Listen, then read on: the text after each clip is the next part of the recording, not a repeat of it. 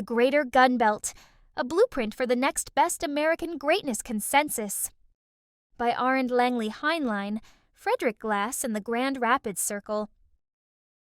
On September 9, 2025, an Israeli airstrike apparently took out Hamas leaders who believed themselves safe in Qatar. They lived a luxurious life while directing their associates in Gaza to cage and starve Jewish hostages seized nearly 2 years ago during a ceasefire. It was the latest of several audacious Israeli actions. In July 2024, Israel reached far into Iran, not only eliminating Hamas chief Ismail Haniyeh in Tehran, but killing him in an Islamic Revolutionary Guard Corps guest house. Less than 2 months later, Israel remotely detonated thousands of beepers used by Hezbollah, knocking out the bulk of its fighting force with the push of a button. The operation was a decade in the making. Both before and after, Israel used more traditional means to kill much of the Hezbollah military command and control hierarchy, essentially rendering the terrorist group impotent. When war erupted between Israel and Hezbollah in June 2025, Israeli operatives eliminated scores of senior Revolutionary Guardsmen and nuclear scientists almost simultaneously. Other senior Iranian officials received warnings via text message, directly or via their children's phones. The level of intelligence penetration and utilization was unprecedented. Israel is not alone. Ukraine continues to fight a war of survival against Russia, a country with a population 3.5 times greater and an area 28 times its size. By almost every military metric, Russia is more powerful, yet through sheer ingenuity, Ukraine has stopped Russia, sinking its Black Sea flagship and taking out half of its bomber fleet. In both cases, the adversaries that Israel and Ukraine fight killed Americans, seemingly with impunity. Hezbollah faced only token retaliation for its murder of 17 Americans at the U.S. Embassy in Beirut in April 1983 and 241 Americans 6 months later at the Marine Barracks while the service members were deployed on a peacekeeping mission in Lebanon. In August 2024, Hamas executed American Hirsch Goldberg-Polin, who was one of many taken hostage on October 7, 2023. A September 2024 Justice Department indictment charged Hamas with the murder of more than 40 Americans as a result of the attack. The State Department designated Hamas a foreign terrorist organization in 1997 because of a series of bomb attacks that killed Americans. The Houthis cursed the United States and attack its shipping. Russia, meanwhile, colluded with the Taliban. Unconfirmed intelligence reports suggest Russia even put bounties on U.S. soldiers. Regardless, there is hardly a rogue regime whose capabilities the Kremlin has not sought to strengthen against the U.S. For decades, both Republicans and Democrats have acquiesced to being punching bags for rogue groups and states. The U.S. intelligence community advised inaction, fearing provoking more terrorism. The State Department counseled discussion. Diplomats from Dennis Ross to William Burns to Zalmay Khalilzad made careers engaging rogue actors. The results were always the same: empowered enemies and Americans in body bags. With the exception of former President Barack Obama's targeting of al-Qaeda founder Osama bin Laden and President Donald Trump's order to kill Iranian Quds Force Chief Qasem Soleimani, the terrorists most responsible for targeting Americans often felt immune from any personal consequences for their decisions. The only exceptions were those operating on battlefields in which the U.S. was engaged, for example, against the Islamic State in Syria and Iraq. When confronting Hamas, Hezbollah, and the Islamic Revolutionary Guard Corps, those directing the tip of the spear of U.S. power preferred to be armchair analysts rather than agents of the enemy's destruction. They spent more energy writing memos and crafting PowerPoints justifying an action rather than thinking outside the box to neutralize enemies and signal, like the Israelis and Ukrainians do, that they would avenge every American life and rain death upon every political or military official responsible. Today, Israel and Ukraine have restored deterrence, but since President Ronald Reagan ordered American forces to flee under fire, every cave-dwelling terrorist believes he can win fame and glory by targeting Americans. The naysaying couch potato doctrine of U.S. national security costs lives. On May 24, 2022, in a coordinated action, the Russian and Chinese militaries flew nuclear bombers across the Sea of Japan while U.S. President Joe Biden was in Tokyo on a state visit. The Russian Ministry of Defense was quick to point out that the exercise was strictly in accordance with international law, since the military planes had not entered Japanese airspace. Japan nevertheless denounced the move as provocative and unacceptable. The prompt to this nuclear posturing was President Biden's meeting in Tokyo with other members of the Quad, Japan, India, Australia, He had just announced the launch of the Indo-Pacific Economic Framework, IPEF, a new international effort aimed at deepening ties with the region's democracies through economic and technological engagement. In response, Russia and China showed the world something unseen during the Cold War and most of the 2 decades following. Their militaries united against America and its allies. The authoritarian alliance of Russia and China was announced in February 2022 in Beijing, shortly before the Russian invasion of Ukraine. A Russian-Chinese joint statement described their new relationship as one with no limits and with no forbidden areas of cooperation. China has since expressed constant, if cautious, support for Russia during its invasion of Ukraine. In fact, Xi Jinping met Vladimir Putin in mid-September. Amid Ukraine's recent military surge, the Chinese Ministry of Foreign Affairs' report on their meeting did not mention Ukraine, but welcomed Russian support for the Chinese position on Taiwan. It claimed that, since the beginning of the year, the 2 countries had maintained close coordination on the international stage to uphold basic norms of international relations. The build-up to Xi's recent meeting with Putin was carefully managed. In early September, the Chinese ambassador to Russia, Zhang Hanhui, declared the United States the initiator and main instigator of the Ukrainian crisis, 5 echoing Russian talking points.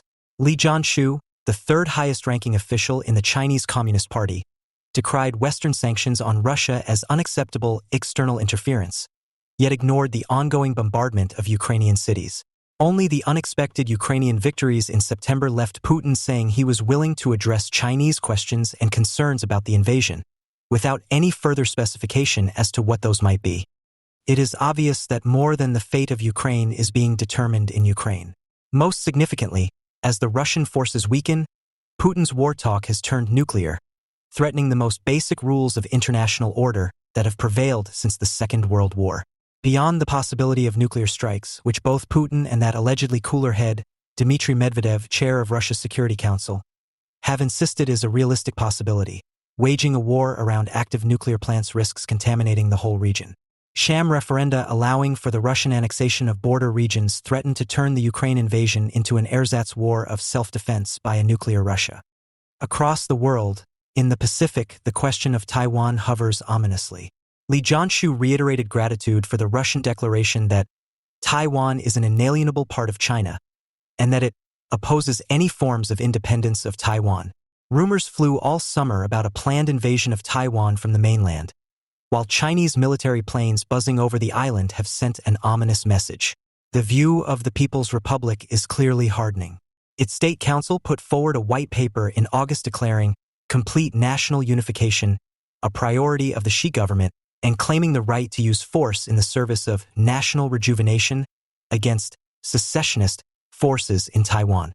Meanwhile, President Biden has now suggested several times over the last year that the United States would help Taiwan defend itself militarily in the event of an attack from the mainland. These statements seem to have departed from the strategic ambiguity that was previously the American standard. Yet, at a recent speech at the United Nations, Biden reiterated his support for a one-China policy, thus increasing, however unwittingly, the overall ambiguity of the situation. We are thus ever closer to incompatible red lines in the South China Sea, and the reason is not hard to ascertain. It has not escaped the notice of even the New York Times that Taiwan's semiconductor production is worryingly essential to the global economy, more so even than Russian gas or Ukrainian grain. No other country produces so many advanced microchips. Decades of careful industrial policy have leveraged the economies of scale in semiconductor fabrication to concentrate high-end global production on the island. Talk of the global economy, to one side, the U.S. Department of Defense uses a large volume of chips annually to keep American military equipment in working order. The most essential of those chips come from Taiwan's Silicon Shield. As Eric Schmidt, chair of the U.S. National Security Commission on Artificial Intelligence, put it at the start of a 750-page report in 2021. Given that the vast majority of cutting-edge chips are produced at a single plant separated by just 110 miles of water from our principal strategic competitor, we must reevaluate the meaning of supply chain resilience and security. It was not supposed to be this way.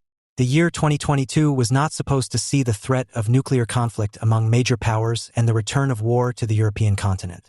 Since the end of the Cold War, a world divided into hostile halves had become one world, or so we were repeatedly assured. Politically, the fall of the Berlin Wall supposedly signaled the end of history. Liberal democracy was declared a regime without rivals, and a lack of rivals meant no further need for the barriers between economies, perhaps even states. So strong was the assumption that nothing could change that most Western states, apart from the United States and the United Kingdom, refused to believe the obvious until Russia's armies crossed the border into Ukraine. It would be similarly naive to suppose China's State Council does not believe complete national unification, with Taiwan to be the strategic necessity and national prerogative it declares it to be. Over the last 30 years, our unwillingness to believe the obvious has been cemented during a period of unprecedented optimism about the power of global markets to deliver freedom, wealth, and security. Reflecting on his time as Director General of the World Trade Organization, WTO, from 1999 to 2002, Mike Moore described a new world without walls based on the increasingly global commitment to free trade. British Prime Minister Tony Blair told the Labour Party conference in October 2001 that globalization was simply a fact, and that, in trade, the problem is not there's too much of it. On the contrary, there is too little of it. October 2001 was a good time for Blair to be arguing in favor of more trade, because China was poised to join the WTO 2 months later, in December of that year, thanks in part to his enthusiasm. The following June, while receiving a prestigious award in Moscow, UN Secretary-General Kofi Annan claimed that arguing against globalization is like arguing against the law of gravity. He went on to lament that globalization's benefits were not more widely shared, as its advocates tend to lament. He proposed that the remedy for globalization's shortcomings would be yet more globalization, as its advocates tend to propose. As his prize augured, globalization's benefits would eventually come to Russia too. Even as its brief experiment with liberal democracy failed tragically, the Russian Federation nevertheless pushed forward with joining the WTO. It exceeded a decade later in August 2012. All the former Cold War adversaries were now nicely settled in the world without walls. Just 2 years later, Russia invaded Ukraine for the first time, seizing Crimea. The world without walls blinked, and business carried on as usual. Over the next 8 years, and despite some low-level sanctions insisted upon by the United States, Russia managed to amass foreign currency reserves worth over $600 billion, an extraordinary haul for an economy only the size of Spain's. Europe's consumers, in particular, fed Russia's war chest, their increasing energy dependence rationalized as the continuation of Germany's Ostpolitik, the decades-long policy of friendly commercial engagement with the Eastern Bloc. In 2018, when President Donald Trump warned at the United Nations that Germany was becoming totally dependent on Russian energy, the German delegation looked on and laughed. The leader of that smirking delegation, Angela Merkel's Foreign Minister Heiko Maas, then spent the remaining Trump years warning that the United States had become unreliable and trying to create an alliance for multilateralism. The informal Franco-German initiative aimed to foster global cooperation, echoing the multilateral rhetoric coming out of China, Germany's largest trading partner for 5 years running. The alliance excluded the United States and functioned in practice as little more than an extended press release against the Trump administration.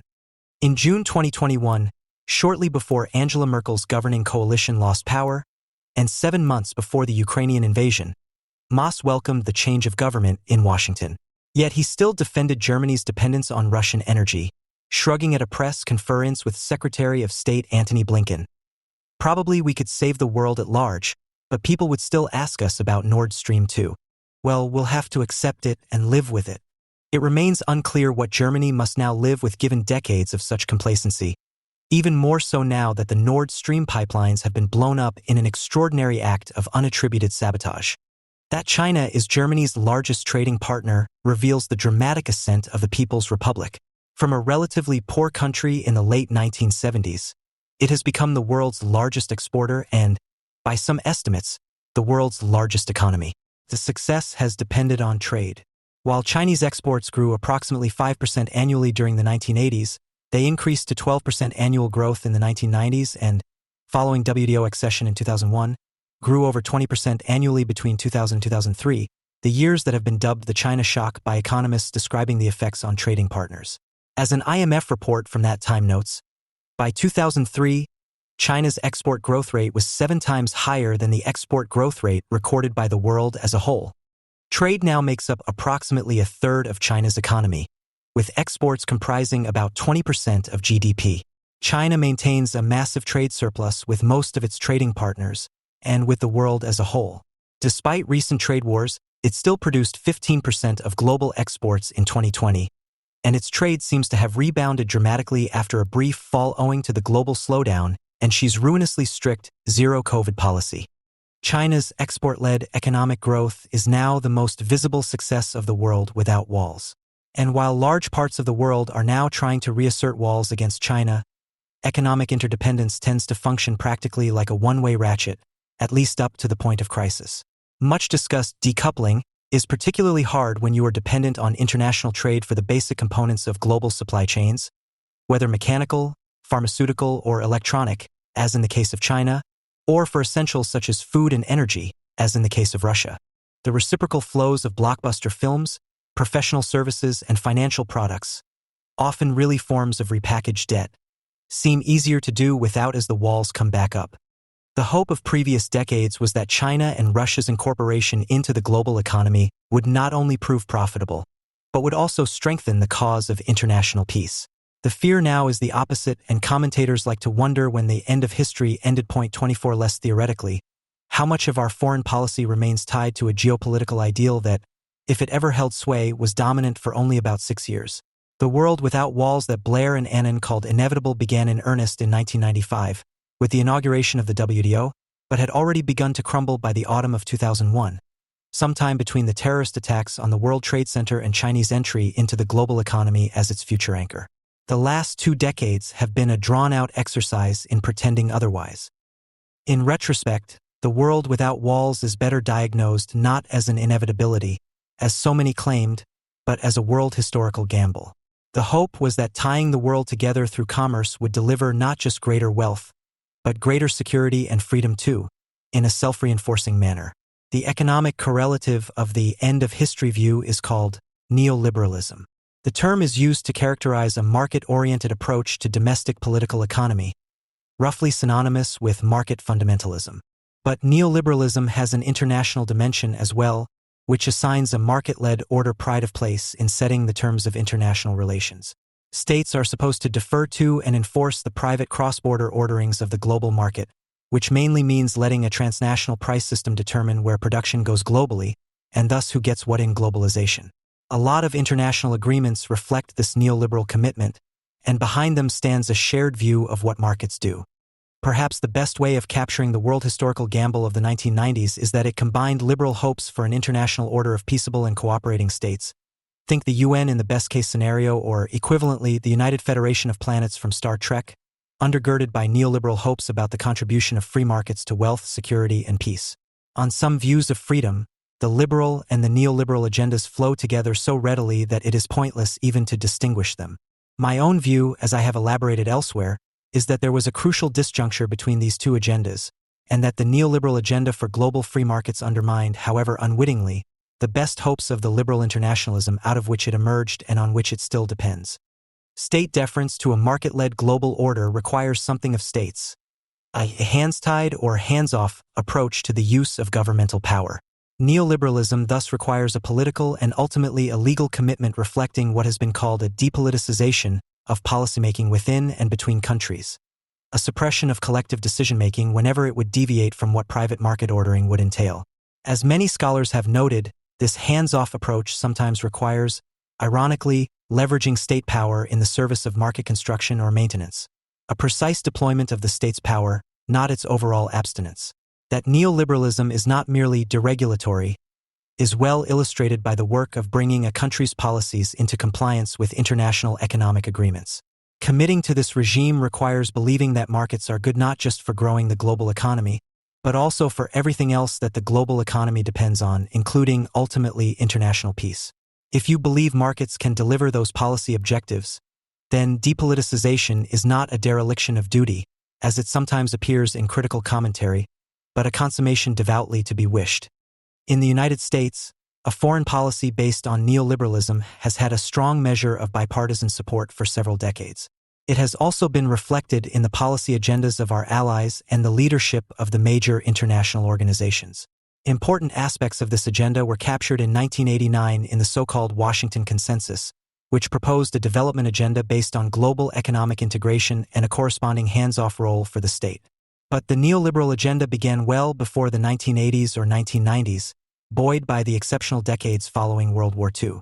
Not only was this a period of high and widely shared economic growth, for reasons economists have begun to examine, but it reflected geopolitically what I call the convenience of the Cold War. The fact that the communist bloc did not, for the most part, want to trade with the capitalist West. This meant that the logic of trade and the logic of security could be held apart, temporarily and contingently, in the making of foreign policy. The world historical gamble of the 1990s was undertaken, mainly by the United States and its allies, in the hope that a neoliberal foreign policy would accomplish what centuries of state-led diplomacy had failed to achieve: wealth, freedom, and security, and all in a harmonized fashion. In a more limited way, it simply supposed that each of these desiderata would best be provisioned through the market mechanism. The proposition that markets are the best mechanism for delivering wealth may seem uncontroversial, almost tautological. This view, however, has contended constantly with developmentalist ideologies that favor state policy to accomplish economic aims. These were once the special preserve of third-world radicals, and thus easy to sideline. But the rapid rise of East Asia and recently of mainland China has put the state and its prerogatives back at the center of debates over economic policymaking. Related to the idea that markets enable economic growth is the claim that markets deliver poverty alleviation, which transforms globalization into a humanitarian program. Since before even Adam Smith, spreading capitalism has been seen as a way of lifting people out of poverty by allowing them to sell what they have, their labor. And if we restrict our attention to the rise of the Chinese middle class and ignore the complex market-state relation in China, it is arguable that hundreds of millions of people, perhaps nearly 1 billion, have escaped poverty there since the 1970s. A joint World Bank-Chinese government report estimates that 800 million people in China have been lifted out of poverty over the last 4 decades. The picture beyond China, as I discuss briefly below, proves much murkier. The framers of our neoliberal foreign policy hoped that markets would deliver more than just greater wealth, however. They hoped freer markets would deliver greater civil and political freedoms too, and via the same mechanism of liberalization. The idea was that liberalized commerce would lead to political liberalism, if not outright democracy. Here is Bill Clinton advocating for Chinese accession to the WTO in 2000, his final year in office. By joining the WTO, China is not simply agreeing to import more of our products. It is agreeing to import one of democracy's most cherished values: economic freedom. The more China liberalizes its economy, the more fully it will liberate the potential of its people. Their initiative, their imagination, their remarkable spirit of enterprise. And when individuals have the power not just to dream but to realize their dreams, they will demand a greater say. Sooner or later, the Chinese government will find that the genie of freedom will not go back into the bottle. As Justice Earl Warren once said, "Liberty is the most contagious force in the world." 4 years later, in 2005, after talks with Chinese Premier Wen Jiabao about human rights, British Prime Minister Tony Blair described an unstoppable momentum towards greater political freedom and progress in human rights owing to China's open economy. Clinton and Blair were joined by many voices across the political spectrum in policy circles, academia, and beyond, too numerous to detail. There were some dissenting voices. One scholar argued in 2002, a year after Chinese accession to the WTO, that China's economic reforms had in fact delayed its democratization by strengthening state authorities and weakening civil society, especially the labor movement. Scholars from Hong Kong noted the anomaly that democratization and economic growth had not gone together in modern China, concluding that democracy has at best a very long-term effect on economic growth and may even, in the short term, lower it. Following the financial crisis of 2007-08, skeptics of the neoliberal growth story increasingly turned their attention to China and the complexity of its state management of the economy. Human rights groups pressed the U.S. government on Chinese abuses throughout these decades, hoping, in vain, to link market access with tangible progress on basic rights protections. From what many international observers have called a genocide against the Uyghurs to the violation of its treaty commitments on Hong Kong and the elevation of Xi as president without term, the hope that China's economic growth would produce political liberalism at home seems increasingly untenable. Nevertheless, most political and business leaders have remained content to tell themselves a story about wealth and freedom based on the stylized experience of Western democracies. Because those countries are rich and free, riches, and freedom must march together in history. By contrast with the optimism on China, the early and obvious failure of Russia's political reforms meant that advocates of integrating it into the global economy produced fewer confident predictions concerning its likely future. The debate in the U.S. Congress at the time of Russian accession to the WTO focused more on gains for American business. American politicians argued that since Russia's entry to the global economy was inevitable, regardless of whether the U.S. supported it, there was no point in losing profit over a matter of mere principle. Yet, the world historical gamble was still invoked on occasion. Then Senator John Kerry, who would soon after serve as Secretary of State under President Barack Obama, rallied the old hopes in support of normalizing trade relations with Russia. I lead the 2 Senate committees that are charged with overseeing the twin pillars of America's unique role in the world. Our commitment to open, transparent, and free markets and our commitment to democracy and open discourse is a force for international peace. We believe our global economic interests and our foreign policy values are closely tied together. They should be closely tied together. That is why we urge our colleagues to seize this opportunity that Russia's accession to the World Trade Organization presents for both job creation and our ability to bind Russia to a rule-based system of trade and dispute resolution. The idea that free markets are a force for international peace is an old one. It is traceable back to the French philosopher Montesquieu's famous arguments concerning the political effects of doux commerce or sweet commerce in the 18th century. In an ideal, commercially integrated world, according to this tradition, no party would have an incentive to attack any other. Ongoing economic relations pacify relations among trading partners, and commerce can even become something more, presaging cooperative alliance and international friendship. This doux commerce view is in fact the linchpin of neoliberal foreign policy, for without international peace, none of the gains in wealth or freedom that markets are supposed to bring will prove sustainable. In fact, even if all that markets did was deliver international peace, it is hard not to suspect they would be eagerly deployed for that purpose, whatever their knock-on effects on growth, inequality, or domestic governance.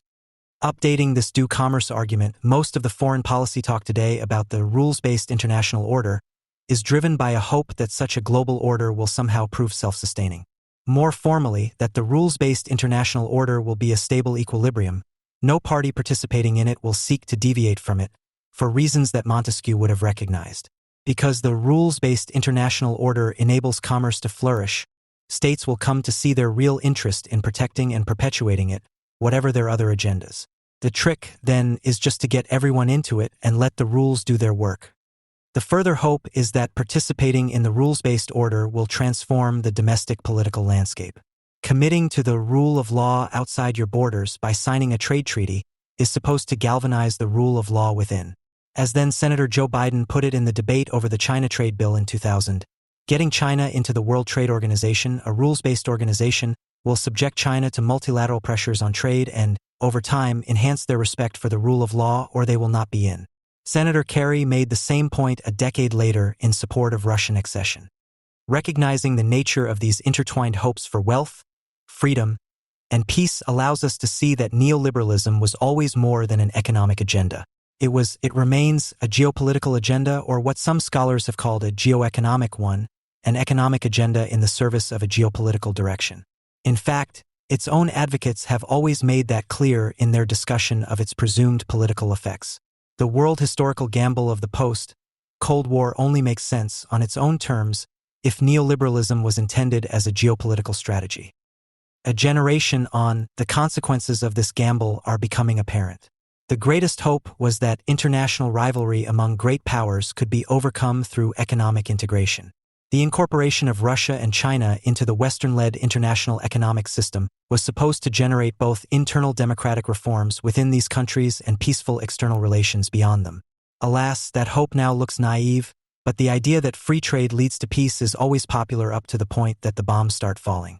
Since Montesquieu's time, it has ebbed and flowed, but it seems too ingrained, perhaps too profitable, to be dislodged by the mere fact of historical tragedy. On the very eve of the First World War, commentator Norman Angell claimed that Germany would never attack Britain, given its many cross-border investments there. Keynes later warned against this dangerous naivete in defending a degree of self-sufficiency among nations. Yet doux commerce remained, in a nutshell, the basis of Germany's Ostpolitik, until an overt Russian invasion finally upended this strategy.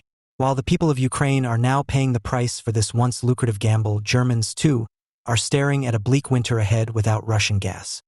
Meanwhile, in the Pacific, we must now hope, with Norman Angell, that the yearning for national rejuvenation in China will be restrained by economic rationality.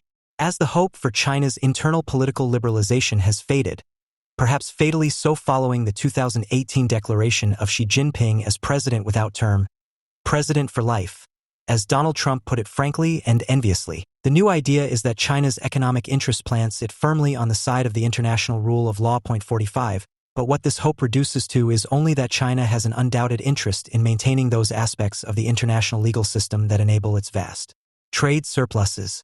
Whether this economic interest means China can be counted on as a force for international law generally, let alone the cause of global peace, is now being tested daily as the Biden administration threatens, cajoles, and tries in every manner to convince Xi to act responsibly concerning both the Taiwan that he claims and the Ukraine already claimed by his friend without limits, Vladimir Putin. We are thus once again in the process of testing the proposition that commercial integration among nations leads to peace. One might have thought that view was already repudiated by the two world wars of the 20th century, conducted among the world's major economic powers, most of them commercial trading partners. But the great convenience of the Cold War that followed was that the geopolitical rivals of the West did not want to pursue economic integration on its terms. In that era, every free trade treaty could be counted as a kind of victory for the American-led order, and U.S. economic and military power could advance together abroad without contradiction. The complexities of navigating a world of geopolitical rivals that are also commercial trading partners did not have to be faced squarely, and so the major problem in geopolitics since the 17th century seemed to vanish away. Its return with the end of the Cold War did not present the end of history, but a reversion to the dangerous historical norm in which warring states have been keen to profit off each other during any pause in their fighting. The geopolitics of the Cold War were additionally favorable to the United States in two respects, both now gone because of neoliberalism. The first was that the West and its allies were united to an extraordinary degree under American leadership, the result of the Second World War and the later Soviet threat. By contrast, today, the United States and United Kingdom are trying to rally a Europe which is ever more vulnerable to economic blackmail, even in the face of war and arguably genocide returning to the European continent. Our allies on the continent have failed to invest adequately in either their own defense or in the NATO alliance, partly owing to their imbrication in supranational political structures that reflect a post-Cold War end-of-history optimism. The second was that the Soviets and the Chinese were not essentially aligned despite their shared differences from the West. By contrast, Russia and China are now aligned in a way that never occurred during the Cold War.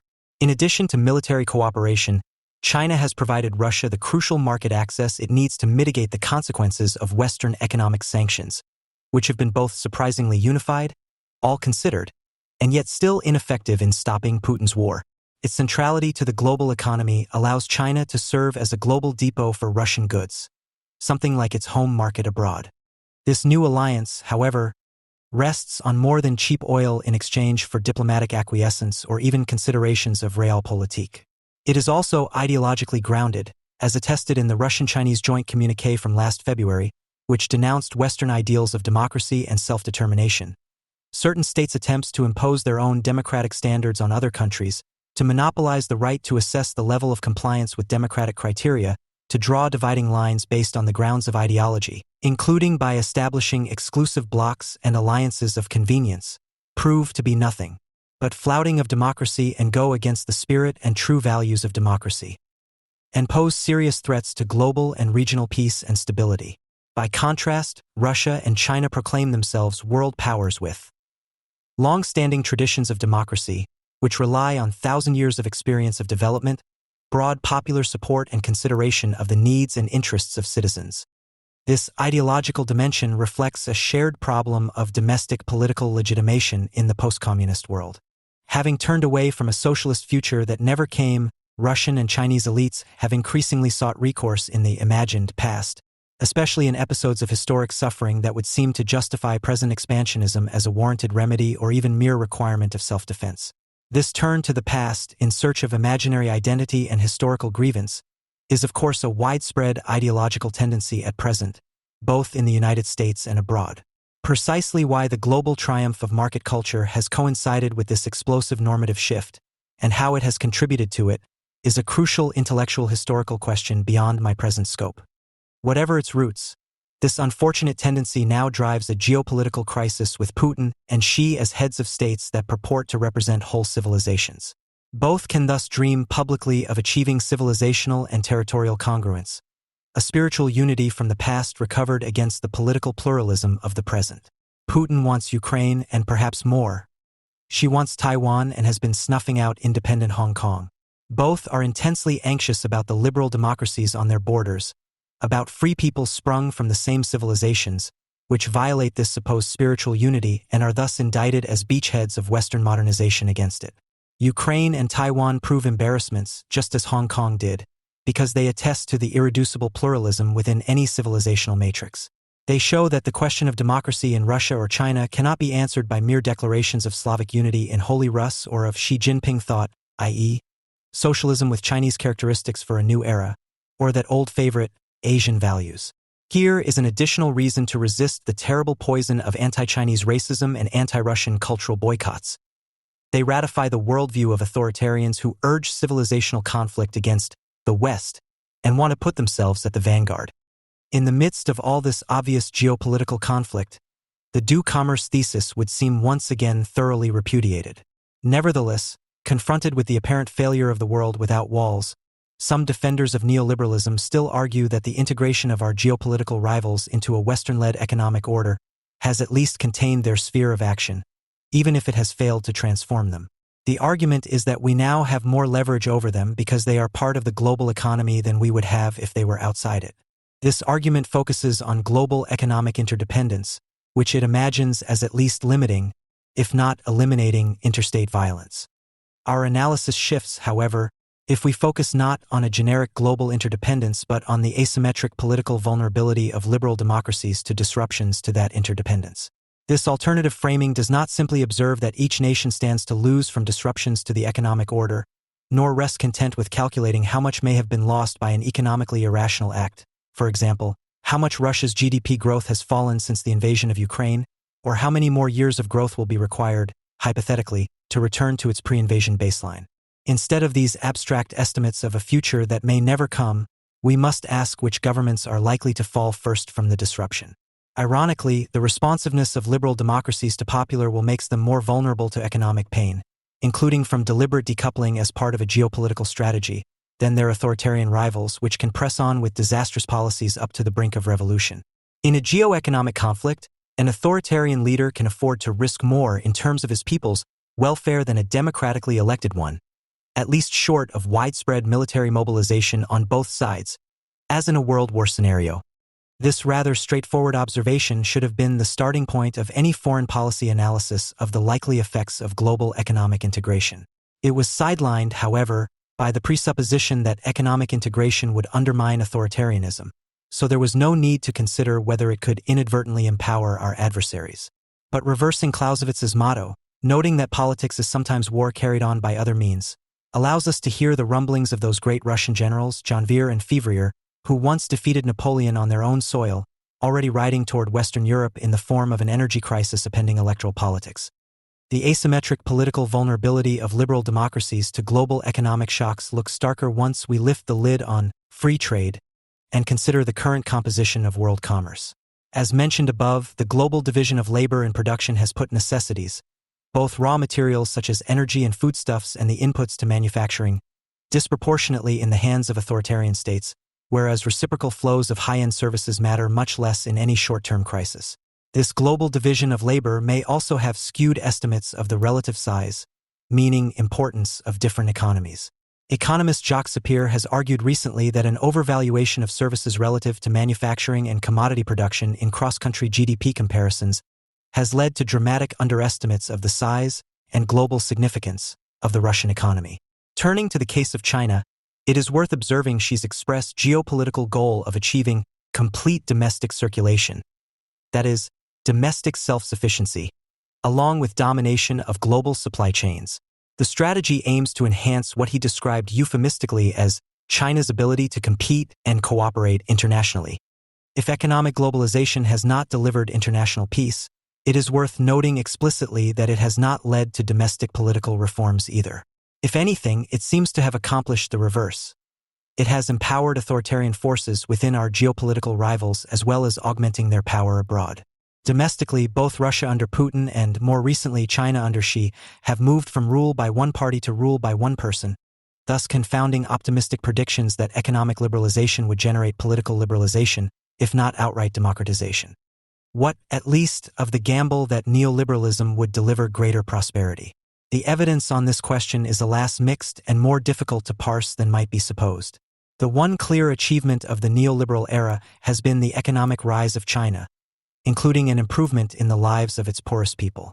But any broader conclusion about the effect of neoliberal economic policies on global poverty reduction is difficult to make, owing to deep problems in the measurement of poverty, which currently uses money-metric measures that tend to make poverty estimates formally meaningless.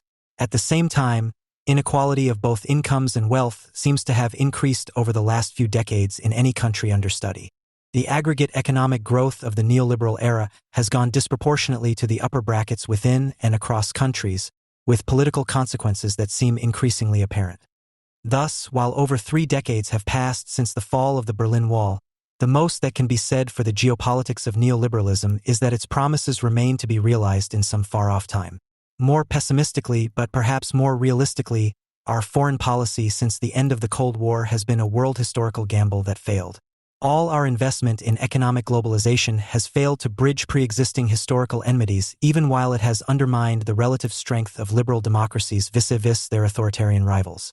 Or, perhaps more accurately, neoliberalism has gradually generated a new and different kind of geopolitical conflict among countries that were former Cold War antagonists, this time from within the very globalization that was supposed to pacify them. The damaging consequences of neoliberalism go beyond its failure to overcome great power politics.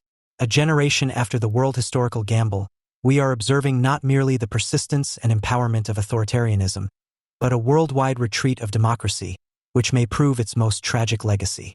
This problem is particularly acute in the large democracies of the developing world. For while democracy is today being defended by Washington and London, its future is being made in New Delhi, Brasilia, and Lagos. That future looks more uncertain now than at any time over the past few decades. It is perhaps easier to say where democratic backsliding is not occurring in the developing world than to detail all those places where it is point 53 that this backsliding is coming all at once, in what seems a new anti-democratic wave, suggests a common cause, not just a decline of the ideal of liberal democracy but, more fundamentally, an erosion of its underlying socio-economic foundations. What is the global regime in which all these developing democracies participate, and how could it have affected their political futures in this common way? In the United States, recent discussions of democratic backsliding have focused on the impact of the China shock, the loss of manufacturing jobs after Chinese accession to the WTO in 2001, and the appending of settled electoral patterns that followed. In the 2 years after China's accession to the WTO in 2001, it is estimated that the United States lost 1 to 2.5 million manufacturing jobs, concentrated in the industrial heartland of the upper Midwest, with continuing losses over the next decade. Economist David Autor and colleagues have studied the shifts in political allegiance, social legitimation, and even family and career trajectories following the China shock, revealing its multifaceted impact. How much is this American story just one part of a larger global story? Scholars are now beginning, too slowly, to take seriously the possibility that what happened to U.S. industry and politics following Chinese entry to the WTO may have parallels in other parts of the world. We have yet to investigate in any coordinated fashion the impacts that Chinese accession had on other developing countries. But it is obvious that economic globalization puts the working classes of the world, both emerging and established, into competition with one another, especially in manufacturing sectors that produce tradable outputs. To focus on the developing world, this means that emergent and often fragile middle classes, reliant on export markets for low-skilled manufactured goods, suddenly came into competition with Chinese production at an unprecedented scale. Initial studies of the aggregate evidence across multiple decades, as well as country-specific analyses, suggest that the China shock has had a disproportionate impact on other developing economies in pushing them toward deindustrialization. Recent evidence from Brazil suggests a negative impact on low-skilled wages in manufacturing, as well as an intersectoral shift away from manufacturing toward agriculture, while evidence from Mexico notes a declining labor income share in the manufacturing sector. Much more work remains as in-depth country-specific analyses beyond the United States are only just beginning. Even with incomplete evidence, we can nevertheless identify the broad dynamics of the global trade regime produced by Chinese entry to the global economy. Foreign direct investment flowed to China's liberalizing sectors while Chinese exports entered world markets. China began to compete initially in low and mid-skill industries, exporting at a scale formerly unseen, which meant further employment and output in these sectors within China, as well as further inbound investment flows. It progressively advanced toward higher-skilled production, usually in initial corporate alliances with Western and Japanese firms with which it later competed. Its trading partners gradually accommodated its rise by providing it with what it could not make more efficiently at home. To take a few examples, Brazil has had the most dramatic case to date of premature deindustrialization, that is, deindustrialization before industrial establishment, and a concomitant shift of focus to agriculture, resource-based manufacturing, and the provision of raw materials and primary commodities. Argentina and Chile show similar trends.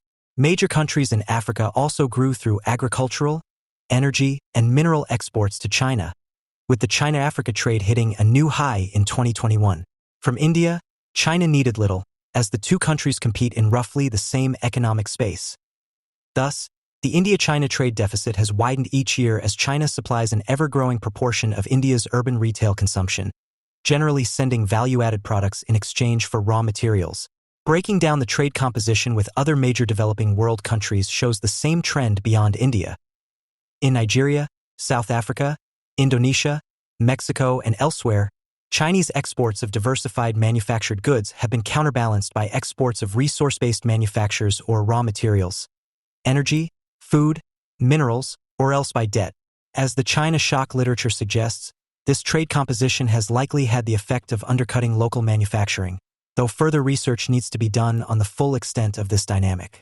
Meanwhile, OPEC and Russia send oil and gas in exchange for Chinese goods.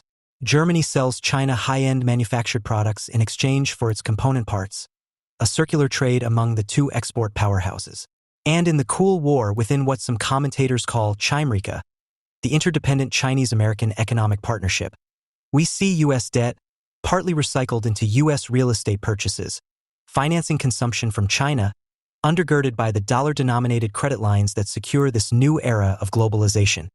The idea of Chimerica can be made more precise in this context. While China's economic rise has been the motor behind the new global economy, the rules-led international order, and the parallel U.S.-centric network of capital flows has been its vessel. It is worth pausing to note that the massive trade deficit that the United States runs, not only with China but with the world as a whole, is itself financed by dollar-denominated debt, which is needed abroad as part of the financial infrastructure of trade. In other words, the United States does not pay for the imports that keep the factories of its trading partners running with reciprocal exports of goods and services. In effect, it constantly buys things on credit, and it can keep doing so given the financial and military infrastructure on which the rules-based order now stands. The role of the U.S. dollar in lubricating global growth and, correspondingly, the centrality of the U.S. military in maintaining global order. More than a merely economic phenomenon, China's extraordinary rise is being used to provide a political, even moral, lesson about the virtues of neoliberalism. It also comes up increasingly in debates about the efficacy of democracy as against technocratic government. Poverty reduction is understandably central to this story. Despite differences in estimates, it seems that several hundred million people in coastal China are now living richer lives than a generation ago, comprising perhaps the bulk of the new global middle class, and many more, perhaps close to 1 billion, have escaped from poverty. As this year's World Bank report puts it, the speed and scale of China's poverty reduction is historically unprecedented. The report estimates that perhaps 800 million Chinese are no longer poor, according to its money-metric conceptualization of poverty. Looking instead at consumption figures, such as nutrition statistics, suggests the same broad conclusion. This dramatic poverty reduction is clearly a humanitarian achievement. Who should get the credit? The World Bank report suggests that, through its export orientation, its effective governance, and its anti-poverty programs, the Chinese government deserves it.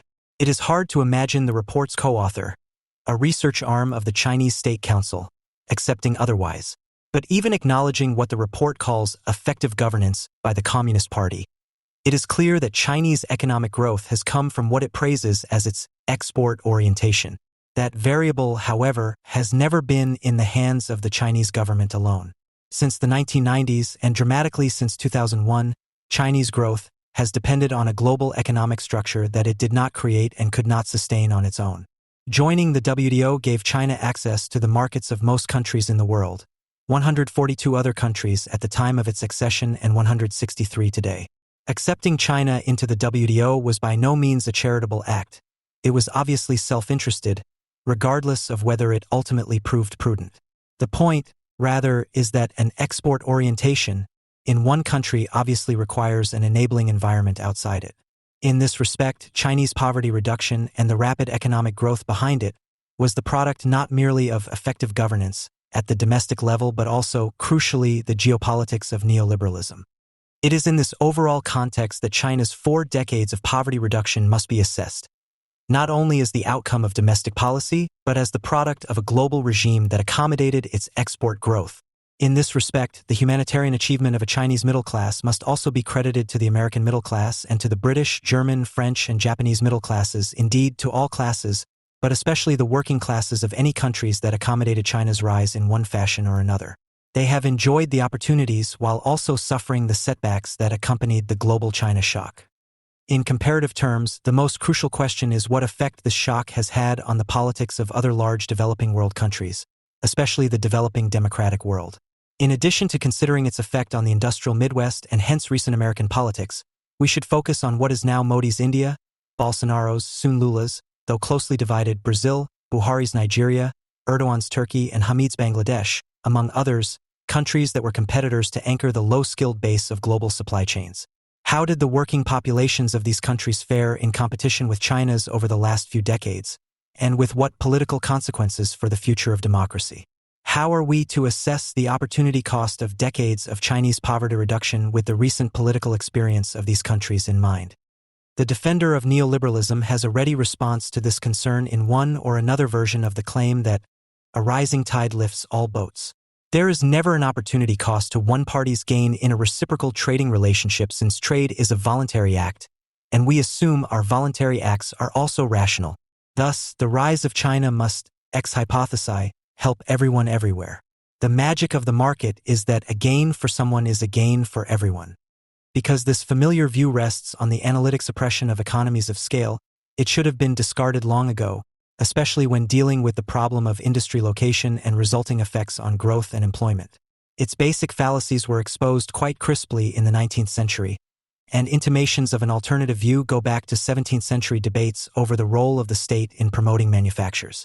As mathematician Ralph Gomery and noted economist William Baumol show in their crucial but neglected book, Global Trade and Conflicting National Interests, once you acknowledge the problem of economies of scale in international trade, all standard views go out the window. In a world of semiconductors, electronics, and pharmaceuticals, in addition to wine and wool, the old model of trade no longer applies. Comparative advantage is given not so much by nature but by industrial policy, which enables countries to establish industries with economies of scale. This means it is possible for one country's gains to come at the expense of another country, especially if those countries are competing in roughly the same economic space. In this respect, the claim that the Chinese government has lifted almost 1 billion people out of poverty is essentially incomplete, and discussion of the rules-led order proves ultimately distracting. The Chinese government, in alliance with the United States and the many other countries that have guaranteed its market access and financial integration, has lifted almost 1 billion people in China out of poverty. In other words, the legal rules behind neoliberal globalization provided the necessary context for China's growth. A series of conjoint governmental decisions stabilized vital trade and finance flows in particular respects. This is what the rule of law means in this setting, for a long enough period for such development to occur. To make the obvious point, when China was largely autarkic, it was a failure. Only when it gained access to overseas markets could it put an alternative developmental strategy into practice. Its development policy was, moreover, an adaptation of the basic model of export-oriented developmental Asia on its borders. Despite vast differences in their governmental regimes, we see Japan, South Korea, Taiwan, and now mainland China flourishing according to a basic model of state-coordinated production for export. The sine qua non of that export-led growth has always been access to the U.S. market, both retail and credit, provided through the rules-based international order. But while this market access had earlier been provided to geopolitical allies Japan, South Korea, Taiwan, Hong Kong, Singapore, during the neoliberal era, U.S. market access was treated like a global public good to be distributed for economic and humanitarian objectives. It could have been, but was not, extended differentially to geopolitical allies, especially fledgling democracies in the developing world, with the aim of bolstering their internal stability and external standing. Instead, the United States settled on multilateralism in its international economic policy, which required separating the economic and political dimensions of foreign policy. The future of democracy in the United States is now a subject of public concern and debate. Following the attack on the U.S. Capitol on January 6, 2021, several contested federal and state elections, and a general sense that self-government is failing in practice, whatever remains of it as an ideal. As suggested above, the U.S. story, for all its particularities, may be part of a larger global story, a crash of the post-war democratic wave. For several decades, political scientists have studied what they call waves of democracy. The simplest version of the argument involves distinguishing countries that are democracies, a determination USU ally made with reference to the state of their governmental elections, from those that are not. A more sophisticated version of the argument involves trying to distinguish constituent elements of democracy, and then counting these up to assign each country a value on a democracy index, of which there are now several. Either method then allows you to observe changes in the global pattern of democracy over time and space, where and when new democracies are emerging, and where and when countries are becoming more or less democratic. Leaving to one side the rather obvious methodological difficulties involved in any such coding exercise, the conclusions of this literature are all too clear, and its broad finding can be recognized without putting too much confidence in its empirical precision. The conclusion is that, until very recently, the world was getting more democratic, and that countries have tended to become democracies, or at least more democratic, in bunches. These waves of democracy suggest that democratization is an interlinked process. It does not arise through country-by-country determinations about the ideal form of domestic regime, but is deeply linked to international conditions that favor it. The most significant wave of democracy occurred in the post-war era, when many decolonizing countries and defeated authoritarian states became democratic, at least by the rough measures used in the assessment. From a world in which democracy was relatively restricted, most of it bound up in empires, democracy became something like the norm, accepting the communist bloc and national dictatorships that were often linked to Cold War competition. By the end of this wave, most of the world's countries were at least nominally democratic. What was significant in retrospect about the post-war democratic wave, and perhaps what made it sustainable, was that it connected the two main forms of political legitimacy and tied both to the American-led international order. Scholars of international governance distinguish input and output legitimacy. The first looks to the processes by which policies are made, the consent of the governed; the second to whether policies, however produced, generate desirable outcomes, usually wealth and security.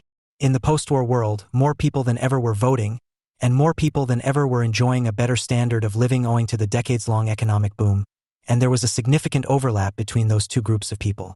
Ideologically, both were tied to the hegemony of the United States and the success of allied liberal democracies. To put it crudely, the rich world was the free world, and joining the free world was a good way to get rich. That dynamic came to an end after the Cold War, when political alliance and commercial integration were decoupled in favor of a new multilateralism tied to end-of-history thinking. The world without walls is one that must rely on the generation of successful outcomes, not shared political processes, since it establishes a framework for private action across borders rather than for collective decision-making within them. Moreover, given the density of economic interdependence, any success story in the current world order must be reckoned a success of the whole system, as discussed above in the dramatic case of Chinese poverty reduction.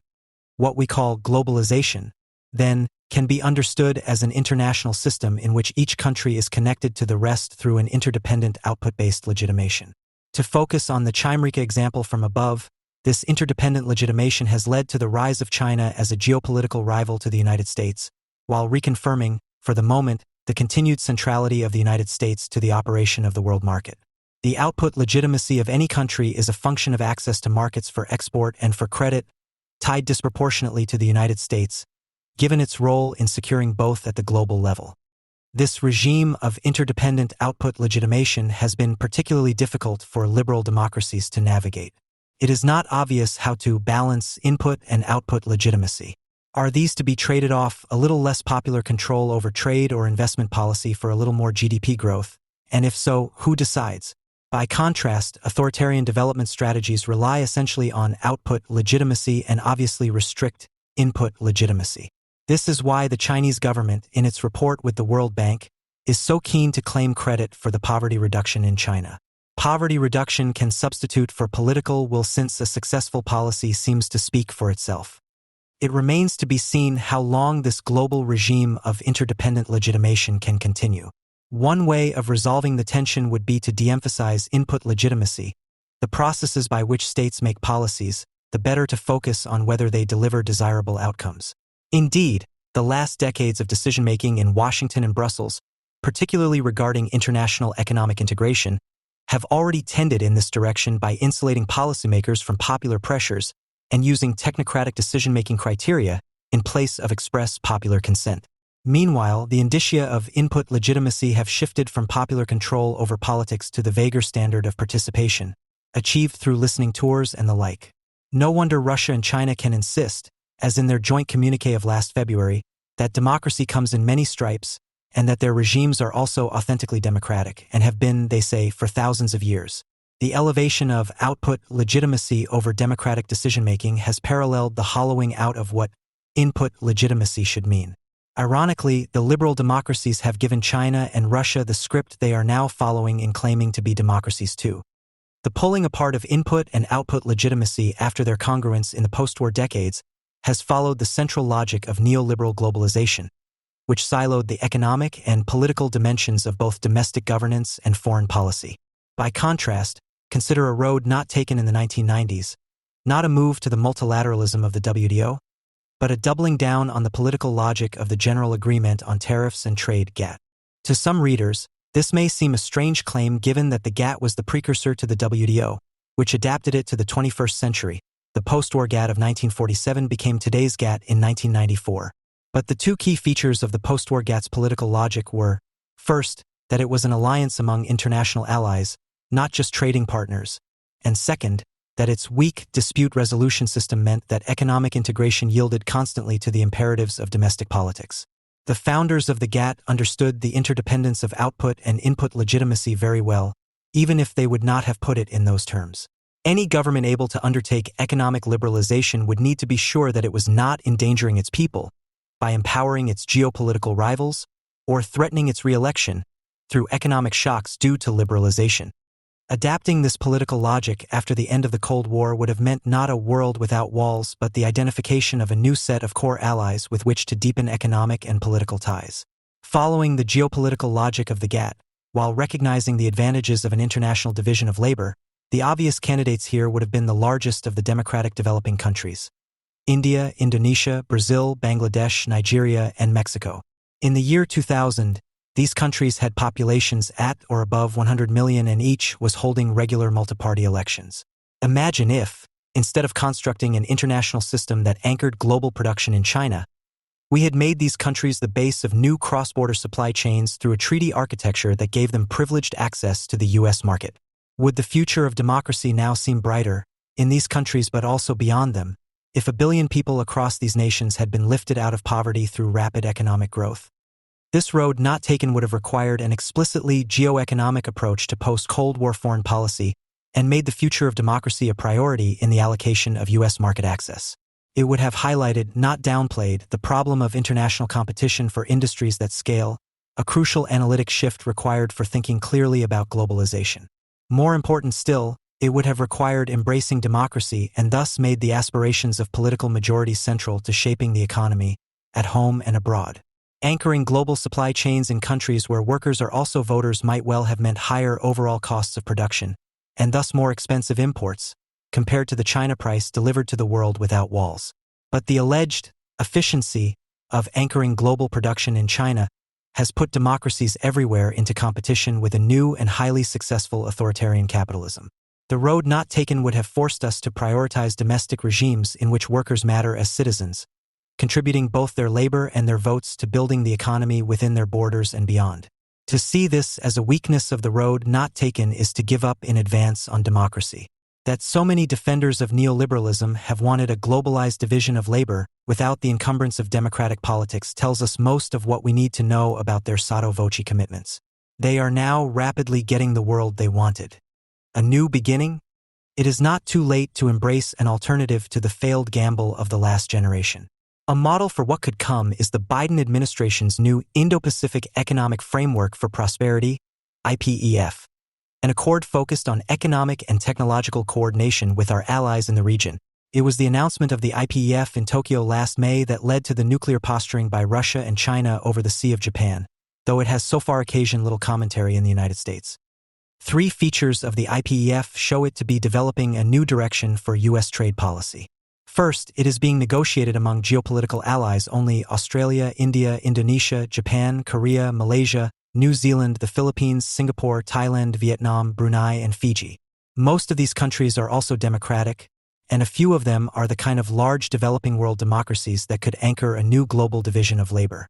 Yet, unlike prior agreements that began with a subset of countries and aimed to leverage initial buy-in into multilateralism, the geopolitical commitment reflected in this accord is not contingent but essential. Second, the IPEF has no market access provisions. No carrot dangled in front of foreign countries to get them to alter their internal policies in exchange for reduced tariffs or tariff-free access to the U.S. market. Instead, it consists of 4 pillars, each allowing for coordination and shared financing in areas ranging from digital security to transport infrastructure and supply chain resilience to clean tech. Third, it is an a la carte arrangement, not a take-it-or-leave-it agreement. Countries can sign up for any of the pillars they want provided they undertake its commitments. One might be more able to work in clean tech than in AI regulation, another focusing on transport or supply chain resilience. This structure will foster cooperation in essential areas. It is a framework rather than a blueprint. It thus aims at a multifaceted economic and technological alliance in support of a geopolitical one. While the lack of market access provisions has been criticized, where is the carrot to induce compliance? The IPEF will galvanize international cooperation for intrinsic reasons, rather than as an exercise in checking the box for market access. It is also worth noting that, given decades of tariff reductions under first the GATT and then the WTO, there is not much market access left to barter away. The IPEF aims instead at generating coordination solutions in vanguard areas of economic and technological development, the emerging sectors of the 21st century. In these respects, the IPEF represents a real shift from earlier thinking on trade, which is perhaps why it has caught the attention of our rivals while remaining hard to grasp for a generation of American commentators raised on neoliberalism. It reflects the insights of Jennifer Harris, Senior National Security Director for International Economics and Labor, who has worked in 2 administrations and has published extensively on problems of geoeconomic strategy, including with current National Security Advisor, Jake Sullivan. Writing in 2020, before Biden's election, Harris and Sullivan called it a geopolitical imperative to move beyond the prevailing economic ideology of the past few decades. Now, in office, it is clear they are trying to do so. The IPEF also carries forward the agenda of the Cornwall Consensus of June 2021, when the G7 met to revise the standard neoliberal narrative concerning free market globalization, noting its failure to produce inclusive growth or to prioritize resilience of supply chains, economies, political systems, in the earlier scramble for efficiency. The contrast from the heyday of the Washington Consensus is marked, as is the sense with both the IPEF and the Cornwall Consensus, that the previous script has not been working. There is understandably less clarity about what could now replace it. By contrast, the world historical gamble of neoliberalism was undertaken with supreme confidence by people who referred to themselves casually as the adults in the room. I know this because I was in the room with them in the year 2001 as a student in international trade law at Yale Law School. The course was co-taught by 2 international trade lawyers who had helped shape U.S. policy in this area. Judith Bellow was a Republican who had been general counsel of the Office of the U.S. Trade Representative, USTR, under President Ronald Reagan, and was later a lobbyist for the pharmaceutical industry. Gary Horlick was a Democrat who had been international trade counsel for the Senate Finance Committee, held a variety of positions under President Bill Clinton, and chaired working groups at the WTO. Bellow and Horlick liked to emphasize to the class how much they were in fundamental agreement on every trade issue, despite the political differences between the parties of the presidents they had served. To any controversy that came up, dolphins versus tuna at the WTO, manufacturing jobs and NAFTA, Chinese accession and human rights, the discussion would eventually resolve with one of them asking a student, "Okay, and now what should the adults in the room do?" The correct answer was trade liberalization. The cure for the problems of globalization is always more globalization, though a clever wind-up to that conclusion was appreciated, this being law school. As the adults in the rooms of the future, we were being trained to defend the bipartisan U.S. trade consensus against anyone who failed to understand that the problems with freer trade are just adjustment costs on the way to a better future for all. Unsurprisingly, under the guidance of these adults in the room, U.S. trade policy has aimed for decades at incorporating more countries into the world trade system and predicating that system on more U.S. market access. As the anchor of the global system, the United States had to play the role of consumer and lender of first and certainly of last resort to keep economic integration going. The year 2001 was a good year to think this system might last forever, if only the adults in the room did their part. A generation on, of course, none of us have that confidence. After the election of Donald Trump, the supply chain disruptions of COVID-19, and the Russian invasion of Ukraine, no more nails are needed in the coffin of 1990s-style globalization. In the annals of too little, too late, even Larry Summers admitted earlier this year that, in general, economic thinking has privileged efficiency over resilience and that we need to balance just in case with just in time, though it is now hard to do that from within the system he helped build. At the very least, the neoliberalism of the 1990s is now widely acknowledged as a policy gamble, not a prescription for the end of history.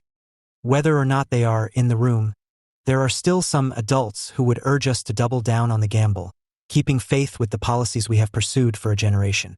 See, Fred Bergston, founder of the neoliberal Peterson Institute for International Economics, recently told Wang Huiyao, an influential academic advisor to the Chinese State Council, "It would be a dramatic step if our two countries could get together, roll back those tariffs, end the trade war, restore a much larger level of trade between our countries, and in that way restore a huge amount of confidence in the world trading system, the World Trade Organization, and the whole rule-based system." In the same Global Dialogue series with Chinese officials, former Treasury Secretary Henry Paulson claimed this last June that most tariffs don't make economic sense and are not good for either country, and as attacks on U.S. consumers are not good for trade. These adults are of course joined by obviously self-interested actors. Just before the 2020 election, Bridgewater hedge fund billionaire Ray Dalio claimed in the Financial Times that the world was underweight Chinese stocks and bonds because of anti-Chinese bias, explaining that prejudice and bias always blind people to opportunity, and that the best way to deal with the growing U.S.-China conflict was to diversify and allocate money to both countries, since no one can know how bad these wars will be, which country will win or how. Gerhard Schroeder, the Social Democratic Chancellor of Germany during its wonder years of neoliberalism, 1998 to 2005, sits even today as the chairman of the shareholders of Nord Stream and has made a fortune representing Russian energy companies after leaving office. We may find such self-interest ugly, but it does not actually discredit the adults in the room, who always coolly reckoned on it. The neoliberal gamble was precisely to leverage the transformational potential of such self-interest, the old fable of private vices, public benefits. The pipelines and the hedge funds and those who profit from them are not a problem. They were the plan. The money to be made in global markets was the bait for the rule of law, and the rule of law was supposed to carry with it the seeds of liberal democracy and thus international peace. Didn't blue jeans and rock and roll bring down the Soviet Union? Give us more time, say the adults in the room. I can hear them still.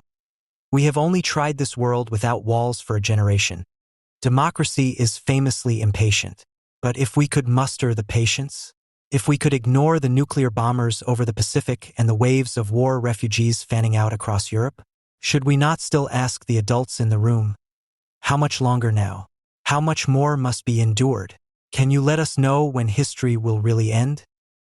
April 2023 marked the emergence of a new Washington consensus, according to President Biden's National Security Advisor, Jake Sullivan, who coined the term in a much-discussed speech at the Brookings Institution.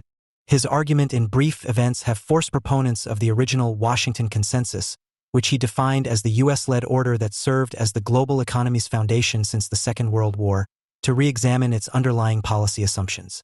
Recent years, Sullivan suggested, revealed cracks in those foundations, particularly the global financial crisis, the COVID-19 pandemic, climate disasters, and the Russian invasion of Ukraine.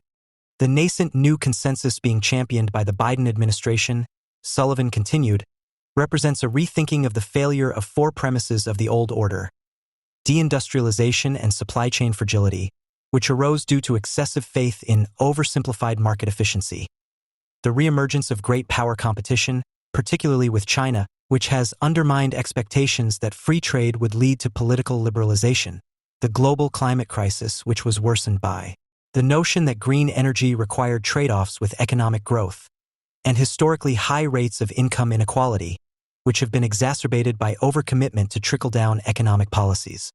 This fracturing geoeconomic environment, Sullivan concluded, requires a modern American industrial strategy as the core of a foreign policy for the middle class. These concepts found practical form in the administration's legislative agenda, the flagship being the Inflation Reduction Act, IRA, which aims to channel over $500 billion in financing and incentives toward domestic renewable energy projects, especially initiatives related to electric vehicles, leveraging the comparative demand-side strength of the dollar to reorient green supply chains toward the U.S. market. Critics in the Democratic Party's progressive wing immediately recognized that the IRA had more, or at least as much, to do with geopolitical supremacy than climate policy. Those committed to multilateral carbon reduction efforts voiced concerns that the IRA represented the latest turn of a one-way ratchet toward armed confrontation between the United States and China. This sentiment was not confined to the tweety pages of the New Left Review. Even The Atlantic ran a piece comparing Sullivan's message to Donald Trump's, calling his program something like the antithesis of that old paradigm. Sullivan said that ever greater global interdependence is no longer desirable. Attempting to clearly differentiate between the Biden and Trump approaches, Sullivan took pains to underscore that the new Washington consensus was not somehow America alone, or America and the West to the exclusion of others. This strategy will build a fairer, more durable global economic order, for the benefit of ourselves and for people everywhere. But if the specific mechanics of how Sullivan's new global order would function were less than clear, then that was in some sense the point. Pressed after the address for more detail on how Bidenomics would strengthen global ties, Sullivan responded that it will be built a lot more like Frank Gehry than with the kind of Parthenon-style clear pillars of its post-war predecessor. The plan, so to speak, would be a mini-lateral muddling through. Had it gone to press just a year later, Martin Daunton's The Economic Government of the World, 1933 to 2023, almost certainly would have included the above episode as its epilogue, and not only as a matter of historical record. Sullivan's new consensus embodies not only Daunton's diagnostic view of the global economy's last century, but also his normative view of where it should go next. Over the course of 1,000 pages, Daunton argues that the structure of what became known as the original Washington Consensus was never as rationally conceived as it seems in popular historical imagination. In other words, the Parthenon-style clear pillars to which Sullivan referred, Bretton Woods, the World Bank, IMF, GATT, and the WTO, among others, always more resembled Gary's style: improvised, non-geometric, ad hoc, a kind of messy multilateralism. By the end, one is encouraged to read an implied question mark into the title, The Economic Government of the World. As Daunton suggested during his book tour, Sullivan's clear recognition of this version of history is commendable, as is the transformation of a diagnosis into a prescription, a pragmatic, post-structural global liberalism. Assessed as a painstakingly assembled accounting of the last century's economic events, both large and small, Daunton's effort is extremely impressive. It will justly deserve its status as a shortlisted research guide for future economic historians. But given its relatively narrow analytic framing, one can speculate as to whether it will be similarly celebrated as a fixture of course syllabi. Readers left dissatisfied by the book's focus on implementation, contestation, and adaptation, as the prime motor of events, might be forgiven for wishing for more of a takeaway than that political actors must act and react within their political constraints. Given the fungibility of that formula, it hardly seems the most useful lens through which to understand the 20th century, and almost certainly does not adequately justify a new economic order for the 21st. This, in turn, casts some doubt on the durability of any new Washington consensus today. Daunton's methodological commitment to individuals as the key actors of his narrative, chiefly government ministers, central bankers, and economists, lies at the root of the book's analytic weaknesses. He explicitly does not consider directly the role of the press, public opinion, and interest groups which, according to Daunton, would have required another book with a different methodology. Implicit in this framing is the notion that political actors can be understood not only as analytically distinct from, but also as uninfluenced by, interest groups. In that sense, this is a history of, by, and for elite technocrats which, at its most extreme points of detachment, can read like a version of the West Wing adapted for global diplomats. Here, skilled, altruistic, and politically empowered debaters navigate the offstage, abstracted, and meddlesome constraints of public opinion and biased constituencies. The passive voice often does a considerable amount of work in integrating these constraints into the action. At last, a new sense of realism was emerging in Washington. Further decoupling the action from its power sources, Daunton insists on devoting significant attention to actors representing the developing world. While it may be desirable to include these narratives, it is not made clear why they merit historical treatment over, say, the interest groups Daunton suggests would require a different book altogether. Within this stubbornly individual-centric analysis, Daunton can provide distilled, personal portraits of particular events and exchanges, but at the expense of repeatedly falling back on his somewhat shallow analytic theme, the role that contingency and trade-offs play in shaping events. These analytic commitments inform the book's normative recommendations, which amount to the now fairly standardized center-left call to address a polycrisis, emphasizing the interrelatedness of climate change, income inequality, democratic political recession, and slowing global development. Consistent with Daunton's historical analysis and Sullivan's proposed Garyesque policy approach, the term is, by design, difficult to pin down, given the interconnectedness, complexity, and contingency of global challenges. A clerisy of technocrats is required to continually interpret it and implement solutions. Although they may intermittently simplify their rationale for public consumption as needed, the technocrats themselves are always imagined to matter most, weighing, debating, deciding, implementing, contesting, adapting. Indeed, Adam Tooze, the historian most responsible for popularizing the polycrisis concept, glowingly reviewed the economic government of the world for the Financial Times, praising it for being post-heroic and disillusioned. A history for our times. Daunton actively embraced Tooze's distillation, not only decorating the book's dust jacket with the quote, but publicly affiliating himself with Tooze's views while on tour. While it's hard to imagine two adjectives less tailored to earn the support of the American public for a new global economic consensus, their cachet with a fundamentally elite readership underscores how formidably the Western center-left political class is united behind a climate-driven polycrisis as the rationalizing heuristic for their agenda. Indeed, despite analytic frames that are markedly different from Daunton's, two other recent major histories examining the decline of the old Washington consensus come to the same normative conclusions about the West's future direction. Charles Meier, in his recent treatment of the 20th century, The Project State and Its Rivals, argues that entrepreneurial project states have historically pursued a wide range of objectives, from material gain to national glory, but concludes by suggesting that the only worthy contemporary goal is a collaborative effort to address carbon emissions. Gary Gerstl's The Rise and Fall of the Neoliberal Order posits a different framing, accenting the role played by the Cold War security state in providing the unifying rationale for the New Deal consensus and how the Soviet Union's fall dissolved it, but comes to an identical conclusion about the West's next act, an endorsement of the Biden agenda with hope for greater energy from a reinvigorated left. Pointing out that all reputable roads lead to a similar conclusion is, emphatically, not so much an indictment as a tribute, not least of which to Daunton. The fact that such distinct historical methodologies tend to converge prescriptively speaks to this framework's conceptual strength in holding the Democratic Party together. The Republican Party, on the other hand, remains intellectually and politically balkanized. But it is worth exploring whether these center-left diagnostic frameworks, particularly Gerstl's, might lead to alternative, and perhaps even more compelling, prescriptive conclusions on the right.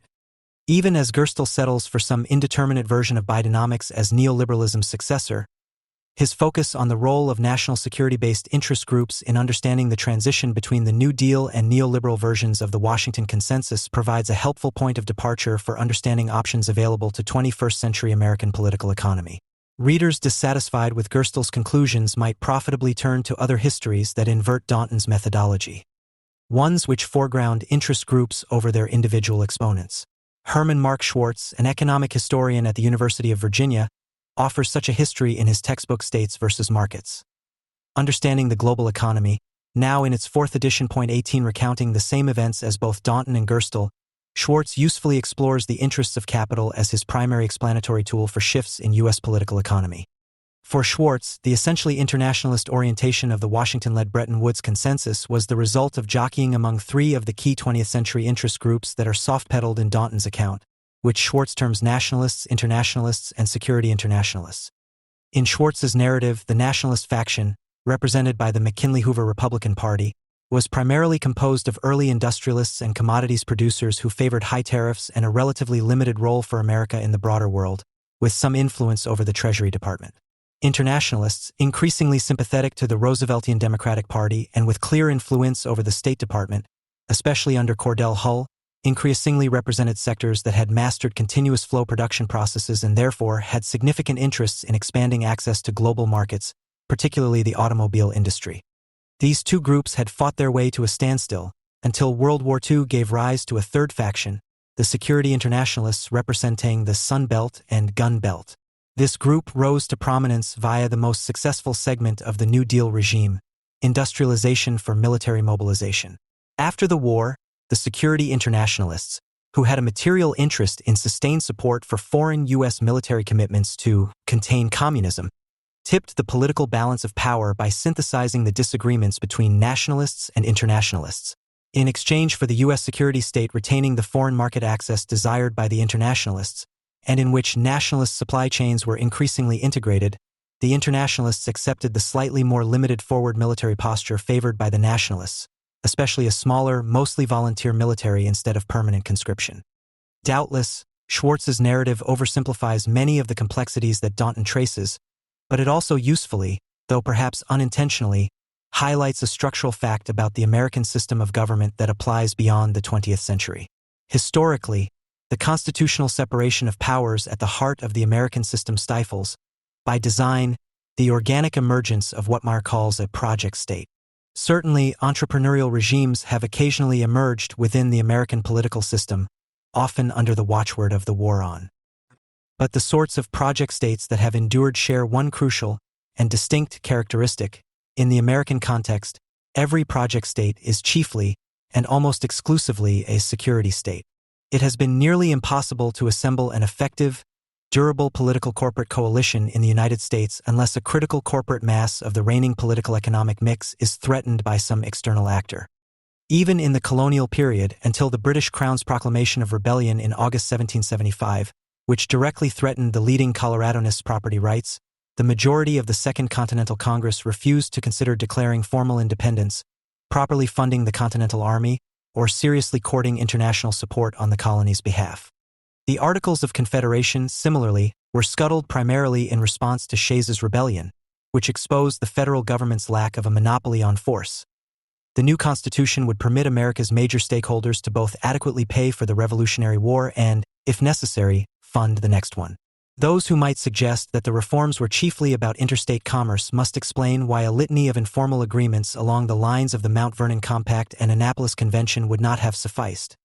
Amending the Articles was clearly motivated by national security concerns.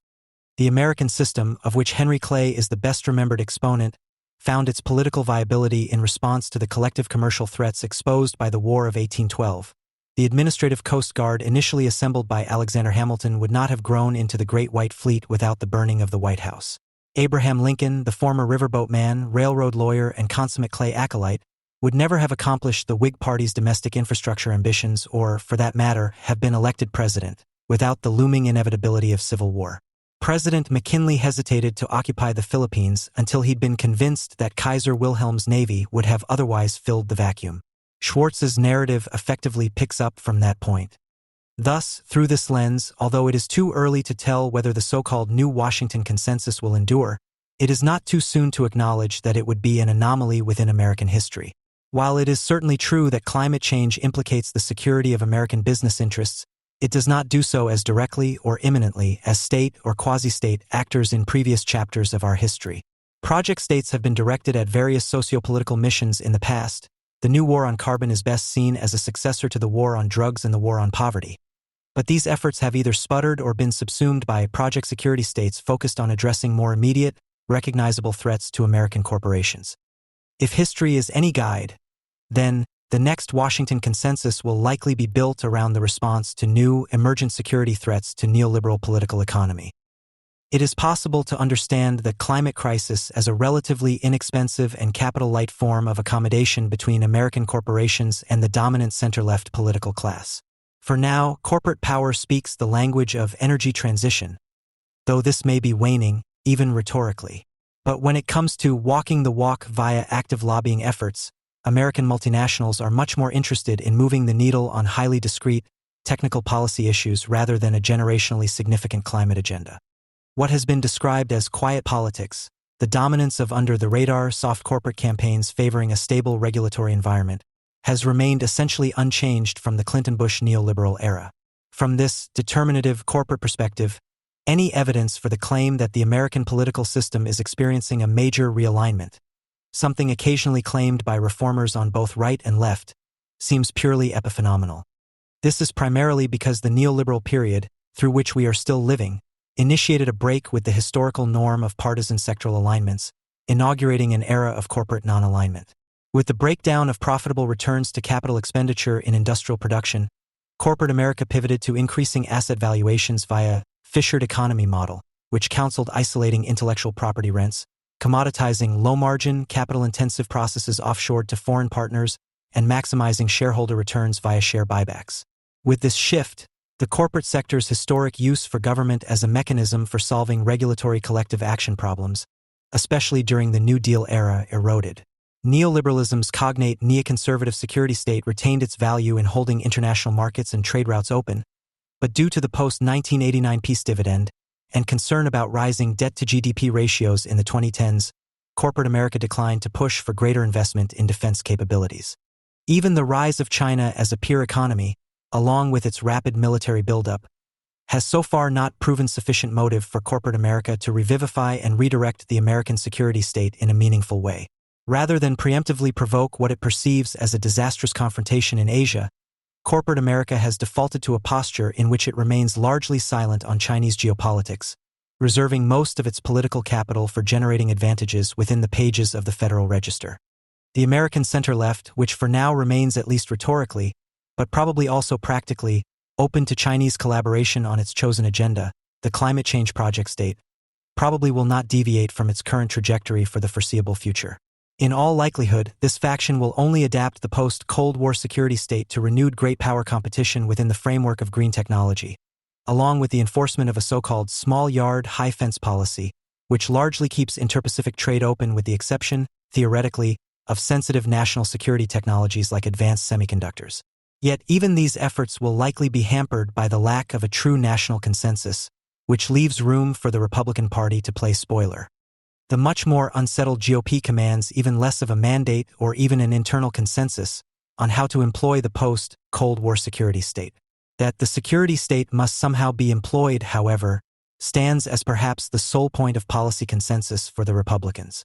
What seems even clearer, at least for the present, is that the party will not neatly realign under the green auspices of the IRA or Bidenomics, even as individual legislators will continue to accept green investment in their districts.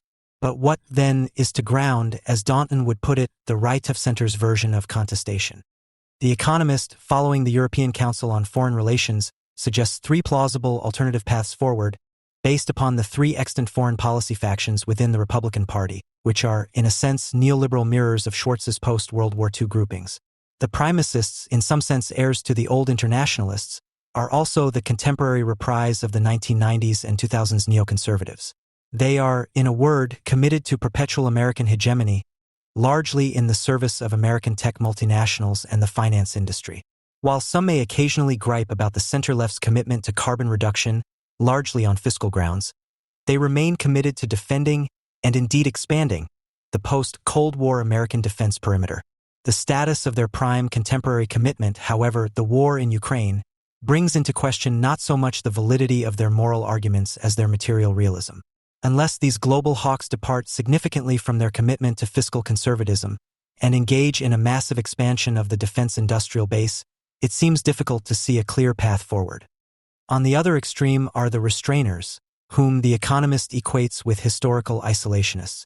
This faction does not have a definitive political economy position and, consequently, represents no discernible corporate coalition. To the extent they articulate a path forward, it usually amounts to hard decoupling from the global economy and retreating behind high tariff walls in an attempt to reindustrialize. Even if they enjoy occasional electoral success on thin margins, however, they will find it extremely difficult to govern. Notably, this group is largely in favor of a rollback of the current American security state, leaving it currently, though not indefinitely, the furthest away from commanding a new American political economy consensus. This scenario remains well outside the Overton window and is completely unpalatable to corporate America. Straddling these two groups are the prioritizers, the closest analog to the old security internationalists, who wish to shift the American military force posture from Europe and the Middle East to Asia, which represents over 50% and growing of global GDP. Thus, under conditions of scarce security resources, this group counsels prioritizing this region as the focus and future of American political economy.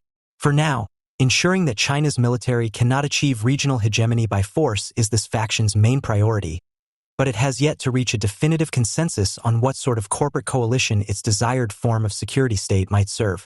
Like the old security internationalists, this may provide useful flexibility in negotiation.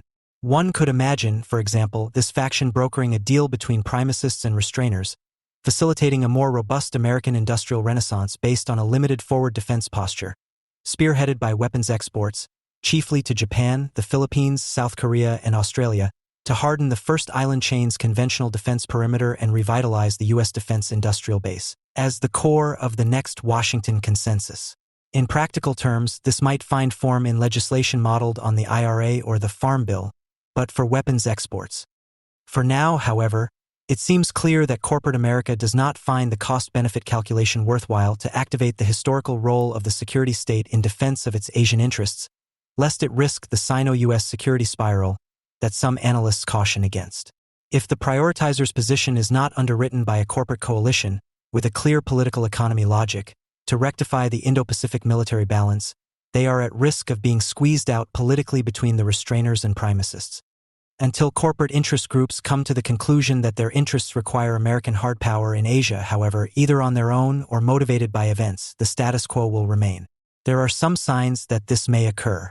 Tesla, for instance, risks being eclipsed by Chinese state-backed BYD as the world's largest EV manufacturer.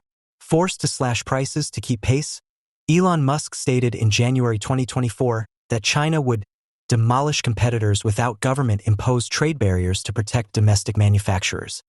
Apple, similarly, is bleeding market share in China, falling behind state-backed Huawei and Vivo in smartphone sales to start 2024, in part because of CCP-imposed mandates to delete America from its domestic technology systems, known as Document 79.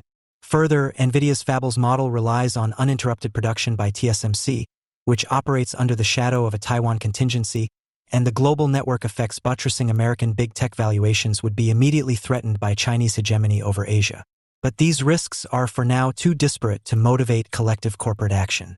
Should that stance endure, Daunton's preferred framing of history and its normative implications will prevail. If in the end it was always and will always be just muddling, it's all just Gary from here. But this approach is probably time-limited. Even with China's recent struggles in its property sector, it retains a firm grasp on its status as the world's factory. It is clearly making progress in cultivating Chairman Xi's new productive forces to ascend the global value chain from the old three exports, textiles, furniture, and consumer electronics, to the new three, batteries, EVs, and solar panels, as well as semiconductors, robotics, and quantum computing. Should corporate America too long delay, whether by lassitude or neglect, its historic intermittent rejuvenation of the American security state, the next Washington consensus will ironically, despite pretenses to home rule, run through Beijing's Forbidden City. American capital knows how to read a room. This January, ensconced in the Capitol Rotunda, America's business elite gathered to pay homage to a man they had deemed radioactive just 4 years earlier. Even among those at the pinnacles of American wealth and power, to be seated in the rotunda was a special privilege, and one not enjoyed by the CEO of OpenAI, several Republican governors, most members of Congress, New York City Mayor Eric Adams, and various cryptocurrency impresarios. This group was relegated to the Capitol's visitor center, where it watched a live feed of the proceedings from a makeshift overflow room. A similar fate befell many would-be attendees of the presidential transition's inaugural balls, who, having donated a record-breaking $170 million to the inaugural committee, were told that the events had run out of seats altogether. The vectors of corporate power have shifted unmistakably right. In one sense, this is nothing new. Trump's first inauguration also broke the then-standing fundraising record, to say nothing of the policy shifts within these firms, as well as Mark Zuckerberg's personal restyling. But Meta, which had barely acknowledged Trump's first inauguration, gave $1 million to his second. The same holds for Alphabet, Amazon, Tesla, and SpaceX, each donating little to nothing to the first and around $1 million to the second. Whether it amounts to a meaningful realignment or a temporary vibe shift, American business partisanship has entered territory uncharted in recent history. The irony of the Democratic denouncements of the Trump-aligned broligarchy is that, 4 years ago, this constellation of business interests had been the cornerstone of Biden's own coalition. It was not lost on many, particularly on the right, that a party whose president had awarded his Presidential Medals of Freedom to megadonors George Soros and Anna Wintour was now denouncing the billionaire class. Attempting to negotiate this contradiction, Ken Martin, the newly elected chair of the Democratic Party, declared that the party only took contributions from good billionaires. The corollary of Martin's reasoning is that the American capitalist class's new alignment is a matter of genuine belief in the MAGA cause. They are bad billionaires, whose radicalization transcends the abstract logic of capitalism. The broligarch slur itself, embraced by Senator Amy Klobuchar, betrays a belief that the Zuckerberg-Musk-Bezos alignment stems from their shared toxic masculinity. This explanation, undoubtedly comfortable to Democratic elites who wish to both critique the Republican-aligned oligarchy and maintain warm relations with the capitalist class at large, misses the mark. Business interests are fluid, and their allegiances follow power more reliably than principle. Until the very eve of the election, business remained far more aligned with the Democratic Party than it now cares to admit. Capital's late defection, then, offers hints as to what the next 4 years might hold. While Republicans now command an otherwise fractious business coalition united mainly in opposition to regulation, Democrats maintain their recent, if improbable, role as the party of American capitalism's continued functioning, a position which will prove limiting in the years to come. The exact political configuration achieved by the Biden administration was something of a white whale during the first Trump term. Ironically, even as the Trump administration took aggressive steps to protect and privilege American semiconductor firms, the industry largely clung to the neoconservative vision of U.S. dominance through labor arbitrage and the international prerogative of capital. John Neufer, president of the sector's business advocacy group, the Semiconductor Industry Association, SIA, had served in the office of the United States Trade Representative during the George W. Bush years. During Bush's presidency, the president's younger brother, Neil Bush, took work advising a Chinese semiconductor firm, of which he remains a partner today. The tech sector had good reason to favor internationalism. Generally speaking, the U.S. semiconductor industry does not manufacture its own chips. NVIDIA, Qualcomm, E2D Quanti are exclusively chip design firms, with manufacturing outsourced to foreign foundries, chief of which is Taiwan Semiconductor Manufacturing Corporation, TSMC.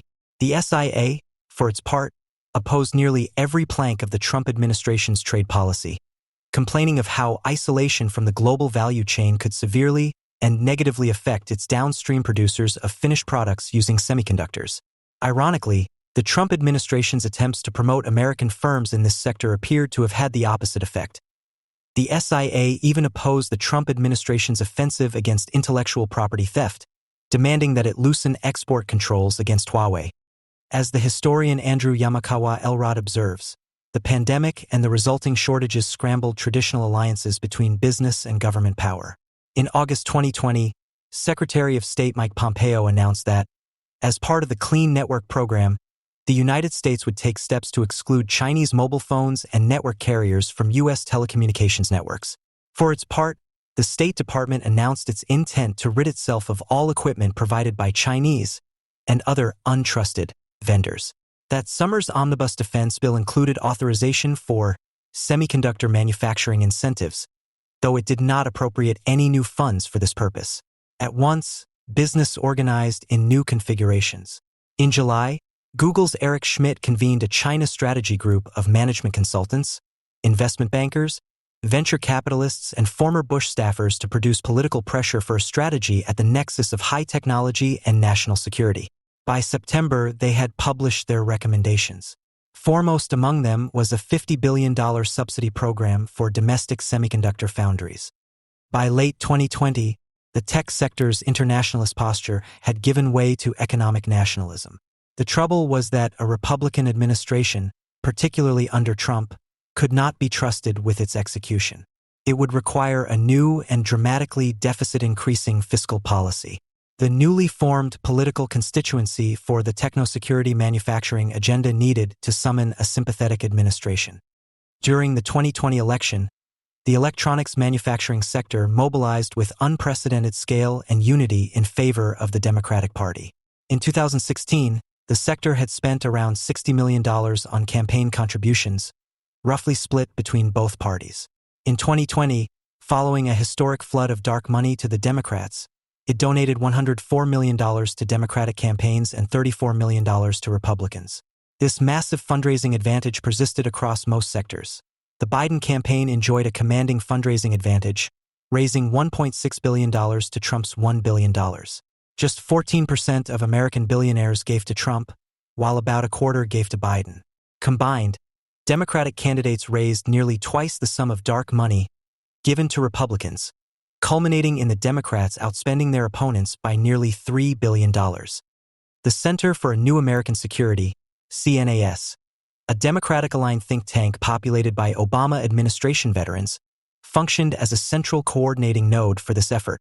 The Biden campaign's foreign policy team and Schmidt's China strategy group both fell under the substantial influence of CNAS. The day after the Biden transition opened shop, CNAS listed the SIA as among its public donors.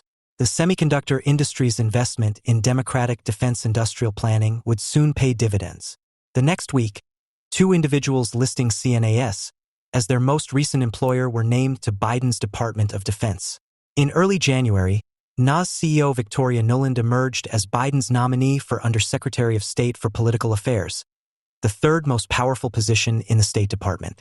By January 21st, 11 CNAS alumni, including 2 board members, had been selected for senior leadership positions within the Biden administration. The blueprint that emerged for the Biden administration was an Obama-esque technocratic experiment in reworking fiscal policy to fit the techno-industrial national security agenda. Insofar as class politics were concerned, the diktat of Democratic policy planning was, as Biden assured donors in June, that nothing will fundamentally change. But 2020's convergent crises, the pandemic and the ensuing economic collapse, the summer protest wave, and the looming presidential election, transformed its scope and nature. What Biden owed the protest movement for his victory was unclear. He had vehemently disavowed demands for police defunding and abolition, though it was clear he owed something. And whereas Hillary Clinton and the Democratic establishment refused to engage Bernie Sanders during the 2016 campaign, the Sanders movement in 2020, alongside Elizabeth Warren, represented a far more significant force, enough for the Biden team to feel the need to seek its input on policy. An informal power-sharing agreement between the Sanders-Warren wing of the party and the Biden establishment ensued. Warren and Sanders secured an early victory with neo-Brandeisian scholar Lina Khan's appointment as FTC chair, while Warren separately pressed for renewed vigor at the Consumer Financial Protection Bureau. The challenge for the Biden team was to synchronize the two flanks of their coalition. The techno-security manufacturing agenda would be a priority for the incoming administration, whose staffing reflected its definite obligations toward its partners in tech and venture capital. When announced in March, the American Families Plan, a predecessor to the Build Back Better (BBB) plan, offered $230 billion in subsidies for semiconductor manufacturing and R&D. The catch: these investments would be funded by a Warren-inspired wealth tax and linked to historic reforms in childcare, elder care, and education. Would corporate America accept this grand bargain? In the face of razor-thin congressional margins, this proved the defining question of the early Biden years. By winter 2021, an answer had become apparent. BBB's New Deal-style programs were dead. A wide coalition of interests united against the bill. Low-wage industries, distribution, retail, leisure, and hospitality feared that child support and family leave would drive up labor costs. Multinationals and Wall Street balked at higher corporate taxes, and Democratic Senators Manchin and Sinema opposed expanded social benefits, hoping to salvage investments in infrastructure, green energy, and, of course, semiconductors from the wreckage. The Biden administration retreated to what would become its three signature industrial bills: the CHIPS Act, the Inflation Reduction Act, IRA, and the Bipartisan Infrastructure Law. The path to passing the former ran, quite literally, through Taiwan. Nancy Pelosi's August 2022 visit, unprecedented for a high-ranking American official since the 1990s, provoked Chinese military exercises over the strait, suddenly making the semiconductor industry's geopolitical vulnerability too urgent for Republicans to ignore. The resulting compromise would shape the final 2 years of the Biden presidency. No longer would the Bidenites seek a historic expansion of the welfare state. Instead, the administration's three major industrial bills tethered generous business tax credits, grants, and low-cost lending, funded mainly through deficit spending, to a sort of social provision mediated through the private sector.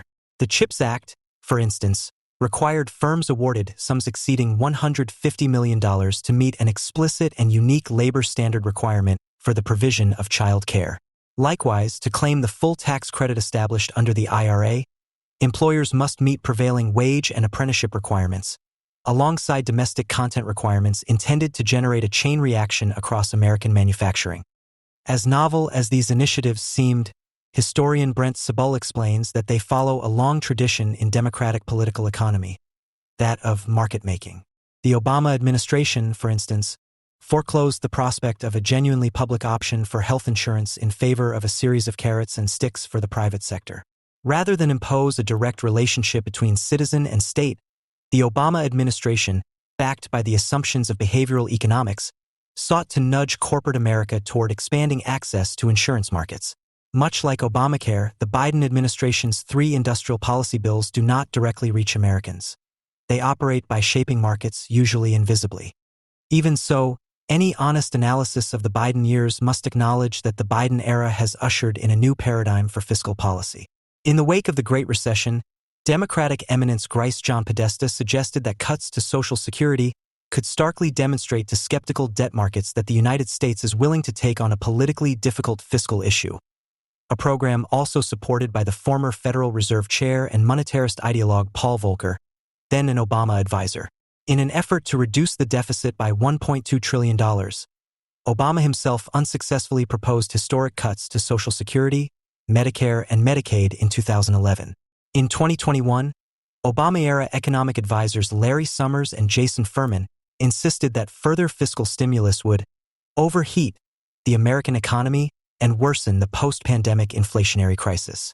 The Bidenites defied their suggestions, passing still more fiscal stimulus while expanding the welfare initiatives Summers and Furman had opposed. Though many of these programs have expired, federal spending continues to vastly exceed the pre-pandemic norm.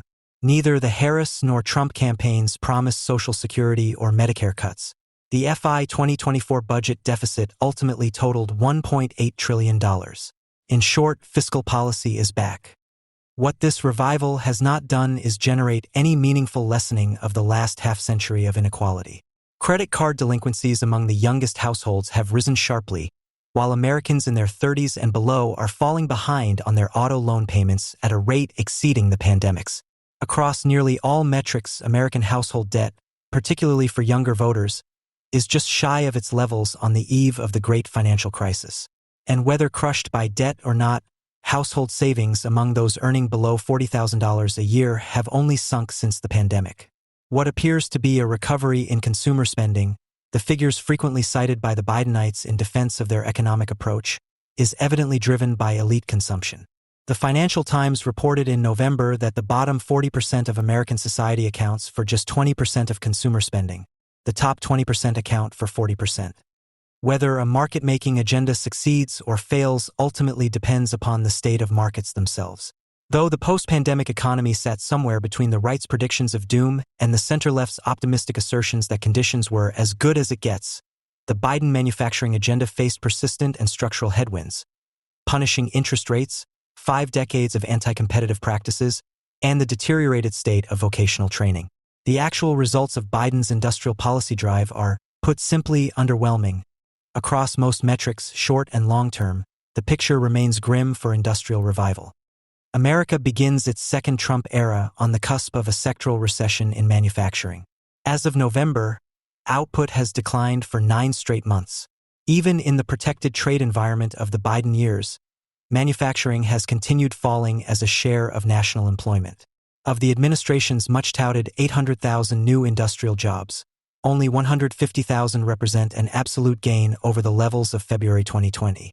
The Bureau of Labor Statistics projects manufacturing employment to decline significantly in the coming years, a figure which accords with a secular decline in U.S. manufacturing labor productivity, ongoing since 2010. These results are commensurate with the relatively meager scale of Biden's industrial policy itself.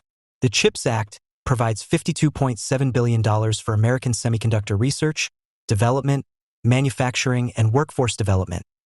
Though, as trade unionist and writer Dustin Guastella has argued, a return to post-war levels of industrial capacity would require that Congress pass the equivalent of a new CHIPS Act yearly for a decade. If industrial policy is defined as a conscious attempt by the state to reshape the composition of the national economy toward manufacturing, the actual existing results under Bidenism may very well be the opposite. For both technical and physical labor, the gig economy has ballooned. As many as 64 million Americans participated in freelance work in 2023. Domestic manufacturing and consumption of goods targeted by the Biden-era's industrial bills have surged, though dwindling savings and purchasing power have all but erased the opportunities to organically direct consumers away from dependence upon monopolies like Amazon and Walmart, bottom-of-the-barrel imports, and gigified cheap labor. Another irony is that the business lobby itself remains deeply divided on the desirability of the Biden-era fiscal expansion. In the early days of the post-pandemic recovery, American high finance appeared to at least tolerate the administration's historic fiscal stimulus. The return of inflation, however, revived latent Volcker-era hawkish sensibilities. Among asset managers, the demand to raise interest rates became universal. Early in Biden's term, Wall Street's immediate goals, restoring consumer demand, restarting growth, and avoiding a hard landing, seem to complement the administration's broader vision of restructuring American capitalism toward greater equality and capital intensity. By late 2021, however, inflation had supplanted the threat of a hard landing as high finance's prime concern. As the Biden legislative agenda took practical shape in 2022, finance grew more resolute in its opposition to debt-funded fiscal expansion, which it perceived as inflationary. The agenda which the Bidenites insisted was both pro-worker and pro-business turned out to be, in both groups' eyes, neither. Paradoxically, this is not to say that the American business lobby has opposed the industrial policy bills themselves. The CHIPS Act, for its part, seems more entrenched than ever. Days before the 2024 election, after House Speaker Mike Johnson declared it in the crosshairs of a Republican majority, he not only immediately retracted but apologized profusely for his comment. As of this writing, the continued existence of the Inflation Reduction Act appears less certain, though we can say, tentatively, that Joe Biden's billions in grants, loans, and tax credits have scrambled traditional business and political alliances. Both the U.S. Chamber of Commerce and the American Petroleum Institute intend to defend the Inflation Reduction Act from the Republican majority. What finance demanded, however, was deficit reduction. But neither Biden nor Harris were willing to take up this call. Its eventual expression came in the Trump campaign, whose boosters, former hedge fund manager and current Treasury Secretary Scott Bessent among them, made the coming austerity drive a centerpiece of their pitches to Wall Street. Bessent's lengthy June 2024 Manhattan Institute address, a text paradigmatic of the Treasury Secretary's economic philosophy, derides the Inflation Reduction Act, alongside the pandemic-era stimulus, as a Soviet-style return to the discredited economic philosophy of central planning. Yet his critique curiously spared the CHIPS Act despite the comparable scale of its industrial intervention. While deficits have never bothered Trump, the king of debt, the composition of his coalition makes austerity an unavoidable element of his coming agenda. The Republican trifecta is in a cost-cutting mood, while a far-right hard-money faction within the GOP triumphed over Trump's late 2024 instinct to eliminate the debt ceiling during the congressional standoff over the continuing resolution. This is unlikely to involve repealing the CHIPS Act or a significant rollback of the IRA. We can instead expect the austerity drive to commence during the coming year's congressional budgeting process. Internal Republican documents suggest that Medicaid is chiefly among the programs in the crosshairs. As such, whether a disheartened and cowed Democratic Party can organize an effective hands-off Medicaid campaign will likely prove to be an early test of the direction of the Trump era. The Biden era of Democratic politics ended with the president's warbled, rambling debate performance in June. The finance and tech billionaires who had secured Biden's 2020 victory now demanded his withdrawal. In the Biden campaign's last days, the president insisted that the Capitol strike against his campaign violated primary voters' will. This, of course, made little sense. Those same donors' exceptional discipline during the primary cycle had ensured no respectable Democrat could mount a primary challenge to the apparently infirm president. By late July, an increasingly isolated and embittered Biden abandoned his campaign. The high drama of the Biden era reached a crescendo during the 100-day blitz of the Kamala Harris campaign. The political investors who had seized up following Biden's defective performance reopened the spigot. Never before had so much money flowed into a presidential campaign. In 2020, Biden charged donors $10,000 for a picture with the candidate. With Harris atop the ticket, her campaign raised the price tag to $50,000. In total, the campaign raised $1.7 billion, sourced from a coalition spanning nearly all of big business. Trump raised $1.1 billion, mainly from ideologically motivated billionaires. Even so, fundraising data indicates a clear rightward shift within finance compared to the election of 2020. Where donations from venture capital had favored Democrats in 2020 by a ratio of 4-1, that ratio has declined to 3-1. The same pattern persists for hedge funds. Private equity remains evenly split, though the largest players overwhelmingly favored the Republican Party. It is the Democratic Party which, in 2024, represented the continued functioning of the American capitalist system. What few differences persisted between the capitalist class and the Democrats, the prospect of modestly expanded social services, a slightly higher tax rate, and deepening partnership with organized labor, hardly overrode the overwhelming favor shown to the party by the capitalist class, notwithstanding a small group of highly ideological billionaires. The economic philosophy of the Harris campaign thus amounted to what Justin Vassallo has dubbed liberal fusionism, an uneasy balancing act between big business, organized labor, fledgling green industries, and the liberal upper-middle classes. Cross-class coalitions are inevitable in a party system like America's, though there are few examples of balancing acts of this magnitude lasting beyond a handful of electoral cycles. In the present case, it lasted only one. The onus of managing a fragile Leviathan is now upon the Republican Party, whose coalition resembles none other than that of Obama in 2008, though with the added support of the platform barons, finance, and big tech. But what Trump has inherited is not a business coalition with a uniform vision for American capitalism, but a series of highly sectional, often warring factions. Even within the capitalist class, we can begin to guess at what the ensuing fissures might be. The state is now America's main engine of job creation. Upward of 20% of new U.S. jobs since 2022 were created by the American government. The government-fueled healthcare and social assistance sectors created an additional 58%. Through the 2010s, these figures respectively stood at 1% and 19%. And in more than half of American counties, public transfers account for over a quarter of residents' income, a figure up from 10% in 2010. Expiring fiscal stimulus in 2025, the Financial Times predicts, will push American growth down a percentage point or more. America finds itself with a growth model more dependent than ever upon the state. The most credible austerity initiatives within the party are geared mainly toward the provincial obsessions of Elon Musk. See, for instance, the assault on USAID.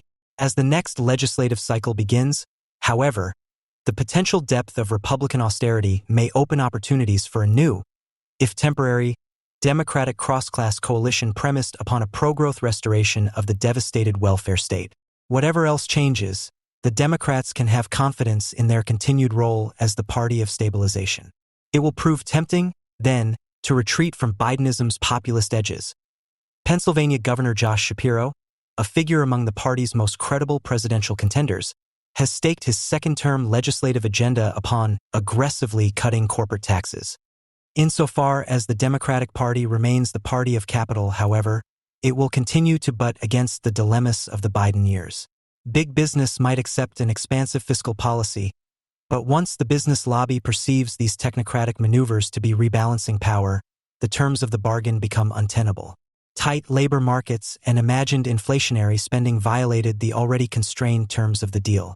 One simply cannot sustain a campaign against the graft, usury, and rentier practices that define American economic life while maintaining a donor coalition on the scale of Biden's in 2020. Even the regulatory pushes of the CFPB and the FTC proved too much for the platform barons to swallow. Facebook's investigation by the CFPB, Mark Zuckerberg explained in his Joe Rogan Experience interview, marked his conservative political awakening. Biden's most fundamental promise was to restore the soul of America. His presidency, then, failed its most basic test. Trump has returned to office. But for the investors who bankrolled Biden's 2020 victory, their gambit paid off. The economic settlement they secured remains intact. The Democratic Party fulfilled the purpose ordained by the China Strategy Group and CNAS in 2020. Tech has moved on to greener pastures, securing energy deregulation, reining in the CFPB, and defanging the FTC. The architects of Biden's Leviathan got precisely what they paid for. Whether the Democrats aspire to something more remains to be seen. Competition between the United States and China frequently triggers Cold War comparisons. Ideologies are contrasted, alliances are touted, and geopolitical maneuvers are proposed. These sorts of comparisons are tempting. China is no longer Maoist in orientation, but still ostensibly communist and still autocratic. The Cold War is also still within the living memory of most senior statesmen. It has a stickiness to it. As Aaron Friedberg writes, there is a time lag phenomenon that causes strategists and policymakers to give more weight to recent experience. Debating whether the Cold War analogy is appropriate may sound pedantic. Yet far from just an intellectual parlor game, historical analogizing can have serious strategic consequences.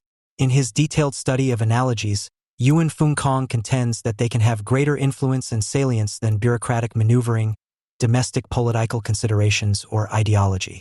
The images and allure conjured by analogies can be extremely hard to shake. They can deeply influence what Robert Jervis calls reality appraisals, creating fundamental assumptions that in turn reinforce deeply held beliefs. This becomes problematic when it is precisely those beliefs that need to be rigorously tested and examined. Indeed, the use of such analogies can be as notorious in their formulation as they are infamous in their outcome. Richard Neustadt and Ernest May point out that McGeorge Bundy made a remarkably sloppy and ill-conceived analogy by comparing what was occurring in Vietnam in 1965 to what happened to the French at Dien Bien Phu in 1954. This was an obvious temporal error. The relevant analogy in 1965 was not France and Indochina in 1954, circa the disaster of Dien Bien Phu, but France and Indochina in 1950-51, before France had committed a massive ground force and had begun to suffer casualties. Precisely the point that the United States was at in 1965. Kong analyzes Deng Xiaoping's analogizing of the 1989 Tiananmen Square uprising to the 1960s Cultural Revolution. In so doing, Deng concluded that the uprising could spiral out of control and possibly topple the regime. This led him to a set of policy prescriptions, including violent suppression, that in Deng's mind were justified to avoid potential calamity. An op-ed published in July 2020 in the Washington Post illustrates the pull of the Cold War analogy, even when seeking to avoid it. The op-ed's authors argue that when it comes to current US-China competition, top-down questions of how to wage or avoid a Cold War should be substituted with a bottom-up effort to renew American competitiveness, with more serious debates about specific issues and less nostalgia or neuralgia over past rivalries. All well and good. But when the authors offer suggestions to stymie the export of China's high-tech authoritarianism, they revert back to the language of the coldest of Cold War tropes. What is needed, they say, is a containment-like approach emphasis added to this authoritarianism. So, precisely where the stakes are the highest in the competition, the authors frame it in the very language of the conflict they seek to avoid. Is there a more rigorous way to do historical analogizing? A more careful approach is offered in Neustadt and May's Thinking in Time. Published decades ago, it is still quite useful for policy practitioners. Neustadt and May specifically recommend that, when making historical analogies, likenesses and differences should be clearly identified and articulated. This mini-model, as they call it, permits a certain analytical rigor that can more accurately inform policy prescriptions. Using such a mini-model, this essay will attempt to deploy another historical analogy to the case of the United States and China that breaks from the Cold War completely. Avoiding the Cold War's magnetic pull can allow for a new set of perspectives on certain aspects of the US-China competition as well as new policy solutions. That alternative analogy is the early 20th century competition waged between Great Britain, the foremost power in the world at the time, and the United States. More precisely, the US-British competition during the reign of Victoria's son Edward, from 1901 to 1910, when British power had reached its apex. At the time of Edward VII's ascension to the throne, Britain reigned over an empire covering 12.7 million square miles, the largest in the history of the world. No rival came close. France's empire was one-third the size, and much of the rest of the world was part of Britain's unofficial sphere of influence. Large portions of Latin America, such as Brazil and Argentina, for example, were major recipients of British investment. Not only did Great Britain control much of the world outright, it set the globe's economic conditions, maintaining a capitalist order underwritten by the gold standard and overseeing a massive free trade system during the first age of globalization. Yet all was not what it seemed. Despite this outward appearance of power and grandeur, the latter 19th century was the period when other powers caught up to Britain in terms of industrial might. These latecomers to the Second Industrial Revolution, often utilizing domestic resources that Great Britain simply did not possess, began to produce key goods on a massive scale. As just one example, pig iron output in Dortmund, Germany, the heart of the Ruhr Valley, increased some 35 times between 1851 and 1871. The supreme example of a latecomer becoming an industrial and economic powerhouse was the United States. In 1890, there were already 62.6 million Americans to 37.4 million Britons. By the advent of World War I, there would be 138.3 million to 47.6 million. Such scale was also manifested in industrial production. In 1890, the United States was producing 9.3 million tons of iron and steel to Britain's 8.0. By 1914, the gap had widened to 28.8 million tons in the United States to Britain's 10.5. In 1880, Britain led the world in manufacturing output with a global share of 22.9% to America's 14.7%. In second place, by 1913, the United States was far and away the world's leader, with Britain having fallen to third place behind Germany. While Great Britain and the United States were both capitalist nations, America's protectionist economic relationships with other countries contrasted sharply with Great Britain's no-tariff, free trade system, which had begun with the repeal of the Corn Laws in 1846. It would be inaccurate to portray the United States as unified in its belief in industrial protectionism throughout its history. There was often fierce political controversy over tariffs. Nonetheless, after the American Civil War, pro-tariff Republicans usually controlled the government, and import duties were standard during much of the so-called Gilded Age. Eastern manufacturers obtained highly protectionist legislation and generally, though not always, defeated Western free trade interests. Arguments for protectionist legislation were often politically infused. Justifications for such measures were typically premised on higher wages for American workmen, a sure vote-getter. On average, American workers received 1.5 times more than their English counterparts, and 3 times what was received in France, Italy, Spain, and Germany, notwithstanding differences in cost of living. Another salient feature of late 19th and early 20th century American protectionism was its transactional character. America's imposition of tariffs is sometimes viewed as representative of a deep-seated set of economic principles derived from Alexander Hamilton. In reality, they were fiercely debated in politics, and they were instrumentally used for economic advantage. Tariffs were not ends in themselves, but instruments of statecraft. The Reciprocity Clause of the McKinley Act, for example, allowed the president to restore import duties on certain commodities if the trading country engaged in unreasonable and unjust practices, with the result being a plethora of trade agreements favorably negotiated in Latin America. Partly as a result, protectionist policies helped to alter America's trade balance. In 1860, imports per capita slightly exceeded exports. By 1908, exports significantly exceeded imports. Huge industrial output, helped by an abundance of resources and a growing population, and protectionist legislation, helped make an American economic juggernaut. It did not necessarily translate militarily. Certainly, the U.S. military grew, but at nowhere near the rate of America's economic and industrial capacity. In 1880, the total number of U.S. military and naval personnel was 34,000, barely a tenth of Britain's forces, and not even a 20th of Russia's. By 1914, on the eve of World War I, the number of American military personnel had grown to 164,000. But the United States was still dead last compared to the European powers and Japan.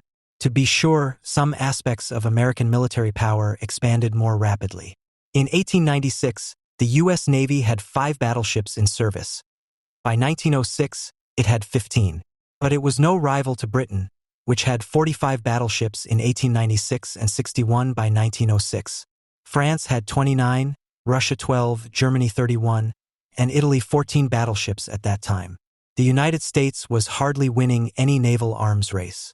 And while the American Navy certainly did expand at a greater pace than the Army, it grew largely to serve America's expanding economic interests.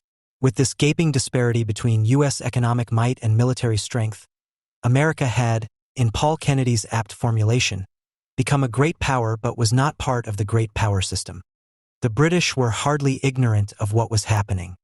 By the first years of the 20th century, fears of decline began to seep into British consciousness. A book published in 1905, The Decline and Fall of the British Empire, set forth a dystopian vision of a dismantled empire, Albion's various possessions under the control of hostile powers. The American onslaught was certainly recognized, occurring amid an array of Second Industrial Revolution technological breakthroughs: electric current, telephones, portable cameras, phonographs, typewriters, elevators, electric streetcars, electric lights, skyscrapers, and global telegraphy. In the production of so many of these things, lamented Frederick Arthur Mackenzie in his 1905 book, The American Invaders. Their plans, tactics, and progress, the American maker is supreme. Mackenzie noted the flaws in the British system that the Americans exploited. In part, American dominance was simply due to product superiority. Kodaks, for example, were better than the clumsy mahogany-bound camera of the old type. And such product superiority was used to hold British shopkeepers hostage. Kodak refused to sell them its cameras unless they exclusively sold Kodak film. Mackenzie faulted a deteriorating British work ethic, timidity, and excessive government regulations for sapping British entrepreneurship. While some of this may sound like reactionary grumbling, recent scholarship has shown that Mackenzie's complaints had merit. Historians have demonstrated that new and potentially innovative British firms during the period were often hamstrung by an overly cautious, ossified banking system. But what Mackenzie saw as nearly unstoppable was the sheer scale of the U.S. onslaught. English firms, for instance, simply could not produce the number of phones that Chicago's Western Electric could, and therefore could not win British contracts. America also conducted its campaign in Greater Britain, especially Canada, where American firms set up enormous mills, great canals, and sought to decouple Canada from its special relationship with the UK. Other strengths included America's magnificent technical schools that had sprung up as a result of federal land grants, its punishing tariffs, and an overall spirit of relentless, driving entrepreneurship. While Mackenzie may have noted that the future still lies before England, if England will but have it, it must have been difficult to remain sanguine about the prospects of British economic supremacy. Once again, modern scholarship confirms Mackenzie's basic insights. Studies have shown that scale, in terms of domestic resource abundance, population, and industrial production, was the key reason why both the United States and Germany surpassed Britain in the late 19th and early 20th centuries. Germany, and especially the United States, were simply bigger countries with more land, resources, and people. That scale manifested itself in different ways. Germany and America's larger physical territories, for instance, meant modern railway nets opened up major internal domestic markets, and thereby countered British nautical advantages. And American corporations benefited from huge domestic markets and abundant, accessible natural resources. They became gargantuan in size and produced an array of goods that British counterparts could not.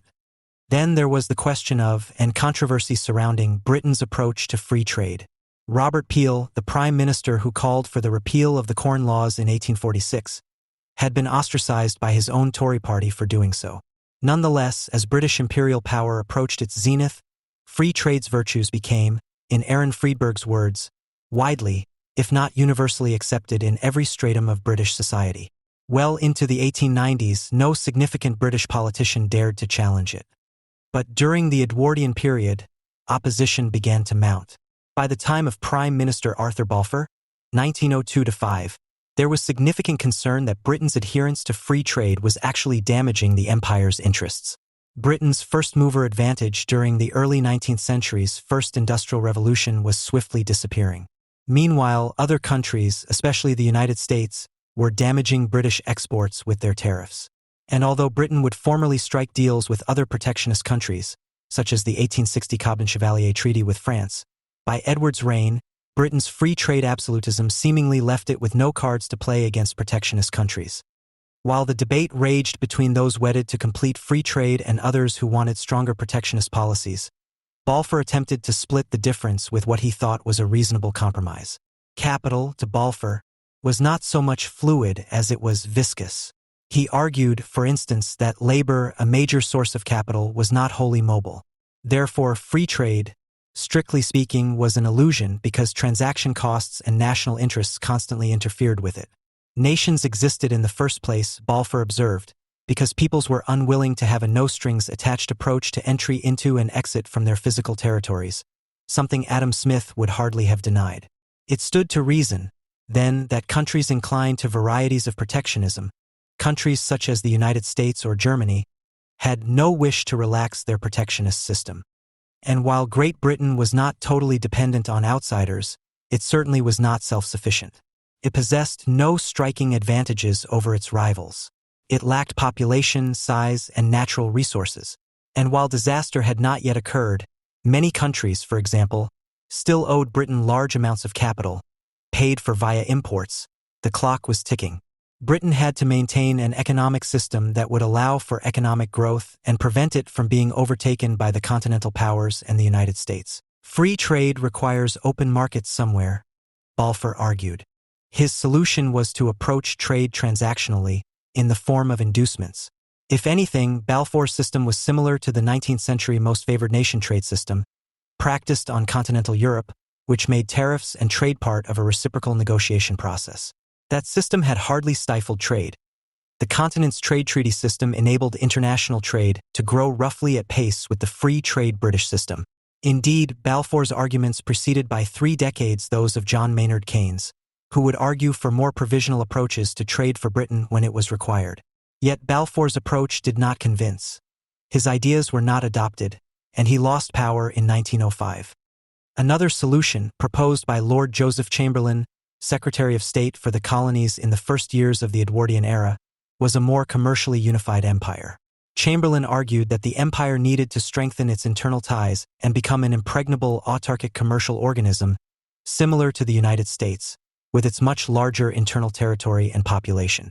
Greater Britain, that vast expanse of colonies and dependencies outside the actual British borders, would supply the economic answer in an enclosed and self-sustaining system of markets, resources, and consumers. But the empire itself posed problems. It required a large and far-flung military force to maintain it, and there were complaints that those in the empire's periphery benefited from naval protection at disproportionately higher costs to Great Britain itself. The empire's existence had also helped to accelerate the scramble for arms and colonies against the other continental powers. Britain was in a naval arms race with not one, not even two, but 3 continental rivals. France, Germany, and Russia were all furiously improving their navies to contest the seas. And the empire was extractive. The empire's colonies financed ever higher standards of living for Great Britain, even as those colonies became increasingly indebted to the mother country. How could such an autarkic system sustain itself? What happened when those colonies and dependencies of the empire wanted out, and out on their own terms?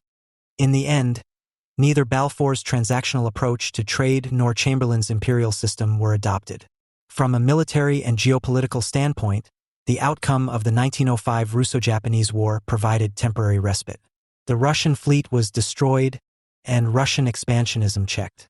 The great game of Russian encroachment into India via Afghanistan went into recess as well. But, as it so often does, war's unstoppable force overwhelmed all before it. Great Britain abandoned free trade, not as the choice of an omnipotent empire, but as a result of World War I, with the imposition of the McKenna import duties in 1915. The bill came due on the empire in other ways as well. The so-called Dominions, Canada, Australia, and New Zealand gained essentially full independence in the post-war years. The Great War solidified their separate national identities and their sense of self-reliance. Many within the Dominions increasingly doubted the wisdom of allowing an empire that had led their countrymen to slaughter to set their policies. Having outlined the historical situation of Edwardian Britain and its competition with the rising United States, It is now possible to draw an analogy to today's rivalry between the United States and China. As suggested by Neustadt and May, specific analogical likenesses and differences should be explored. Likeness. The fundamental competition between the current rising and declining powers, China and the United States, is economic and not military. First, there is an analogical likeness in that both competitors today are fundamentally capitalist, although with differing positions on trade. There is, furthermore, a corresponding similarity in the secondary nature of the military competition between China and the United States. Recalling a comparison that Edward Luttwak has made between today's China and Bismarck's Germany, he points out that Germany was simply not content to be an economic powerhouse. It had to be a global military power as well. This inevitably led, in Luttwak's opinion, to foolish over-militarization.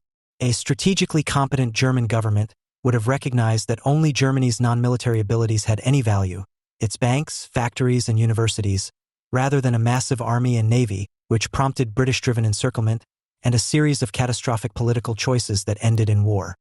At least at present, it does not appear that China is primarily engaged in a military competition with the United States, certainly not on the level of Germany's military buildup at the turn of the 20th century. By no means is China neglecting its military. China is competing militarily, but this competition must be contextualized. As far back as the 1970s, when Deng Xiaoping was still chief of the General Staff, he sought to reform the People's Liberation Army, PLA, but not to make it more powerful for external purposes. Rather, he did so primarily to bring discipline to its ranks, and especially to downsize it. By the end of the Mao era, the PLA was gigantic and overtaxing the Chinese budget. In order to reduce the size of the military, Deng deliberately sought distance from Mao's statements on the inevitability of war with the West. And when Deng came to power, he pushed for a more commercialized military acquisition system, which marked a departure from the Soviet-inspired system. As a result, military technology would no longer be more advanced than civilian technology. Like Deng, Xi Jinping continues to modernize the Chinese military. He deliberately seeks to incorporate military power into civil power, a continuation of Deng's ideas, via what is called military-civil fusion, Junmin Ronghe. This includes, for instance, integrating military sectors into industrial strategy initiatives such as Made in China 2025. This Chinese civil-military integration highlights the primacy of China's economic approach. As Elsa Kania notes, Chinese leaders still believe that economic development is the most significant imperative for China's advancement. Much of Junmin Ronghe is done to advance civilian technology breakthroughs via military R&D. And as if to underscore that even an autocratic, state-capitalist nation is still deeply capitalist, high-tech Chinese companies are not as supportive of underwriting military breakthroughs as might be expected, being much more strongly motivated by profits in a ferociously competitive system. Regarding Xi's widely studied reforms of the PLA, there is little doubt that he seeks to improve the operational capability of the army for military purposes. At the same time, however, what was once the primary military concern for China, the Soviet Union, has ceased to be a major land-based power. Furthermore, a key dilemma for China's civil-military relations is how to build an army strong enough to fight and win the nation's wars that does not pose a threat to a civilian regime or social order. Major political imperatives are driving much of the reform, which include ensuring that the PLA will be obedient to the CCP. The regime's fear of various domestic threats, whether bands of outlaws, citizens' militias, or revolutionary guerrilla leaders and their followings, requires it to keep a short leash on the PLA. The CCP also wants to ensure that the military will not be at the forefront of any color revolution. Moreover, the Chinese Navy is increasingly seen to be favored over the army, and states who wish to continue to expand their economic domains typically favor maritime forces. In that light, the Chinese Navy is seen as a direct defender of China's economy, especially its maritime economy and foreign trade. Again, this is not to suggest that external threats have no importance or that Xi is not aiming at building a more powerful and even more outward-facing military force. China participates in numerous international joint military exercises, trains thousands of foreign military officers at its military schools, and is the third-largest seller of arms, behind the United States and Russia. But even these efforts have to be contextualized more as a movement into great power status and less as a deliberately focused arms race as seen in the Cold War.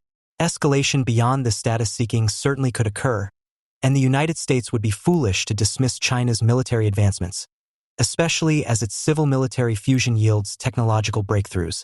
Still, it must be stressed that Chinese military reform is not exclusively or even primarily driven by external military objectives, but by political imperatives, the need for internal control, and the quest for ultimate economic dominance. Likeness: the apex and rising powers are in a predominantly technological race, though not primarily focused on military armaments.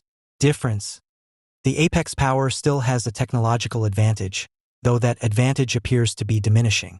Until very recently, China was thought to be a distant second to the United States when it came to research and development and technological breakthroughs. China has been labeled a fat tech dragon. A lot of R&D money pumped in, but a lot of wasteful output and not much else to show for it. It has been perceived as a country skilled in making knockoffs but not particularly good at cutting-edge science and innovation. Even if China is second only to the United States in patents, it was said those patents are relatively low quality. But things appear to be changing very rapidly. While R&D spending alone may not be sufficient to win a technological race, it is certainly necessary to participate in one. And at this point, China and the United States are essentially spending the same amount of overall GDP on it, between 2 and 3% each. But this does not tell the full story. The reason that R&D rates are now about equivalent is because China's spending is accelerating far faster than America's. China's R&D spending has consistently been increasing by 17% every year for most of the 21st century, while U.S. R&D spending has only grown by about 4% per annum. Overall, innovation outputs seem to be improving in China as well. For example, in 2018, China's innovation output score on the Global Innovation Index, GII, actually exceeded that of South Korea, a tech innovation heavyweight, thus making China the highest GII scorer in the East Asian region. At the same time, U.S. technological advancement, especially in so-called generic technologies with diverse applications but which require significant upfront funding before profits can be realized, has declined. During the Cold War, defense technology efforts produced byproducts and spillovers that helped propel the American economy to dominating heights. Government agencies such as DARPA underwrote much of the technological breakthroughs of the IT revolution, for example. In the 21st century, however, federal basic R&D funding has slipped as a percentage of GDP. New government R&D initiatives, such as the Department of Homeland Security and the intelligence community's own versions of DARPA, SARPA and IARPA, respectively, have often sacrificed longer-term strategic R&D for more immediate goals. In the private sector, high hurdle rates have inhibited venture capital firms from making sufficient investments in generic technologies.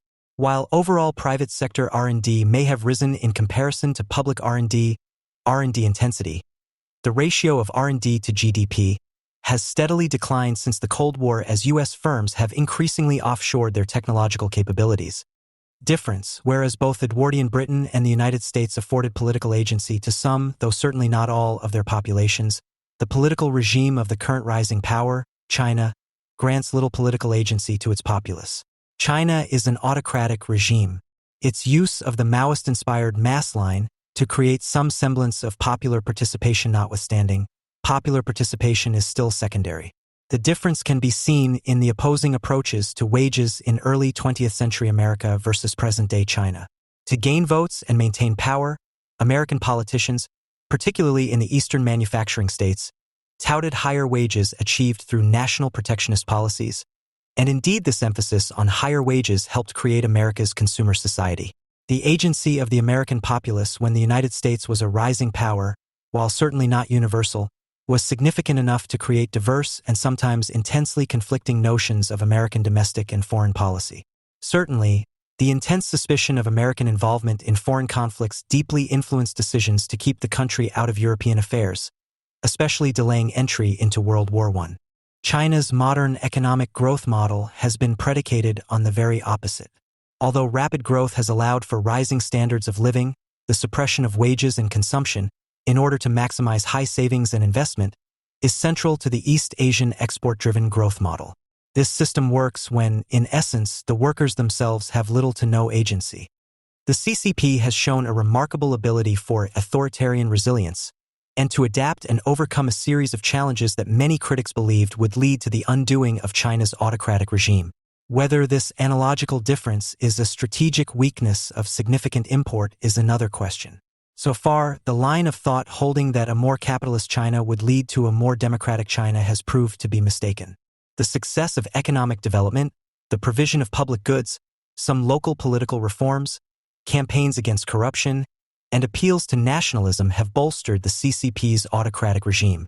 Difference. In the Edwardian era, the rising power, the United States, had an internal scale advantage over the declining power, Great Britain. Today, both competing powers have the ability to scale. Of the two Edwardian age powers, only one, the United States, had abundant, continually expanding internal scale. America's population was exponentially increasing, its natural resources were ever abundant, and it continued to add to its sheer physical size. Britain lacked anywhere near the scale of the United States.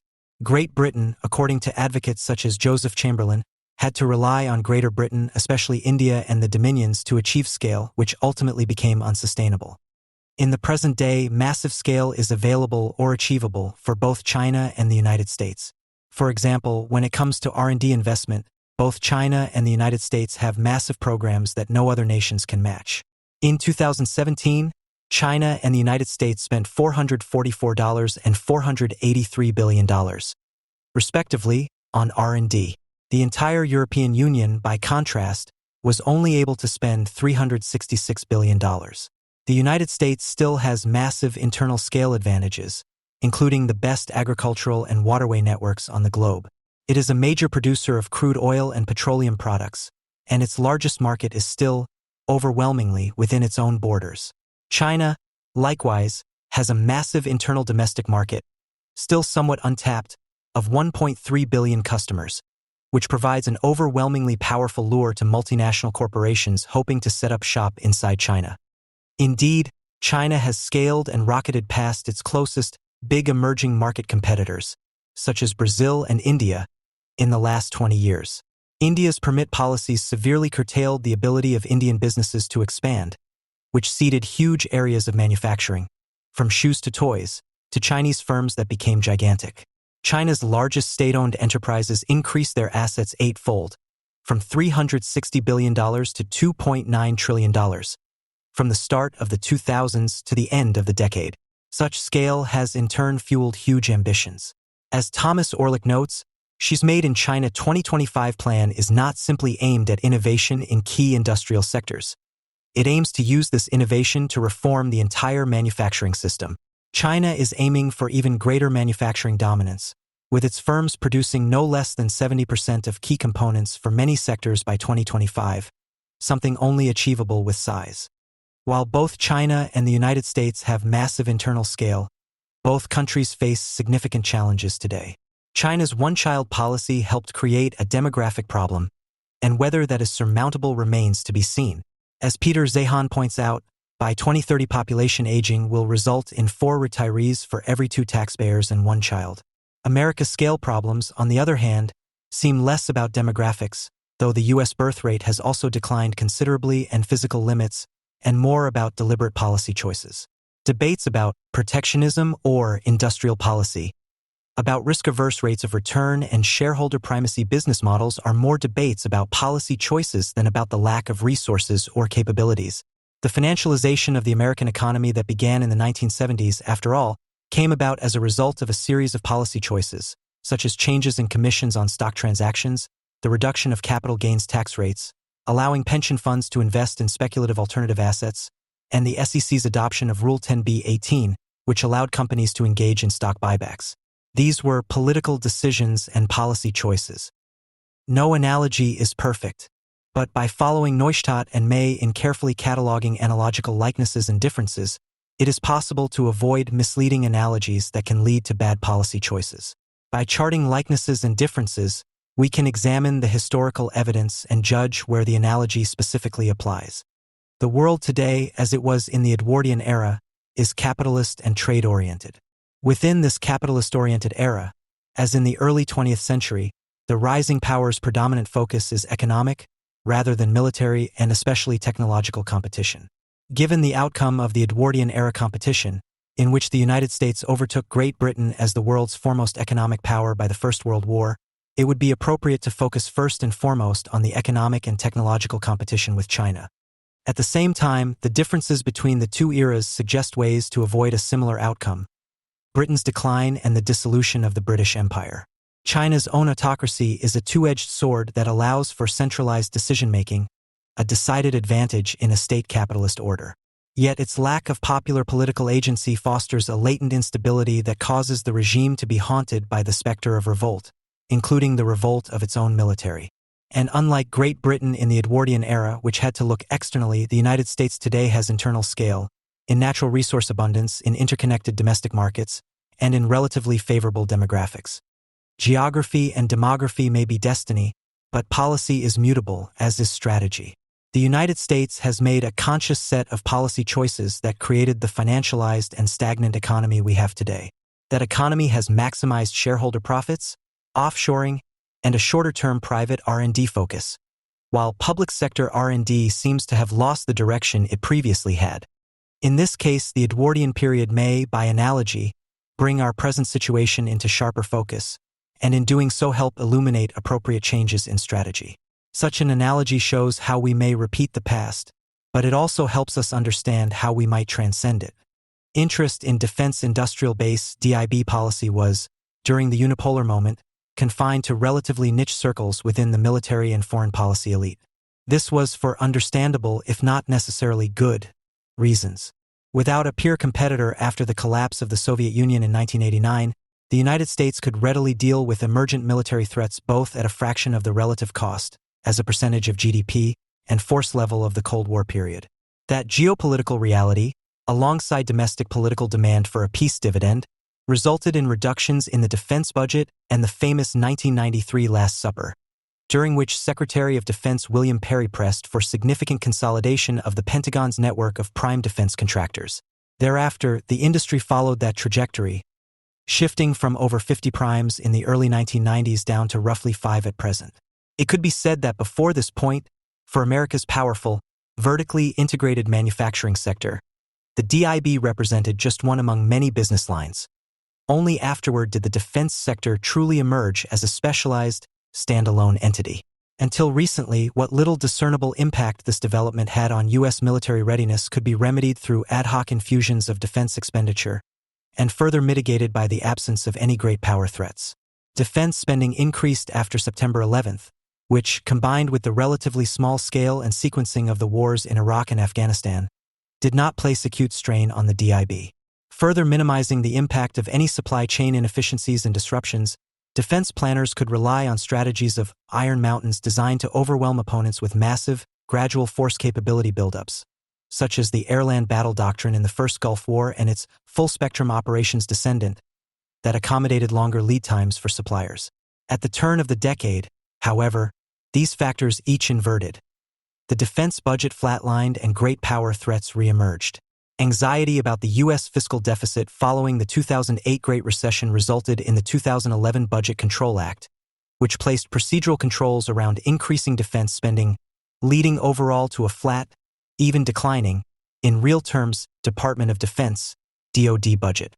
Simultaneously, increasingly aggressive behavior and an unprecedented military buildup by China's People's Liberation Army (PLA), particularly the 2013 onset of artificial island construction in the South China Sea, alongside the 2014 annexation of Crimea by Russian forces, signaled the return of great power competition, a fact initially telegraphed by the Obama administration's pivot to Asia and finally codified in the Trump administration's 2017 National Security Strategy and 2018 National Defense Strategy, which identified China as DoD's pacing threat and promoted a one-war force planning construct focused on winning the big war over simultaneity.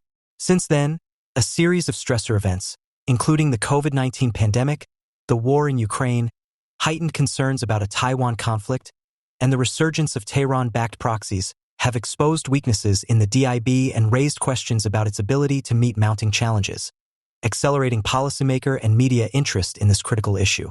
Even setting aside healthy policy debates over the relative strategic importance or linkage between the European, Indo-Pacific, and Middle Eastern theaters, it has become clear that the current DIB is ill-equipped to produce material adequate to satisfy plausible mission objectives in either theater, let alone both. Thus, DIB reform ranks among the most pressing U.S. national security priorities, and therefore deserves its still increasing share of public attention. Additionally, within a gridlocked political system, the issue is one of the few remaining areas of bipartisan interest and consensus.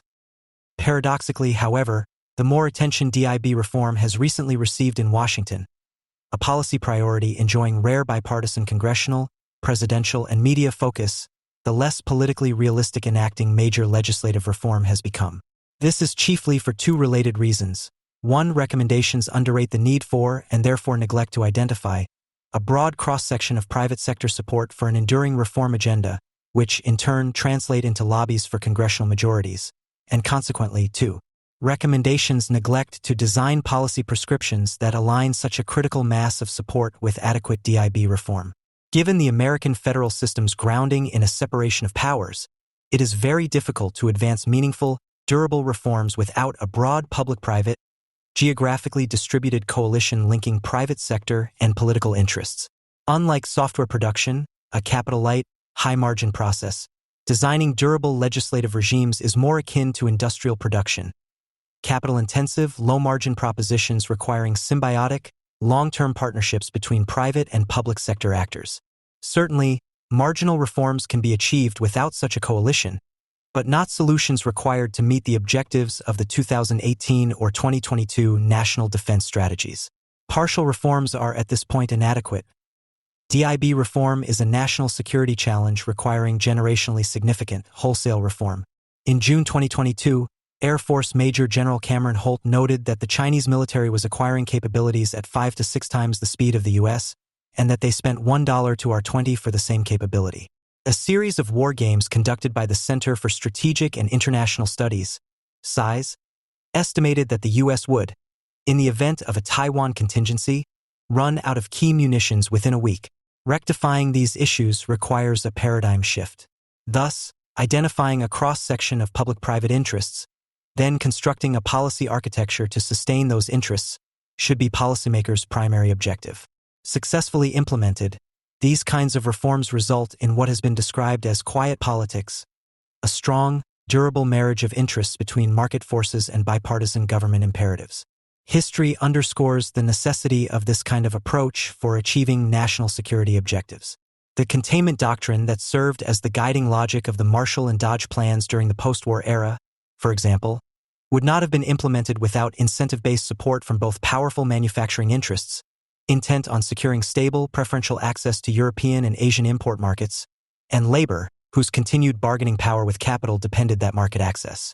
Similarly, the Reagan defense buildup and neoconservative pivot towards a form of rollback would not have been sustained without allies in the financial industry, which, increasingly deregulated, sought greater access to international investment markets, and the ascendant telecommunications and information technologies industries, which, also increasingly deregulated, sought access to economies of scale to expand network effects within international markets.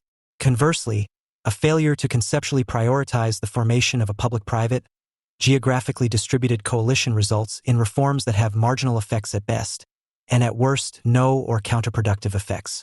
In practice, DIB reform proposals that fall short of that objective often take one of three basic shapes: technocratic adjustments and greater spending.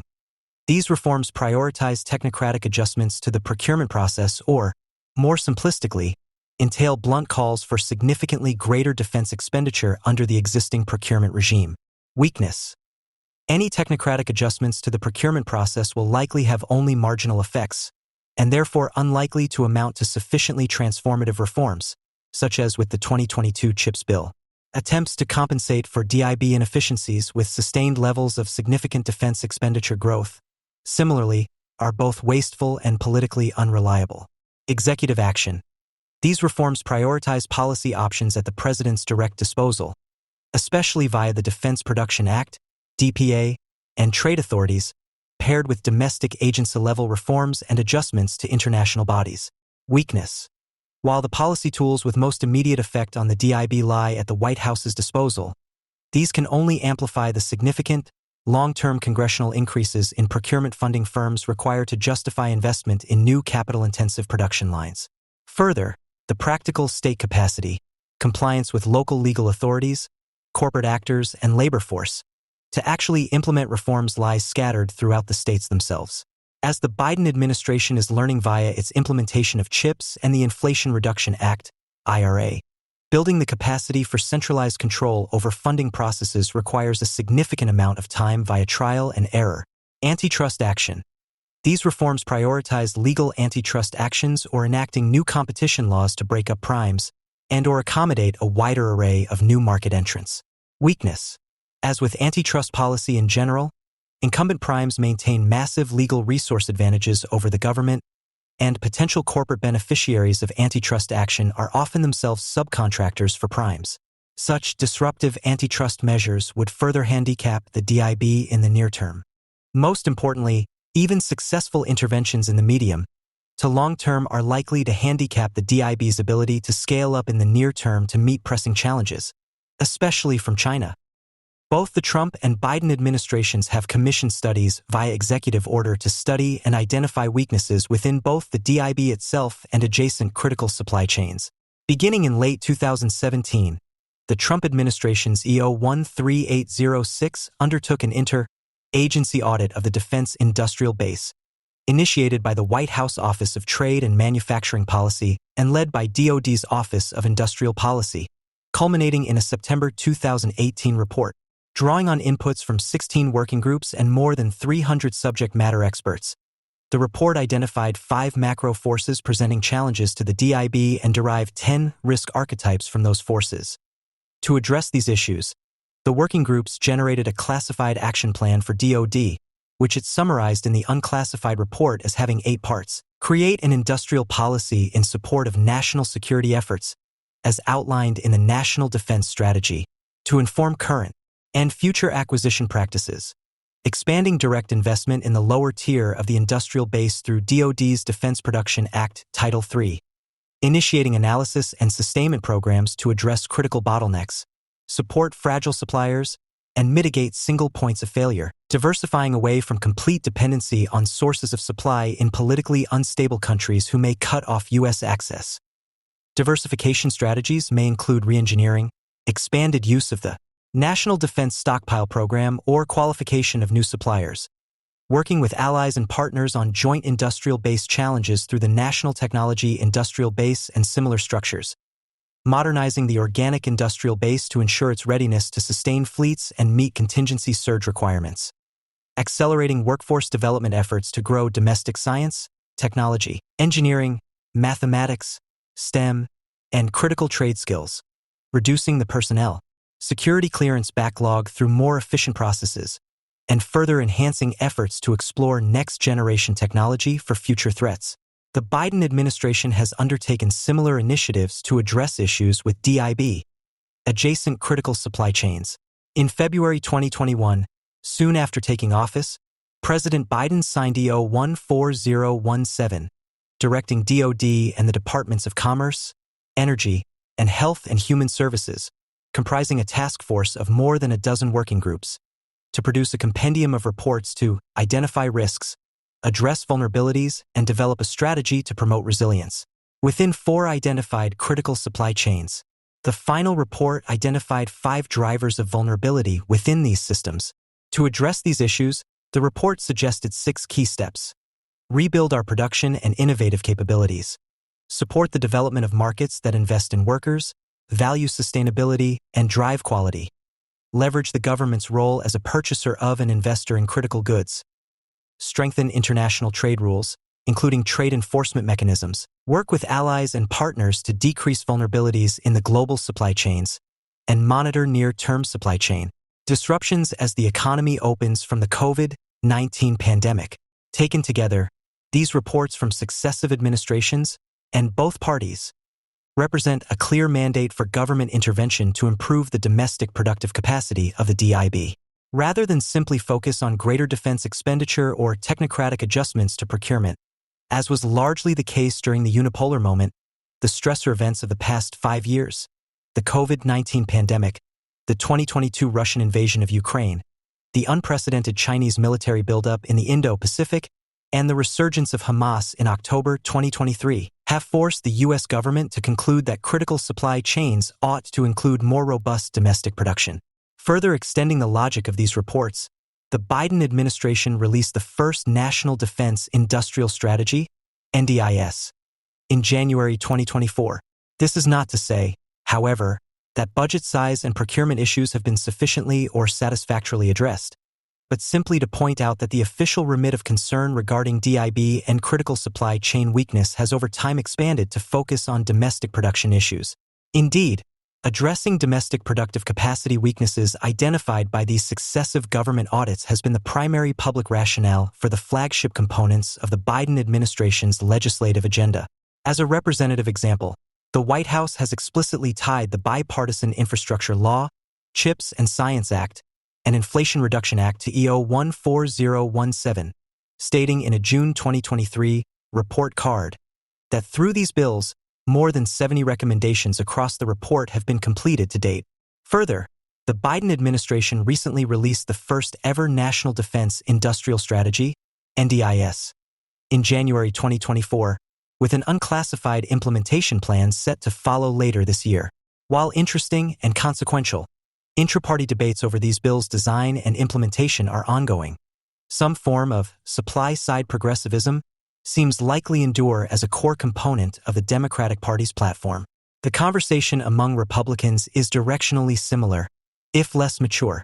In line with the Trump administration's EO 13806, Republicans have also identified DIB reform as a key priority for their next administration. This is true even across the increasingly diverse and fractious center-right coalition.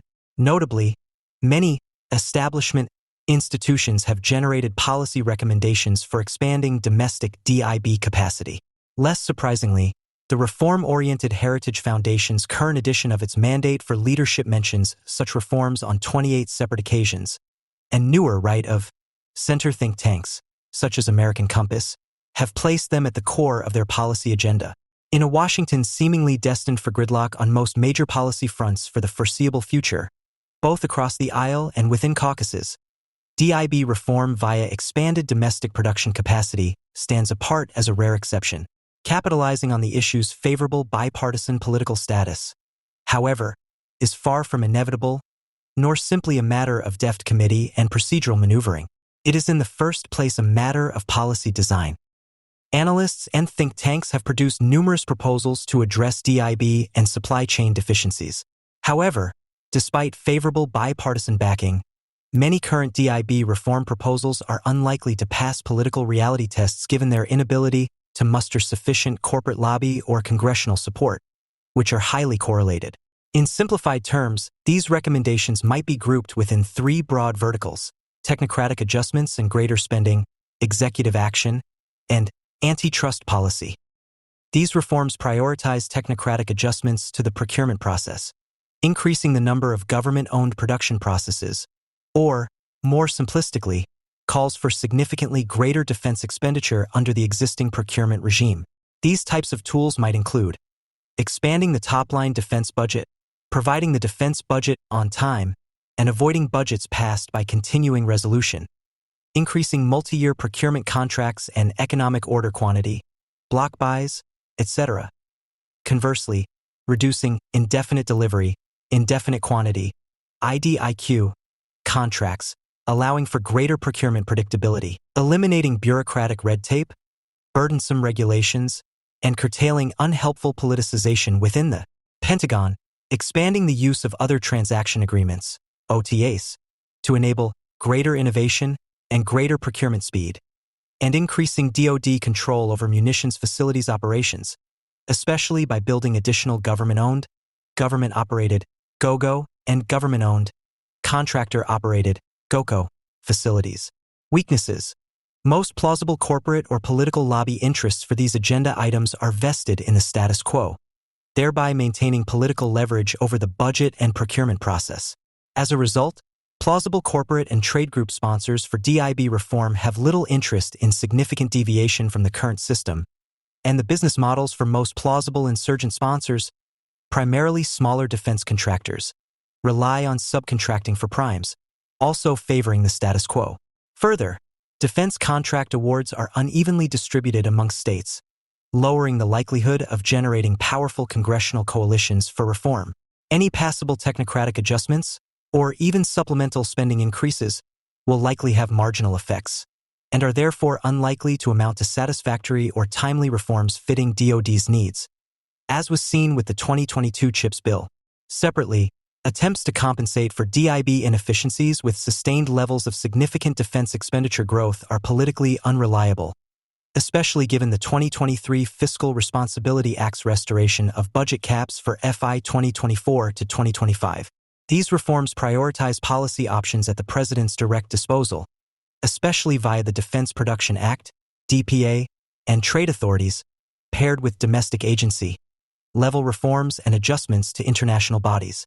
These types of tools might include expanding cooperation and harmonizing regulations with members of National Technology Industrial Base, NTIB, Five Eyes, Quadrilateral Security Dialogue, QSD, or AUKUS to expand coproductive capacity, enhancing cooperation and harmonizing regulations with members of Indo-Pacific Economic Framework, IPEF, to expand productive capacity, and creating a dedicated undersecretary and/or dedicated offices within the Department of Commerce to routinize and harmonize usage of DPA Title III, which authorizes appropriate incentives to create, expand, or preserve domestic industrial manufacturing capabilities for industrial resources, technologies, and materials needed to meet national security requirements. Weaknesses. The policy levers with the most immediate effect lie with the White House, but they are best seen as amplifiers of appropriated funds, not substitutes for it. For example, even as the Biden administration has used DPA tools to procure commitments from manufacturers to surge munitions production capacity, they cannot deliver on them without appropriated funds on the other end. Further, given the relative scarcity of GOGO and GOCO facilities, and that the practical state capacity and manpower to actually implement reforms at required scale requires financing support from Congress and, ideally, from the states, DPA tools alone will likely have marginal effects. Finally, while attempts to leverage the collective power of international bodies, such as NTIB, AUKUS, or IPEF, to address market destabilization might eventually be necessary, the combination of their highly technical nature and detachment from Congress make them suboptimal catalysts for reform. These reforms prioritize pursuing antitrust cases or enacting new competition laws to break up primes and/or accommodate new entrants. DoD undertook an internal review on the state of competition within the industrial base in February 2022, which might serve as a premise for these lines of effort. These types of tools include undertaking Federal Trade Commission, FTC, efforts to break up major defense primes, or at least limit further consolidation within the industry, ceasing contract-to-monopoly practices that award munitions large contracts to single manufacturers. Conversely, expand use of models based on U.S. Army's Medium Caliber Family Acquisition, MCFA, which spread awards to multiple facilities, and procuring the intellectual property for major end products, platforms, munitions, etc., and then contracting to multiple manufacturers and integrators for production. Weakness. As with antitrust policy in general, incumbents within a sector, in this case, defense primes, have massive legal resource advantages over the FTC, Department of Justice, etc., significantly degrading timely action and diminishing its effect. Further, even if these efforts had positive effects in the longer term, they would likely hamstring efficiently scaling up production in the near term.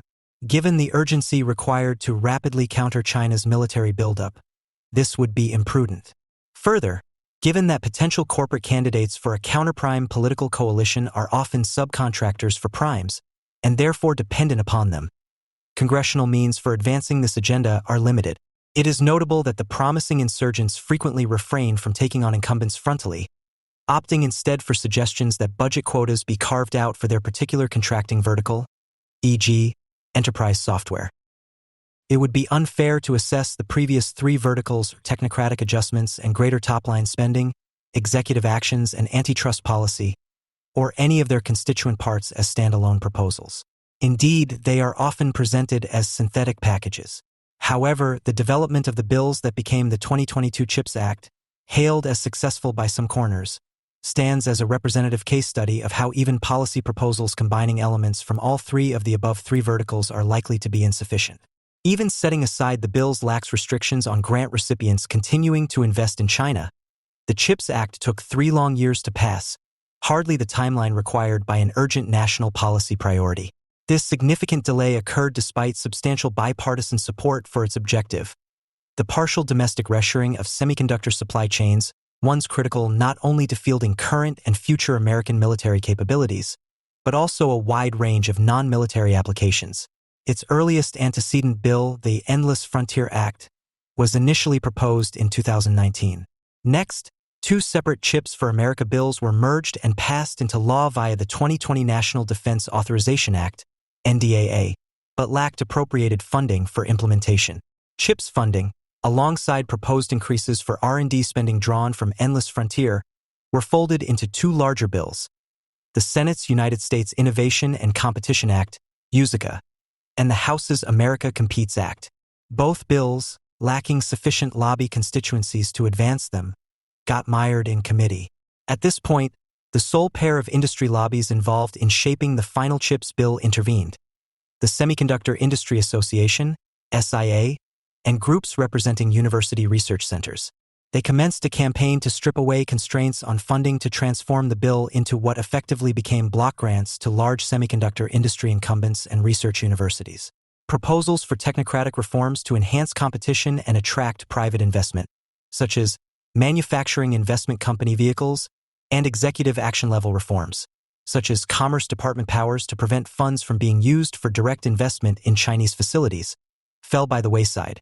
Further, there was little to no effort within this bill to also reshore the ultimate customers for the kinds of legacy chips that might be produced by CHIPS-funded facilities, particularly electronics manufacturers. Consequently, these projects will still largely rely on Asian, especially Chinese, demand for integration into higher-value, added systems and consumer electronics.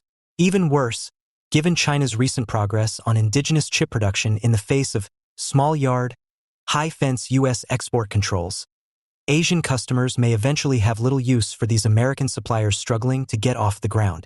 Taken as a whole, the key failure of this bill, despite its synthetic approach to the DIB reform verticals listed in the previous section, and despite substantial vocal bipartisan support for its objectives, was a flaw in its design. It lacked a public-private, geographically distributed coalition for substantial reshoring of the semiconductor industry. Over its 3-year history, the legislation failed to attract more than one major industry to its cause and, further, did not register profit-based motives for companies located in a majority of U.S. states.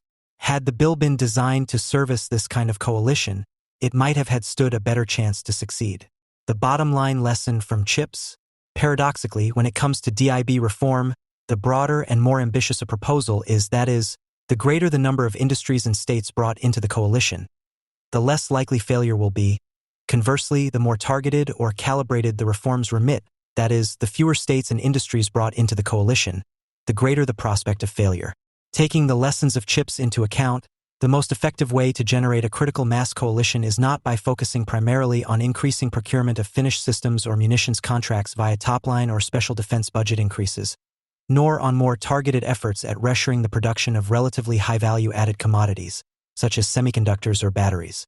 Rather, the reform package best adapted to generate the broadest possible corporate and state-based coalition is by focusing on strengthening what this report designates as the Defense Industrial Subbase (DISB), or the domestic market for fundamental lower value-added inputs for higher-value projects, such as metals, alloys, ores and compounds, minerals, plastics, oil, active pharmaceutical ingredients, APIs, and so forth.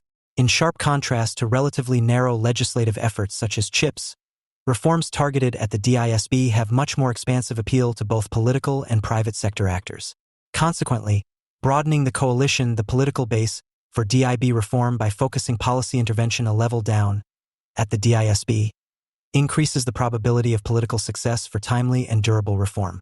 While private sector lobbies for higher value-added products and/or commodities tend to be highly concentrated both in terms of market share and geographic distribution, which limits their utility for attracting congressional support, focusing policy design on the DISB is, by comparison, a more effective avenue toward generating a lobby spanning necessary majorities of states and their legislators. This approach would recommend a policy model with the following features: a lower and stabilize prices by pulling demand forward for key inputs, building upon the current list of critical material reserves maintained by DoD's Defense Logistics Agency, DLA.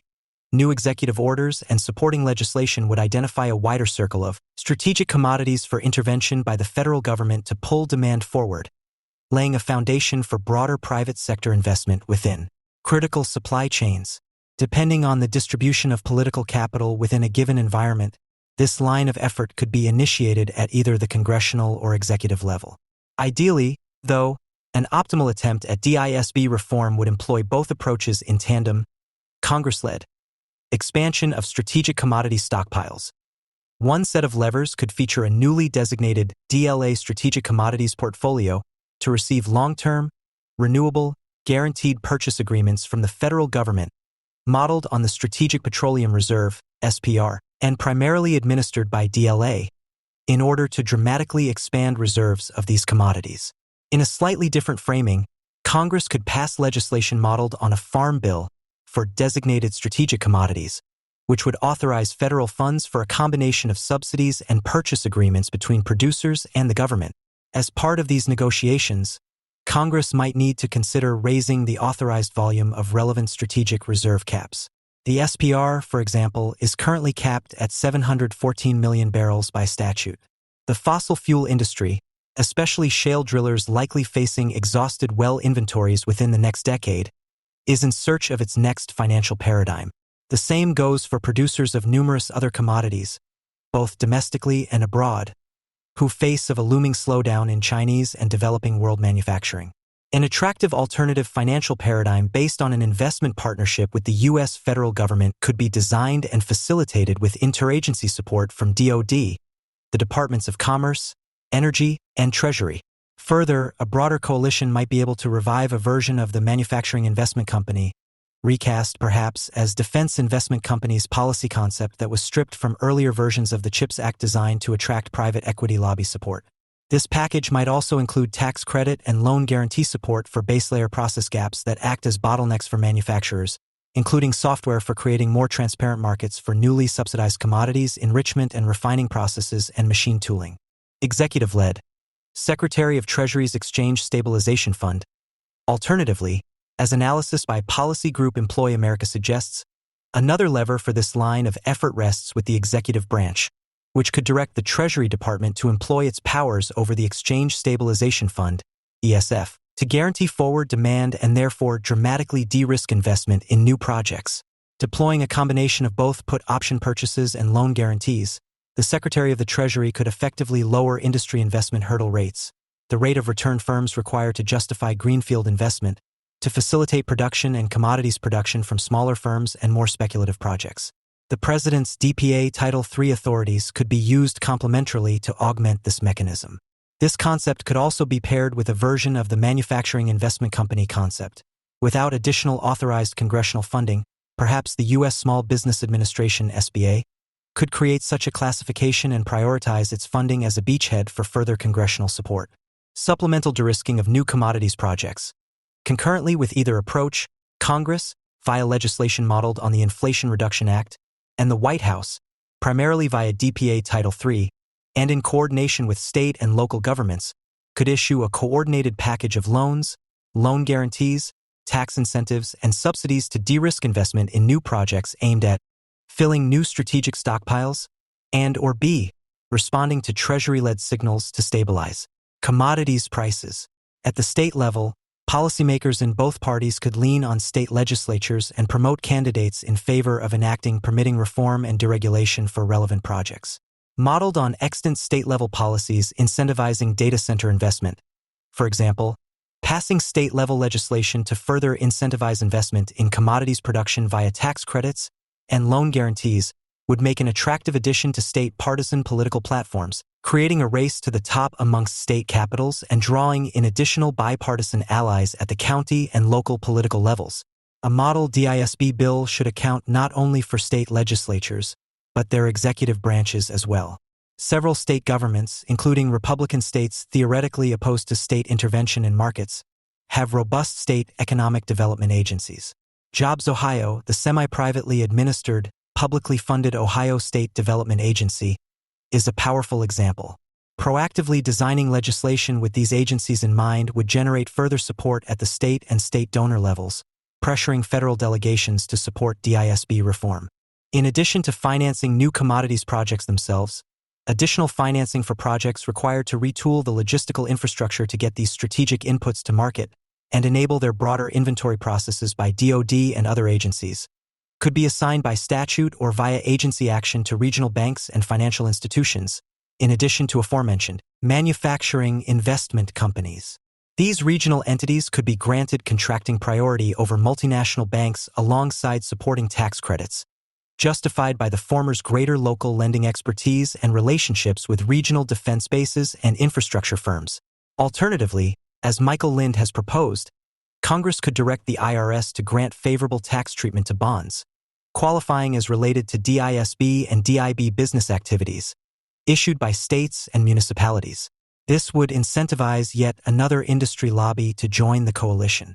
More ambitiously, a broad enough coalition may aggregate the political capital to institutionalize DISB reform funding as a renewable government resource in the form of a national bank. This could occur within the initial policy package or, more likely, once the architecture is more mature and has attracted more capital and users.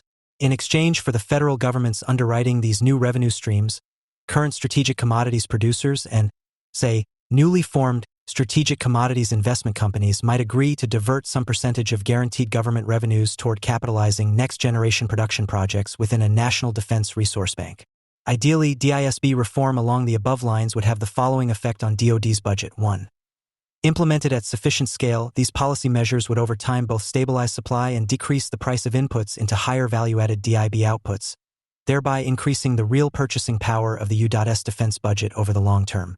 Specifically, implementing measures to guarantee lower input prices would necessarily initiate a statistical reevaluation of future cost estimates within DoD's Office of Cost Assessment and Program Evaluation, CAPE program, which reports directly to the Secretary of Defense, SecDef, and, via an 8-step project-based cost modeling protocol, informs the planning, programming, budgeting, and execution process, PPBE, within DoD. A directive from SecDef could accelerate this statistical update by triggering a snap audit to level-set CAPE benchmark estimates for inputs. These would be based upon the estimated price effects of the new policy package. SecDef would also issue a similar directive to the military branches, given that the acquisition arms of the Army, Navy, and Air Force, in addition to the Missile Defense Agency (MDA), maintain separate cost estimate handbooks in addition to CAPES. Ensuring that Congress, OSD, and the services are using standardized assumptions based on lower input costs would be crucial. Further, an executive order could speed the adoption of these new input estimates by the Congressional Budget Office, fully permitting Congress an evidence-based aegis for issuing new procurement contracts and expanding and accelerating existing production lines under a fixed defense budget topline. While versions of the above policy model might take T5 to T10 years to display real effects on the supply of commodities, the political signal and purchase guarantees of either Farm Bill or expanded DLA strategic reserve models might help bend futures markets downward, in turn guiding CBO/government actuaries to adjust cost estimates, thus giving Congress/DoD force planners greater concrete leverage to be more ambitious and aggressive at T0. More ambitiously, this policy model might also facilitate increased commodities exports to European and allied industrial bases, again expanding the real purchasing power of the aggregate DIB of U.S. and allied militaries. A full audit of the Defense Security Cooperation Agency, DSCA, which administers foreign military sales, FMS, and foreign military financing, FMF programs, might permit American commodity price supports for a combined allied DIB. Taken together, some combination of the DISB policy reforms above would broaden the political-industrial coalition to 4 sectors with broad geographic reach: defense contractors, commodities producers, private equity, and regional finance, as well as strong incentive-based ties between both elected representatives and bureaucratic officials on the state and federal levels. Given a broadly and intelligently applied strategic commodities label, the coalition of public-private incentives for elected representatives might encompass close to, if not all, 50 states. This powerful confluence of interests may be sufficient to underwrite the kind of generational DISB reform that U.S. national security policy, on a bipartisan basis, clearly requires, and create a new platform for plausibly advancing other DIB reform proposals that were previously politically unrealistic. By broadening the political electoral coalition described above, successful DISB reform could become the enabling platform for a further suite of DIB proposals. Pressing for greater real defense expenditure and DIB output, the reduced and stabilized cost of inputs would translate into greater potential supply of finished systems as discussed at greater length above, and proposals for greater defense spending would be more likely to succeed, given greater geographic distribution of constituencies benefiting from defense production, creating incentives for workforce training and promoting competition between new and incumbent firms/primes. Cheaper, more plentiful inputs would incentivize the pursuit of more efficient and/or novel forms of complex coordination, in turn creating greater incentive to train and credential the next generation of DIB manufacturing workers, constructing new GOGO and GOCO shipyards and facilities, as well as needed federal translational research institutes linking basic R&D to scale-up capacity. 58. The strong geographic distribution of a reformed DISB policy architecture would benefit more broadly from the construction and maintenance of these new public goods, in turn increasing the probability of broad congressional support for new GOGO/GOCO projects. Enhancing technocratic reforms to procurement processes, the resale of government stockpiled inputs would motivate corporate lobbies to engage in political compromises around drawing on these reserves, promoting greater emergency preparedness. DISB reform likely fails more gracefully than many other DIB reform options, as it would place the U.S. manufacturing base in a much stronger starting position than the status quo to quickly surge production than simply expanding the defense budget, and more effectively wielding executive branch powers. The executive's ability to support the domestic commodities market via measures such as the DPA, Section 301 trade authorities, and Treasury's ESF are likely to be most effective in complementing and amplifying the effect of congressional appropriations, not as a substitute for them.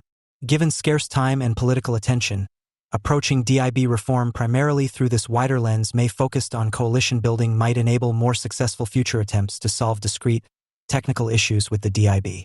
With a 50-state platform in place, defense issues would become more likely to rise to the top of the legislative agenda, driving the kind of sustained, virtuous cycle required to meet this pressing national security need. The United States now finds itself in a situation in which the range of threats it faces, above all from China, significantly outpaces its own power alone to deal with them. Fortunately, the United States has a vast web of alliances and partnerships to help it address these challenges. But, given the strategic deficits it faces, the United States needs its allies and partners to take a greater role in addressing these threats. Until recently, though, the contributions of most of these states to the security priorities the United States is concerned about, including some of the most important ones, have been relatively modest, if not in many cases negligible. But there is a potential world of difference between what allies and partners might in theory do in accordance with what the United States prefers and what they might actually do. Even further, there is a world of difference between what they might do left to their own devices and what the United States, with its enormous potential leverage, might be able to induce them to do. Naturally, it is in America's interest to get them to do more in ways consistent with future U.S. force structure in their respective theaters. This burden-sharing dynamic is a long-standing issue for the United States. To be fair, the United States pursued a kind of free-rider strategy of its own for most of its national history, until 1917 effectively relying on Great Britain and others to ensure a balance of power in Europe, which was for many centuries the world's primary theater. The United States contributed essentially nothing to that balance of power but rather focused on asserting its control over the North American continent and projecting power into neighboring areas, all while spending relatively little on defense. The problem turned on the United States in the post-World War II era. Despite near-constant U.S. prodding and a number of serious intra-alliance crises, the European NATO states never spent what Washington regarded as an adequate amount on defense during the Cold War. A similar dynamic obtained with Japan. Burden sharing was a major issue between the United States and its allies for a number of reasons, most prominently Americans' frustration at the perceived unfairness of inequitable spending and European failures to mount a sufficient conventional defense of NATO that would relieve the need for riskier nuclear strategies. Because of this, the burden-sharing problem received significant high-level and analytic attention during the Cold War.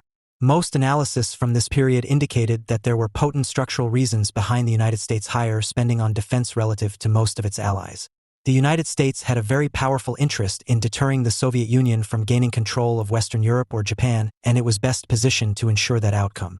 At the same time, the efforts of its smaller allies were relatively immaterial. Thus, many states in Europe, even though they shared that overriding U.S. interest, could take advantage of U.S. will and power to free-ride. Japan, meanwhile, was relatively secure behind American maritime supremacy in Asia, and the United States would defend it no matter what it did. Many U.S. allies gambled they would be protected despite free-riding, and they were ultimately right. the burden-sharing problem became a far less acute concern with the collapse of the Soviet Union. The USSR's demise resulted in a unipolar situation in which the United States essentially alone, along with relatively modest contributions from a few allies like the United Kingdom and Australia, could handle the range of military challenges to its alliance network, and do so at a fraction of defense spending levels it had sustained during the Cold War. In the post-Cold War period, then, burden sharing ceased to be a major issue, even though most U.S. allies sharply decreased their defense efforts from Cold War levels.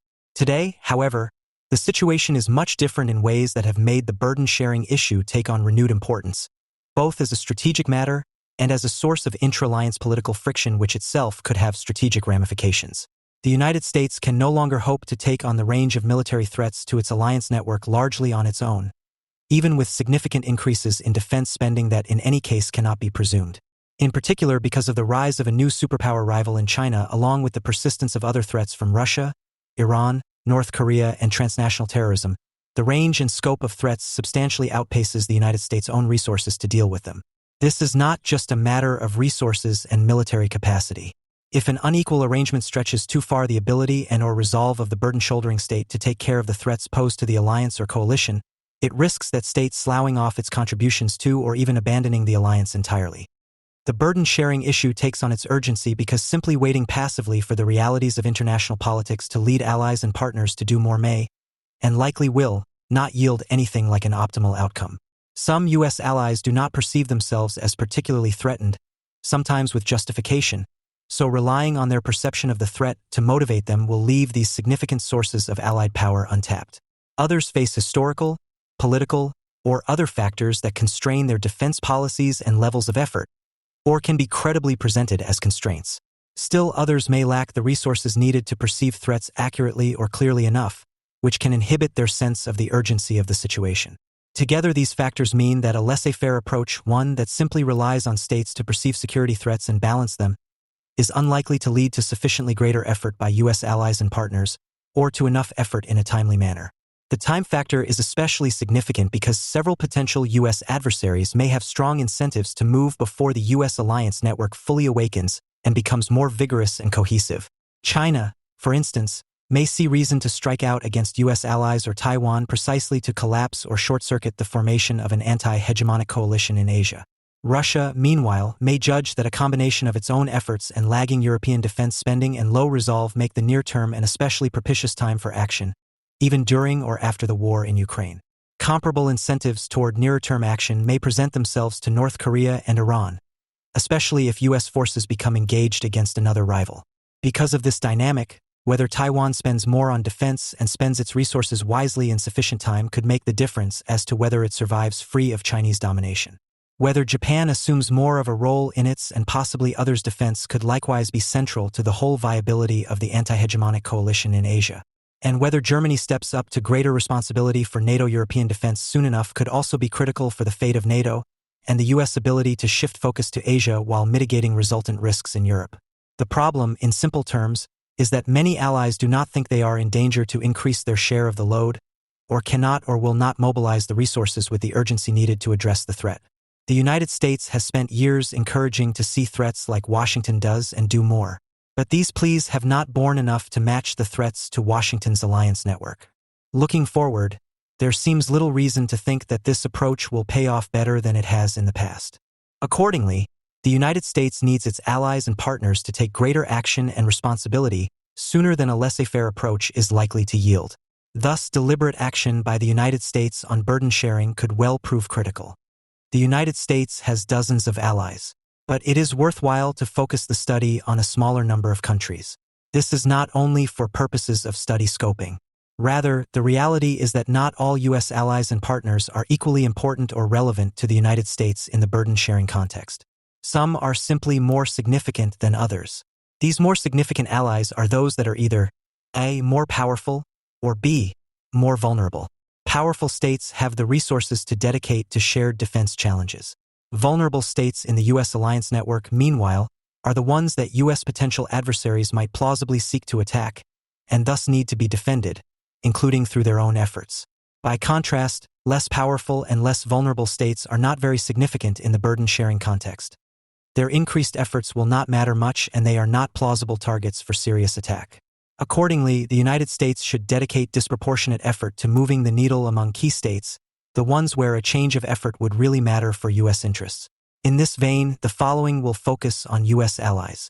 By definition, the United States is not bound to come to the defense of U.S. partners, such as India, Vietnam, or various Latin American countries. They therefore are not the focus of U.S. defense planning nor relied upon to come to the defense of those in the U.S. alliance network. Furthermore, because such countries are unable to rely on U.S. security protection, they tend to pursue far more independent and self-reliant security and defense policies, self-help. As a consequence, U.S. leverage over them is more limited. On the flip side, though, these states tend to do more for their self-defense than many U.S. allies. They both demand less in the way of U.S. security commitment and resources, and, at least those that perceive themselves as threatened, tend to do more on defense. Finland, for instance, has had a much more robust military capability than, say, Norway or Denmark. Meanwhile, U.S. partners that are not very threatened and lack significant power projection capacity, such as Brazil or Colombia, are highly unlikely to contribute much of anything to key U.S. security challenges in the priority theaters.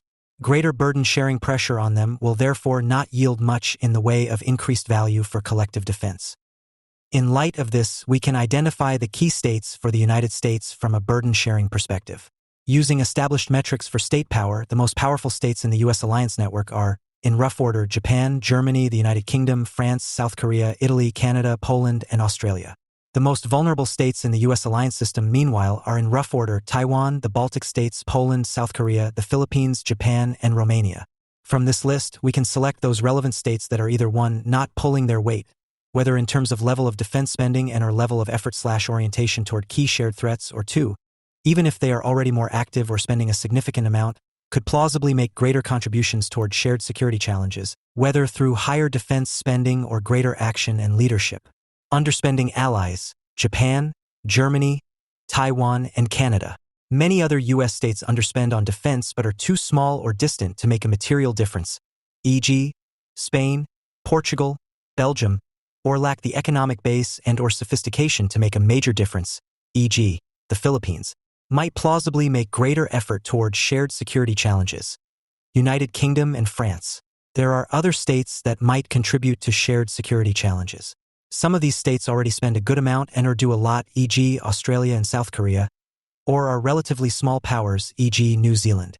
From a burden-sharing point of view, then, the most important states for the United States to work on are those that are especially powerful or vulnerable and that are not pulling their weight. These are the states that should be the primary focus of U.S. burden-sharing strategies. At the same time, if the United States can leverage greater or more strategically aligned effort from those that are willing to do more and can, that would also help.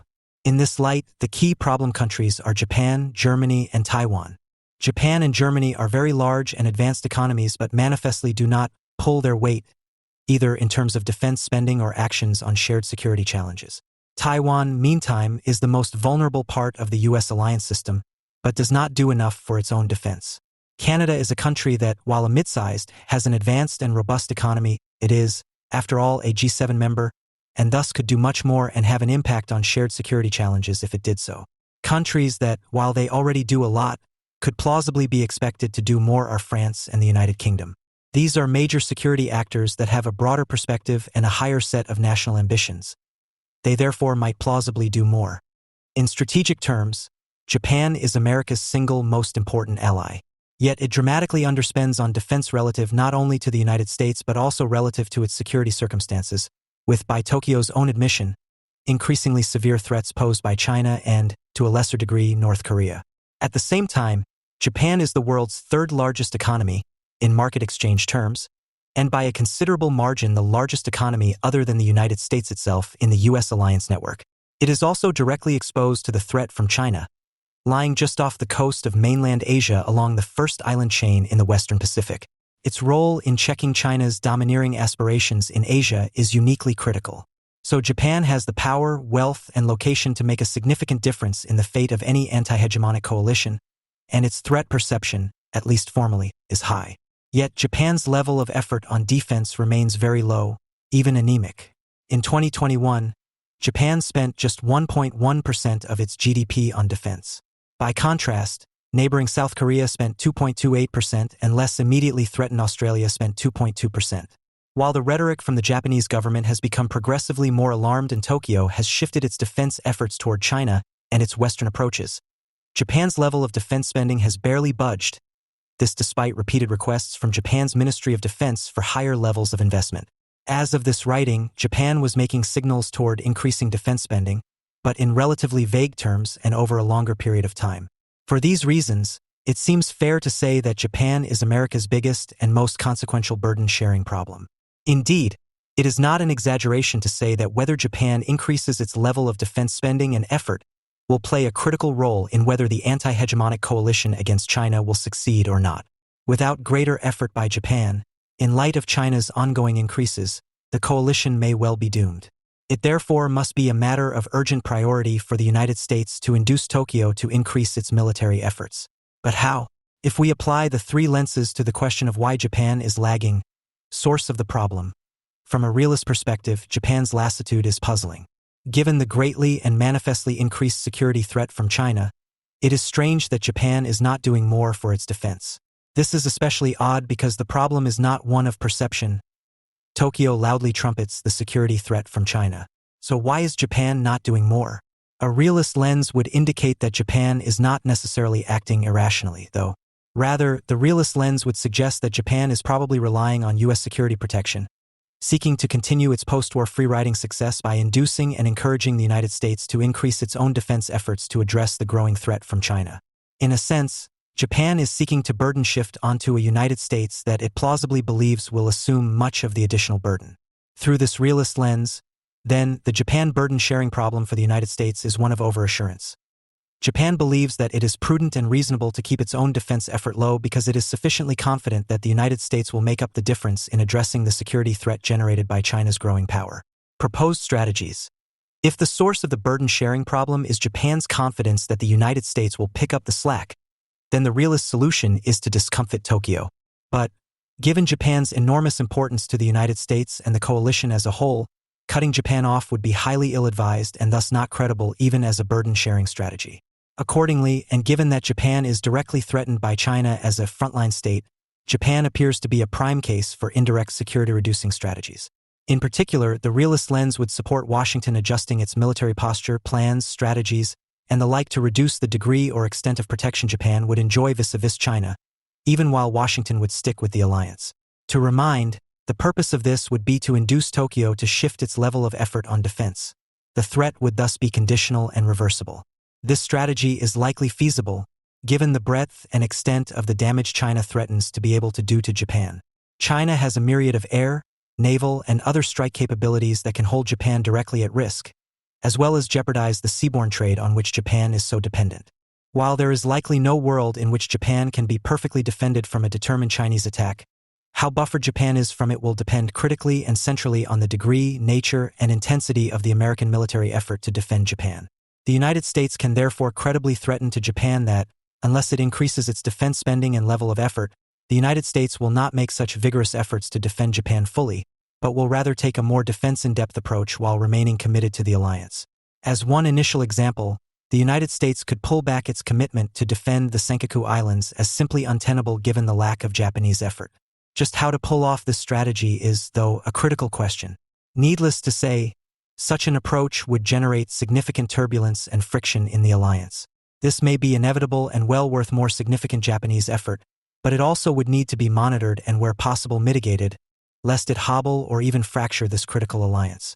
To avoid this, the United States might start out pursuing this approach quietly, without major fanfare, while communicating the direction of travel to the government in Tokyo. This would allow the government in Tokyo to see what was coming and, ideally, quickly and resolutely adapt.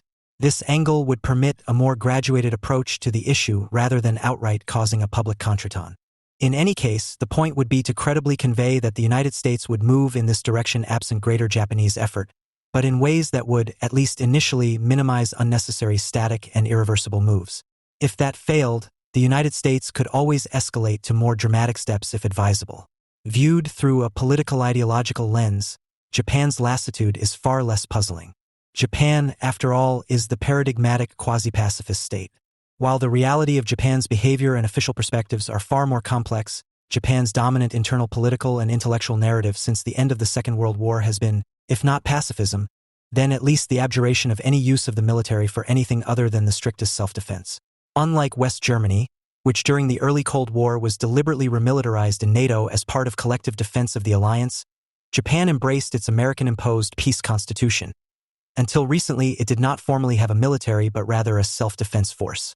As a result, while Japan's government has historically been more realistic in security/strategic terms, the broader national political culture is strongly influenced and constrained by anti-military, anti-intervention, and pacifistic elements.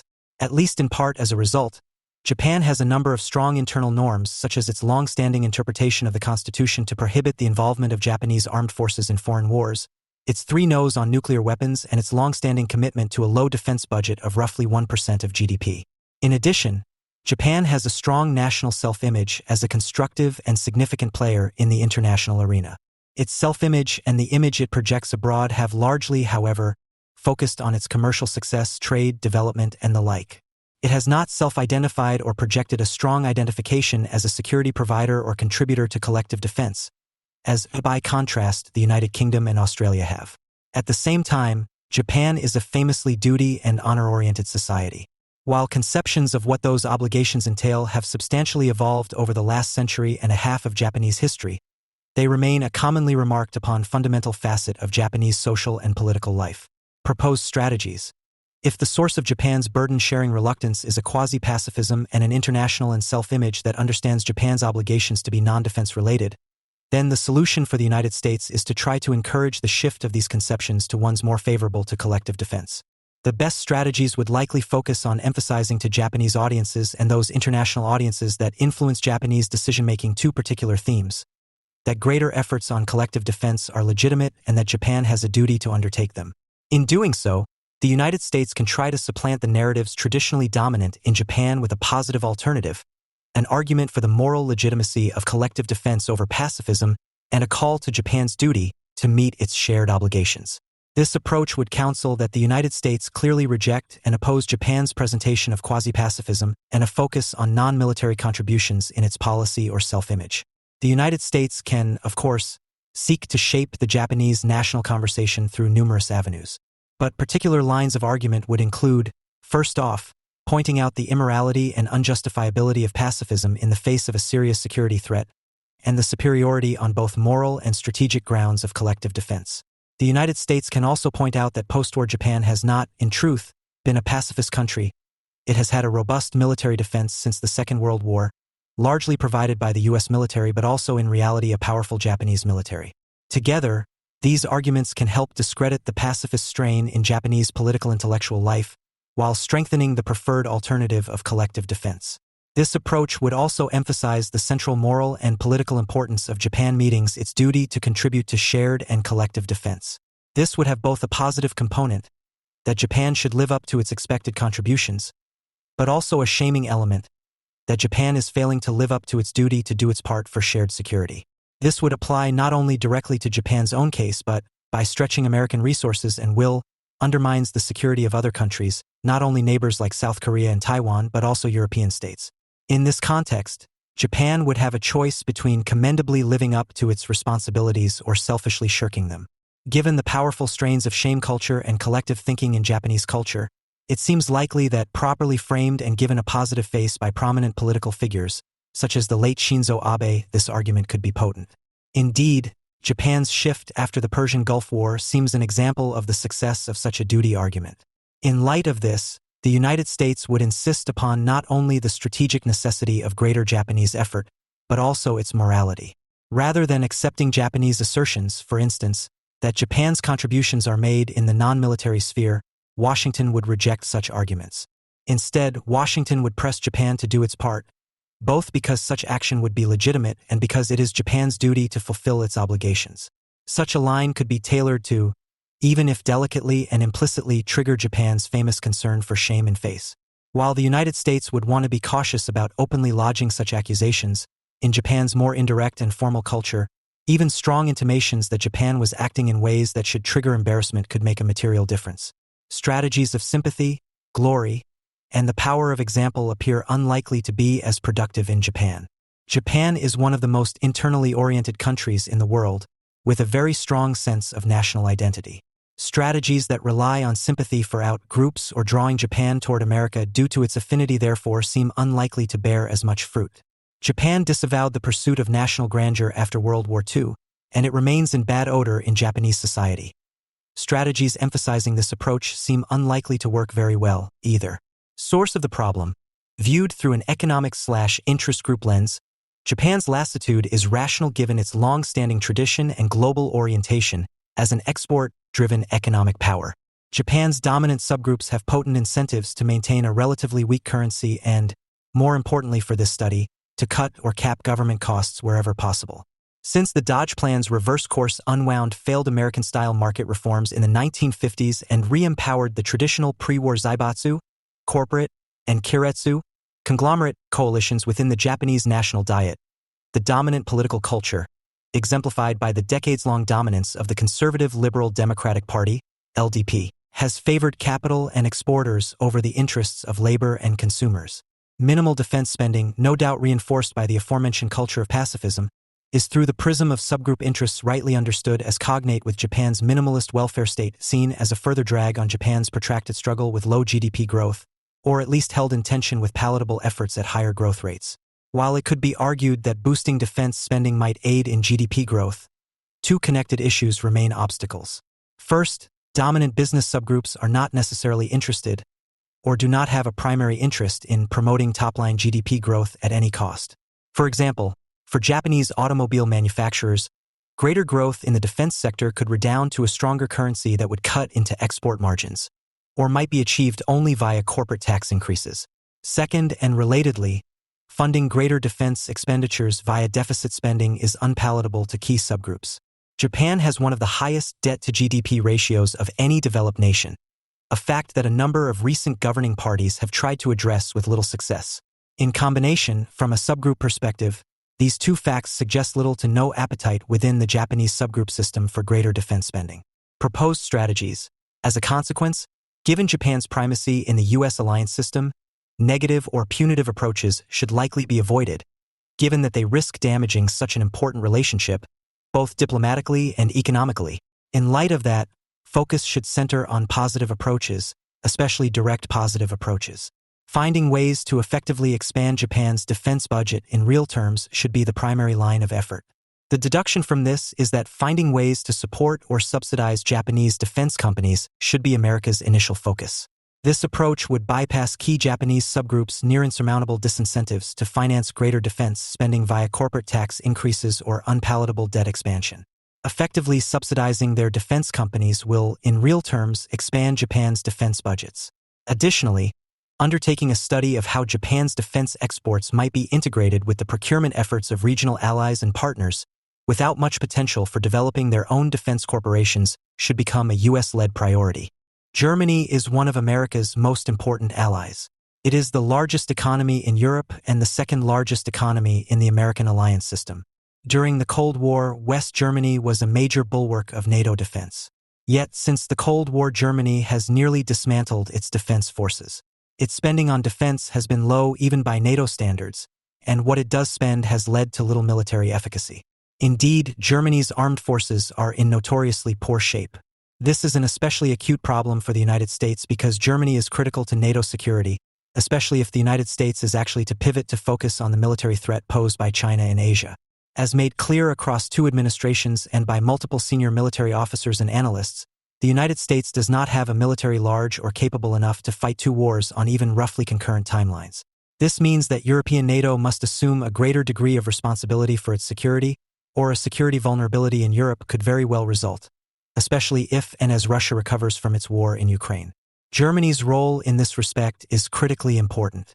Not only is it the largest economy in Europe, but it is also centrally located, adjacent or proximate to all of the key players on the continent, including the most threatened NATO states in northeastern Europe. Germany also plays a leading role in the European Union and other European bodies, and thus is a natural leader in Europe in terms of coordinating allied defenses. But until recently, Germany was, despite repeated prodding from the United States under the Obama and particularly the Trump administrations, largely recalcitrant on raising its level of defense effort. Indeed, Germany actually moved in the opposite direction in the early 2010s and only made modest, grudging increases in defense spending between 2014 and 2022 despite intense pressure from Washington and Berlin's own commitment to reach 2% of GDP spent on defense as part of the Wales summit. In the wake of Russia's invasion of Ukraine, however, Berlin suddenly shifted course, announcing a major increase in defense spending, among other initiatives. Often called a Zeitenwende, this appeared to augur a major shift in Berlin's policy on burden sharing and collective defense. The time since February 2022, however, has raised significant questions about whether Germany will sustain its pledges. It appears, therefore, that Germany will continue to be a challenge from a burden-sharing point of view. Applying the three lenses to Germany's behavior yields the following. From a realist perspective, Germany's behavior is not particularly surprising. During the Cold War, West Germany sat on the front line, so it was directly threatened. Moreover, given its strength, its contributions made a material difference not only in the ability of the alliance to defend against a Soviet bloc attack, but also in whether the Allies would agree to a forward defense, which was of vital importance to the Federal Republic.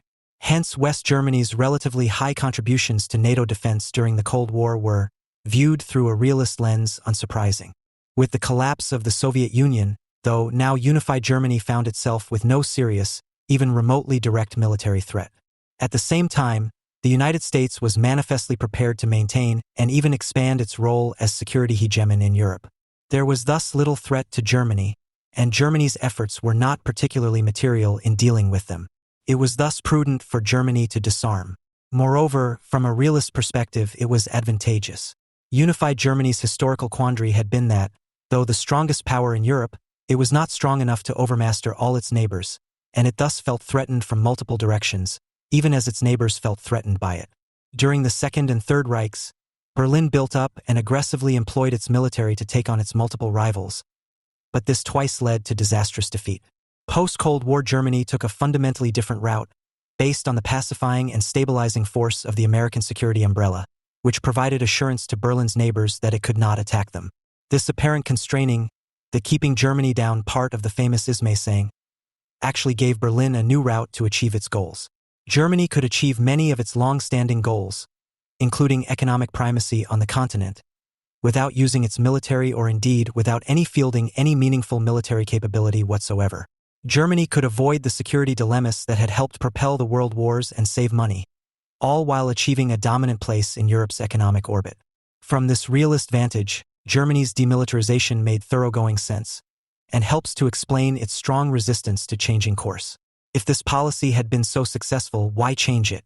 Russia's invasion of Ukraine caused Berlin to reassess this calculus, however, and to commit to substantially increased defense spending and changes in other policies that had constrained Berlin's ability to contribute to shared security challenges. That said, there are questions about how significant and lasting these changes will be. To the extent they have happened, though, there are strong indications that it has been a realist calculus that has driven Germany's changes to policy and spending levels, suggesting that the realist lens is very significant in Berlin's decision-making calculus. Most prominently, Chancellor Olaf Scholz's speech to the Bundestag in February 2022 announcing the increase in spending specifically pointed to the greater threat perception as the reason for Germany's increased defense spending. Viewed through a realist lens, then, the most significant driver of Germany's follow-through on its pledges to spend and do more will be the perceived threat from Russia. If the threat from Russia is seen to attenuate, the less Germany is likely to do. Indeed, there are already significant signals of German backsliding on meeting its commitments. Conversely, if the threat from Russia is seen to be sustained or increase, then Germany is likely to do more. Relatedly, if the American defense umbrella is seen to be thinning in ways that make the threat from Russia more pointed, that could also be material in Berlin's calculus. Proposed strategies. From a realist point of view, then Germany's unwillingness to bear its share of the collective defense burden is a difficult problem to solve. Cutting off Germany as an ally does not make strategic sense, given the country's importance and size. Doing so would leave a gaping hole in the middle of NATO. Therefore, the threat to do it is likely to be incredible in any case. But more indirect risk exposure strategies will also be difficult to employ on Germany. Russia's ability to threaten Germany, at least with conventional forces, is real but limited. U.S. actions are unlikely to result in significantly greater Germany defense exposure. Indeed, the withdrawal of significant U.S. forces from Germany, while likely necessary on strictly military optimization grounds, will not really increase Germany's overall vulnerability, given that Poland stands between it and Russia. Indeed, Such a withdrawal might actually make Germany less of a target for Russia by reducing the number of U.S. military forces operating from the country. In light of this, the most effective realist-grounded policy Washington can pursue is likely to relate to Europe as a whole, rather than just Germany. Since Germany is so difficult to narrowly tailor a strategy toward, the best option for the United States is likely to emphasize the limited and declining ability of the United States to defend Europe as a whole. This is credible. The United States currently lacks, and for the foreseeable future will lack, the military capabilities to fight China and Russia on even roughly concurrent timeframes. There is real scarcity in key areas like precision munitions, logistics, long-range bombers, attack submarines, space, and the like. As a matter of necessity, this means the United States will have to prioritize between these two regions, whether avowedly or not. And two national defense strategies in succession have directed that China and Asia will be the priority. As a logical consequence, then, the United States will prioritize Asia. This will by necessity leave some degree of vulnerability in Europe.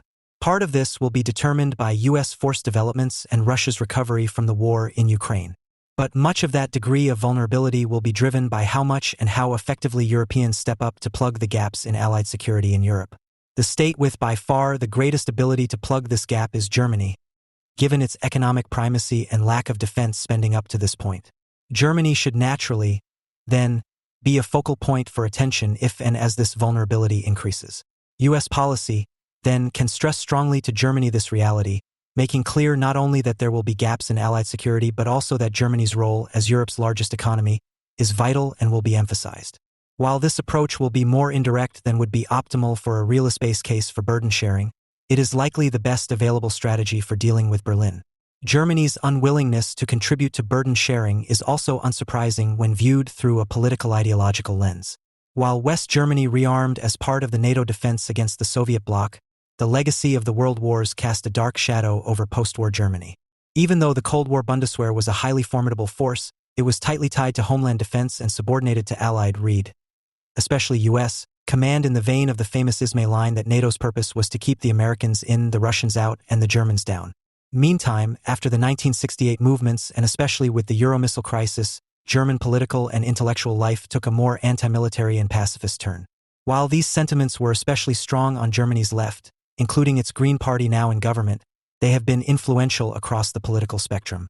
This hardened as an ascendancy after the collapse of the Soviet Union removed the direct military threat to Germany. The rapid and peaceful collapse of the Soviet Empire strengthened the tendencies in German political and intellectual life that discounted the role of military force while stressing the role of dialogue, engagement, and even the end of history.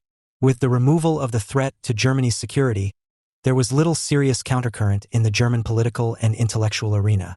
That said, German political intellectual life is not, of course, monochromatically pacifist.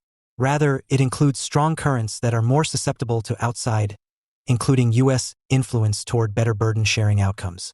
These include a legacy sense of commitment and gratitude to the NATO alliance and the European project, as well as a broader sense of Germany's post-war national purpose being to advance the security and stability of the region rather than, as in the pre-1945 era, exploit and dominate it.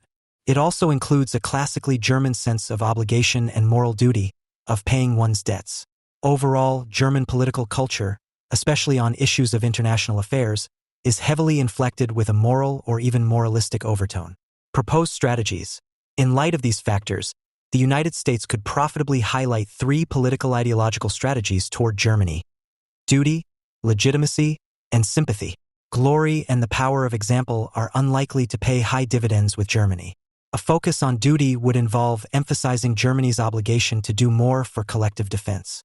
This emphasis on obligation could include both a general duty to contribute to Europe's collective defense, from which the Federal Republic has benefited so much, as well as a narrower focus on the importance of Germany paying its fair share financially. The first line would emphasize that contemporary Germany has a deep obligation to contribute to the security of Europe. This would be consistent not just with Germany's size and wealth, but with its self-image as a responsible and moral state, one that is a critical contributor to collective goods. This theme of Germany conceiving of itself as a contributor to European well-being is deeply embedded in German political life across the political spectrum. Moreover, it is a particular responsibility because the Federal Republic has benefited more from collective defense than any other state, despite Germany's legacy. NATO defended West Germany during the Cold War, when the FRG was the front line with the Soviet bloc. NATO and confidence in collective defense were critical ingredients for the unification of Germany at the end of the Cold War. And NATO's expansion has created a more secure strategic environment for Germany than it has ever experienced. At no time in its history have Germany's security concerns been so distant. Accordingly, because it is such an enormous beneficiary of NATO collective defense, probably the primary gainer, Germany naturally has a clear obligation to contribute, at least to its pledged level of 2% of GDP.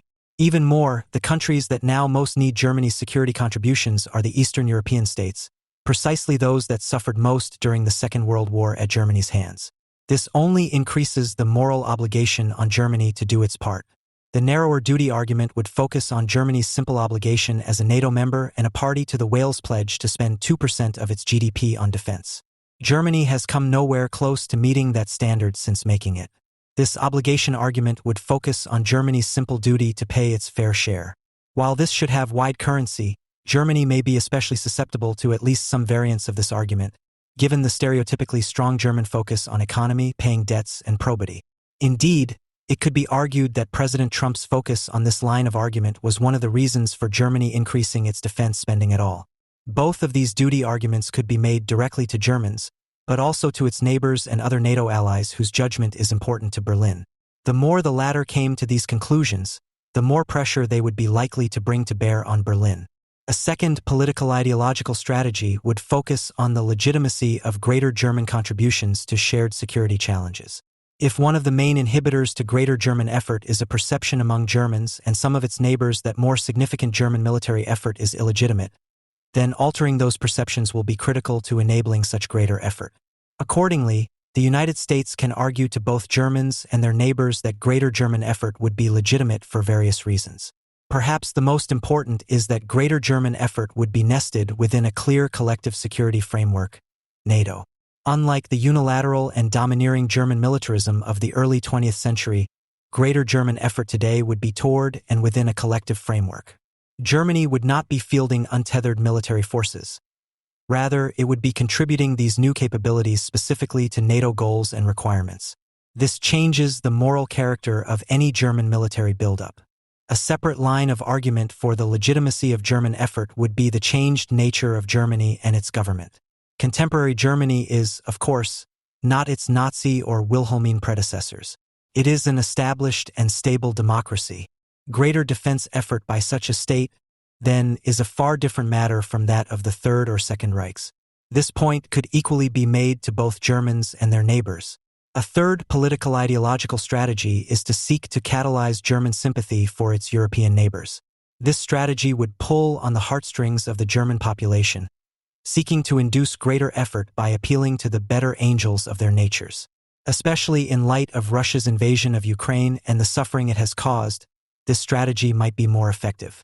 This strategy seeks to prompt action by appealing to the pity and altruism of Germans. It is distinguished from the duty approach, which has an obligatory element. This strategy is more fundamentally effective. This strategy may have a considerable effect because there is a strong current of humanitarianism and international altruism in German politics and intellectual life. Whatever the reality of how much Germany has done, many Germans appear to want to help those suffering. This strategy would appeal to that desire. In many ways, through the prism of key subgroups, the reasons for German lassitude are similar to Japan's. Given its own long-standing tradition and global orientation as an export-driven economic power, Germany's dominant subgroups have potent incentives to maintain, in relative terms, a weak currency and, more importantly for this study, to cut or cap government costs wherever possible. Since the Marshall Plan, administered through the Economic Cooperation Administration, ECA, re-empowered manufacturing coalitions within the Bundestag, the dominant German political culture has favored exporters over the interests of labor and both German and EU consumers. Minimal defense spending, no doubt reinforced by a historically conditioned culture of pacifism, is seen through the prism of subgroup interests rightly understood as cognate with Germany's focus on minimizing labor's economic and, therefore, political power, most recently exemplified the Hartz reforms in the early 2000s. Just as with Japan, while it could be argued that boosting defense spending might aid in German GDP growth, two intertwined challenges pose serious obstacles. First, dominant business subgroups are not necessarily interested, or do not have a primary interest in promoting top-line GDP growth at any cost. For example, for German automobile manufacturers, greater defense sector growth could redound to a stronger currency that would cut into export margins, or might be achieved only via corporate tax increases. However, secondly, funding greater defense expenditures via deficit spending is unpalatable to key centrist subgroups. German debt is relatively low for developed countries, but it has a debt brake that was written into its constitution in 2009 in the wake of the financial crisis. While centrist governing parties have stuck by it, the Green Party has become critical of this mechanism as it prevents greater expenditure on green energy projects. Even if the mechanism were lifted, however, aligning strict ESG-guided European banks with greater defense spending may prove an uphill battle. As with Japan, given Germany's centrality to U.S. force posturing in Europe, negative or punitive approaches should be avoided, given that they risk damaging such an important relationship both diplomatically and economically. In light of that, focus should likely center on positive approaches, especially direct positive approaches.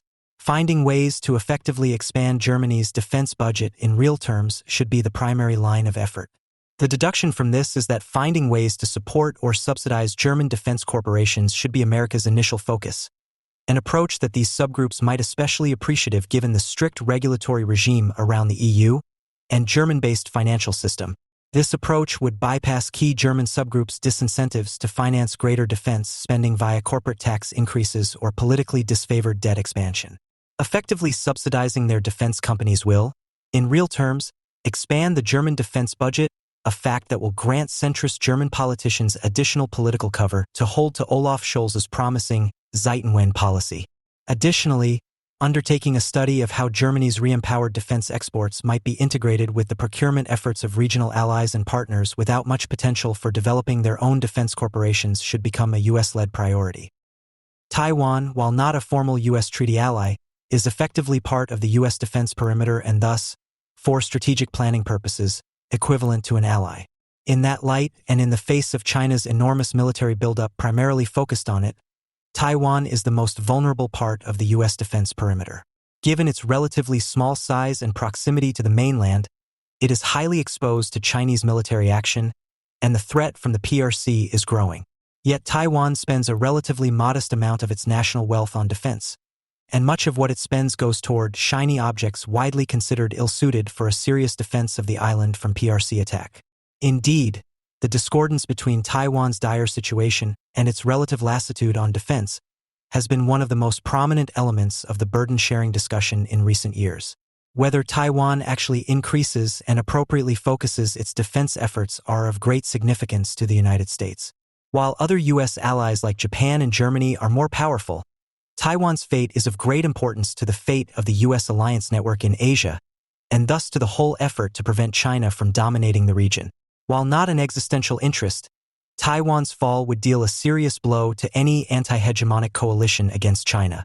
At the same time, Taiwan is China's best target and thus its most likely. Taiwan is the most vulnerable to Chinese attack among countries within the U.S. defense perimeter. Taiwan is therefore China's best target and thus its most likely. Moreover, Taiwan's own efforts to augment its own defenses matter a great deal. How much and how well Taiwan invests in defense will be of signal importance to how difficult and costly it would be to defend Taiwan from China by the United States, and indeed whether it is defensible at all. If Taiwan spends more and spends it wisely, it will be easier and less costly for America to help defend it, and the reverse also holds. Indeed, whether Taiwan is defensible at all is in large part a matter of how much and how wisely Taiwan spends and does for its self-defense. As a result of these factors, Taiwan's defense efforts are among the most, if not the most important burden-sharing issue for the United States. Yet, despite the acute danger it faces, Taiwan's level of effort on defense remains very low, even anemic. In 2021, Taiwan spent just 1.7% of its GDP on defense, even as China increased its spending to more than 22 times what Taiwan spent. In 2022, that number only increased marginally, to 2.3% of GDP. Even worse, most assessments indicate that Taiwan continues to spend what it does allocate to defense suboptimally, on shiny objects better suited for symbolism rather than the asymmetric capabilities optimal for self-defense against invasion and blockade. For these reasons, it seems fair to say that Taiwan is America's most acute burden-sharing problem. Indeed, whether and how much Taiwan increases and focuses its defense efforts is likely to be a key driver of whether a war with China over the island happens and, if it does, how the United States and its allies would fare in it. It therefore must be a matter of urgent priority for the United States to induce Taiwan to increase its military efforts and focus them more optimally on its own self-defense. But how? Applying the three lenses to the question of why Taiwan is lagging. From a realist perspective, Taiwan's relative inaction is highly puzzling. In some ways, it is genuinely staggering. Taiwan is acutely threatened. It is one of the countries in the world most directly and severely threatened by a great power. Yet its defense spending has remained anemic even as China's has grown by leaps and bounds, and with the PLA's top focus being the ability to attack and subordinate Taiwan itself. Taiwan's lassitude is even more puzzling because, unlike full-fledged U.S. allies, Taiwan does not enjoy a clearly unequivocal U.S. commitment to its defense. For the decades following the switch of recognition from Taipei to Beijing, Washington adhered to a policy of strategic ambiguity, remaining stuttedly vague about whether it would come to Taiwan's defense in the event of a Chinese attack. And though Washington has increasingly moved toward a declaratory policy committing itself to the defense of Taiwan, Washington has at least formally stood by the traditional policy of strategic ambiguity, even after several statements by President Biden that the United States would defend the island. This ambiguity would seem to indicate that Taiwan should not be confident it could rely on U.S. defense, and thus it could not seriously expect to free ride. If free riding is refusing to pay one's fair share because one knows the security will be provided, then that approach cannot really follow if one is not confident one will be defended. Yet Taiwan's relative passivity remains. According to conventional realist theory, a threatened state that wants to maintain its autonomy, as Taiwan's political leadership and polling suggest it does, should arm up to defend itself, and indeed be willing to spend a great deal to do so. Small Israel and Finland, for instance, have built up powerful defensive militaries to protect themselves, and have strong national traditions of military service to underwrite that goal. Even Switzerland has a strong national defense tradition. Nor does Taiwan lack a national military tradition. The Republic of China has a strong military tradition going back to the early 20th century, including the war against Japan and the civil war against the communists, among others. Chiang Kai-shek was, after all, known as Generalissimo. So what is going on? Probably the strongest explanation through the realist prism remains, despite its imperfect fit, the free-riding one. A realist explanation assumes Taiwan seeks to protect its security, and the threat from China is very clear. So the realist prism must judge that Taiwan assumes its security will come from somewhere. The most natural explanation through the realist prism is that Taiwan assumes that the United States, while not clearly and unequivocally committed, is sufficiently likely to come to Taiwan's aid such that Taiwan can afford to underspend on defense and spend what it does allocate inefficiently. Alternatively, though, Taiwan, especially key Taiwanese military and security leaders, may simply not adequately appreciate the threat, despite its mounting evidence. If, as with Japan, the source of the burden-sharing problem is Taiwan's confidence that the United States will protect it sufficiently to justify continuing its defense lassitude, then the solution is to discomfit Taiwan and to reduce any lingering misunderstanding or uncertainty about the scale of the threat China poses to the island. To the latter, the United States can actively share information and assessments likely to reduce such misconceptions. To the second, but unlike with Japan, the United States can pursue the full range of realist burden-sharing pressure strategies. This is for two reasons. First, Taiwan, while very important to the U.S. anti-hegemonic coalition, it is not truly an existential interest for the United States, and second, the costs of defending Taiwan if it remains lax will be very high and possibly prohibitive for the United States and its allies. Keeping Taiwan in the U.S. perimeter would be the ideal outcome. Taiwan's loss would be a major blow to the anti-hegemonic coalition and likely significantly impair U.S. efforts to balance against China. The United States may still be able to do so, however, even if Taiwan is lost. Therefore, while the United States should seek to prevent Beijing from invading and seizing Taiwan, it can and must also prepare for a world in which Taiwan is lost. Meanwhile, time is short and the situation is very urgent. This set of factors suggests pursuing the full range of realist strategies vis-a-vis Taiwan and pursuing them aggressively.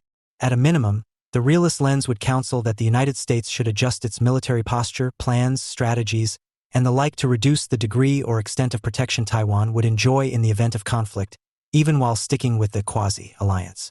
This strategy is highly feasible, given the breadth and extent of the damage China can wreak on Taiwan. China has a myriad of air, naval, and other strike capabilities that can hold Taiwan directly at risk, as well as jeopardize the air and seaborne trade on which Taiwan is so dependent.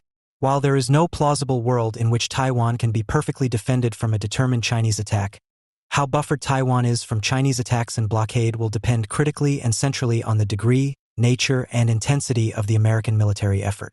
The United States can therefore credibly make clear to Taiwan that, unless it increases its defense spending and focuses its military efforts far more rigorously on defense against Chinese invasion and blockade, the United States will not make such vigorous efforts to offer a more comprehensive defense of Taiwan. Instead, the United States would rather take a more defense-in-depth approach, for instance, emphasizing a protracted struggle following a Chinese lodgment on the island as opposed to denying such a lodgment in the first place, while remaining committed to the island's defense. Given how urgent the situation is, the United States likely best off pursuing an even more aggressive strategy. In this vein, the United States could clearly and urgently emphasize that the United States will in fact cut Taiwan off, severing it from its defense perimeter, if Taiwan does not spend more for its own defense and spend what it does allocate more efficiently. At the most basic level, this is because Taiwan is very important but not necessarily existential for the anti-hegemonic coalition, and Taiwan's efforts to augment its own defenses are essential to ensuring that a U.S. defense of the island is feasible at a reasonable level of cost and risk for the United States. In other words, a Taiwan that spends a lot and spends it wisely will be one the United States can prudently protect. Conversely, a Taiwan that continues to be lax will cause the fight to be too costly and risky for the United States to prudently defend. At root, this is because, while losing Taiwan would be a major blow to the anti-hegemonic coalition in Asia, there is reason to believe it would likely survive Taiwan's loss. Taiwan's economy is significant but not very large by Asian standards. It is not Japan or India. At the same time, it is close to the Chinese mainland with much closer political intrication to the PRC. Its loss thus could, even with difficulty, be differentiated from a credibility point of view, not just on the basis of its political and geographic proximity to the mainland but also by its willingness, or lack thereof, to defend itself. Asian states that are not so linked to China and are willing to defend themselves could reasonably differentiate their relationships with the United States, and the credibility of United States commitments to them, from that of Taiwan and the United States. To reiterate, this would be a major blow to the United States and the anti-hegemonic coalition. They would be far better off if Taiwan could be kept on side. But that is only true up to a point. If it does not cost beyond what it is worth. If Taiwan fails to do its part, the costs and risks of defending it are likely at some point to exceed the benefits. An historical analogy is Churchill in the Battle of France, who wanted to send critical aircraft to reinforce the losing fight but concluded he had to save them for another day rather than see them lost. Those aircraft later proved critical in the defense of the United Kingdom in the Battle of Britain. Such an aggressive negotiating strategy would of course cause friction, and perhaps serious turbulence. Indeed, it is possible that Taiwan could react by ignoring American pressure, or even at the extreme deciding to accede to Beijing's wishes, rather than make the political painful choice to increase defense efforts. But the rationale for pursuing such an aggressive strategy is that it is both necessary and thus, at the end of the day, not a bluff. To make an American defense of Taiwan a sensible course of action, Taiwan must do its part, not simply as a matter of fairness, but as a matter of military reality if a U.S. effort is to be held at a tolerable level of cost and risk. If Taiwan fails to do this and the costs and risks of American intervention become simply too high to be sensible, the United States will have to cut Taiwan off. The logic of this negotiating strategy is that it is better for both the United States and Taiwan for Washington make this clear, not obscure it. The spirit of this strategy is to bring the needed sense of urgency as far forward as possible, precisely to avoid the threatened outcome. Moreover, such a negotiating strategy should be more credible for precisely this reason. Because it makes sense and logically follows, it will be less likely to be seen as a bluff. How to convey such a threat would, naturally, be a matter of practical, prudential judgment. The threat might not need to be directly conveyed, although it likely would need to be made clear to be credible.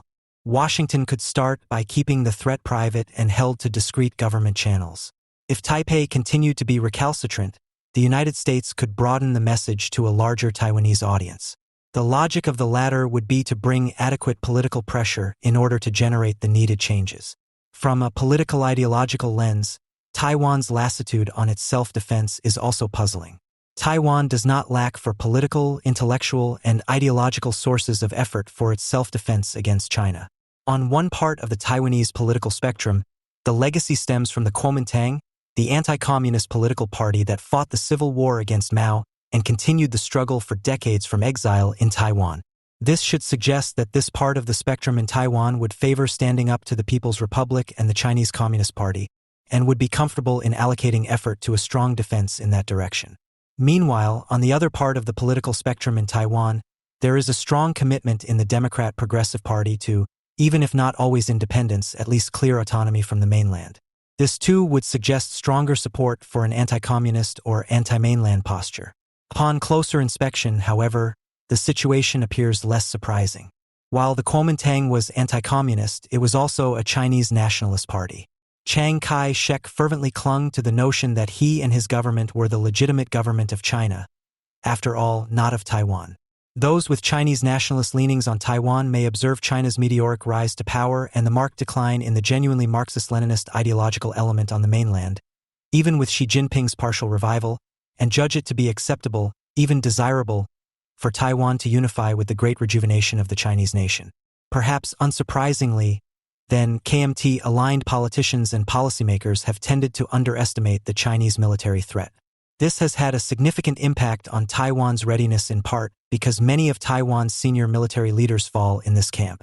The anti-mainland element on Taiwan, meantime, most prominently represented by the Democratic Progressive Party, offers a different reason for a lack of attention to Taiwan's military preparedness.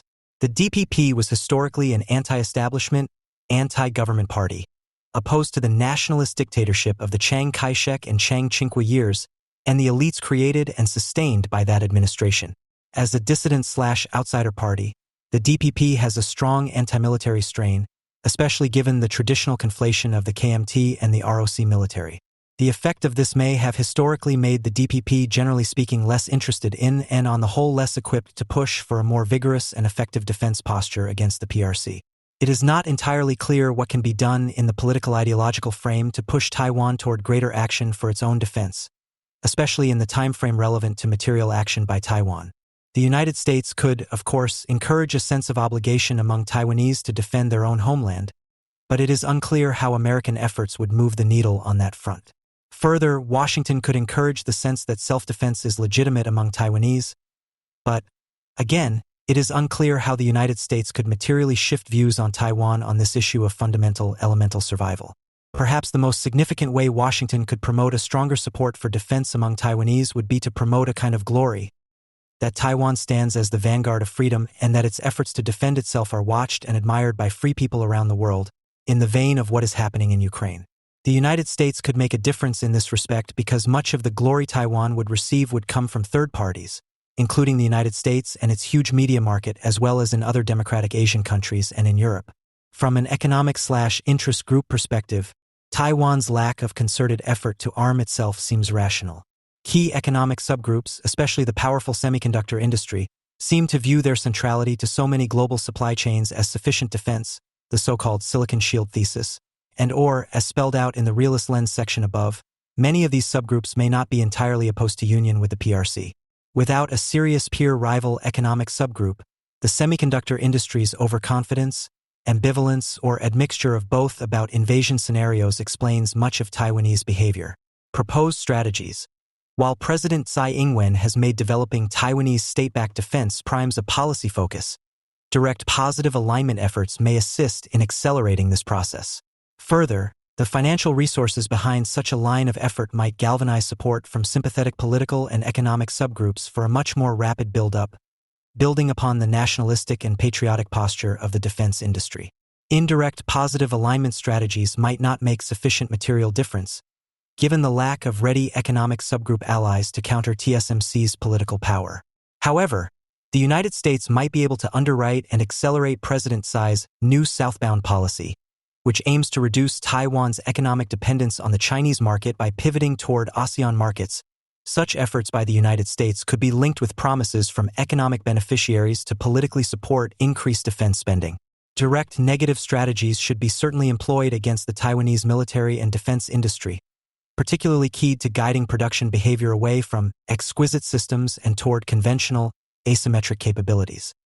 Indirect negative or punitive strategies are risky, given global reliance on the Taiwanese semiconductor industry. Efforts to impose tariffs on TSMC and associated subgroups would likely generate global resistance to the inevitable price increases.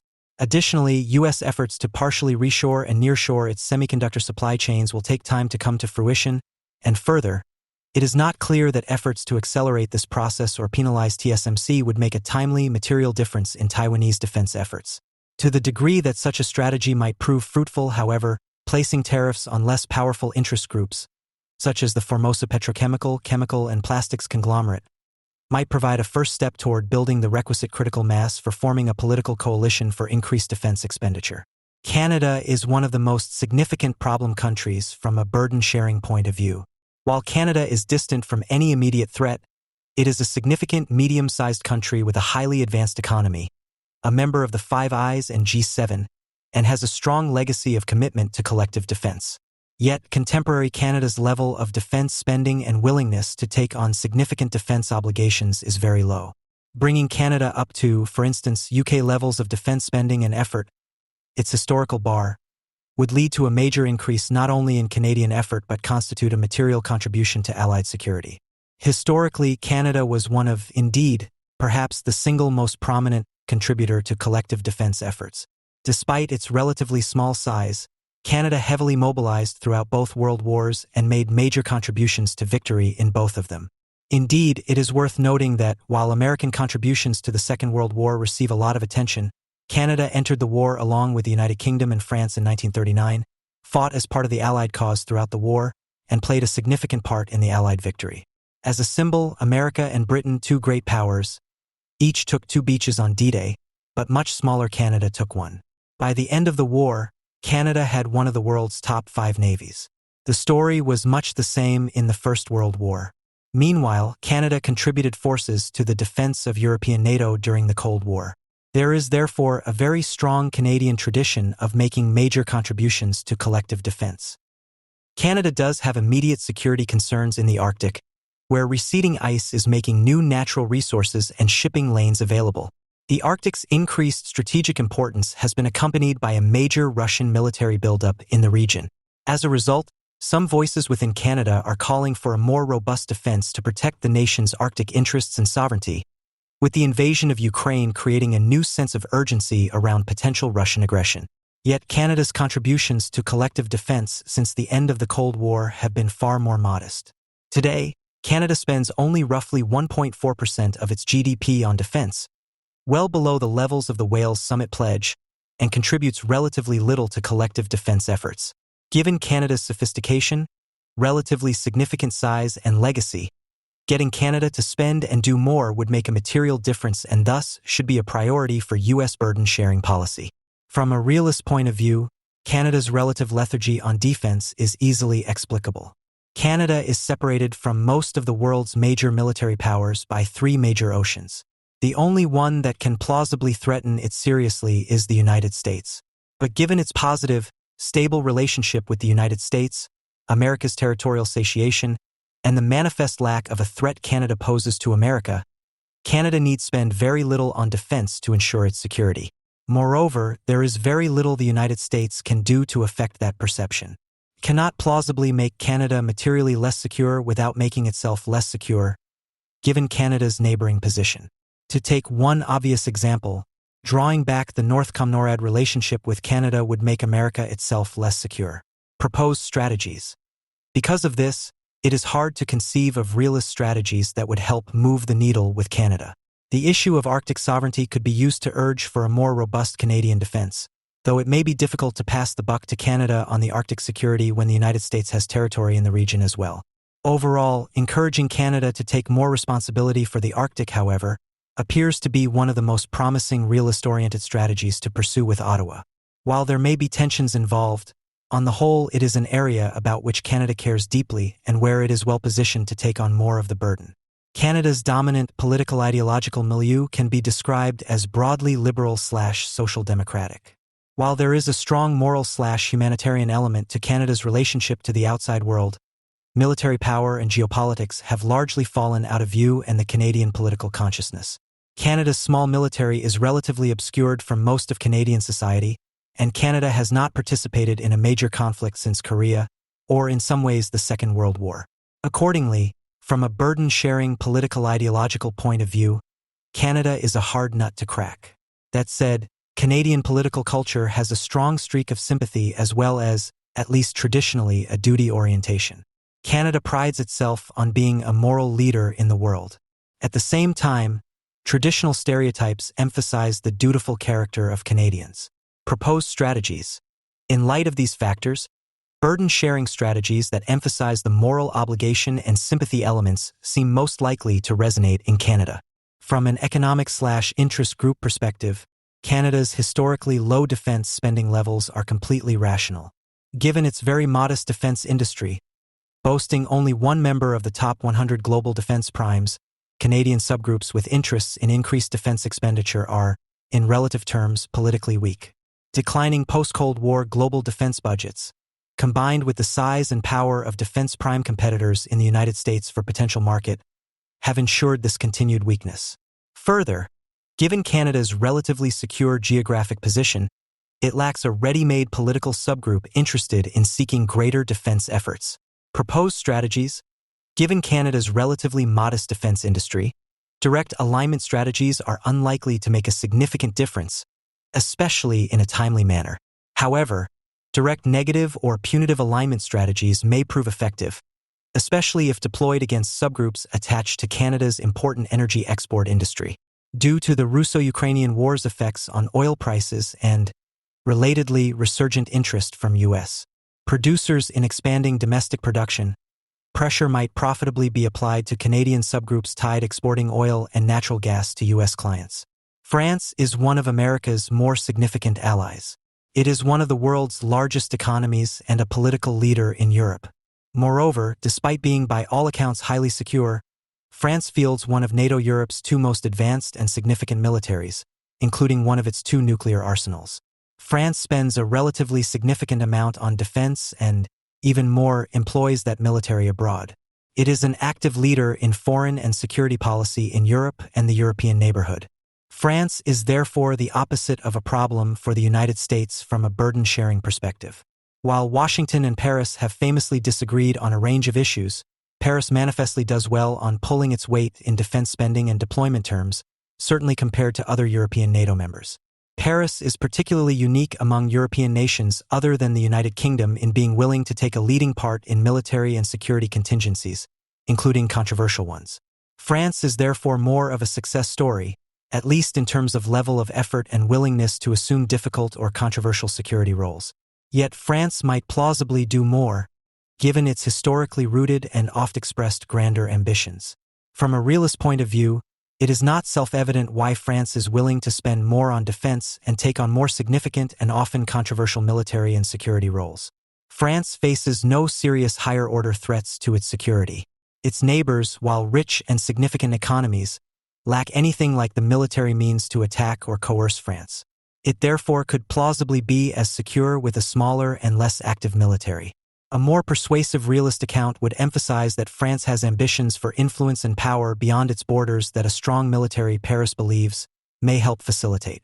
Having a strong military allows Paris to exercise greater political leadership than it otherwise would have in Europe, as well as exert greater influence in its near abroad, for instance in North Africa. But that begs the question of why France has such ambitions while its neighbors like Germany, Italy, and Spain do not, or at least do not to anything like the same degree. What is it about France that makes it have such greater ambitions? A realist account alone seems to leave this question underaddressed. Proposed strategies. In light of this, realist strategies for greater French burden sharing take on a clearer light. If France's ends are not necessarily strictly explicable from a narrowly realist vantage, the strategies to induce it to do more can certainly be realist. In practical terms, if France wants a grand and leading role, the United States can help it achieve that in exchange for greater efforts toward collective goods America wants to offload or take a less burdensome part in fulfilling. If Paris wants to take a more significant and leading role in European security, and the United States needs to shift attention to the Indo-Pacific without creating a security vacuum in Europe, This presents a natural commonality of interest. There is a natural bargain. The United States helps empower France, both directly and by supporting its efforts for a greater leading role in Europe and the European neighborhood, while France assumes, in a leading role along with other Europeans, greater responsibility for European defense and regional stability. This serves both parties. The United States benefits if Europe takes more responsibility for its own security and stability in its neighborhood. And corralling the European states to achieve this goal likely requires strong leadership. France wants to play a major part in that role.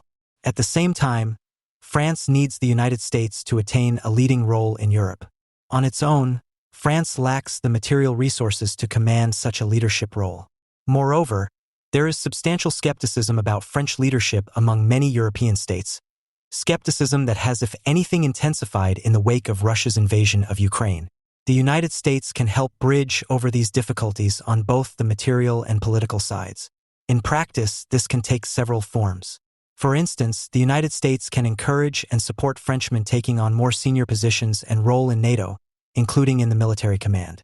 A fuller account of why France is willing to do more should look at its political ideological sources. This lens would highlight France's powerful self-conception as a leading, strong nation. While France certainly has vigorous debates about its history and legacy, there is a far stronger and deeper consensus within the French body politic about the value and even necessity of France's role as a powerful and leading nation in Europe and even the world. The sources for this conception are, of course, varied, but appear to be sufficiently shared across the French political spectrum to be an enduring feature of French foreign and defense policy. The particular nature of the French conception of its ambitions naturally varies. But what seems to consistently characterize it is an aspiration for prominence and leadership, a kind of grandeur, in the typical phrase. At a minimum, this certainly seems to characterize the vision for France of President Macron. Proposed strategies. The United States can encourage and support rather than try to deflate or contest French pretensions to a larger role in Europe and its neighborhood in particular.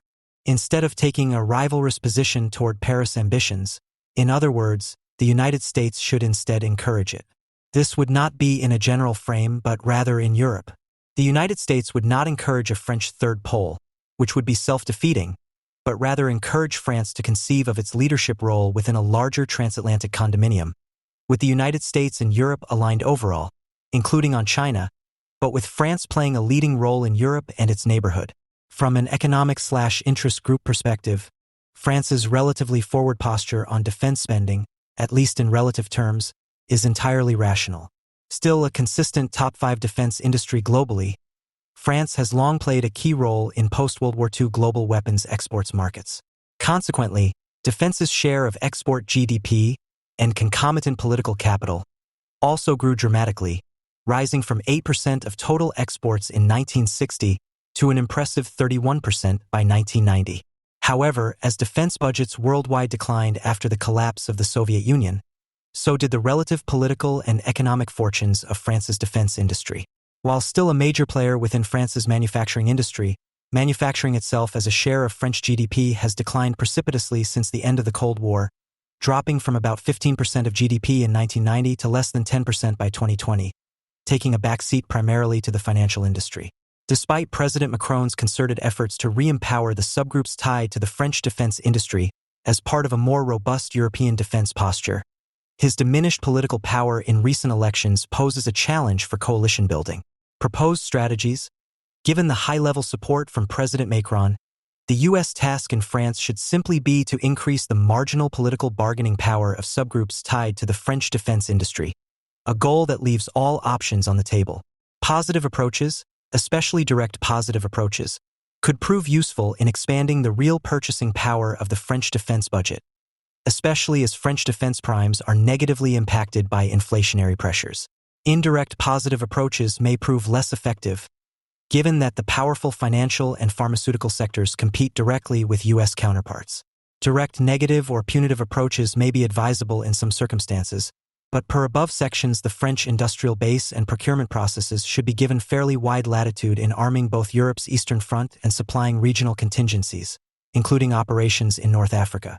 From a burden-sharing perspective, the United Kingdom presents a similar picture as France. The United Kingdom is arguably the United States' closest and, by some measures, most important ally. It is also one of the largest economies and a political leader in NATO and, despite Brexit, even Europe, especially in the wake of Russia's invasion of Ukraine. Moreover, despite being by all accounts highly secure, the United Kingdom fields one of NATO Europe's two most advanced and significant militaries, including one of its two nuclear arsenals. The United Kingdom also spends a relatively significant amount on defense and, even more, employs that military. It is an active leader in foreign and security policy in Europe and beyond. Like France, the United Kingdom is therefore the opposite of a problem for the United States from a burden-sharing perspective. Especially with its recent plus-up in defense under the Johnson government, London manifestly does well on pulling its weight in defense spending and deployment terms, certainly compared to other European NATO members. Like Paris, London is particularly unique among European nations in being willing to take a leading part in military and security contingencies, including controversial ones. The United Kingdom is therefore more of a success story, at least in terms of level of effort and willingness to assume difficult or controversial security roles. Yet the United Kingdom might plausibly do more, given its historically rooted and oft-expressed grander ambitions. Like France, from a realist point of view, it is not self-evident why the United Kingdom is willing to spend more on defense and take on more significant and often controversial military and security roles. The United Kingdom faces no serious higher-order threats to its security. Its neighbors, while rich and significant economies, lack anything like the military means to attack or coerce the United Kingdom. It therefore could plausibly be as secure with a smaller military. A more persuasive realist account would emphasize that the United Kingdom has ambitions for influence and power beyond its borders that a strong military, London believes, may help facilitate. Having a strong military allows London to exercise greater political leadership than it otherwise would have in Europe, as well as exert greater influence in other regions. But that begs the question of why the United Kingdom has such ambitions while its neighbors in Europe, other than France, do not, or at least do not to anything like the same degree. What is it about the United Kingdom that makes it have such greater ambitions? A realist account alone seems to leave this question underaddressed. Before addressing proposed strategies, then, it is worth exploring the further potential sources for British behavior. Proposed strategies. In light of this, realist strategies for greater British burden sharing take on a clearer light. If Britain's ends are not necessarily strictly explicable from a narrowly realist vantage, the strategies to induce it to do more can certainly be realist.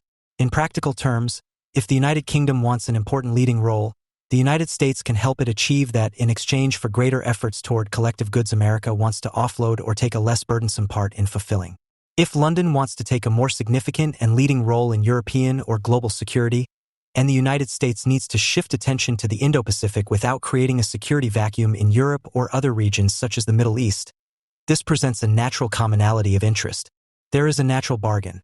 The United States helps empower the United Kingdom, both directly and by supporting its efforts for a greater leading role in Europe and the European neighborhood, as well as perhaps the Middle East and South Asia, while the United Kingdom assumes, in a leading role along with other Europeans, greater responsibility for the defense of and regional stability in these areas. This serves both parties.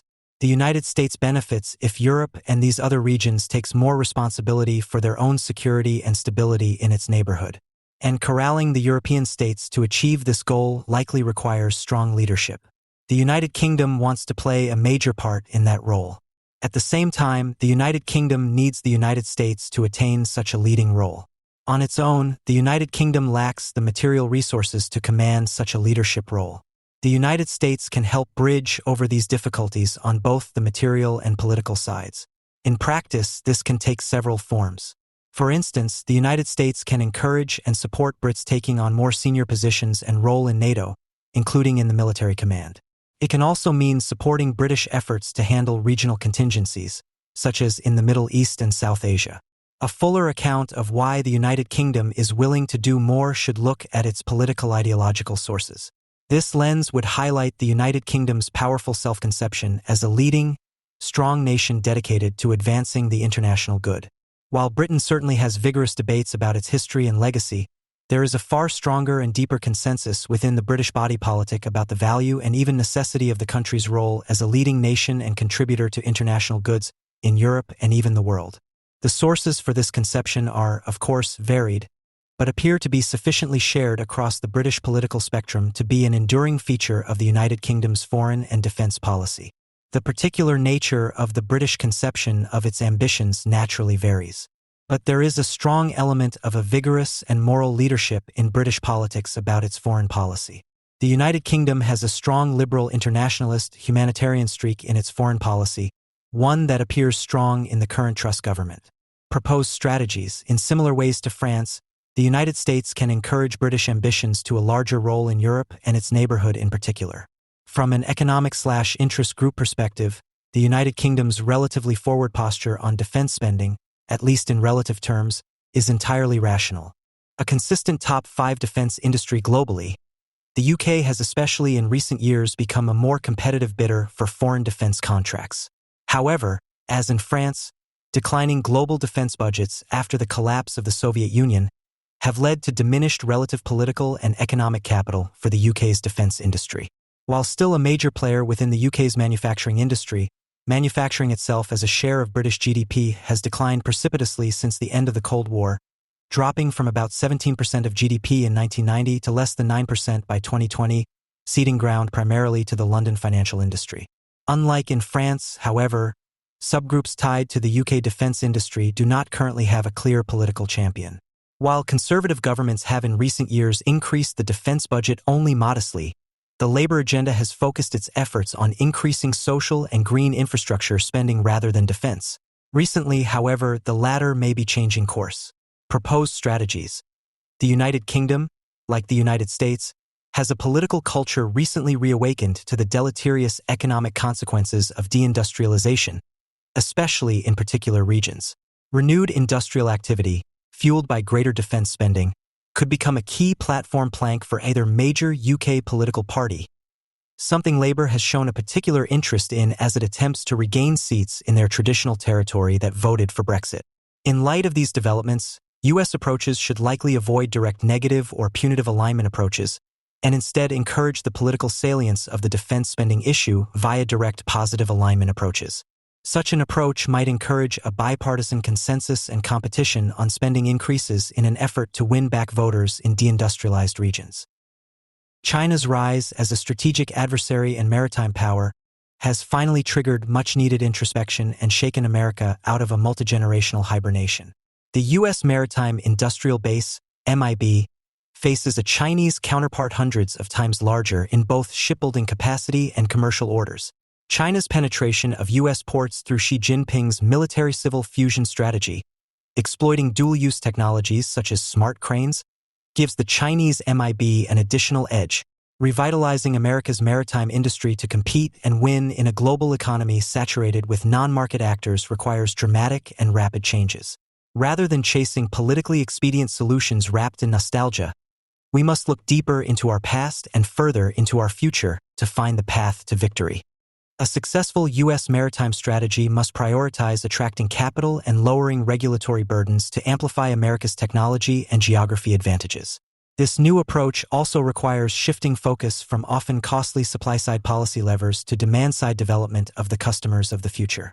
Rather than trying to catch up to the leading MIBs, this could include rethinking global and domestic maritime supply chains and leapfrogging ahead by accelerating American leadership in nascent advanced nuclear maritime applications, autonomy, and high-productivity greenfield shipyards of the future.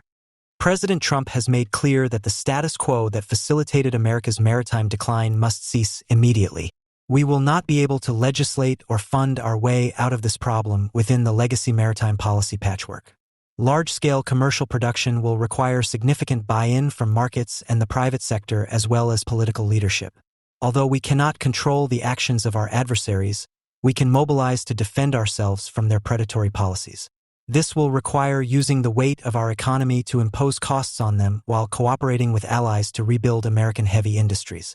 Rather than ever more government palliative care, we must build a new American MIB that prioritizes world-class, durable commercial competitiveness. This is essential for both economic and security reasons. Our current maritime weakness is provocative. To deter war and become a 21st-century maritime apex predator, the United States must aspire to become a shining city on the sea. With only the faintest scintilla of commercial shipbuilding in its shadows, America's naval industrial base has limped along for many decades, unmoored from Alfred Thayer Mahan's vision of a robust merchant shipping and shipbuilding sector underpinning naval might. Consider that government contracts account for more than 95% of domestic blue water shipbuilding revenue, and the Defense Department has begun turning abroad for ship acquisitions. America's treatment of its MIB has devolved into a chronic inverse Mahanian mess.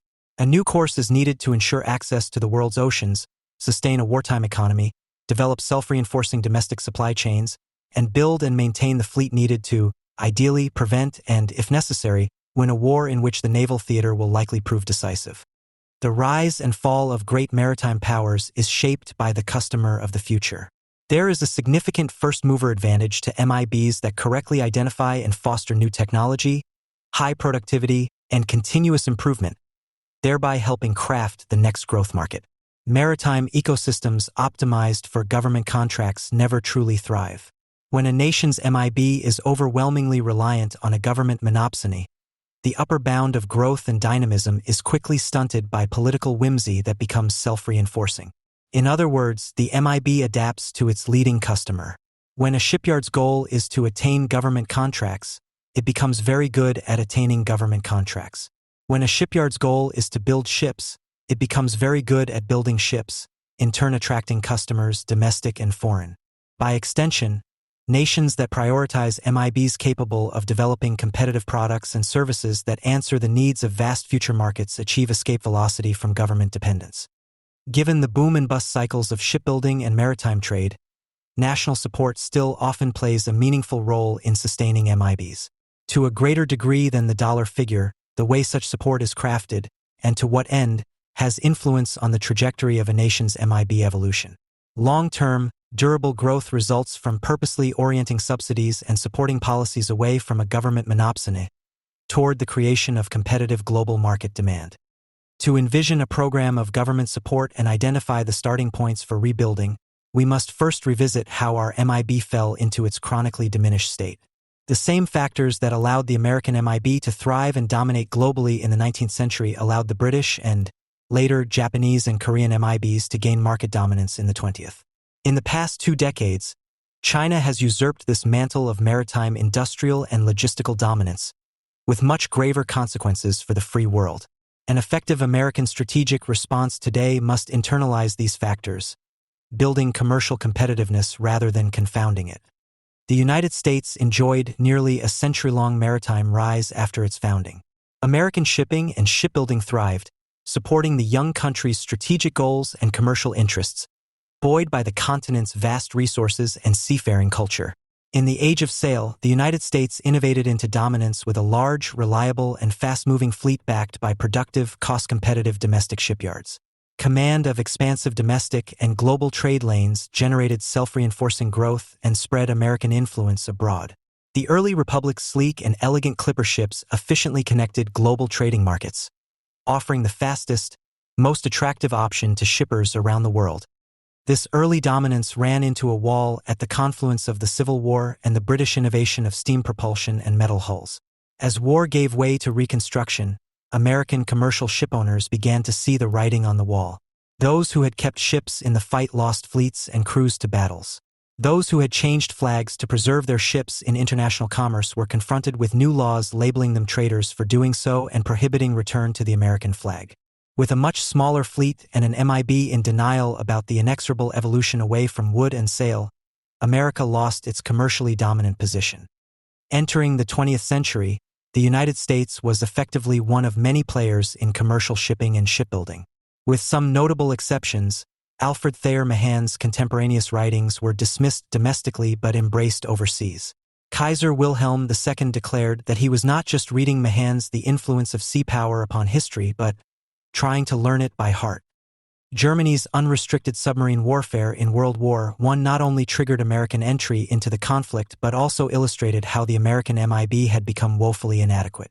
An ensuing emergency government shipbuilding program resulted in what amounted to a federal takeover of the nation's MIB. Although this flooded shipyard order books, most vessel construction was initiated after the signing of the armistice. With nearly half of the nation's shipyards incapable of steelwork, many constituent skids were greased to assure mandated government procurement of small, obsolete wooden ships built for producibility rather than to meet wartime requirements. The U.S. Shipping Board, USSB, the government organization that owned and operated the resulting fleet and domestic MIB, became the world's largest shipping entity. Despite some initial insulation from the pressures of global maritime trade, this government-owned fleet could not sustain operations competitively and was scrapped or sold off. Many shipyards were then shuttered. The Merchant Marine Act of 1920 was crafted in large part to handle the disposition of the resulting fleet, and the USSB was abolished. Following this regression, as global conflict raged once again in 1940, President Franklin Delano Roosevelt established the Emergency Shipbuilding Program to provide much-needed government funding for ship replenishment. The U.S. shipping and shipbuilding sector was still relatively small, however, and as it became more evident that the United States would be pulled into the war, the decision was made to enlist the broader national industrial base to raise the nation's MIB capabilities. Focusing primarily on simple, low-cost, mass-producible cargo ships, American civilian industry rapidly coalesced to produce thousands of Liberty ships and, later, hundreds of more capable Victory ships. This expanding MIB pioneered new approaches to shipbuilding, marshaling the expertise of heavy construction magnates, including Henry Kaiser, and a vast civilian workforce to build new shipyards rapidly and at scale. Innovations such as modular construction, large plate welding, and iterative materials science enabled improvements to shipyard productivity and vessel quality. America's ability to assemble a large and capable MIB in a relatively short amount of time proved indispensable to the Allied victory. In the years that followed the war, however, this substantial American MIB was unable to evolve toward durable commercial competitiveness. Despite continued government support through so-called construction differential subsidies, by which the government funded up to 50% of the vessel's price, American shipyards averaged only 3% of global commercial ship construction by the 1950s. Beset by nearly prohibitive operating expenses, U.S. flag shipping likewise collapsed to a single-digit share of global trade. As the U.S. flag fleet aged out and domestic shipyards shuttered, American shipowners increasingly shifted to modern, efficient, and lower-cost fleets operating under flags of convenience, such as those of Panama, Honduras, and Liberia, states which remained under effective U.S. control at the time. Unconstrained by prohibitively expensive American labor, these flag states allowed American owners to retain a meaningful stake in global maritime trade lanes. Amid the continued decline of the American MIB, U.S. planners were confronted with Soviet leader Nikita Khrushchev's 1957 challenge. "We declare war upon you in the peaceful field of trade. We are relentless in this, and it will prove the superiority of our system." Strategic competition thus extended to the realms of trade and logistics in the Cold War, just as it does today, as the United States is belatedly recognizing. In a 1959 study on wartime use of the merchant marine, the National Academy of Sciences examined the American MIB, the global market, and the needed strategy. Considering all possible options to preserve, fortify, and expand American shipping and shipbuilding capacity to the required levels, the study concluded, if the United States intends to preclude complete dependence on foreign-controlled shipping for the maintenance of its military and commercial lifelines, the only realistic solution lies in a drastic improvement in cargo handling and ship operation efficiency, together with significant advances in future ship design and construction. The Maritime Administration's continuing objective should be the development of a commercially competitive U.S. merchant marine requiring a minimum of subsidy. The panel agrees that these advances are technologically feasible and can be commercially successful with minimum subsidy. To attain them, it is imperative that management and labor be brought together in acceptance of the value to the whole industry of mechanization and automation both on the ships and in the ocean terminals. As other countries' maritime industries embraced this competitive focus, a preponderance of the American MIB continued to eschew them. By the 1980s, with relatively few customers remaining, American shipbuilding had nearly devolved to the gray hull monopsony in which the government was the sole customer. This transition was accelerated by the scale of government demand for expensive naval vessels throughout the Cold War, which dwarfed the market for lower-margin commercial ships. Meanwhile, the commercial shipping and shipbuilding industry straggled into the mid-1980s on the 50-year-old Construction Differential Subsidy, CDS, and Operational Differential Subsidy, ODS programs, which had provided a lifeline for minimal levels of business but no impetus to become truly competitive. President Ronald Reagan held a burial at sea for this remaining portion of taxpayer-funded commercial shipbuilding by terminating these measures. America's commercial shipbuilding capacity has since collapsed. In the past quarter-century, a small handful of commercial shipyards have delivered a total of 67 commercial ships, averaging 2 to 3 deliveries a year, solely to a threadbare domestic customer. Despite significant reliance on foreign components, materials, designs, and labor, the lack of scale, competition with higher-margin government contracts, and dramatically eroded productivity has resulted in ship pricing 3 to 5 times that of equivalent vessels built in Korean or Japanese yards.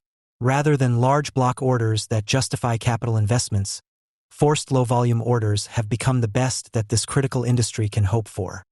The dwindling of America's shipbuilding capacities has threatened the fulfillment of time-honored maritime regulations, at least in spirit and perhaps also in letter. Section 27 of the Merchant Marine Act of 1920, known as the Jones Act, mandates that all maritime trade between the nation's vast coastwise points is restricted to American-built, owned, and operated ships.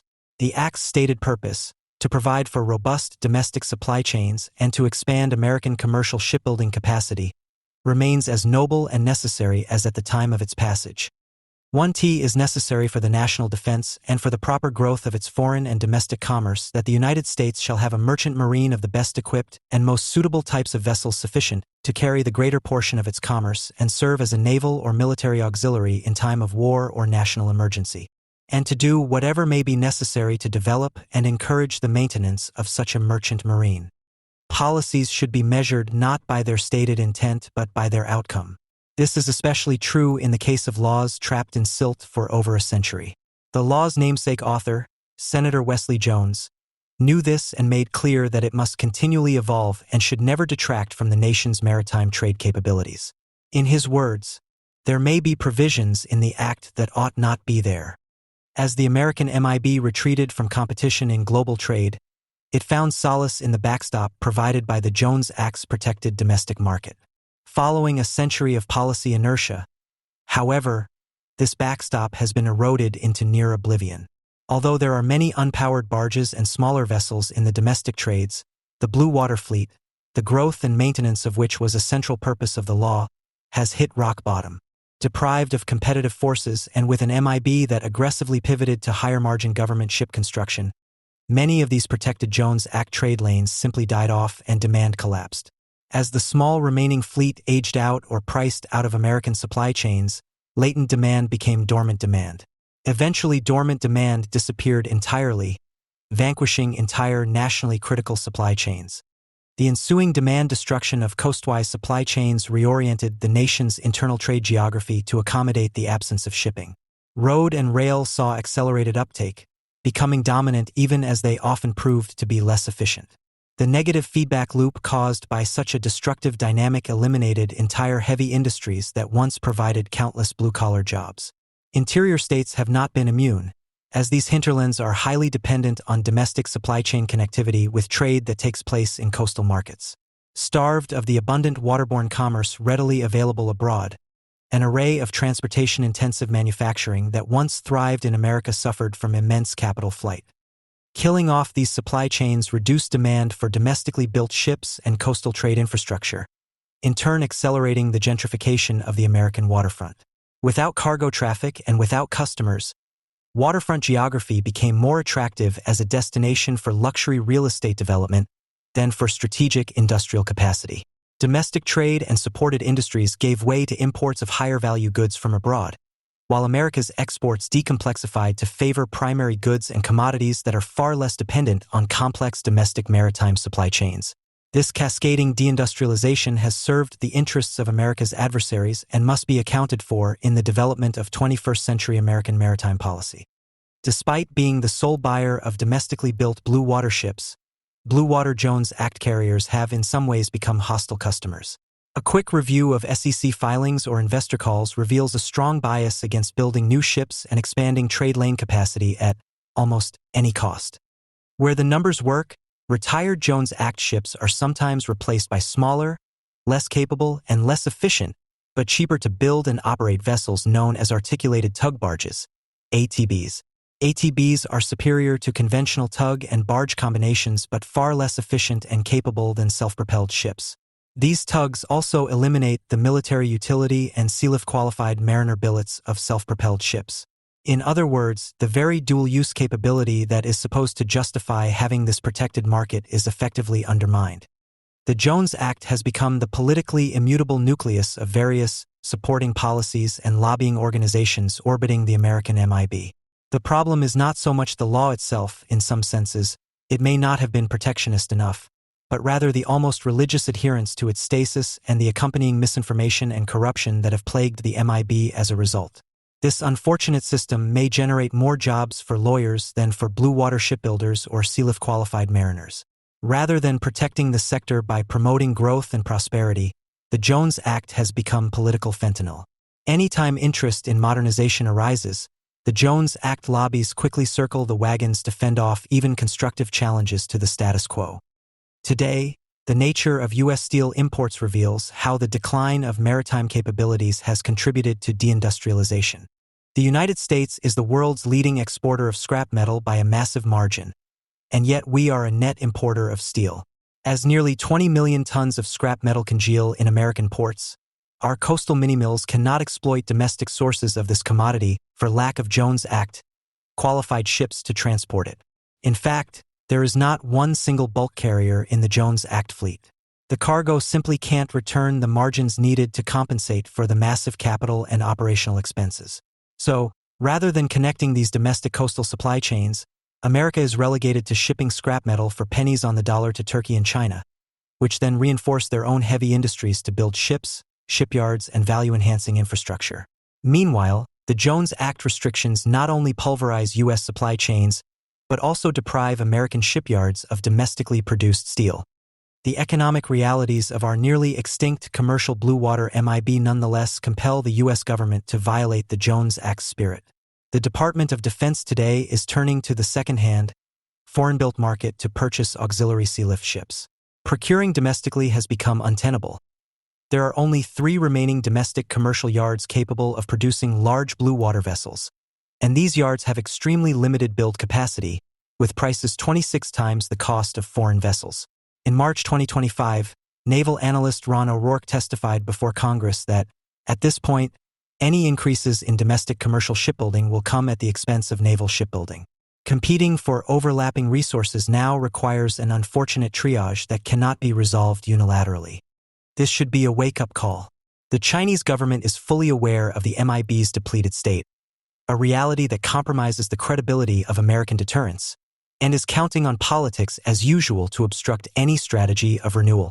Authoritative Chinese publications have tracked the decline of U.S. shipyards and relevant personnel ranks since at least 2010. In that year, the Chinese translation of a U.S. Naval Sea Systems Command publication on reform of the U.S. Ship Maintenance Support System featured text and charts from the original showing American maintenance support layout and staffing levels across U.S. shipyards. The charts depicted an already lean workforce that contracted further over the ensuing decade and a half. Fast forward to the present. A publication from a research institute of the state-owned China State Shipbuilding Corporation describes the U.S. MIB as being in terminal decline, with the U.S. Navy in turn suffering from dependence on its strategic competitor for supplies and finding its ships increasingly expensive to build, as the commercial industry faces a shortage of talent and workers.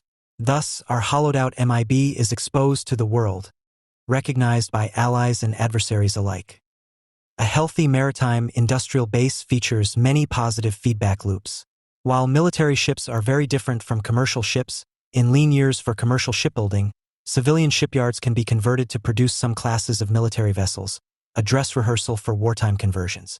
This appears to be what happened in China in the 2010s, when the People's Liberation Army Navy produced, on average, more than 10 new surface ships annually after the market for commercial ships contracted following the global financial crisis.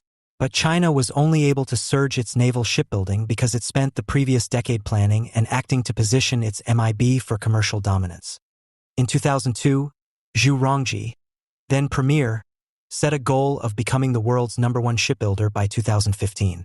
At the time, the PRC accounted for only a single-digit percentage of gross tonnage built globally, but Chinese Communist Party, CCP elites identified shipbuilding as a strategically important sector. In a report to China's influential National Development and Reform Commission, its Vice Chairman Zhang Guobao outlined the downstream benefits of building a domestic maritime industry. The development of shipbuilding has a great visible effect on driving economic growth and employment. Unlike some small commodities, shipbuilding is both a technology-intensive industry and a labor-intensive industry. It is a traditional industry that requires the backing of the steel industry and many electromechanical supporting industries. Shipbuilding labor, raw materials such as steel, and supporting electromechanical products each account for about 1/3 of the cost of a ship. The development of the shipbuilding industry can drive the development of the supporting electromechanical equipment manufacturing industry. Just after the PRC's accession to the World Trade Organization, WTO, as China was cementing its role as the world's factory, Chinese strategists homed in on the country's shipbuilding advantages and the ancillary economic and military benefits of MIB technology. This analysis followed the work of Chinese military strategists, who envisioned a seafaring future for the PRC as early as 1987. In that year, PLA Colonel Su Guangyu wrote about how, as China's economy and appetites grew, the country would need to become a maritime power to access markets and resources by sea. Roughly concurrently, PLA General Liu Huaqing was charting a course for the plan to dominate the first island chain by 2000, including waters out to the Japanese archipelago, around Taiwan, and through the South China Sea. His plan sought mastery over the second island chain, which extends out to Guam, by 2020. Consistent with this rough schedule, in 2004, Hu Jintao, then CCP General Secretary, assigned the PLA new historical missions involving operations in seas beyond the plan's traditional coastal confinement. The economic and military cases for maritime dominance came together in the CCP's sphere of blockades, where Washington has long divorced peacetime economic matters from wartime military activity. Beijing sees these spheres as integrally connected. The greatest threat a CCP strategic planner faced circa 2005 was losing access to the high-technology inputs on which China's industries depended, and given the prevalence of encirclements, sieges, and embargoes in the party's history, this threat loomed large. In line with Xu's 2002 goal and Hu's 2004 missions, the CCP designated shipbuilding a strategic industry in its 11th National Five-Year Economic Plan for the years 2006 through 2010 and promulgated a subsidiary medium and long-term plan for the development of the shipbuilding industry, 2006 to 15, along with some $11 billion per year in subsidies. Most of these were delivered in the form of entry subsidies, including free waterfront land, fast-tracked free permitting, and productivity-oriented capital shipyard infrastructure. The economist Murta Kalupsity estimates that the CCP spent $90 billion between 2006 and 2013 to build out China's shipbuilding capacity, turning it into the source of more than half of the world's gross tonnage built, and in the process decimating Japan and South Korea's respective order books. Furthermore, 2013 was the first full year of General Secretary Xi Jinping's tenure, which has been marked by a shift toward a more aggressive foreign policy, both in the region and beyond it. This is not a coincidence. Xi assumed office as the beneficiary of policies that put the CCP in the driver's seat vis-a-vis its neighbors and its neighbors' ally, the United States. If China had not succeeded in becoming the world's largest shipbuilder, and was not well on its way to boasting more ships than the U.S. Navy, it is hard to imagine that she would have felt comfortable intensifying pressure on Japan's claim to the Senkaku Islands, building and fortifying artificial islands in disputed areas of the South China Sea, or taking over Hong Kong. In hindsight, the decade leading up to Xi's accession was critical to the CCP's transformation from insecurity to confidence. The last decade has seen China position itself to threaten freedom of navigation, and with it, prosperity and peace goals the U.S. Navy was long able to secure. But the continued atrophy of the American MIB, coinciding with the rise of China's, has already changed this. The CCP is increasingly challenging U.S. command of the seas by changing facts on the water, threatening American allies and partners such as Japan, Australia, the Philippines, and Taiwan, overfishing globally, and building up its military to repel U.S. forces. Given the PRC's greater dependence relative to the United States on seaborne resource flows and access to world markets, if the United States were to reinvigorate its influence over maritime commerce and its shipbuilding, this could help reduce the likelihood of further Chinese aggression. The U.S. Navy's legacy bases across strategic locations from Western Asia and the Indian Ocean to the South Pacific provide a platform from which to exert such influence. In restoring its MIB, the United States has the benefit of a deep entrepreneurial and technological talent pool that could develop leapfrog solutions such as autonomy, advanced nuclear maritime energy, and, perhaps, additive manufacturing. The United States has not fully exploited its resource endowment, however, due to a burdensome regulatory regime that has made it cheaper to import raw materials. Pricing in the security, environmental, and ethical risks of relying on China for these materials, along with deregulating domestically, should help to put American providers back in business. Additionally, the United States retains allies in East Asia and Europe who know how to build ships competitively and at scale, and whose MIBs have been under attack by China as well. The United States also benefits from an abundance of dramatically underused coastline and internal waterways that could be exploited as part of a restored maritime industrial base. President Trump's concept of freedom cities, unveiled at the start of his presidential campaign in 2023, provides a blueprint of how this could work. Several benchmarks could be used to measure America's progress in recovering its long-lost Mahanian roots. The wildly successful company SpaceX, which builds starships for navigating across the heavenly seas, has set an agenda to build roughly one such craft per day by 2028. This is possible because SpaceX has both a significant commercial and government order book. Needless to say, U.S. shipbuilders do not enjoy such a demand-side cushion. And given the glass house created by a small oligopoly of Blue Water Jones Act shipowners, whose commercial objective is zero expansion of domestic trade lanes capacity, American yards are pitted against a hostile customer that avoids purchasing their product unless absolutely necessary. Such is the rot in the current configuration. The status quo features unacceptable risks in the form of American dependence on and penetration by the Chinese Communist Party. If the United States were serious about its MIB and its security, it would move swiftly to address some unfinished business that the Biden administration initiated but was unable to complete. For instance, a 2024 executive order warned that 80% of the ship-to-shore cranes at America's ports are made by a Chinese company, Shanghai Zhenhua Heavy Industries Company, ZPMC, and known to be subject to Chinese monitoring and remote control. But the White House's remedy was to announce that it would spend $20 billion over the next 5 years to replace the Chinese cranes with alternatives made by the U.S. subsidiary of a Japanese company. 5 years is a long time to wait, and $20 billion is a lot to spend, especially when one considers that the problem is not the cranes themselves but the smart systems, i.e. industrial controls, diagnostics, cameras, internet connectivity nodes, and software within and accompanying them. Why not move much more quickly and economically to address those targets? That is, remove and replace only the problematic subcomponents and ancillary connections while leaving the structural hardware intact. Resolving this national travesty by freedom flashing the firmware and service providers would cost millions rather than billions. The rest of the planned funds could be repurposed to seed greenfield investments in startups supporting a U.S. MIB renaissance focused on leveraging American technology to attain commercial competitiveness. The Biden administration also initiated a review by the U.S. Trade Representative, USTR, under Section 301 of the Trade Act of 1974, of whether China has hurt U.S. commerce by engaging in unfair trade practices. Concluded in mid-January, just before President Trump's inauguration, the review found that China's actions have in fact been unreasonable and burden and restrict U.S. commerce. The report specifically accuses China of policies that unfairly depress costs or provide advantage, including the use of forced or compulsory labor and non-market excess capacity in inputs such as steel. This result empowers the USTR, under the president's direction, to use measures within the president's power with respect to trade in goods or services, or with respect to any other area of pertinent relations with the foreign country, to eliminate China's unfair practices. We can learn from Chinese entities' responses to USTR requests for comments during its investigation.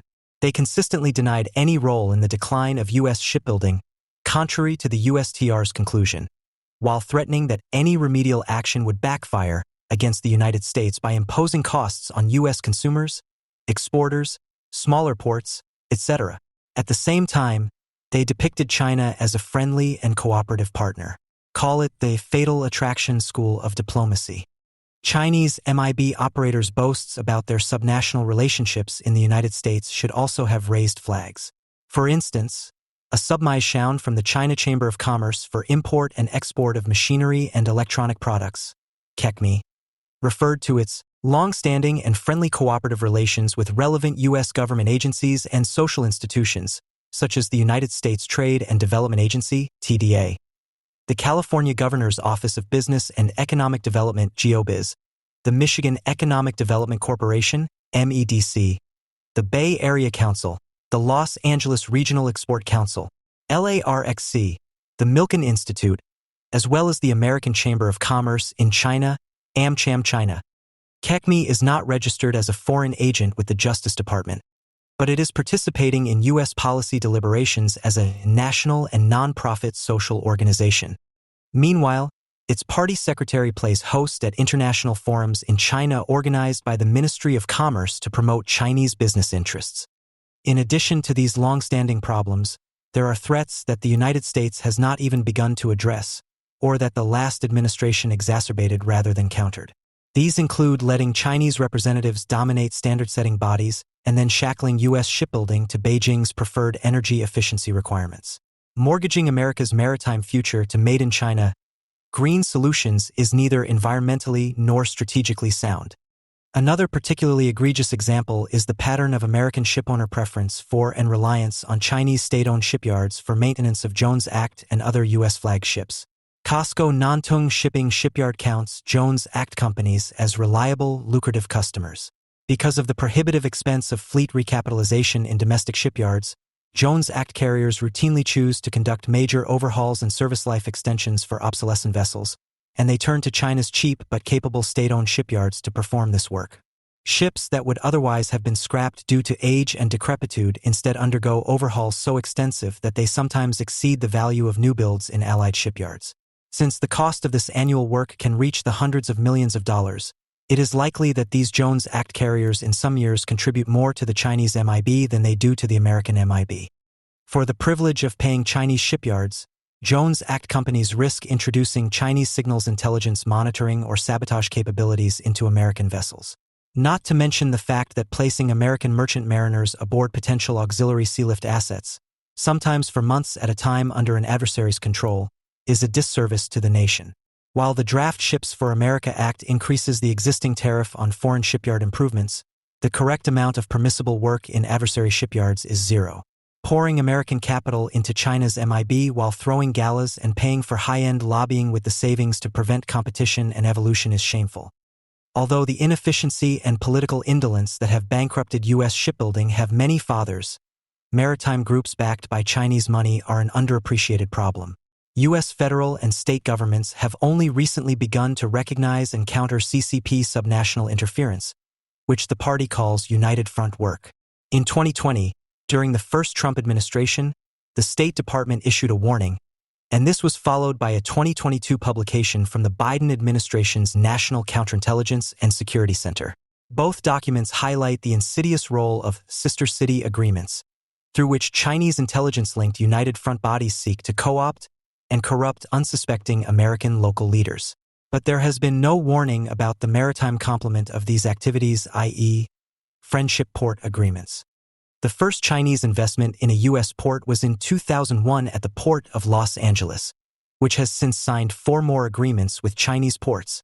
Most recently, the Port of Los Angeles celebrated the 20th anniversary of its friendship port connection to the Shanghai Municipal Transportation Commission earlier this year. The Shanghai Municipal Transportation Commission is a CCP-permeated body, complete with an executive-level Communist Party committee, social propaganda department, and CCP Youth League organ. What appears to be a local institution is, therefore, actually a national one. By contrast, the Port of Los Angeles is a subunit of the City of Los Angeles.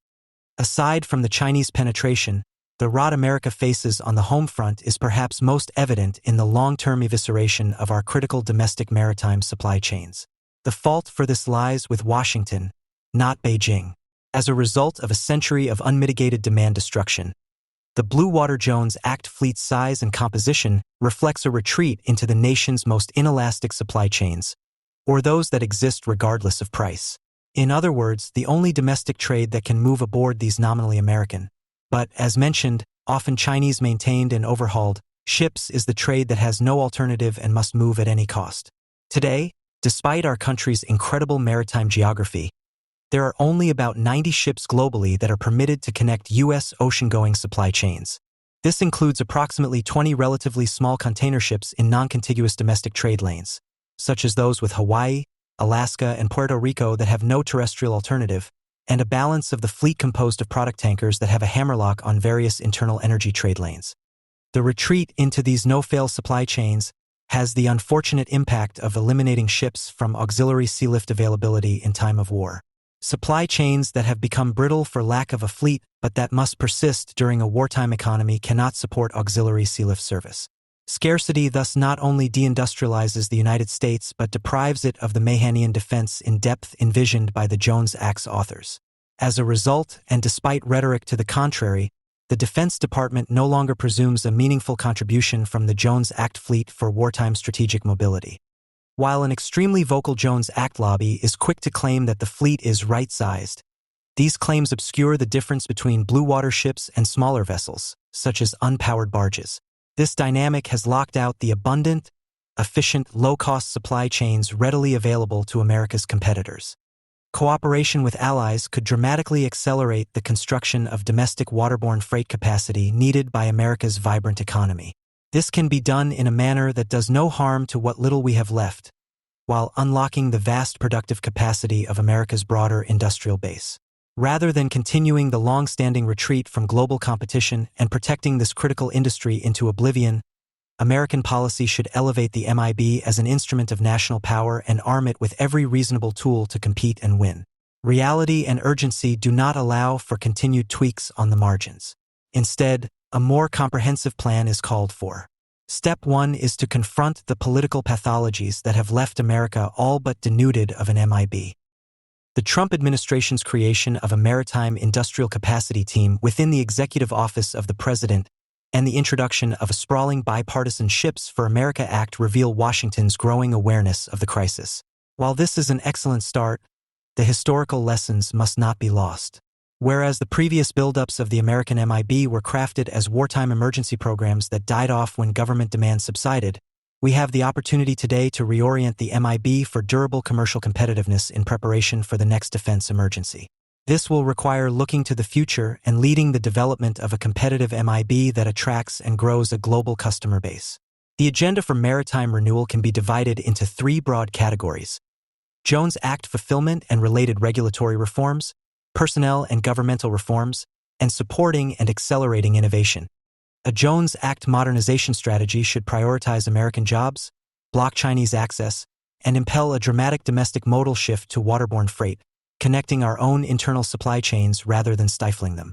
Currently, the nation cannot connect vital supply chains at scale due to a perpetual lack of Jones Act qualified blue water ships.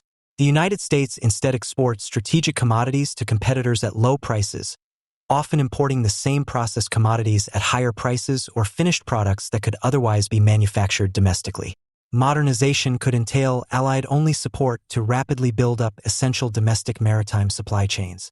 In return for access to these completely dormant but valuable coastwise trade lanes, which do not in any way detract from existing Jones Act carrier market power, policy could require a portion of crew billets reserved for American merchant mariners and a portion of the fleet repair and refit work preserved for American shipyards.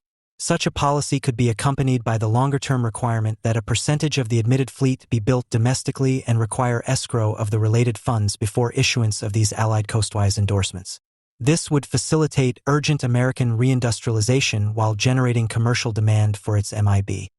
Preventing Americans from trading with one another under the status quo stunts entire American industries, such as steel reprocessing, that should be thriving.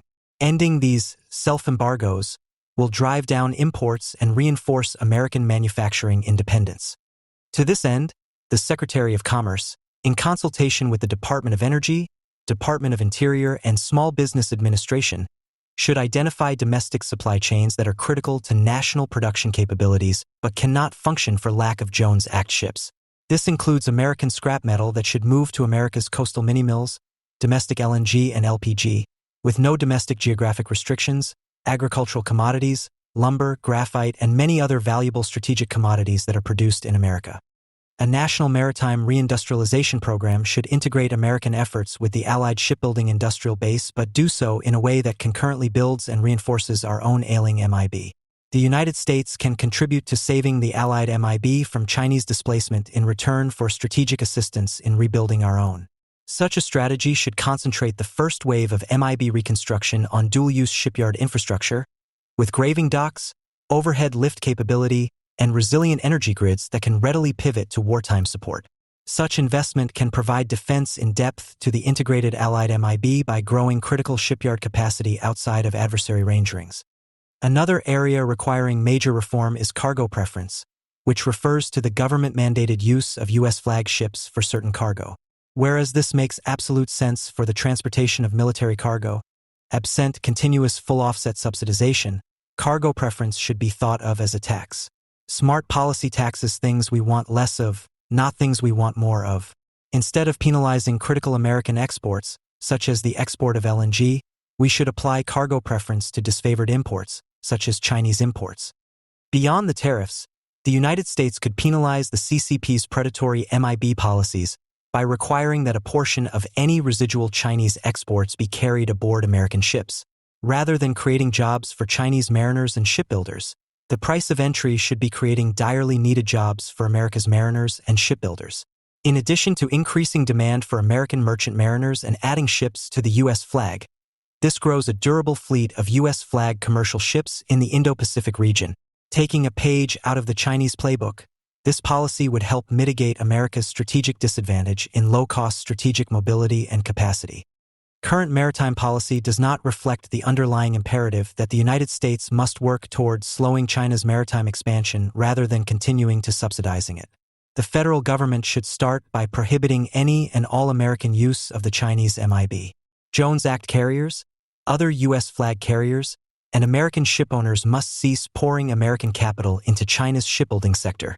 In addition to supporting Beijing's MIB dominance, this provides a significant intelligence vulnerability and should be prohibited without delay. There are many other policy levers to imagine. For example, overseas reconstruction efforts supported by American aid should use American ships.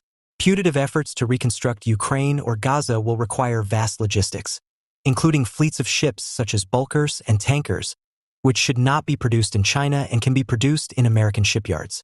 These types of vessels are simple, highly producible, and vitally important in global logistics. This could also include more complex vessels such as heavy-lift ships, which are highly sought-after strategic assets. Rebuilding the MIB also requires confronting the substantial workforce challenge.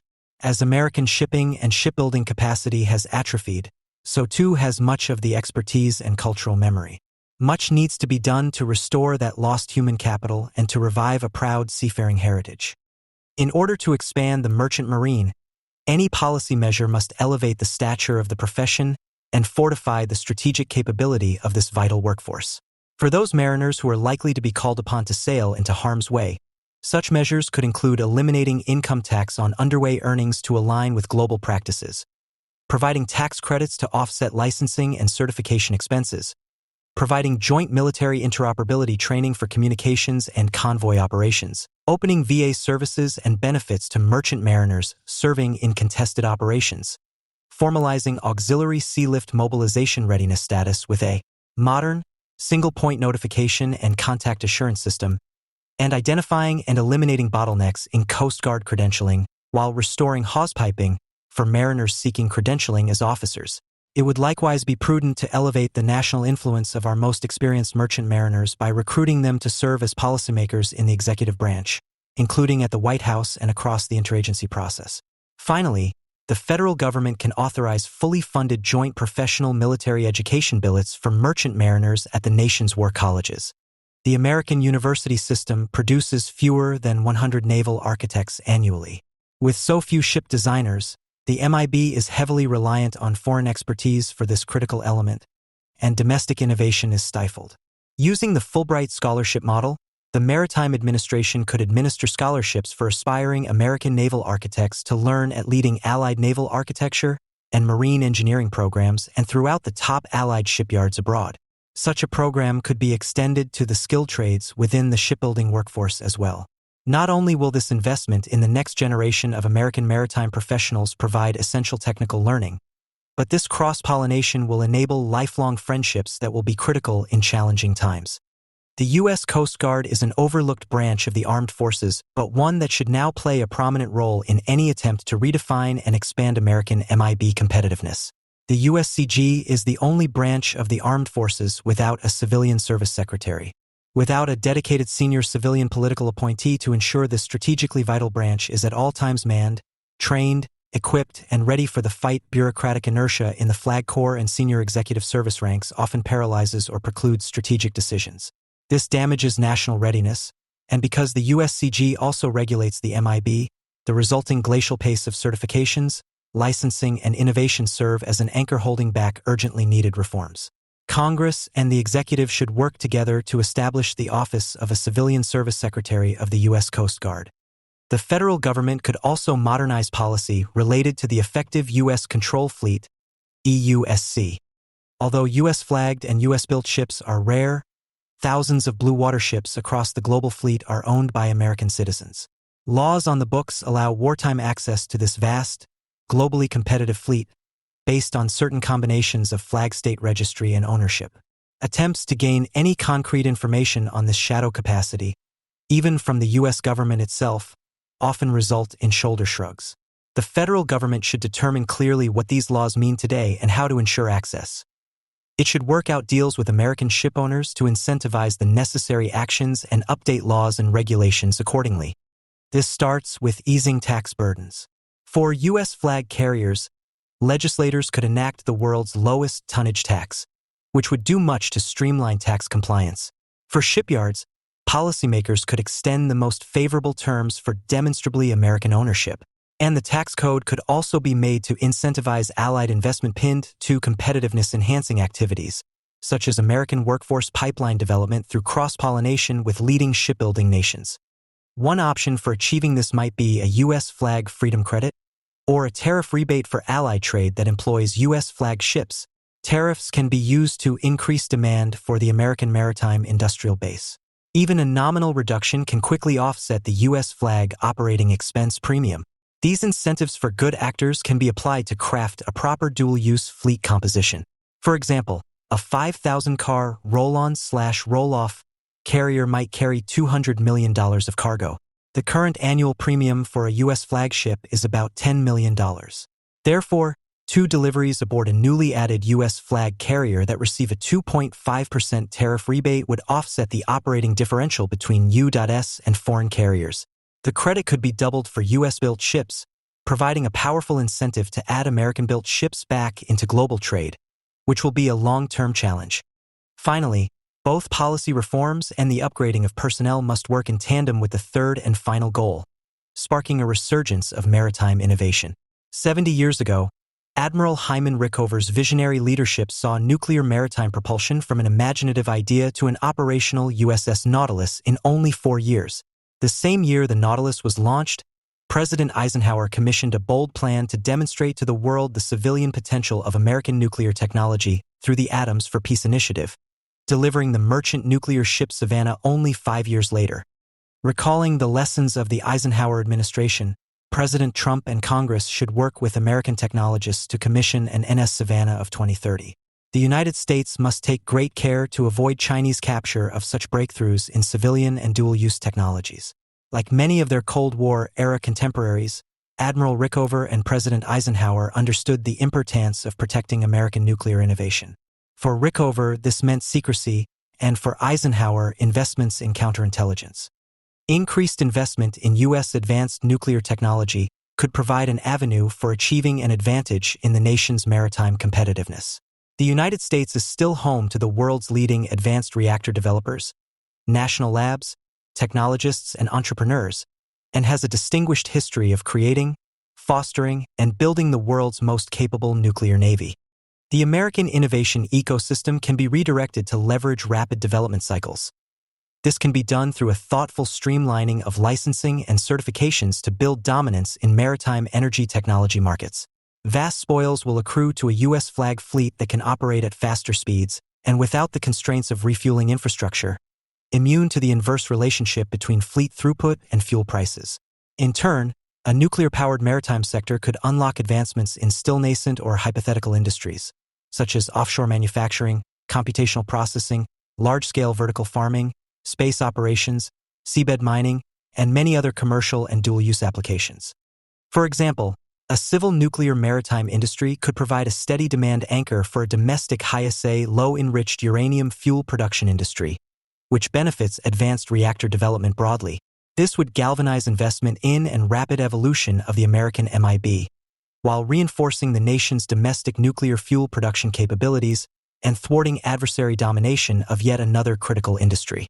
Pouring capital into high-productivity greenfield shipyards of the future, operating new, advanced U.S.-flagged ships, generating the American MIB workforce of tomorrow, developing and producing the needed supporting American maritime technology, and making dramatic improvements to the current MIB are all strategic investments that should be rewarded with long-term, self-reinforcing economic incentives.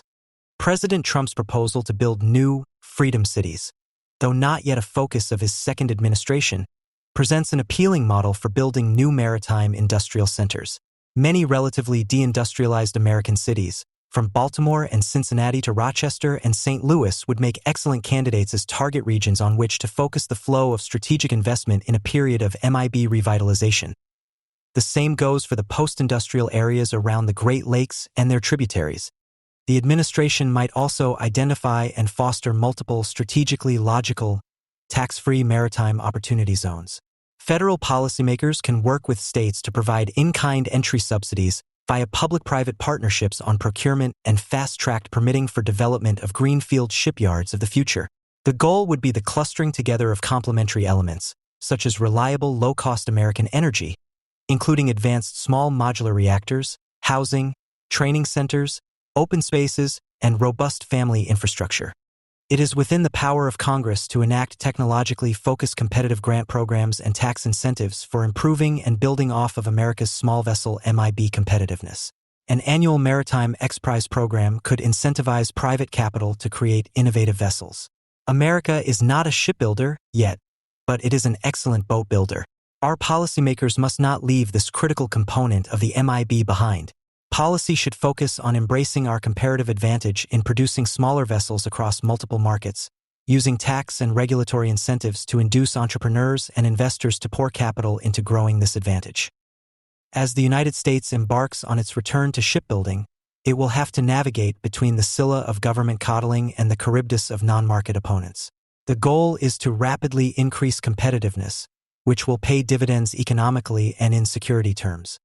This is the only way to escape the headwinds we have faced since China joined the World Trade Organization in 2001 and used mercantilism and military-civil fusion to turbocharge its own MIB at the expense of our own and that of our allies. It is no accident that average U.S. growth this century has been under 2% annually, well below the historical average of over 3% during the 20th century, despite the Great Depression. It is also no accident that the same period witnessed the erosion of the U.S. lead in advanced technology, along with increasing dependence on our primary foreign adversary for critical inputs. Some will say it is too late, we are too exposed and dependent. Any action to insulate the U.S. MIB from Chinese malfeasance will provoke Beijing in a sphere where China has escalation dominance. Others say we risk becoming like the CCP if the U.S. government acts to revive our MIB. None of this is true. It is the counsel of despair and a recipe for unacceptable passivity. Taking stock of America's significant residual strengths and recalling the fundamental responsibilities of any administration worthy of its authority lead to a different conclusion. America can turn this around, fulfill our maritime potential, and build a commercially competitive maritime industrial base tailored to the customer of the future. This revolution must begin today.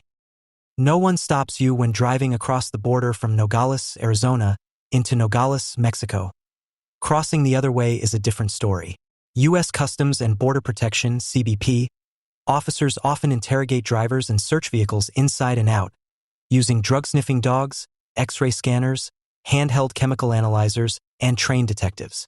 One reason is that Nogales, Mexico, is now the world's epicenter of illegal fentanyl trafficking, and Arizona's southern border is the primary point of entry for illegal fentanyl entering the U.S. Fentanyl is the deadliest drug in America now, killing an average of 200 Americans every day, over 70,000 per year. Just 2 milligrams, equivalent to about 10 to 15 grains of table salt, is enough to kill a person.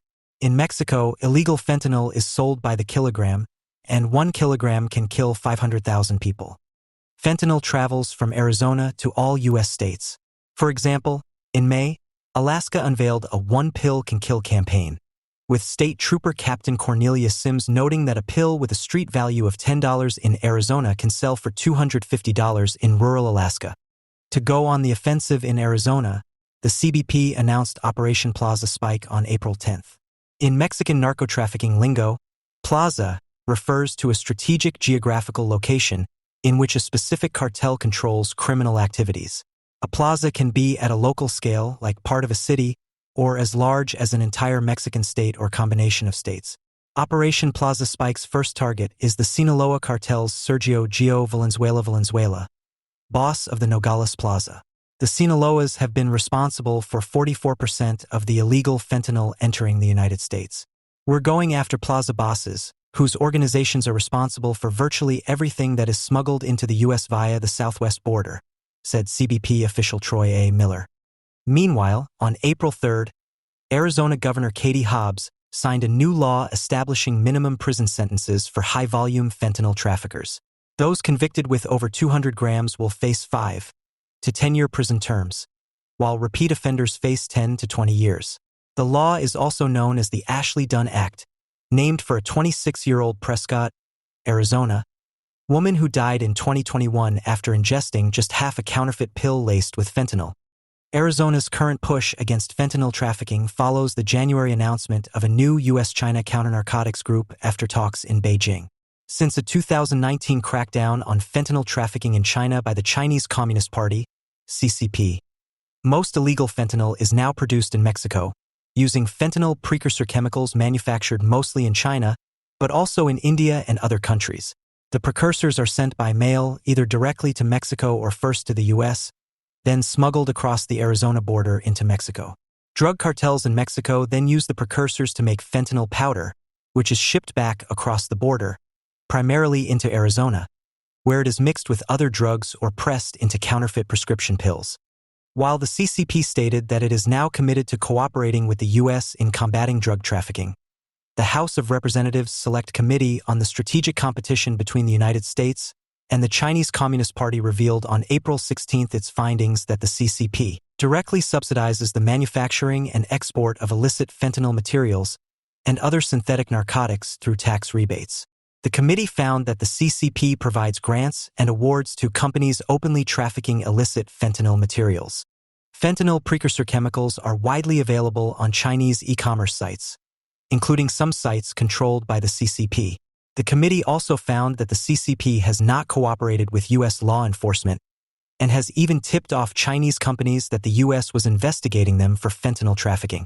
In 2023, the Drug Enforcement Agency, DEA, for the first time indicted 12 Chinese chemical companies and 24 Chinese nationals for trafficking fentanyl. Many of the charges involved using Western Union and Bitcoin accounts to finance fentanyl deals, and even printing counterfeit postage stamps to defraud the U.S. Postal Service. Half of all fentanyl seizures in the U.S. have occurred in Arizona. Case in point, on May 30th, Arizona's Maricopa County Sheriff's Office and other state agencies seized over 1 million fentanyl pills, along with 455 pounds of methamphetamines, 41 guns, 22 vehicles, $200,000 in cash, and other drugs in a massive bust that arrested 31 drug traffickers operating between Arizona and Mexico. The week before, Arizona Department of Public Safety detectives in the Phoenix area seized 180 pounds of fentanyl with a street value of $1.5 million. Every scale of law enforcement is enlisted in stopping fentanyl trafficking in Arizona. In 2023, the CBP seized 51.4 million fentanyl pills just in the small border town of Nogales, Arizona, Pop. 20,000. Even more than the 42 million fentanyl pills that the DEA seized that year across the entire state. In addition, Arizona state troopers seized 1,500 pounds of fentanyl from November 2023 to April 2024. Nationwide, The CBP in 2023 seized nearly 1 billion illegal fentanyl pills, almost double the total in 2022. To transport illegal fentanyl, Mexican cartels use hundreds of people as drug mules, as well as drones, aircraft, medieval-style catapults, pigeons, and tunnels. For example, in 2023, the Tucson Border Patrol uncovered a 250-foot tunnel through solid rock, with ventilation and electricity, from Nogales, Mexico, to Nogales, Arizona. Meanwhile, the CBP uses handheld chemical analyzers with laser and infrared technologies to identify fentanyl in unknown substances. These devices work even through clear packaging, which helps reduce the risk of fentanyl exposure among CPB personnel. The CPB also uses immunoassay test strips, which can detect the presence of fentanyl mixed in many kinds of drugs. Compounding Arizona's border security challenges is the fact that it is now also the #1 point of entry in the largest migrant crisis in America's history. The CBP Tucson border sector, which spans most of the Arizona border, ranks first thus far in 2024, with a monthly average of 342,000 border encounters with migrants, apprehensions, and expulsions, up 134% since 2023. This sharp increase comes despite the 5 to 8 meter high Trump wall that spans large sections of the Arizona-Mexico border. Far more than just a narco-trafficking hub, Nogales, Mexico, is a sprawling industrial city with many U.S.-owned maquiladora assembly plants. Home to over 250,000 people, it is a gateway for hundreds of products made and assembled in the surrounding state of Sonora that are headed north, such as the Broncos assembled in the Ford plant in Hermosillo, 3 hours south. Around 20,000 trucks enter the U.S. at Nogales, Arizona, every month, and the enormous volume of freight coming through makes it especially challenging to track the movement of fentanyl precursors. Many people ingest fentanyl unknowingly, as it is easily mixed with drinks and other drugs. The DEA says that fentanyl powder has been found in supplies of nearly all other illegal drugs, particularly cocaine, methamphetamines, and marijuana. And illegal fentanyl itself is often laced with other drugs. For example, in 2022, the DEA reported that 23% of the fentanyl powder and 7% of the fentanyl pills it seized also contain xylazine, an animal tranquilizer also known as tranq or tranq dope, which rots flesh and bone and often leads to amputations. In the last few years, Mexican cartels have trafficked rainbow fentanyl pills in bright colors, made to look like candy. Even when users are aware that they are ingesting fentanyl, many fentanyl-related deaths occur because most dealers and users do not have the hospital-grade technology necessary for measuring doses minute enough to be safe. As DEA Administrator and Milgram notes, whatever form it comes in, fentanyl is tiny, it's cheap, and it's deadly. America is losing more lives every year to illegal fentanyl than it did in the entire Vietnam War, more than the number killed annually in car crashes and homicides combined. The crisis could spin much further out of control, as fentanyl is trafficked by an alliance between the world's largest drug cartels, members of China's world-leading manufacturing economy, and American drug dealers from Arizona to South Dakota to Florida, all facilitated by the internet. Education campaigns must emphasize that America today is one of the most dangerous places in history to be using drugs, and that no unprescribed or illicit drug can be trusted as safe. How did illegal immigration along the U.S.-Mexico border become the mess that it is? U.S. Customs and Border Patrol, CBP, encounters with migrants averaged under 600,000 in fiscal years 2010 to 20, but tripled in fiscal 2021, the year Biden took office, to a record of nearly 1.9 million and reached 3.2 million in fiscal 2023. What happened? The answer, in short, is that the United States is in the midst of the most widespread asylum fraud in its history. This crisis is driven by the abuse of a loophole in Section 235(b)(1)(a)(i) of the Immigration and Nationality Act, INA. This loophole allows migrants who would normally be removed from the United States to declare an intention to apply for asylum or a fear of persecution. They are then referred to a U.S. Citizenship and Immigration Services asylum officer to screen whether they have a credible fear of persecution or torture in their home country. The definition of credible fear is being stretched to include just about any complaint migrants have about their country, and migrants are gaming the system with fake stories to qualify for asylum with little or no vetting. The Biden administration also returned to the tried and failed policy of catch and release. Migrants awaiting a hearing of their asylum claims are given a notice to appear later. They almost never do, and are then released into the United States. Biden abandoned the Remain in Mexico policies established in the Migration Protection Protocols, MPP, of the previous administration, which required migrants to wait in Mexico for their asylum case to be heard. Furthermore, the Biden administration has worked with Latin American countries to put systems in place that speed up and encourage illegal migration rather than shut it down, like Operation Controlled Flow in Panama and Costa Rica. Finally, the U.S. migrant processing infrastructure is insufficient for the current influx. There is a lack of 1. Humanitarian centers for migrants awaiting asylum hearings, and 2. Migration courts at ports of entry along the U.S.-Mexico border. But before looking more closely at these causes, several persistent misconceptions merit refuting. First is the misconception that the current border crisis is driven by refugees. The reality is that some 90% of those apprehended at the U.S. border have not been persecuted or tortured in any way and are making fraudulent asylum claims. Most are economic migrants looking for a better life. This helps explain record-setting remittances to Latin America and the Caribbean this year. Second, it is a misconception that those experiencing difficulties in other countries have no other options outside the United States. Having lived in Latin America for 5 years and spent time in 15 countries in the Americas, I have seen clearly that there are many safe areas in the region, even in so-called dangerous countries. Venezuela, for instance, is closer to many other countries that are destinations for hundreds of thousands of migrants from around the world, including many American expats, because of their quality of life, like Colombia, Ecuador, Brazil, Costa Rica, and Panama. And many experiencing difficulties can find safety simply by moving to another part of their own country. In El Salvador, for example, most of the MS-13 and Barrio 18 drug cartel activity of recent decades has occurred in very specific areas, like the city of Soyapango. Most Salvadorinos never go near Soyapango. There are many, much safer areas of El Salvador to live in, from the diverse neighborhoods of San Salvador, a city of over 1 million people, to beach, farming, and mountain towns. As Michigan Representative Brian Mast said in a recent hearing of the House Foreign Affairs Committee, the definition of asylum is currently being stretched to where it no longer has meaning. We've moved to a situation where everybody that makes a complaint about their country and is unwilling to look at a different city in their country, a different territory in their country, an adjacent country to them, because they're unwilling to look at that, will say, well, it must have been a credible threat to life. Third, it is a misconception that the notion of turning some migrants away at the U.S. border means that America is not compassionate.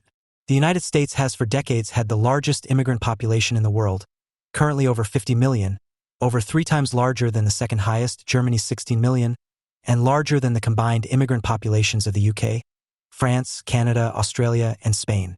Open border policies are facilitating a dramatic spike in human smuggling, forced labor, and sex trafficking, which is the antithesis of compassion. And open borders encourage a brain drain of young workers from developing countries, who do low-level jobs in the United States when they could be contributing to improvement of their home countries by building businesses and families there. Fourth, it is a misconception that the root cause of the current border crisis is an increase in push factors that make migrants want to come to the United States. Push factors have always been there and always will be. In fact, Venezuela, one of the largest sources of migrants, today is showing a few modest signs of economic recovery, far from the mass raids on supermarkets that occurred in 2016. In the long view, one factor that is facilitating more migration over the past decade is the increased availability of global air travel in developing countries. The Human Progress Project reports that the most striking air travel trend is among the citizens of developing nations. For example, the number of Latin American passengers tripled from 1999 to 2019, and those from Congo and Bangladesh quadrupled. And there is still quite a lot of room on the upside. This surge has opened the door to a wider demographic to fly to countries in South America with lax visa requirements, like Ecuador, and move toward the U.S. border from there. With the migration magnets turned on by Biden's border policies, migrants around the world are, understandably, eyeing this as a uniquely opportune moment to try to enter the United States. The sources of migrants are nearly bottomless. While some Biden apologists point to Venezuela's economic crisis as a cause for the migration spike during his administration, the reality is that Venezuela has been in meltdown since 2010. Over a quarter of Venezuela's 28 million citizens now live outside Venezuela, and an estimated 2,000 more leave every day. The Pew Research Center reported in August that, from 2000 to 2021, the Venezuelan origin population in the United States increased 592%, from 95,000 to 640,000. Haitians are now the second largest group crossing the U.S. border, facilitated in part by the weaponization of migration by Nicaragua's anti-U.S. dictator Daniel Ortega, who in recent months has allowed over 260 unofficial charter flights carrying some 30,000 migrants from Haiti to land in Nicaragua, where they set off northward for the United States. Over 300,000 immigrants are now leaving China each year, and from January to September 2023, the U.S. Border Patrol arrested 22,187 Chinese nationals illegally crossing the U.S.-Mexico border, nearly 13 times the number during the same period in 2022. Amid a tsunami of illegal migrants and asylum seekers at the U.S. border, rather than calling for more caution and tighter vetting, the Biden administration has instead returned to the tried-and-failed policy of catch and release, encouraging the U.S. Customs and Border Patrol to process migrants through faster. Now apprehended migrants are simply waved through the border and released into the United States without being assessed for any asylum claims at all, according to the testimony of former Department of Justice and Department of Homeland Security official Gene Hamilton. What is often lost in the discussion is how much this hurts the 10% who truly qualify for asylum under U.S. law, who must wait much longer to receive the status they legally deserve as fraudulent asylum seekers glut the system. According to Hamilton, on a single day in November 2023, of some 9,400 migrants apprehended on the border, over 5,200 were just handed paperwork and released into the United States, with no credible screening at all to determine if they met the criteria for asylum. Todd Bensman of the Center for Immigration Studies has personally collected hundreds of national IDs found lying in the grass along the U.S. border, thrown away by migrants before crossing. A resident of Texas, Bensman has seen how tens of thousands of migrants discard their IDs so that their stories of persecution, and even their names and countries of origin, cannot be vetted. Others carry fake passports or other IDs purchased from smugglers, like Chinese posing as Japanese tourists. Through one means or another, West Africans pose as Haitians, Afghanis as Venezuelans. Staggeringly, new records show that from January to September 2023, the Department of Homeland Security under Biden accepted 99.7% of recent aliens applying for entry using the CBP-1 app, which is the required application system for migrants coming to the United States through Mexico.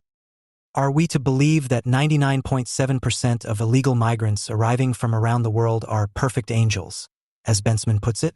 Consider that in October 2023 alone, the CBP apprehended 13 migrants on the U.S. terror watch list trying to cross the southwest border. Another 172 on the terror watch list were apprehended by CPB agents earlier in fiscal 2023, compared to just 3 in all of fiscal 2019. The only agency preventing terrorists from entering the United States illegally across the border is CBP, says Andrew R. Arthur of the Center for Immigration Studies. But the administration's border policies have agents so overwhelmed that the odds of them dropping the ball moves the needle from possible but doubtful to way too close for comfort. CBP agents are indeed overwhelmed. About half of the U.S. Border Patrol agents along the southwest border are not actually patrolling the border.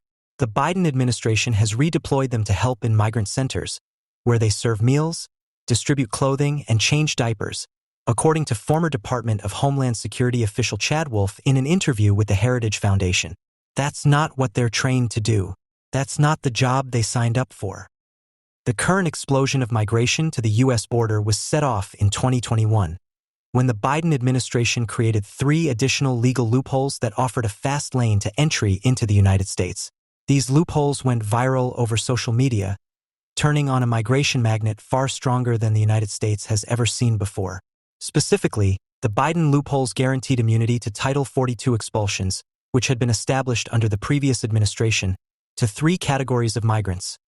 1. Families with children under 7 who crossed into Texas from the state of Tamaulipas, Mexico.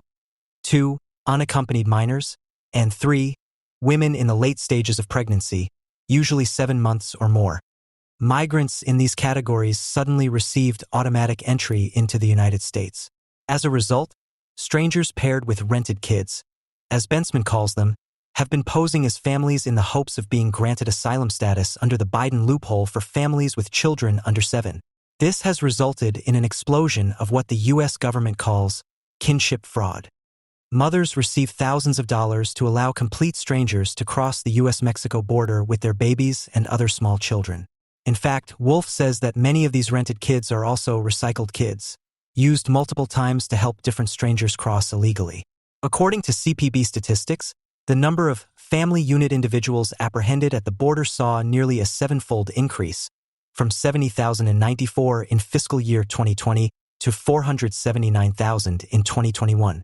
In his 2023 book, Overrun: How Joe Biden Unleashed the Greatest Border Crisis in U.S. History, Bensman relates an interview in which a retired ICE Homeland Security investigator revealed, most typically, human smugglers or brokers in home countries would cut package deals with a parent of 2 or more children. Parents who agreed to do this could have most or all of their huge smuggling fees waived to bring the whole family over. Very young children and infants were most valued because they couldn't answer Border Patrol questions and blow everyone's cover. That's why Border Patrol agents often saw the arrival of single men carrying infants without baby formula, bottles, diapers, or any other accoutrements indicating infant caretaking.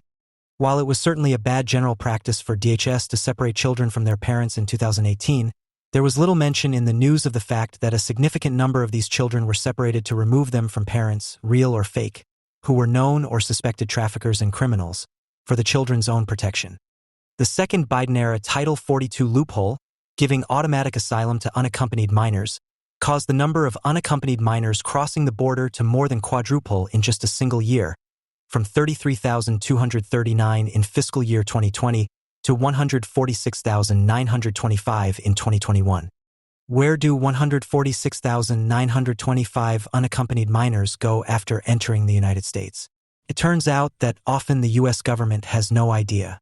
The Department of Health and Human Services, HHS, is responsible for making sure that the adult sponsors who receive unaccompanied minors support and protect them, especially from trafficking and exploitation. Yet the New York Times reported in February 2023 that, as more and more children have arrived, the Biden White House has ramped up demands on staffers to move the children quickly out of shelters and release them to adults.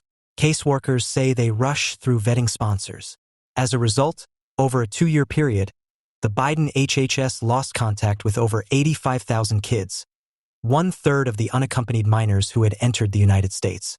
Virtually all of these unaccompanied minors were trafficked to the border by cartels, and thousands of them are being trafficked by cartels in the United States right now, including for sex trade and forced labor.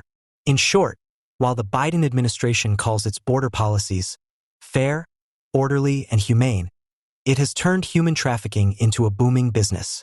As Senator Marsha Blackburn puts it, human smuggling is thriving under the Biden administration and has expanded from a $500 million industry in 2018 to an over $13 billion industry.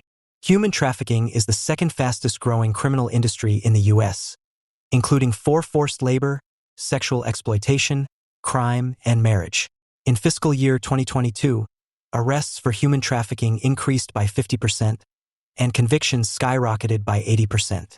The third Biden Title 42 loophole for women in an advanced stage of pregnancy has led to hundreds of women abroad getting pregnant specifically for the purpose of getting into the United States. They time their departures to arrive at the U.S. border 7 or more months pregnant and thus receive immunity and automatic asylum.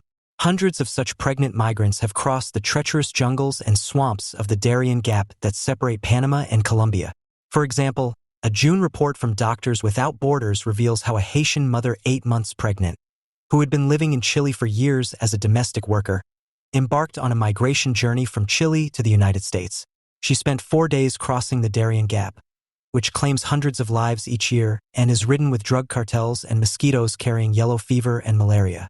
Upon entering Panama, she was diagnosed with preeclampsia, a pregnancy complication, and had to give birth prematurely by cesarean section.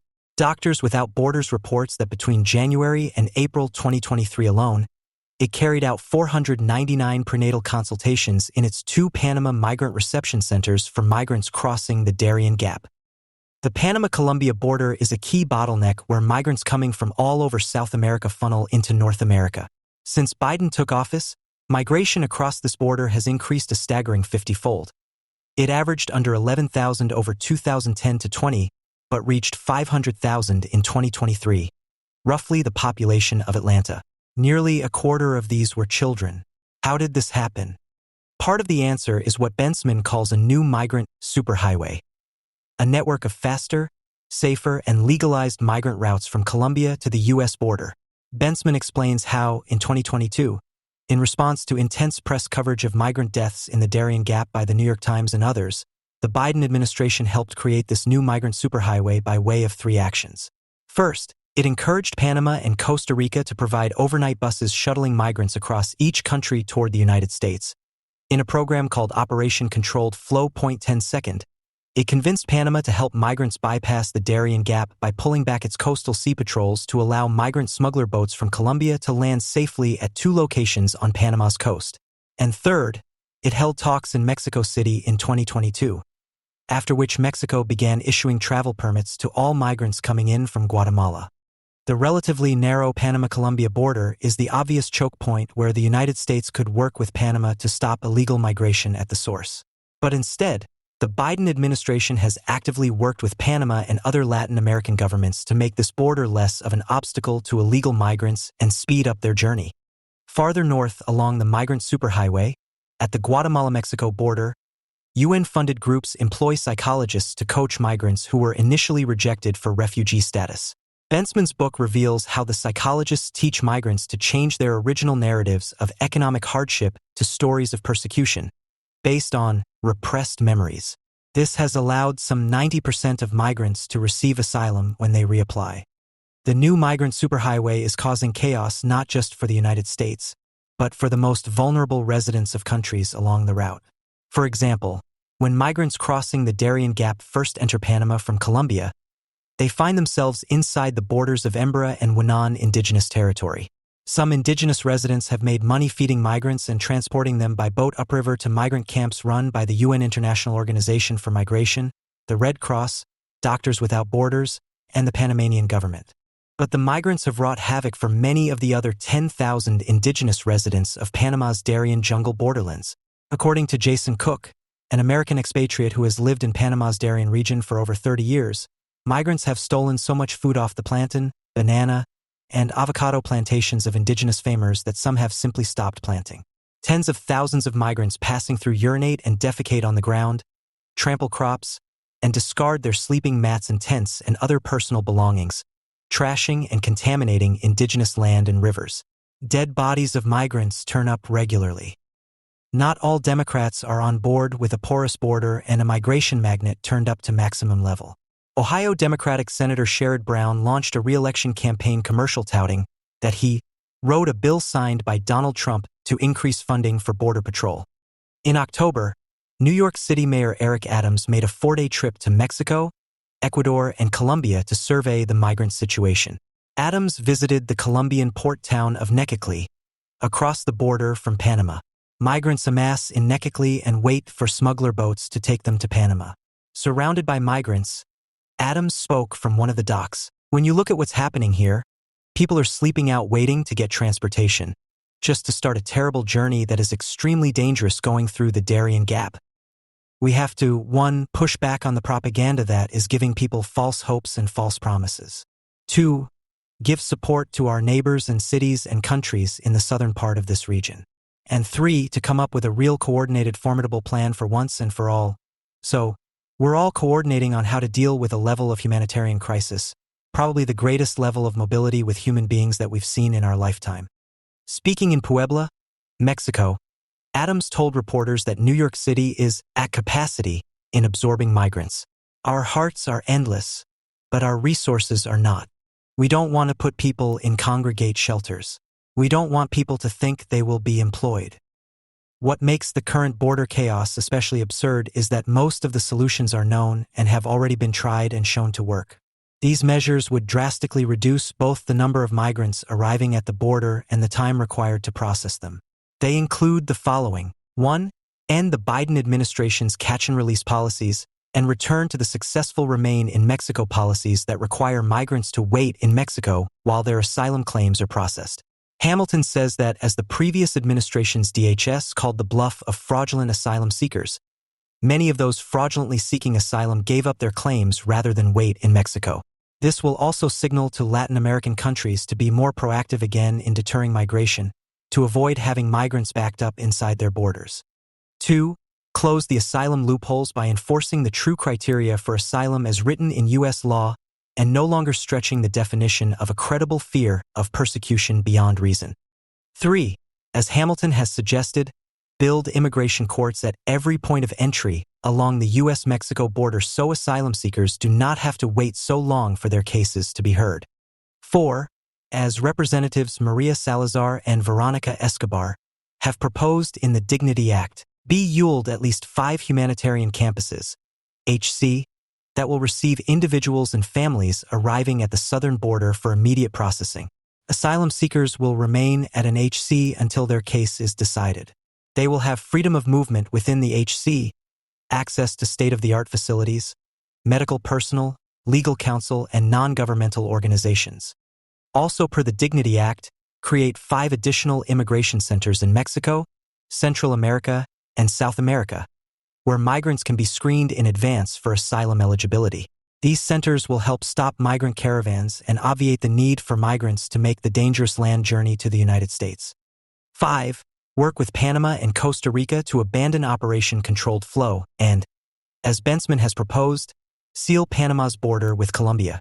At only about 40 miles wide at its narrowest point and covered in mountains, swamps, and jungles, the Darien Gap border is infinitely easier to secure than the 1,954-mile U.S.-Mexico border. Providing funding and logistics cooperation to Panama for migration controls, detention centers, and deportations would drastically slow the flow of illegal migration and save hundreds of millions of dollars now spent on apprehending migrants later at the U.S. border. With each new incentive and loophole created by the Biden administration, the news travels over social media almost instantaneously to the far ends of the world, and more migrants set out on their journey. As the situation continues to unravel, it is imperative for politicians of both parties to recognize the scale of the problem and to cooperate in pursuing solutions like the ones outlined here. The United States can still be compassionate to those truly in need of asylum without abdicating responsibility for its borders, downplaying security concerns, or being overly indulgent toward fraudulent claimants. Donald Trump returned to office issuing a range of executive orders that toughened up immigration enforcement. These include using the armed forces to facilitate deportations, boosting the number of troops at the border, and reinstating the Remain in Mexico policy, which requires asylum seekers to apply in Mexico, while blocking those who trek to the U.S. border. To the surprise of pundits, polls suggest robust public backing for many of these measures, not least mass deportations. One clear reason is economic. Mass low-wage migration depresses wages, especially on the lower rungs of the labor market. Progressives would do well to come to grips with this reality, even as the Trumpians would be wise neither to overstep their mandate nor to limit their policy to showy and polarizing deportation actions. To see why, it's worth examining the history. Between 1965 and 1995, the share of Americans who favored lower immigration rates rose to 65%, up from a third. The shift in attitudes corresponded with a dramatic rise in low-skilled legal, and especially illegal, immigration.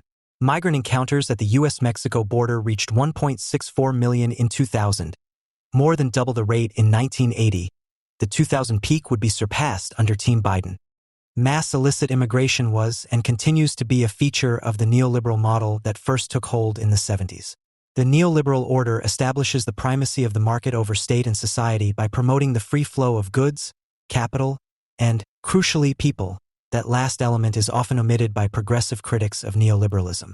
Unsurprisingly, the decade that saw the highest volume of illegal immigration was the 90s, an era of unfettered globalization, deregulation, and free trade epitomized by the North American Free Trade Agreement. NAFTA facilitated the exploitation of cheap labor south of the border by outsourcing manufacturing jobs to Mexico. The agreement was also devastating for Mexican small farmers, who couldn't compete with subsidized U.S. agriculture. The resulting mass of indigent farmers migrated largely north into the open arms of American agribiz, the same force responsible for ruining their livelihoods. In 1990, the share of illegal farm workers in the United States was just 12%. By the turn of the millennium, it was about half, where it has remained since. Until the 2010s, many Democrats embraced a comparatively hard line on illegal immigration, in keeping with the party's working class base. In his 1995 State of the Union address, President Bill Clinton lamented how the jobs illegal immigrants hold might otherwise be held by citizens or legal immigrants. Back then, it was free market Republicans like Ronald Reagan who celebrated the exploitation of illicit labor in jobs Americans won't do. Never mind that these jobs were overwhelmingly occupied by Americans prior to the arrival of millions of illicit workers. Never mind, too, that native-born workers still form the majority of the workforce in sectors with large numbers of illegal employees, such as construction, household labor, dry cleaning, and landscaping. An earlier generation of labor leaders and social democrats viewed mass illegal migration as one component in a broader suite of policies, including outsourcing and union busting, meant to squeeze wages. United Farm Workers founder Cesar Chavez, for example, repeatedly denounced illegal migration and would make a point of alerting the authorities to employers hiring such workers. In 2007, Bernie Sanders said, "On one hand, you have large multinationals trying to shut down plants in America, and on the other hand, you have the service industry bringing in low-wage workers from abroad. The result? Wages go down. Negative sentiment toward immigration is driven by the net volume and type of immigration to a given country, dividing native populations from newcomers over wages, skills, and cultural background. The last variable, culture, is mercifully less salient in the United States, given the country's spectacular capacity to assimilate migrants. In sufficient numbers, though, low-skilled illegal immigration necessarily provokes a backlash, including in cases where migrants and the native-born otherwise lack meaningful cultural differences. To be fair to open borders advocates of the left and the libertarian right, public opinion had been comparatively indifferent to large volumes of low-skilled legal immigration until recently, that is, except among Republicans. Plus, despite high overall immigration, illegal immigration declined dramatically after 2000, with border crossings plateauing at around 300,000 a year in the 2010s. By this point, the NAFTA shock in Mexico gave way to the low-growth but resilient Mexican economy of today, leading to a 90% reduction in illegal entries by Mexicans. Mexico's role as a source of outmigration was soon eclipsed by the likes of Honduras, Guatemala, and El Salvador. Successive presidents also oversaw crackdowns at the southern border and boosted deportations. The Obama administration instituted family detention, deporting 2.9 million people in its first term and 1.9 million in its second. By comparison, the first Trump administration managed 1.5 million deportations, including a smaller proportion of violent criminals. Then came the social justice revolution of the mid-2010s, which consummated the Democratic Party's capture by college-educated professionals. Mantras such as "no human being is illegal" gathered strength in Democratic circles as activists denounced Obama as the deporter-in-chief. The progressive zealots got a boost from Trump I, the cruelty of whose child separation policies did wonders for the cause of limitless migration.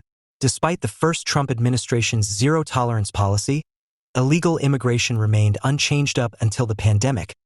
Pandemic-induced travel restrictions caused overall immigration to fall near zero in 2020. At that point, more Americans, 34%, favored increased immigration than disfavored it, 28%, for the first time. Emboldened in their opposition to Trump, Democrats excised what little immigration dissent remained in the party. Having previously called open borders a Koch brothers proposal, Bernie Sanders embraced a moratorium on deportations and called for decriminalizing border crossings under pressure from the liberal press. The Biden administration followed suit, announcing a temporary pause in deportations and adopting a near-limitless interpretation of asylum law. While a global surge in immigration was to be expected following the end of pandemic restrictions, voters correctly interpreted Democratic policy as offering an unprecedented incentive to would-be migrants. At least 10 million foreign nationals without legal permanent status entered the country since 2021, per the Congressional Budget Office, the most of any four-year period in history. In June 2024, Biden backtracked, issuing an executive order barring migrants from soliciting asylum when average daily encounters exceed 2,500. The result was a decline in monthly crossings by around 80%. The move was supported by minorities and working-class voters but abhorred by affluent progressives. Indeed, by the end of 2024, monthly crossings were lower than under Trump prior to the pandemic.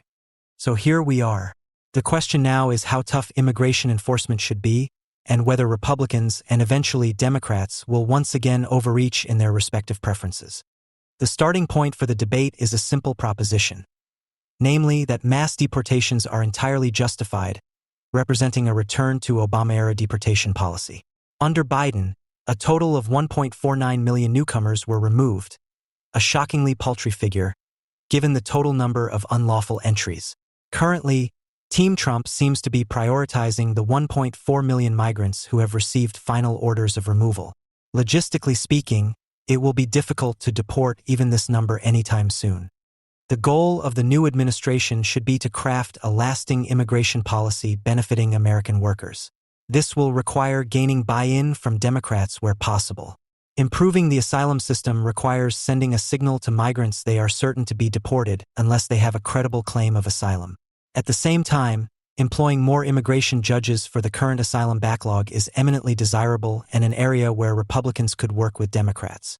It's counterproductive for the sitting president to antagonize deportees receiving countries, however obnoxious their leaders may also be. A points system based on migrant skills, ideally similar to that used by Canada prior to the pandemic, should also be adopted. While it's true that Americans have historically tolerated high levels of low-skilled immigration, restrictionists are correct that chain migration doesn't ultimately serve the national interest or workers. Shifting from family-based to skills-based migration would go a long way toward taming the anti-immigration fervor of the GOP base. During his first term, Trump expanded Obama's family detention policy in an effort to deter migrants of all stripes. This and later family separation was what resulted in the administration's failure to deport more violent criminals than its predecessor. Trump turned public opinion against itself. Disturbingly, Trump's proposal to expand migrant detentions in Guantanamo Bay suggests a willingness to double down on past failures, though the administration appears to be prioritizing removals with infractions beyond just illegal entries thus far. Further, the Remain in Mexico policy was a marked improvement that helped curtail the 2018 spike in illegal immigration, whose revival will similarly benefit the current asylum backlog. Contrary to progressive critiques, Mexico as a whole isn't unsafe, with many migrants residing in vibrant metropolitan areas while they solicit asylum. Then as now, the policy's success will turn on Trump's willingness to maintain a productive relationship with Mexican leaders. Like her predecessor, Andrés Manuel López Obrador, Mexican President Claudia Sheinbaum has displayed a willingness to work with Trump, making record arrests of migrants and drug seizures, as well as constructing facilities to receive deportees.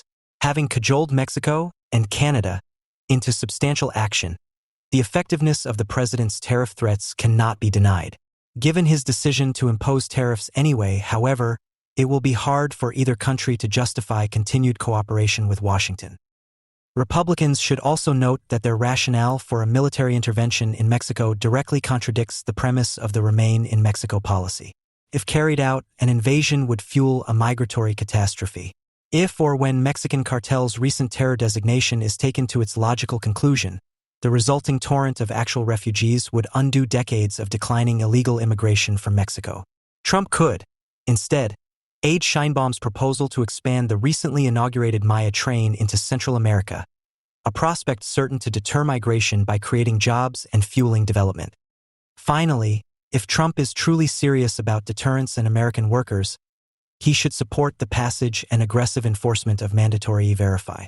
Forcing employers to confirm the immigration status of workers and making an example of those that don't would go a long way in curtailing migrant exploitation and raising wages for native workers. Progressives should back these efforts.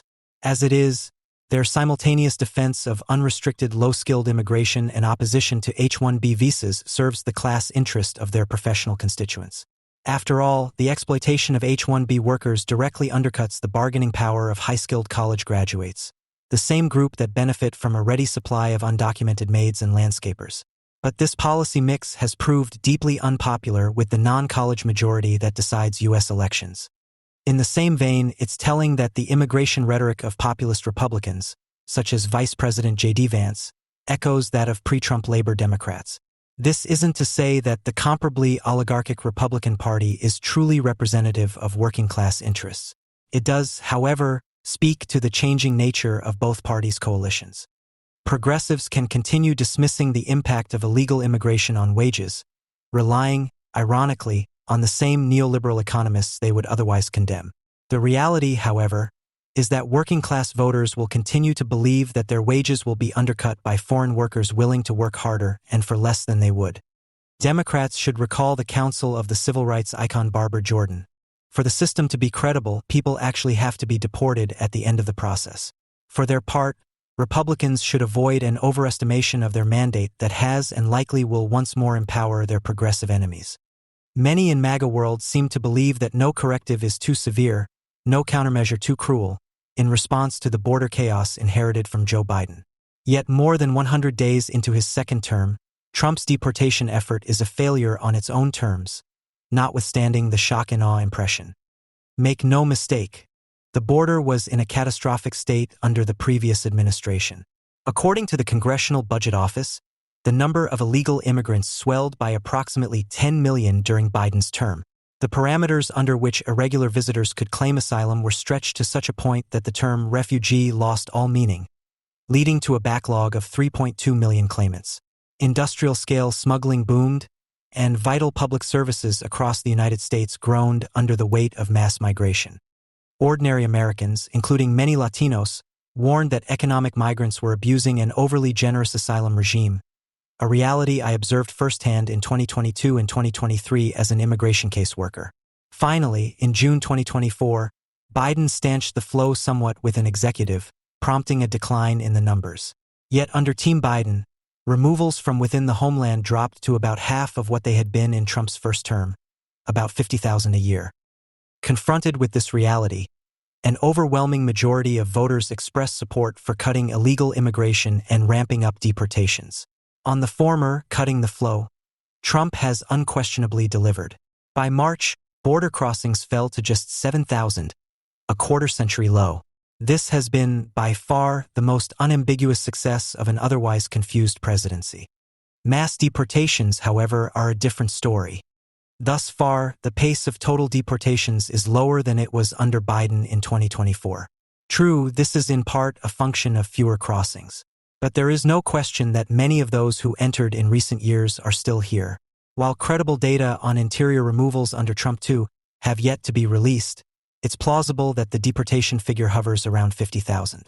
It's far more than under Biden, to be sure, but still a far cry from the 120,000 deported at the same point in 2009 by Barack Obama, earning Obama the moniker deporter-in-chief from progressives.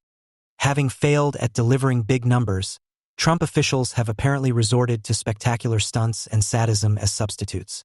In March, the administration deported 238 Venezuelans and 23 Salvadorans to Salvadoran dictator Nayib Bukele's so-called Centro de Confinamiento del Terrorismo, or SECOT, a latter-day gulag. Like many others, I gave the White House the benefit of the doubt, assuming that a Department of Justice renowned for prosecuting gang members couldn't possibly send civilians with no criminal sentences to a prison built for MS-13 and Barrio 18's most hardened members. Except, the White House continues to withhold the names and purportedly heinous crimes of those deported to Bukele's SECOT, treating them as state secrets. Most of the inmates were designated as alien terrorists and stripped of the ability to contest that designation under the 1798 Alien Enemies Act. The White House's ridiculous theory of the case being that the Venezuelan Tren de Aragua gang is conducting an invasion of the U.S. homeland at the behest of the Caracas regime. Under the terms of the agreement with El Salvador, outsourced detainees are imprisoned indefinitely in the SECOT. No trial, not even proper sentencing. On March 20th, CBS published the names of the imprisoned Venezuelans from a leaked government document. A subsequent investigation by the New York Times ran all 238 names through public databases in the United States, Venezuela, Colombia, Peru, Ecuador, and Chile, finding serious accusations or convictions for just 32 of the deportees. Another 24 were accused or found guilty of lower-level offenses, such as trespassing and speeding. The remainder had no criminal records in either the United States or abroad. An Immigration and Customs Enforcement official also admitted in a sworn declaration that many of those deported had no criminal records. Deported, to be clear, to a gang confinement center. For life. In deciding if someone is a member of Tren de Aragua, Trump officials placed inordinate emphasis on tattoos. A separate government document obtained by the Times, titled Alien Enemy Validation Guide, uses an 8-point system to identify gang members, with tattoos yielding 4 points. One such case with no criminal record was that of Arturo Suarez Trejo, a landscaper and urban musician with numerous tattoos who was detained while filming a music video. 2 others with no criminal records, Francisco Garcia Cacique, a barber, and Neri Alvarado, a bakery shop worker, had tattoos of family members' names, one of which included a ribbon for autism awareness. As Rana Risks, the author of a 2003 book on Tren de Aragua, has noted, the group doesn't use tattoos as markers of affiliation, in marked contrast to the likes of MS-13 and Barrio 18. Given that ICE arrested 976 gang members in February, it's fair to describe the vetting process behind the Salvadoran deportations as incompetent, and that's being generous. A charter flight even arrived with 8 women, a surprise that proved too extreme for even Bukele, who harangued his American counterparts for violating the terms of their agreement. The women were ultimately returned to the United States, with many claiming that officials asked passengers to sign affidavits confessing membership in Tren de Aragua. Beyond Trumpian chaos, the GOP's characteristic incoherence appears to have contributed to the Salvadoran debacle. Days into Trump's presidency, Venezuela's Maduro regime acquiesced to deportation flights in exchange for the renewal of Chevron's oil license in the country. Furious, Miami hawks in Congress threatened to withhold their votes from the slim GOP majority. The White House immediately caved, leading to an abrupt end to Venezuelan repatriations and the subsequent invocation of the Alien Enemies Act. The plight of Socote deportees has since been a propaganda boon for Maduro, as thousands have poured onto Venezuelan streets to protest against Washington's forced disappearances to El Salvador. The Trump administration also wrongfully deported the Salvadoran national Kilmar Abrego Garcia, though his case is a complicated one. Kilmar's family business was allegedly extorted by Barrio 18 in his home country. Had he solicited asylum when he first traveled to the United States, he could have claimed a credible fear of persecution. Instead, ICE nearly deported him in 2019. By that point, Kilmar wasn't eligible for asylum, but a judge granted him withholding of removal on the grounds that his life was still at risk in El Salvador. Kilmar's alleged ties to MS-13 remain unproved, and he complied with yearly check-ins at ICE. Yet the reality is that the case is uncomfortable for both sides of the debate. It's reasonable to question Abrego Garcia's current immigration status. By 2019, his family business was defunct and the threat of Barrio 18 diminished. At the same time, he should have been eligible for residency through his marriage to a U.S. citizen. Ironically, recipients of withheld removal like him are ineligible for permanent residence but can receive work permits. None of this excuses the Trump administration's denial of due process to Kilmar Abrego, let alone hundreds of apparently nonviolent offenders condemned to life in a foreign gulag. Surprising as it may be to MAGA, the Fifth Amendment entitles non-citizens to due process. Considering that the president is floating sending U.S. citizens to the Socote and is attempting to deport legal residents over anti-Israel op-eds, it's fair to wonder if Trump is bent on importing Maduro's and Bukele's governance model, even as he deports their citizens. Instead of governing by decree like Maduro or Bukele, the White House could pursue long-term, durable reform in the legislature. A reasonable compromise with Democrats could be to close the loophole in the Immigration and Nationality Act which allowed virtually any border crosser to apply for asylum under Biden. In exchange, Republicans could acquiesce to the regularization of spouses of U.S. citizens, a move which would help accelerate deportations by annulling the ongoing issue of custody for the children of illegal spouses. Unfortunately, much of the GOP is currently committed to ending asylum outright. It's similarly telling that Christian conservatives justify imprisoning the fathers of U.S. citizens in Socote. The fact that immigration enforcement was more or less abrogated during most of Biden's term doesn't justify violating constitutional amendments. Unsurprisingly, Trump's once-vaunted approval on immigration is in free fall, particularly among Latinos, a key segment of the Republicans' new base.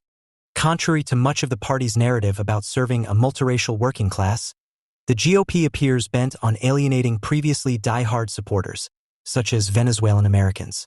Unlike MAGA partisans, the broader working class has little interest in terrorizing migrants for the sake of likes on the X app. For their part, Democrats would do well to acknowledge that popular support for restrictionism is an inevitable consequence of mass illegal immigration. The fact that migrants' own countries of origin have experienced the same trend, as I learned on my trip to Peru, suggests that more is at play than left-of-center parties accepting conservative frames on immigration, as progressives worry. Even in left-wing Mexico, 55% oppose allowing entry to foreign migrants. For left and right, the Obama administration's common-sense mix of pathways to citizenship and overwhelming enforcement was a key source of its appeal with Latino and working-class voters.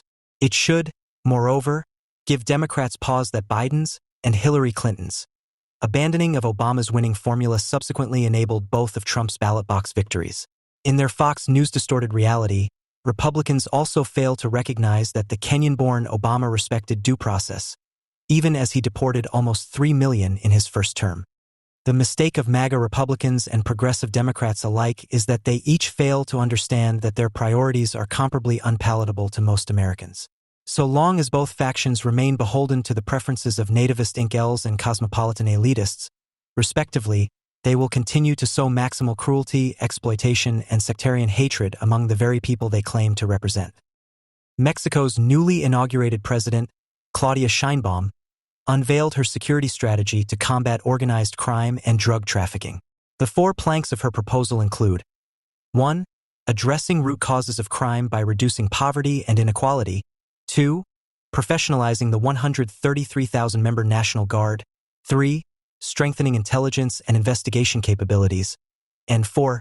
Increasing coordination between state and national authorities.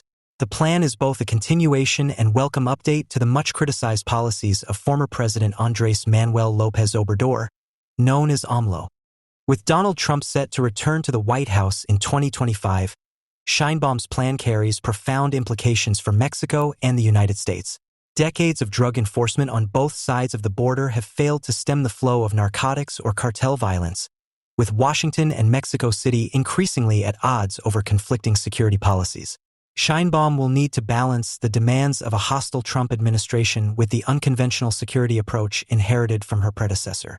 Following the July arrest of cartel kingpin Luis El Mayo Zambada, cartel infighting in Sinaloa State has led to more than 200 casualties. Zambada's arrest in El Paso, Texas, was reportedly the product of covert dealings between U.S. Drug Enforcement Administration, DEA, agents and Joaquin Guzman Lopez, a son of El Chapo. The DEA's reported failure to consult with its counterparts in Mexico reflects a clear frustration with and distrust of Mexico's security approach. Unsurprisingly, AMLO accused the U.S. of sharing responsibility for the ongoing violence prior to his leaving office. In the view of many in Washington, Mexico needs to showcase results in the fight against drug trafficking. In most cases, this is measured through high-impact metrics such as the arrest of cartel kingpins, known as the kingpin strategy, and drug seizures. The Mexican government, however, believes the approach of going after cartel bosses is not only unable to slow the flow of drugs, but also produces more violence. In 2007, the conservative administration of Felipe Calderón, 2006-12, launched a militarized crackdown targeting Mexico's most violent cartels. On paper, the multi-year operation was a resounding success. By the time Calderón left office, 25 of Mexico's 37 most wanted drug lords were dead or behind bars, with prominent cartels such as the Zetas and Beltran-Leyva organization dismantled or severely weakened. At the time, both the Bush and Obama administrations showered their Mexican counterparts with praise and almost $2 billion in funding via the Merida Initiative. Yet, similar to what has occurred in Sinaloa in recent months, subsequent inter- and intracartel infighting caused homicides to triple to 24 per 100,000 by 2010. What's more, the net flow of illicit drugs to the U.S. continued to climb. After 2018, AMLO retained and even deepened the role of the military in fighting crime. By 2022, the number of troops deployed for internal security rose to 200,000, with the administration arguing that deployments would help deter outbreaks in violence. At the same time, security forces would place less emphasis on conventional metrics such as arrests and drug seizures. Between 2018 and 2022, arrests and cocaine seizures by the National Guard fell from almost 22,000 detentions and 2,500 kilos seized to around 2,800 detentions and 1,300 kilos. A particularly emblematic case of the Morena approach was the arrests of another son of El Chapo, Ovidio Guzman. In 2019, the National Guard arrested Guzman in the Sinaloa capital of Culiacan.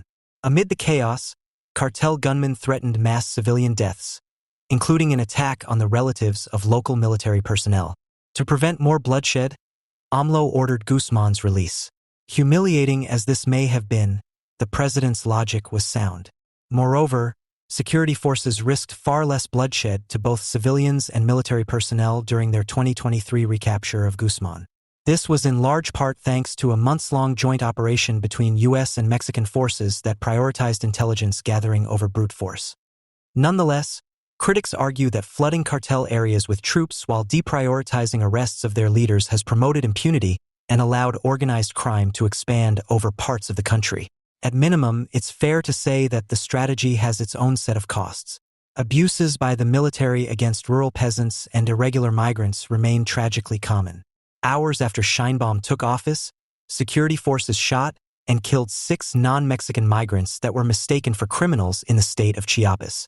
In the eyes of many Republicans in the U.S., intervention south of the border is now more than justified.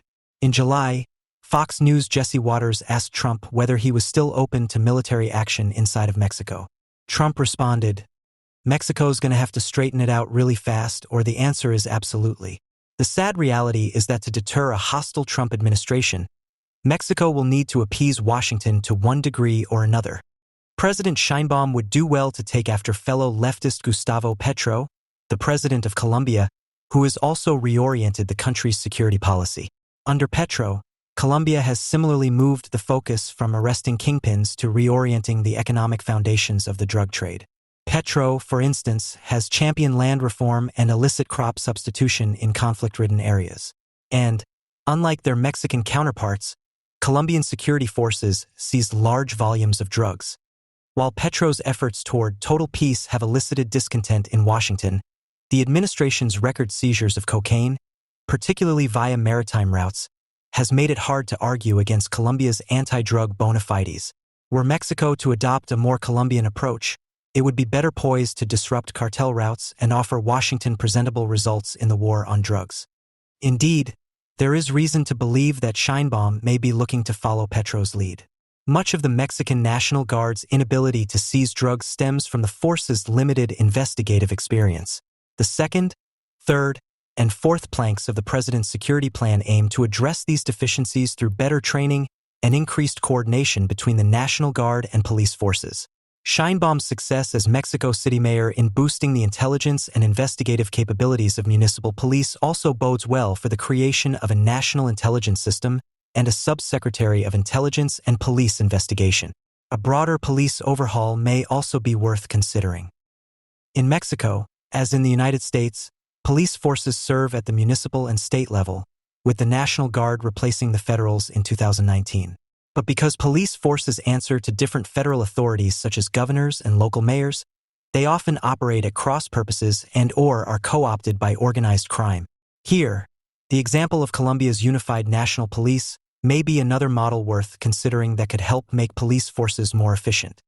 Washington, for its part, would benefit from taking a more holistic approach to the now 40-year war on drugs. It is a mistake to believe, as many seem to, that the level of violence in parts of Mexico correlates to the number of drugs trafficked into the United States. In the decades before Calderon's crackdown, drug trafficking in Mexico was comparatively pacific, and at times tolerated by elements within both the Mexican and U.S. security states. The unspoken truth known to virtually all parties in the drug war is that the net flow of drugs is unlikely to change so long as consumption in the U.S. continues to grow. This doesn't mean that dangerous criminals such as El Mayo should be allowed to operate with impunity. On the contrary, impunity broadly begets crime and increased violence. But given the downsides of the kingpin strategy, a more strategic approach to dismantling drug trafficking organizations merits greater discussion in foreign policy and security circles. Targeting operational nodes of supply and distribution has been shown to be a more effective means of combating cartels. U.S. authorities could also do more to crack down on money laundering by prominent financial institutions as well as illicit weapons sales to traffickers. The path forward for the United States and Mexico is fraught. The success of a reformed security strategy in Mexico will be vital to Sheinbaum's efforts to appease an unruly Trump administration. Complementary reforms north of the border would similarly go a long way toward curtailing the strength of organized crime in Mexico. With any luck, both Washington and Mexico City will find the grounds to collaborate toward shared interests on security. The alternative is likely to only further empower traffickers, with devastating consequences on both sides of the Rio Grande. It was another perfect phone call by Donald Trump. The night before Thanksgiving, the president-elect thanked his Mexican counterpart for her commitment to deterring illegal immigration to the United States. Just had a wonderful conversation with the new president of Mexico, Claudia Sheinbaum Pardo. She has agreed to stop migration through Mexico and into the United States, effectively closing our southern border, Trump posted on Truth Social. Sheinbaum offered a slightly different account of the conversation, emphasizing Mexico's efforts to deter migrant caravans while maintaining that she wouldn't close borders.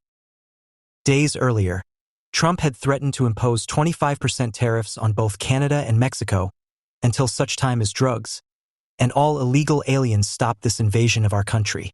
The Mexican president responded with a sternly worded letter, read aloud during her daily news conference.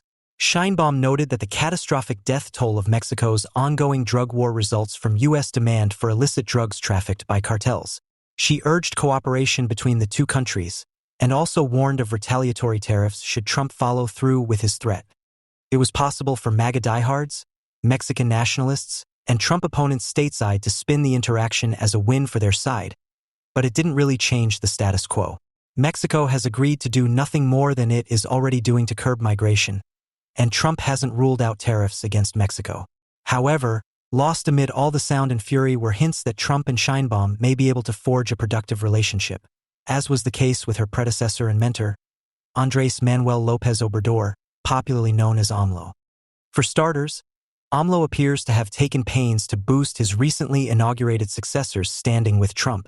In his last year in office, he initiated what Reuters has described as the largest migration crackdown in Mexico's history, with migrant apprehensions doubling to more than 1.2 million during fiscal year 2024. This, in addition to the equally forceful crackdown north of the Rio Grande. Having spent almost 4 years claiming there was nothing he could do to reduce illegal immigration, in June, President Biden issued an executive order barring migrants from soliciting asylum after daily encounters exceed 2,500. The result was that monthly crossings fell by more than 80%, with Mexican apprehensions subsequently exceeding those of U.S. Customs and Border Patrol. In exchange, AMLO seemingly brokered a pact of silence from the Biden administration, if not legacy media, on his controversial energy and judicial reforms. The truth is that both the United States and Mexico are armed with nuclear options capable of inflicting immense pain across the border. Whatever long-term benefit that could result from a 25% tariff against Mexico would be grossly outweighed by the short-term misery inflicted on inflationary Americans.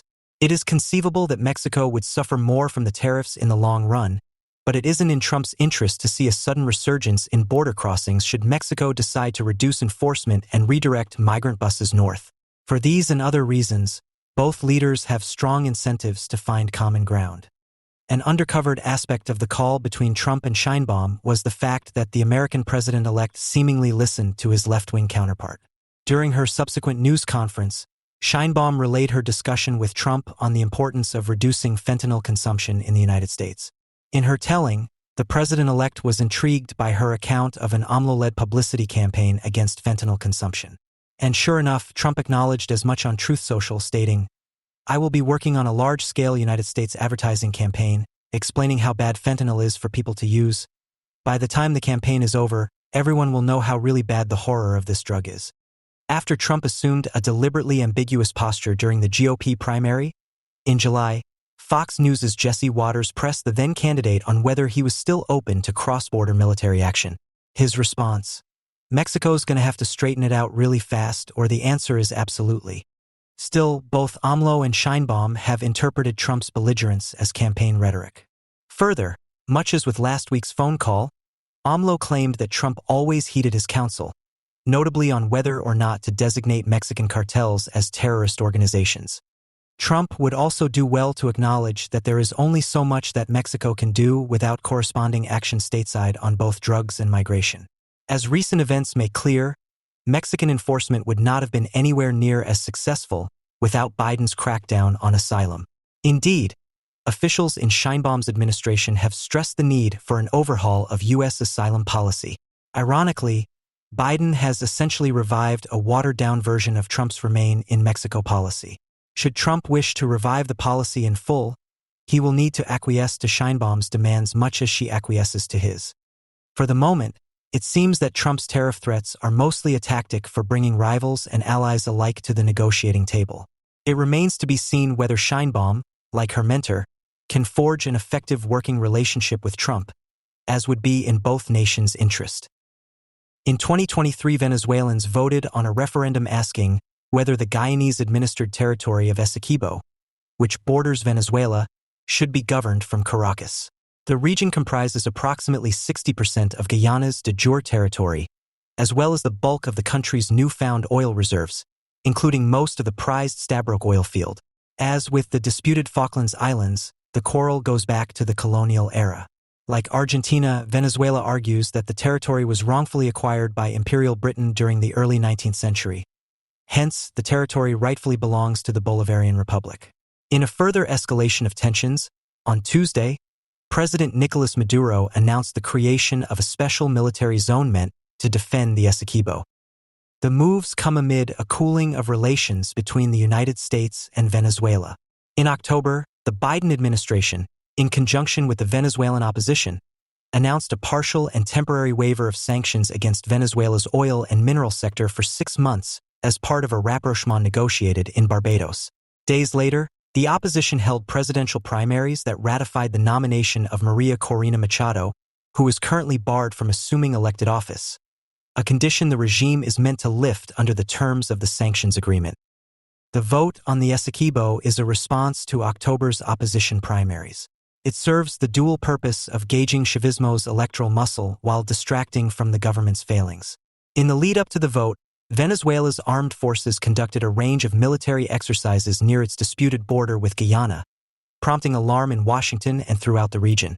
Notably, Brazil's president, Lula da Silva, an otherwise friendly neighbor to the regime, has expressed concern, going so far as to station troops near his country's borders with Guyana and Venezuela in hopes of deterring an incursion. Outside of the Bolivarian Republic, Venezuela's armed forces are commonly viewed as a laughingstock. But it is also worth remembering that Guyana, a nation of 800,000 people, has no military to speak of, and the Essequibo itself is mostly unpopulated. If or when an invasion will occur is anyone's guess, but the immediate upside for Maduro is clear. A climate of war may allow him to saber-rattle his way to victory over the opposition. Alternatively, an invasion or state of emergency could provide a convenient excuse for him to suspend presidential elections outright. Washington had previously issued stern warnings to the regime that sanctions relief depended on Venezuela's willingness to lift suspensions on opposition candidates and release political prisoners by November 30th.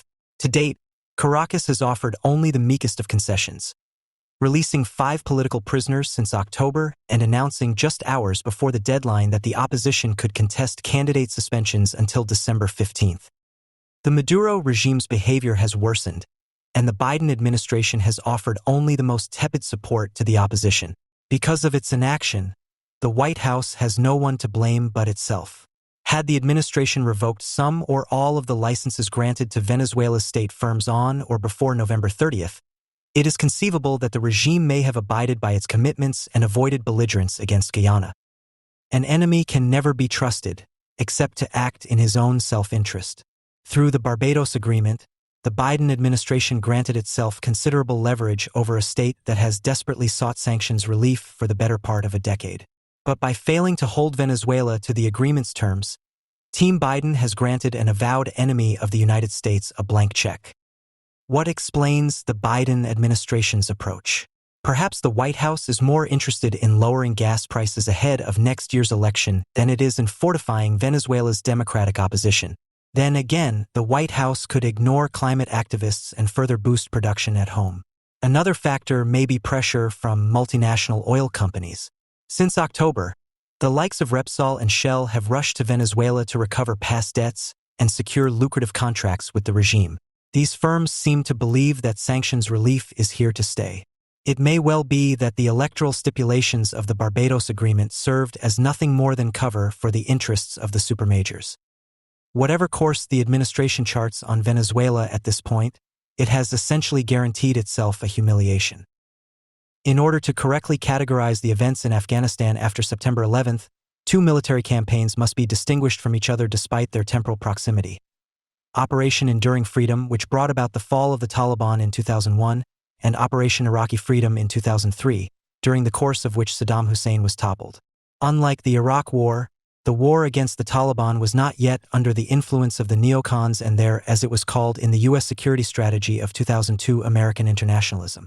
Neither Operation Enduring Freedom, which was declared over in 2014, nor the International Security Assistance Force, or ISAF for short, which was launched from 2001 to 2014 as a NATO stabilization mission for the Greater Kabul area, pursued the goal of creating an Afghan nation. Operation Enduring Freedom, in which up to 70 nations participated at its peak and whose operational areas extended beyond Afghanistan to the Philippines, Somalia, the Horn of Africa, and the Sahara, was preceded in the case of Afghanistan by around 30 unsuccessful American requests to the Taliban to hand over Osama bin Laden since 1996. These requests show that despite the uncompromising announcement after September 11th that the Taliban would no longer differentiate between terrorists and their harborers, the Taliban were never regarded and treated as an enemy of the same rank as al-Qaeda. The fact that Operation Enduring Freedom was not called Operation Infinite Justice as planned also indicates that the USA did not want to completely antagonize the Taliban and other radical Islamic regional powers from the outset. As early as September 26, 2001, the New York Times reported, Islamic scholars lamented that only God was capable of dispensing infinite justice, and administration officials feared that allies in the Middle East would take offense. End quote. This kowtowing to Islam identifies a fundamental birth defect of all post-9/11 American efforts. Even the neocons agreed that the terms terror and Islam should be kept as vague as possible. In his first two keynote speeches to the U.S. Congress on September 14 and 20, 2001, George W. Bush set the tone. The enemy was not a single political regime or individual, not a religion or ideology, but terrorism, and it was at home everywhere in the world, in North America as well as in South America, in Europe as well as in Africa, the Middle East, and throughout Asia. By mentioning South America at the latest, it became clear that the concept of terrorism should also include groups such as the Colombian FARC, which operated in a country and on a subcontinent that is certainly not Islamic. The axis of evil, propagated a few months later, also included the largely isolated North Korea, in order to provide the Islamic states of Iraq and Iran with a non-Islamic villain. In his speech on September 20, 2001, Bush made it clear who was explicitly not meant as an enemy. Groups such as al-Qaeda had perverted the peaceful teachings of Islam through a fringe form of Islamic extremism, which amounted to a betrayal of one's own faith and had to be seen as an attempt to hold Islam hostage. This unwillingness to define the enemy is not only due to the pragmatic motive of not completely turning the Islamic world against itself and keeping rentier states such as Saudi Arabia in line. It also goes back to a fundamental aspect of American self-image, according to which the idea of freedom and the pursuit of individual happiness are central guiding principles in every religion. After September 11th, this belief in the equality of all religions turned out to be both a weakness and a strength of U.S. society. The inability to imagine Islam as anything other than a variant of Christianity and its secular practice clashed with the idea that the idea of individual freedom and happiness as a universal one should also take hold of the masses in the Islamic world. In his speech on September 20th, President Bush asked the question, "Why do they hate us?" To which a wrong answer and an ineffectual strategy had to be given because Islam as the central cause of this hatred was not allowed to be mentioned. An episode from Konstantin Schreiber's 2019 book Children of the Quran bears witness to this. Schreiber had examined teaching material from various Islamic countries and also took on an Afghan textbook for the 10th grade entitled Interpretation of the Holy Quran, which was published in 2011. According to the imprint, the publisher is the Afghan Ministry of Education, which until the Taliban took power in August 2021 was responsible for a country in which, according to figures for 2018, only almost half of all those working as teachers had the official qualification to do so, and 83% of all women are illiterate in the population as a whole. The rate is 69% right in the first chapter, which is entitled Man is Not Created in Vain, says Schreiber. I notice that the Muslim God is portrayed as an angry God. He demands accountability. He punishes. Whoever calls upon a god other than Allah, for which he has no proof, will give account to his Lord, it says. These threats are a recurring theme throughout the book. Another lesson in the textbook particularly irritates me. It is about Surah Al-Baqarah, verses 42 to 46, about truth and falsehood, and about open anti-Semitism. Because the interpretation of the verses says, the Jews in particular who had known of the right but changed the right because of prejudice and revenge, to keep people from the right path, in that they, the Jews, concealed the right and mixed it with what is void, knowing full well that the truth is that which Muhammad, the Prophet of Islam, brought. The religious book also contains references to secular life, the state, and society. At the back, in the chapter Trust and its meaning in Islam, I notice a passage. To this end, Allah Almighty commands the believers to obey and follow their commanders and their Muslim rulers. But if the command and judgment of the commanders and rulers are against the law of God, it is not permissible for anyone to obey or follow them. There is no separation between state and religion, otherwise I cannot understand this passage. Muslim leaders are to be obeyed as long as their orders are in accordance with Islam. So Muslims do not have to follow non-Muslim leaders anyway. I also notice that the texts repeatedly refer to the superiority of Muslims over unbelievers. End quote. In his final judgment on the content of the textbook, Schreiber states, it divides the world into good and bad, and the Muslims are good and the others are bad. All in all, I wonder how such a textbook can be used in the classroom at all. The way it is designed means that a teacher or pupil reads the book aloud and the others listen and internalize it. Transfer tasks, discussions, classifications that explain the meaning of the religious texts for life here and now do not actually take place. If a pupil is exposed to these texts not just once but over and over again, then you have to be very stable and also well informed about sources outside of school so that none of the crude religious content sticks. As a teenager, I attended a Catholic school for 9 years. The teachers there were nuns, priests, but also lay people. My school experience was more conservative than average by German standards. We also learned the basics of the Muslim faith and read the Quran. We were all surprised at how difficult it was to understand. We had expected the Quran to be more like the Bible, a book full of stories. And I can't remember a single situation in which we were told that we had to proselytize people and be afraid of God. Religious education, and that was 25 years ago, did much more for us than just explaining Christian dogma. The book from Afghanistan doesn't mention Christians at all. If we had been taught something like that when I was at school, we would have given the teacher a pretty uncomfortable time.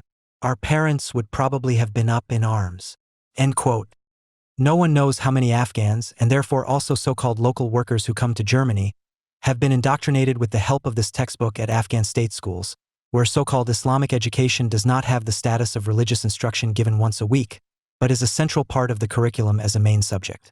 Since the content of this work of art hardly deviates from what is preached in most mosques around the world and is therefore also the doctrine of IS and Al-Qaeda, the question arises as to how something like this could be published by an Afghan Ministry of Education 10 years after the fall of the Taliban.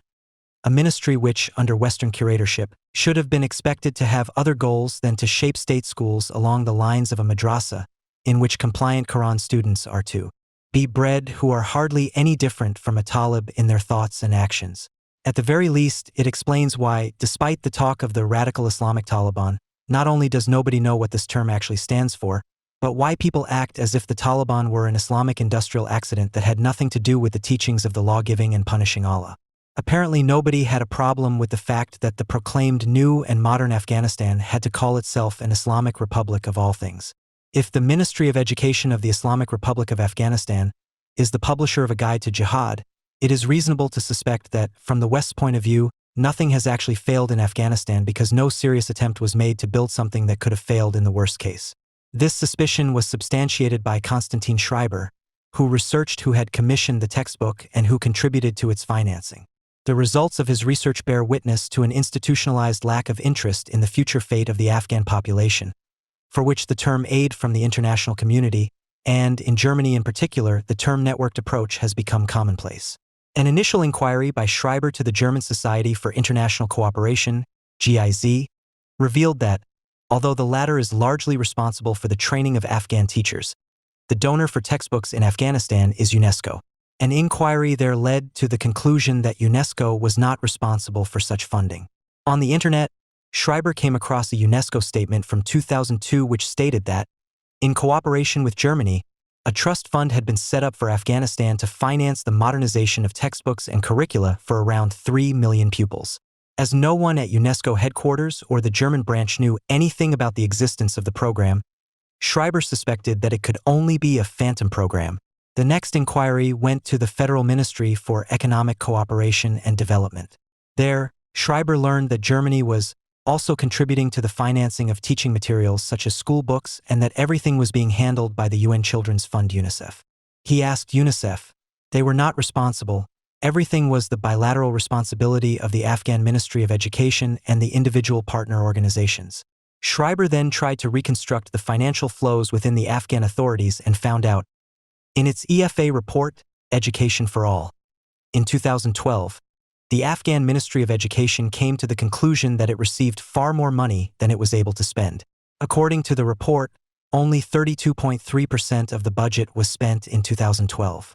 The many billions of euros in foreign funds have led to an oversupply because, according to the Ministry of Education, you can't spend all the money so quickly. Quote, and as the Afghan Ministry of Finance refused to provide any information about the foreign donor contributions to the Afghan state budget, Schreiber turned to the Federal Ministry of Finance to find out what share Germany had in Afghanistan's overfunding.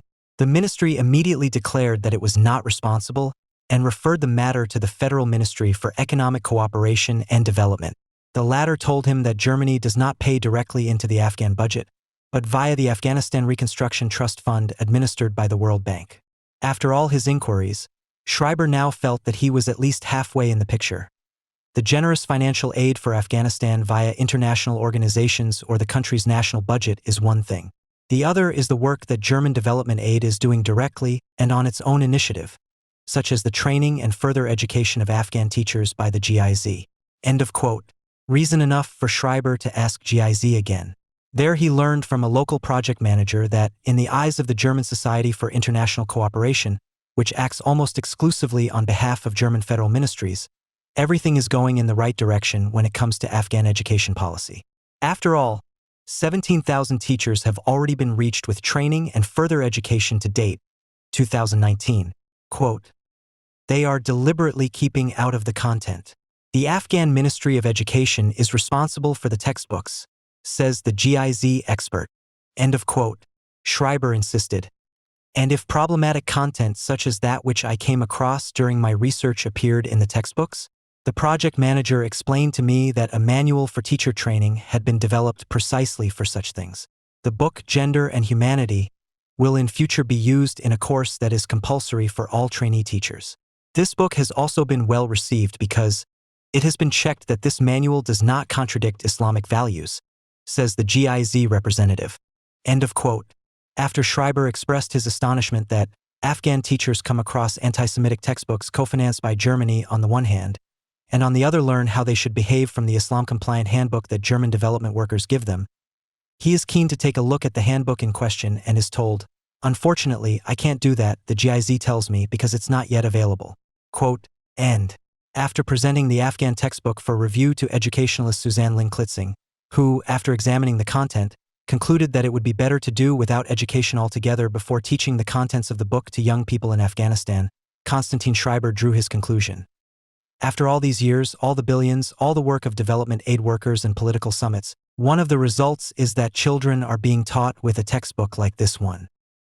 It does indeed give the impression that with so many projects, organizations and partners for the reconstruction of Afghanistan, one hand does not know what the other is doing.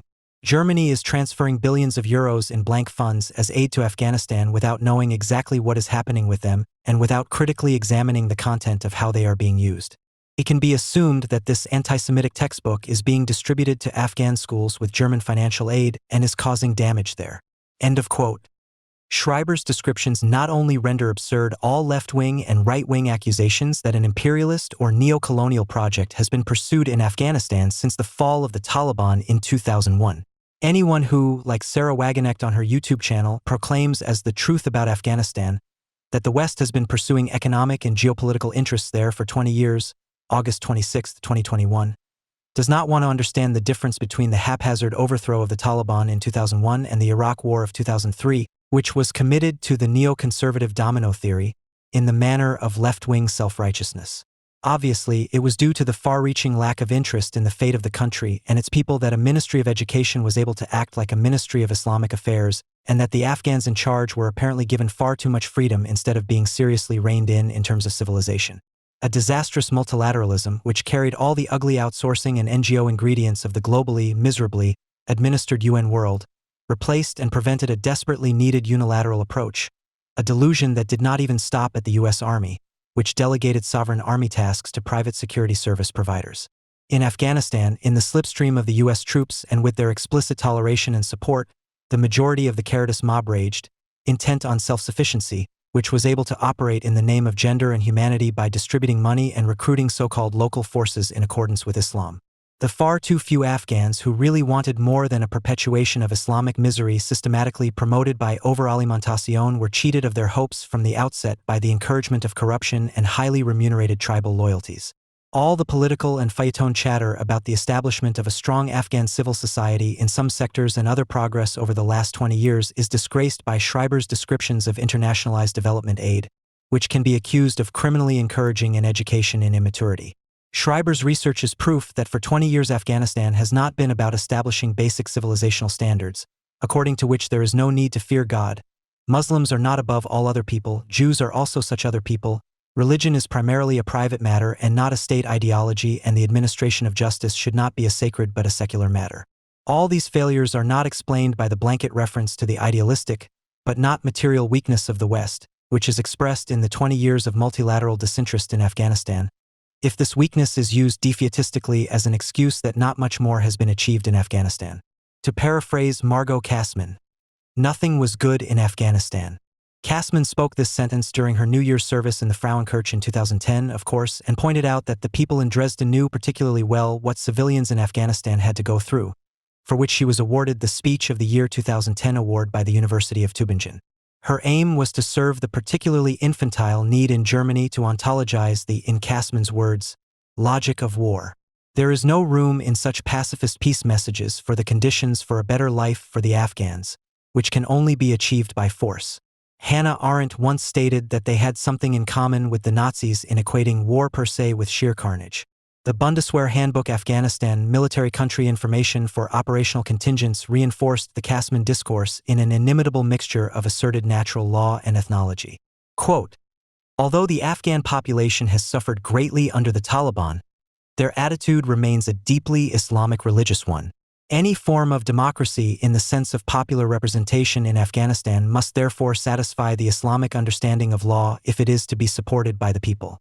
An Islamic understanding of law means that every legal decision is embedded in the divine order, i.e., a separation of religion and state is inconceivable in an Afghan form of government.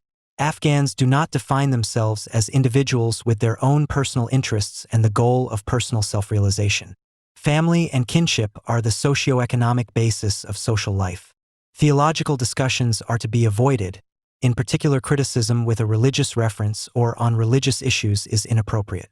Openly declaring that you do not follow any religion should be avoided. Godlessness is unacceptable for Afghans. End of quote.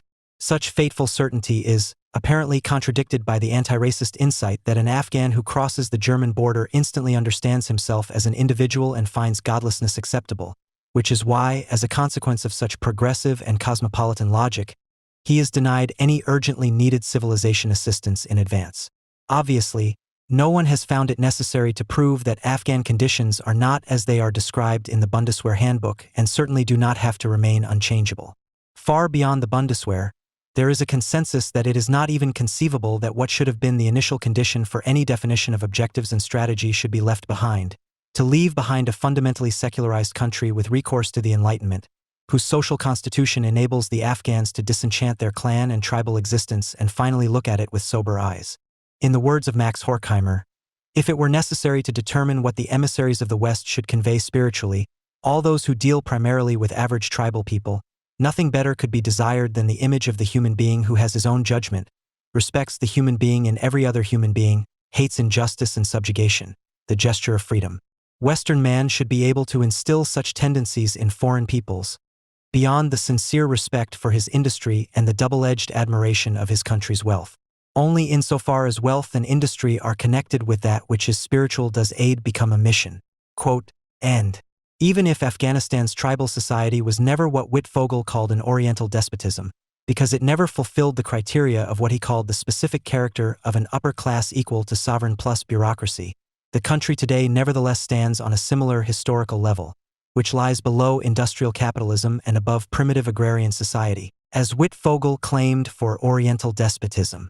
It thus embodies a pre-bourgeois society without sufficient original accumulation, which Marx defined as everything else but idyllic prerequisite for the rule of the social relation between persons mediated by things, which he called capital, a rule that in turn would not be conceivable without the highly revolutionary role, as the Communist Manifesto puts it, of a bourgeoisie that arose or emerged in advance. For Marx, who was never an anti-capitalist, it was a foregone conclusion that subjectless capitalist rule would lead to the development of a functioning national economy, despite the unboundedness of capital, which he defined as an immanent law of motion. In his Grundriss it says, capital quickly forms an internal market by destroying all rural secondary trades, i.e. by spinning, weaving, clothing, etc. for everyone, in short by transforming the goods formerly created as immediate use values into exchange values, a process that results of its own accord through the detachment of the workers from the land and the ownership of the conditions of production.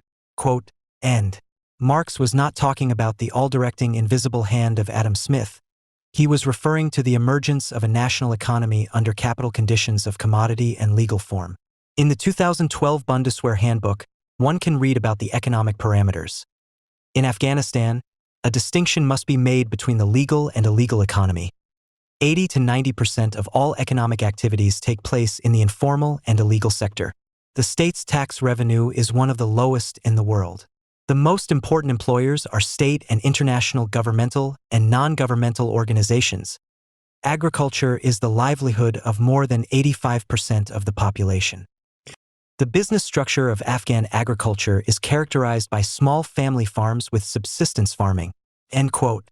No one should be under the illusion that the long anti-civil state of the West, one of the main reasons for its ideological weakness, has allowed it to turn a pre-modern society into a modern one supported by citizens and characterized by the rule of law. However, creating social conditions in which Afghans could no longer experience themselves as individuals with private interests only as the great exception, the prerequisite for which would be the destruction of all feudal, patriarchal, idyllic relations, as the Communist Manifesto puts it, would have been a perfectly feasible undertaking if it had been seriously pursued. A bourgeois Afghanistan, whose export products would then no longer be opium, hashish, and refugees, but in which state and social conditions prevailed that would allow a necessary bourgeoisie worthy of its name to emerge in the first place.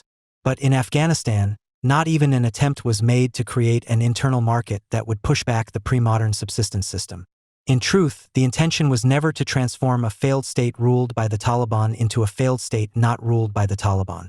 The GIZ Germans and their ideological UN friends have called their actions the networked approach to nation-building and, with their accompanying alimentation of the country and its people on the terms of their traditional oppressors, have caused far more massive damage than a U.S. Army operation that got out of hand or even the air raid near Kunduz triggered by the Bundeswehr, in which dozens of civilians died, could ever have done.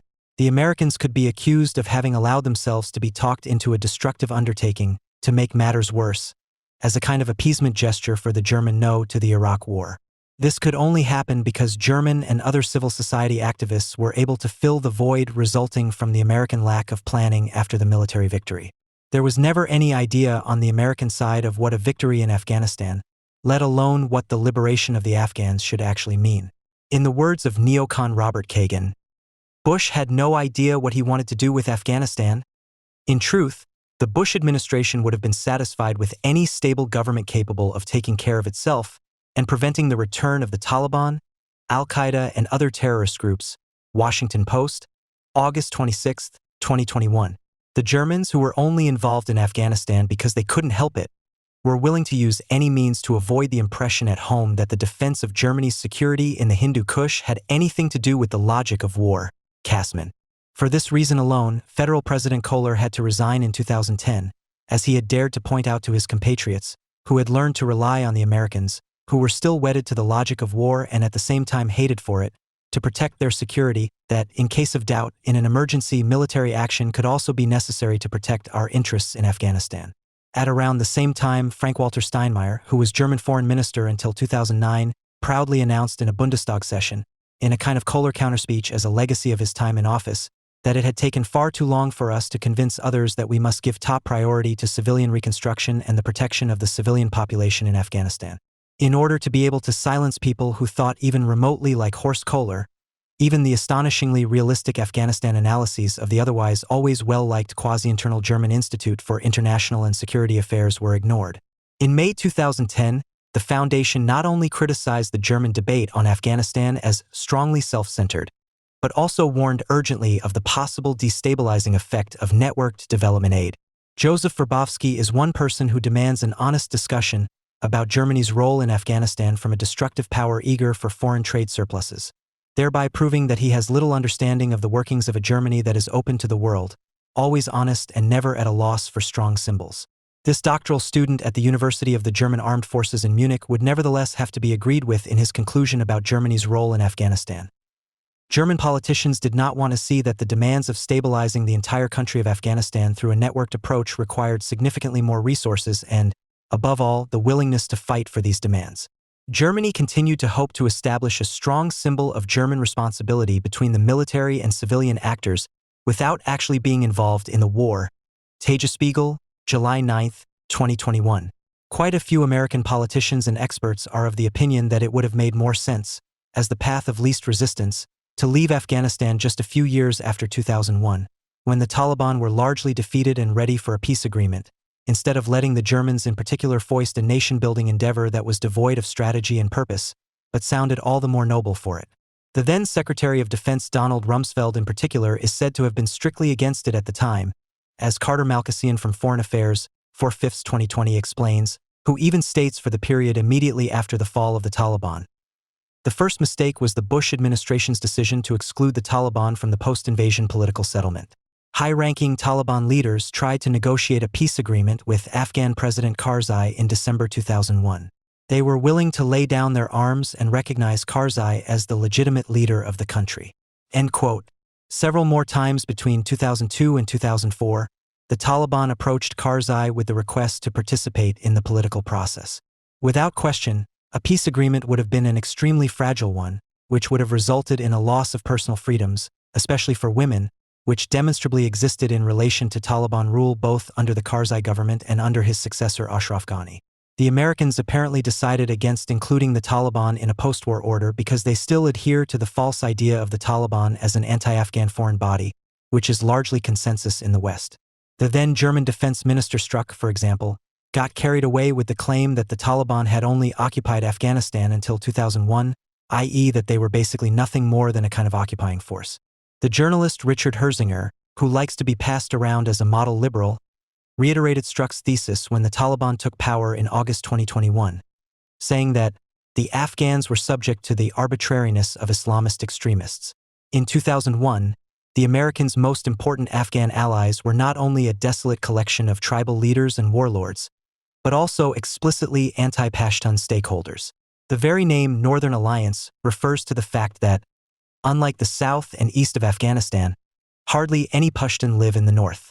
The Pashtun south and east form the region to which Afghanistan owes its name. Afghan means Pashtun in Persian, in which around 40% of the total population lives and from which almost all of the Taliban are recruited. The fact that the Taliban, and with them a significant part of Afghanistan, were not allowed to participate in peace in Afghanistan during their weakest phase is part of the prehistory of their resurgence. This is also linked to the increasing deterioration of the security situation and the mood of the Afghan population over the years. Until the end of the war, there were only a few recruits of Pashtun origin in the ranks of the Afghan security forces, who had to live with the fact that, for example, Karzai, who always ruled as a patron, spoke of the Taliban as our brothers, who the Afghan army and police nevertheless had to fight. When the German Institute for International and Security Affairs, SWP, stated in spring 2006 that the security situation in Afghanistan had deteriorated alarmingly, Karzai was told in the same breath that it had not been possible to remove one of the most important obstacles to security and stability in the country, the alienation of Pashtun population groups.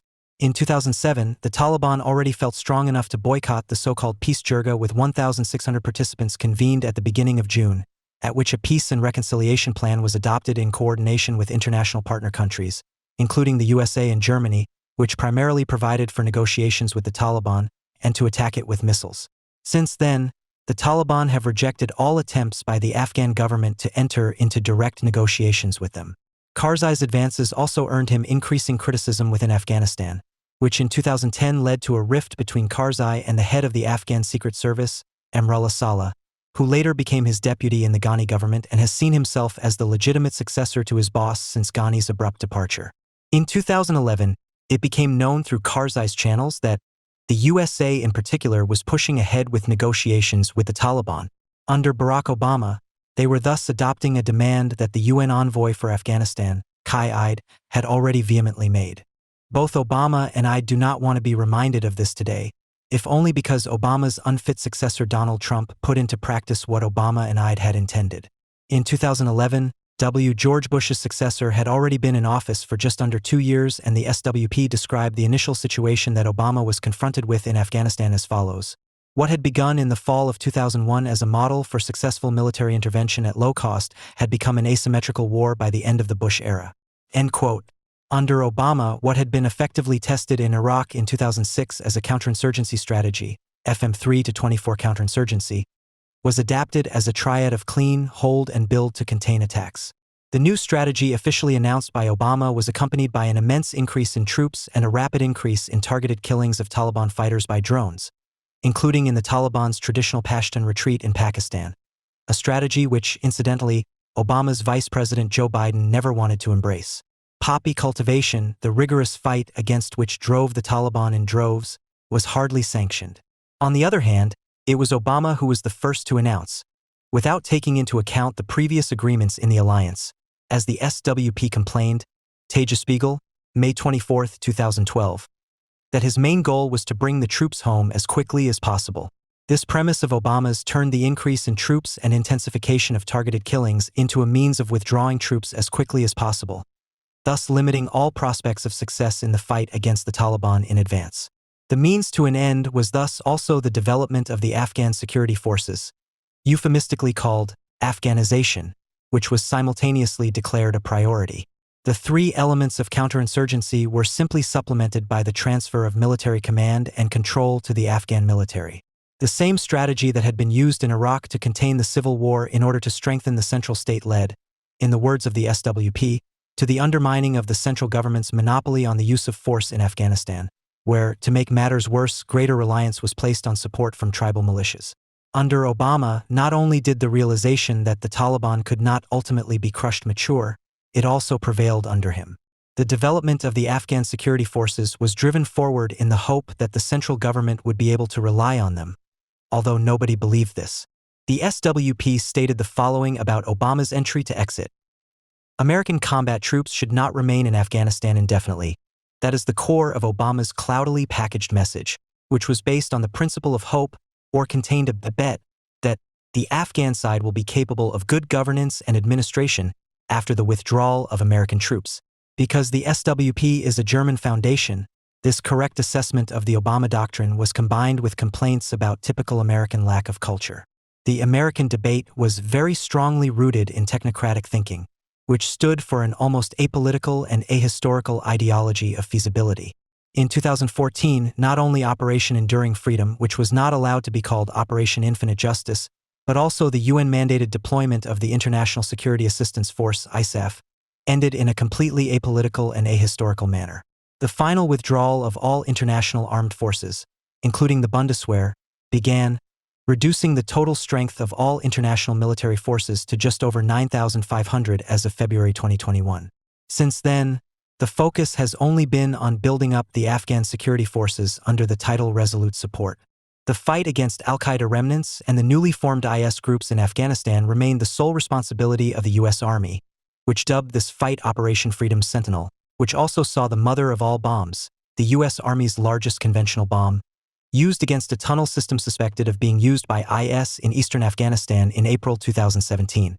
1 year after the start of Resolute Support, the SWP gave a devastating report card, particularly to the Afghan security force leadership. The army and police, but also the Secret Service, are part of a patronage system that encompasses the entire state apparatus. Enrichment and embezzlement are the order of the day. Many subordinates only exist on paper, and kidnappings and extortion of protection money occur frequently. There are informal ceasefires with the Taliban, and around 70% of the losses in the security forces are not due to dead and wounded, but to voluntary departures such as desertions. A particularly stressful moment in the relationship between NATO troops and local forces, which illustrates the dilemma of the Americans in all its ugliness, was the so-called insider incidents, in which uniformed Afghans used their freedom of movement within the barracks of the international force to carry out assassinations. The English edition of Wikipedia is probably not wrong in its assessment that these incidents are primarily not due to infiltrated terrorists, but to intercultural misunderstandings, social insults, and personal revenge. The SWP assessment of the state of the Afghan security forces published back in 2015 reads almost identically to those published in August 2021 on the occasion of the Taliban's triumphant advance. Over the years, the overall situation has ultimately only changed to the extent that the Taliban have been able to conquer more and more territory. This is particularly bitter for the minority among the local forces who wanted more than to be part of the system of a shithole country called the Islamic Republic of Afghanistan, and who had to endure Joe Biden's invectives on the occasion of the Taliban's conquest of Kabul that the Afghans did not want to fight, in all their insulting harshness. Against this backdrop, the SWP was able to reuse a text module that it had used on March 24, 2021, for example, year after year, and was unfortunately always right. Quote, NATO and thus also the Bundeswehr are far from a successful conclusion to build up Afghan security forces that can independently and effectively provide security throughout the territory. Spiegel, March 24, 2021. It is undeniable that Trump's agreement with the Taliban in February 2020, which has only one purpose, to finally make the final withdrawal of the Americans irreversible, has further worsened morale among the local forces and boosted that of the Taliban immensely. However, anyone who, like the writer Naveed Kermani, spreads the fake news that Trump's America First policy is to blame for the escalation of violence and the rise of the Taliban, is knowingly ignoring the fact that Trump has only continued and concluded the Afghanistan policy of his predecessor with the Nobel Peace Prize. Even the trivializing talk of violence that escalated as if it were a pub brawl makes it clear that Kermani is not concerned with the truth, but with German enemy image cultivation, FAZ 26. 8.2021. When it was reported in mid-August 2021 that CIA Director William Burns had gone to Kabul for talks with the Taliban, the FAZ and others rubbed their eyes in amazement. Were the Americans interested in making the Taliban a partner in the war on terror? What seems absurd at first glance is not so ill-considered from a strategic point of view. In the USA, it has been soberly observed what distinguishes the Taliban from their rivals in the Islamic State and Al-Qaeda, who also adhere to the Ummah ideology, and why they are at enmity with IS. It is true that the Taliban adhere to the teachings of the Deobandi University, the second most influential Sunni ideological school after the Al-Azhar University in Cairo, which proclaims that the idea of Ummah must take precedence over any national idea. Nevertheless, they differ considerably from IS and Al-Qaeda in that they are strongly ethnically influenced. Contrary to what Matthias Kunzel, for example, claims, the internationalist or anti-national character, if you will, of the Taliban movement is marginally pronounced in relation to IS in particular, despite its cross-border affinities with its Pashtun siblings in Pakistan, and with it the revolutionary moment of wanting to establish a borderless caliphate regardless of losses. In comparison to IS, what has always distinguished the Taliban from Al-Qaeda as a quasi-national liberation movement becomes abundantly clear. Unlike IS and Al-Qaeda, the Taliban do not see themselves primarily as the elitist, subversive vanguard of a borderless Ummah, but rather as the guardians of threatened Islamic values in their ancestral homeland. Although the three fighting alliances are the result of the deep crisis of Islam, the IS followers embody the new type of mujahideen, who are mostly urban and therefore more uprooted than a Talib. Al-Qaeda, which under bin Laden always aimed to conquer Saudi Arabia and thus the homeland of Islam and only then the borderless caliphate, is strategically positioned between IS and the Taliban. The different interpretation of the Ummah doctrine is also reflected in the appreciation of these murder gangs among the supporters of a jihadist international in the West. Radicalized, predominantly migrant youths will not travel from the West to the Hindu Kush to join the Taliban, who are perceived as old-fashioned, peasant, and uncool. IS is considered far more attractive in this milieu. It is no coincidence that its protagonists stage themselves like the real gangster rappers and promise endless murder, robbery and rape as the internationalist avant-garde of Islam. All over the world, but especially in sub-Saharan Africa, where a jihad of unimaginable proportions has been raging for years against the Christians there, which the West largely shrugs its shoulders at or, as in the case of Mali, tries to cover up with some military political cosmetics, the murderers are ideologically oriented towards IS. It is not a question of investigating whether the Taliban have changed. What has changed since 9/11 is jihadism, which has become so radicalized that it only recognizes national borders in order to eliminate them. Its pop factor makes the Taliban, who are still struggling with the infidels' modern means of communication instead of using them to their full advantage as the IS does, look old. Joe Biden's statements in August of this year, when he emphasized that it was about the threats of today, not the threats of yesterday, and talked about the fact that we live in a new world in which the terrorist threat has spread all over the world, give at least a hint of the division of the jihadist scene and its consequences. Biden, who was merely following up on what Obama and Trump had launched as an exit strategy, also posed the rhetorical question in his August 31st speech of whether anyone would have ever gone to Afghanistan if we had been attacked from Yemen on September 11, 2001.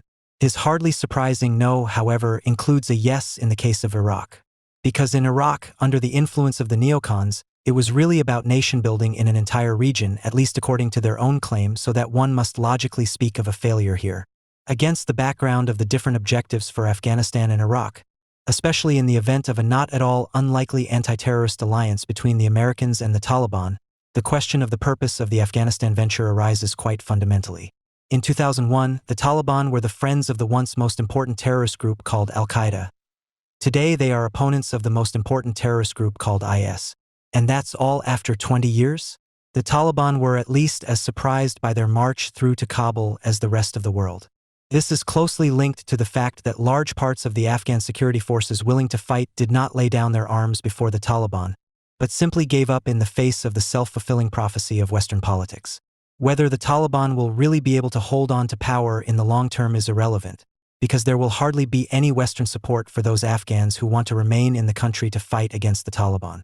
This is not only due to the fact that, after the experiences of the last 20 years, the priority in the USA is to prevent a second Afghanistan from happening again, but even more so to realign its own interests.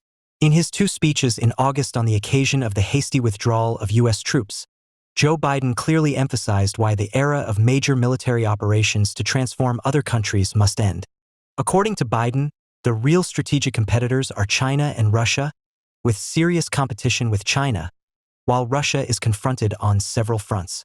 Obviously, they do not want to seriously compete with the Chinese for spheres of influence in Afghanistan.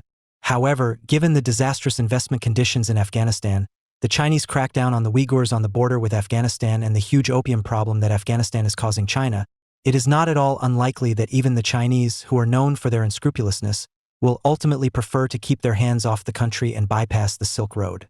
The fact that China has now been identified by consensus in the USA as the major competitor, whose containment and suppression must be subordinated to all strategic considerations, also has to do with the devastating American misjudgment of the country's development, which has decisively favored China's rise.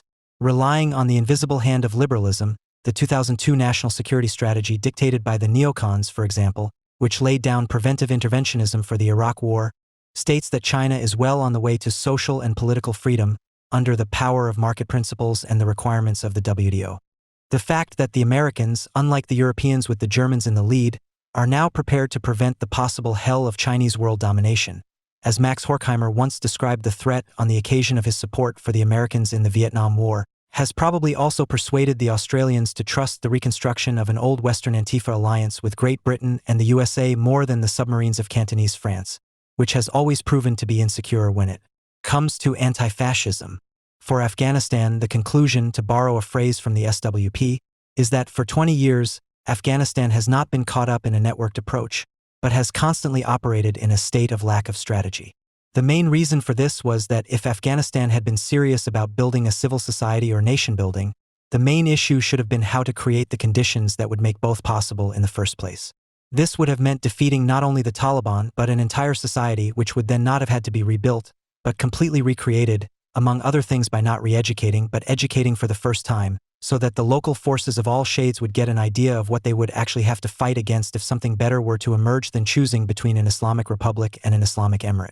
It would be a mistake to imply, in the manner of Peter Schollatur, that too little was known about Afghanistan, which is why they failed. Instead, they refused to acknowledge the abundant knowledge about the role of Islam in society and talked it up like Ahmad Milad Karimi, for example, a man with the title of professor who is considered one of the formative minds of Islam in Germany, Deutschland Radio, and is therefore supposed to say what everyone wants to hear. The Taliban engaged in massive abuse of the religion and had perverted Islam beyond recognition. Deutschlandfunk, August 25, 2021.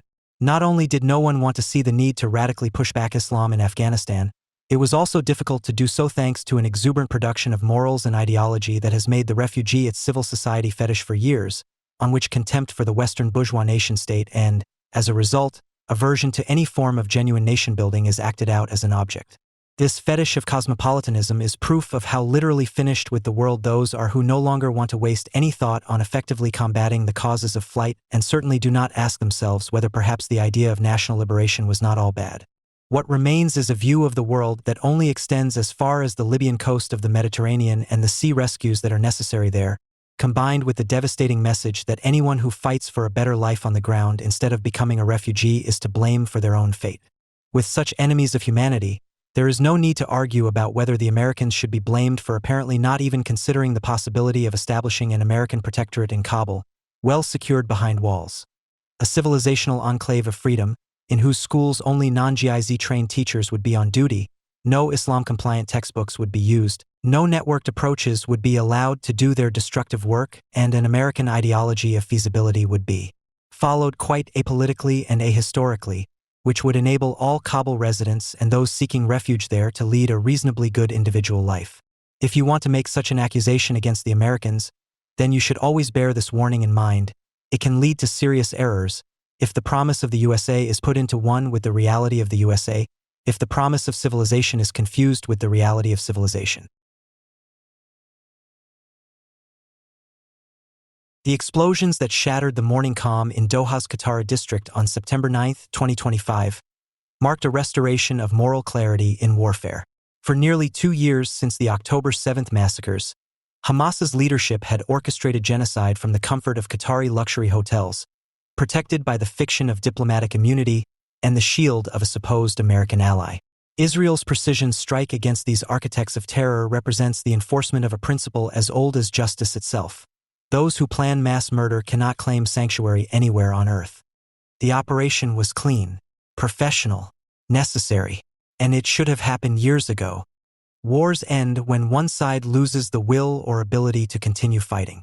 For Hamas, that calculus has been distorted by Qatar's provision of an extraterritorial sanctuary where its leadership could direct operations, manage finances, and plan attacks while remaining physically removed from consequences.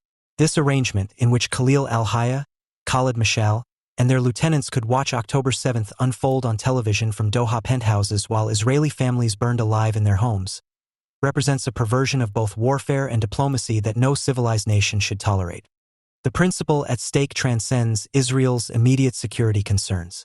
When Qatar transformed itself into a 5-star command center for terrorism, it challenged the fundamental architecture of international order. The post-Westphalian system assumes that states will not provide operational headquarters for groups dedicated to the genocidal destruction of other states. Qatar's hosting of Hamas since 2012 shattered this assumption, creating a precedent whereby wealthy nations could sponsor terrorism while maintaining diplomatic respectability through strategic ambiguity and energy leverage. Consider the grotesque asymmetry. While Hamas fighters used Gazan civilians as human shields in tunnels beneath hospitals, their political leadership enjoyed the protection of Qatari state security. While Israeli reservists left their families for months of urban warfare, Hamas's decision-makers conducted press conferences from air-conditioned hotel ballrooms. While Palestinian civilians in Gaza suffered under Hamas's brutal rule and Israel's military response, those most responsible for precipitating this suffering remained untouchable in their Doha safe houses. This bifurcation of accountability, where those who order atrocities remain immune from their consequences, corrupts the very concept of warfare. It incentivizes maximum violence with minimum personal risk, creating moral hazards on a civilizational scale. Israel's strike restored the principle that leadership entails vulnerability, that those who choose war must share its dangers. From a purely military perspective, Hamas's Doha headquarters represented what Karl von Clausewitz would term a center of gravity, a source of strength whose elimination fundamentally alters the conflict's dynamics. The office served multiple critical functions that sustained Hamas's war-making capacity long after its military infrastructure in Gaza had been decimated. First, it provided command and control capabilities that would be impossible to maintain under the conditions of siege warfare in Gaza. Secure communications, encrypted financial transfers, diplomatic coordination with Iranian proxies. All of these required the technological infrastructure and political protection that only a state sponsor could provide. Every rocket launched from Gaza, every tunnel dug beneath the Philadelphia corridor, every hostage video released to torment Israeli families traced back to decisions made and resources allocated from Doha. Second, the Doha office enabled Hamas to maintain the fiction of political legitimacy while pursuing genocidal objectives. By treating Hamas officials as diplomatic representatives rather than terrorist commanders, Qatar enabled them to engage with useful idiots in Western capitals, sympathetic media outlets, and international organizations that would otherwise shun them. This legitimacy translated directly into operational advantages. Weapons procurement under diplomatic cover, recruitment through humanitarian networks, and propaganda dissemination through respectable channels. Third, and perhaps most critically, Qatar's protection allowed Hamas to preserve its leadership cadre from the attrition that typically degrades terrorist organizations over time. While Israel systematically eliminated Hamas commanders in Gaza, from Mohammed Deif to Marwan Issa, the organization's strategic brain trust remained intact in Doha, ensuring continuity of planning and institutional memory. This arrangement made it functionally impossible to defeat Hamas through military means alone, as the organization could simply regenerate its tactical losses while its strategic leadership remained untouchable. The September 9th strike shattered this sanctuary principle. By demonstrating that Hamas leaders were vulnerable even in the heart of a wealthy Gulf capital, Israel restored the element of personal risk that constrains extremist behavior. The message was unambiguous: choose terror, and you choose to live as a target, regardless of which government provides your refuge. The fiction that Qatar served as a neutral mediator in the Israeli-Palestinian conflict dissolved entirely after October 7th. The evidence of Doha's transformation from diplomatic facilitator to active terrorism enabler is overwhelming and damning. Begin with the financial dimension. Since 2012, Qatar has transferred approximately $1.8 billion to Gaza, with monthly cash payments of $30 million continuing until the eve of October 7th. Qatari officials insisted these funds served humanitarian purposes, paying civil servant salaries, providing aid to impoverished families, purchasing fuel for power generation. Yet Israeli intelligence documented systematic diversion of these funds to Hamas's military wing, with Shin Bet assessments indicating that millions went directly to the Qassam brigades for weapons procurement and tunnel construction. The arrangement operated with breathtaking cynicism. Literal suitcases of cash would arrive at the Erez and Kerem Shalom crossings, where Israeli officials would inspect them before allowing their transfer to Gaza. This kabuki theater, where Israel facilitated the funding of its own enemies to maintain a strategic division between Gaza and the West Bank, represented a catastrophic intelligence failure that October 7th exposed in blood. But Qatar's support extended far beyond mere financing. The emirate provided Hamas with sophisticated technological infrastructure that enhanced its military capabilities. Israeli cybersecurity experts documented Qatari investment in encrypted communication systems used in Hamas's tunnel networks, enabling command and control operations that would be impossible under blockade conditions. Hamas used Qatar's banking system to launder funds through cryptocurrency transactions, its airports to coordinate with Iranian weapons suppliers, and its hotels to conduct recruitment and fundraising from sympathetic donors worldwide. Most perniciously, Qatar's Al Jazeera network served as Hamas's global propaganda arm. Documents seized by Israeli forces revealed direct communication between Hamas commanders and Al Jazeera producers, with the network employing multiple Hamas and Palestinian Islamic Jihad operatives as journalists. During October 7th and its aftermath, Al Jazeera Arabic glorified the attacks as resistance, referred to murdered civilians as settlers, and systematically suppressed footage of Hamas atrocities while amplifying claims of Israeli violations. This media infrastructure proved invaluable in shaping international opinion, particularly in the Arab world, where Al Jazeera's reach exceeds any Western outlet. The Qatari government's response to October 7th revealed its true allegiances. While the world watched footage of Hamas terrorists hunting down families at the Nova Music Festival, Qatar's foreign ministry blamed Israel for the escalation. Spokesman Majid al-Ansari praised Hamas's launching of 3,000 rockets in 10 days and described Gaza as the first Palestinian territory liberated from the occupier. Even as evidence mounted of Hamas's systematic use of rape as a weapon of war, of children burned alive in their beds, of Holocaust survivors executed in their homes, Qatar refused to condemn the attacks or consider expelling Hamas leaders. This was not neutrality. This was complicity. The operational details of the September 9th strike remain classified, but informed analysis suggests a masterpiece of intelligence coordination and tactical execution. The challenge was formidable. Eliminate high-value targets in the center of a hostile capital, protected by state security services, without creating a broader diplomatic crisis or civilian casualties that would undermine the operation's legitimacy. The intelligence foundation likely took months to construct. Mossad's human intelligence networks would have recruited assets within Qatar's Palestinian expatriate community, service industries that support Hamas leaders, and potentially within the Qatari security apparatus itself. Every movement pattern, security protocol, and meeting schedule would be mapped with painstaking precision. Technical intelligence gathering would complement human sources. Signal intercepts from Hamas leaders' communications, despite Qatari-provided encryption, would reveal gathering plans. Satellite surveillance would track vehicles and identify gathering locations. Cyber operations might have penetrated scheduling systems or communications networks to confirm the presence of targets at specific locations and times. The strike itself appears to have employed Israel's doctrine of focused prevention, surgical elimination of terrorist leadership with minimal collateral damage. The weapons systems used, likely precision-guided munitions delivered by stealth aircraft or naval platforms in the Gulf, would be selected for their ability to neutralize targets within urban environments while limiting blast radius.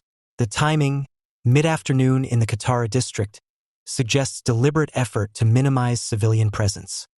But the true sophistication lay not in the kinetic operation but in the strategic preparation.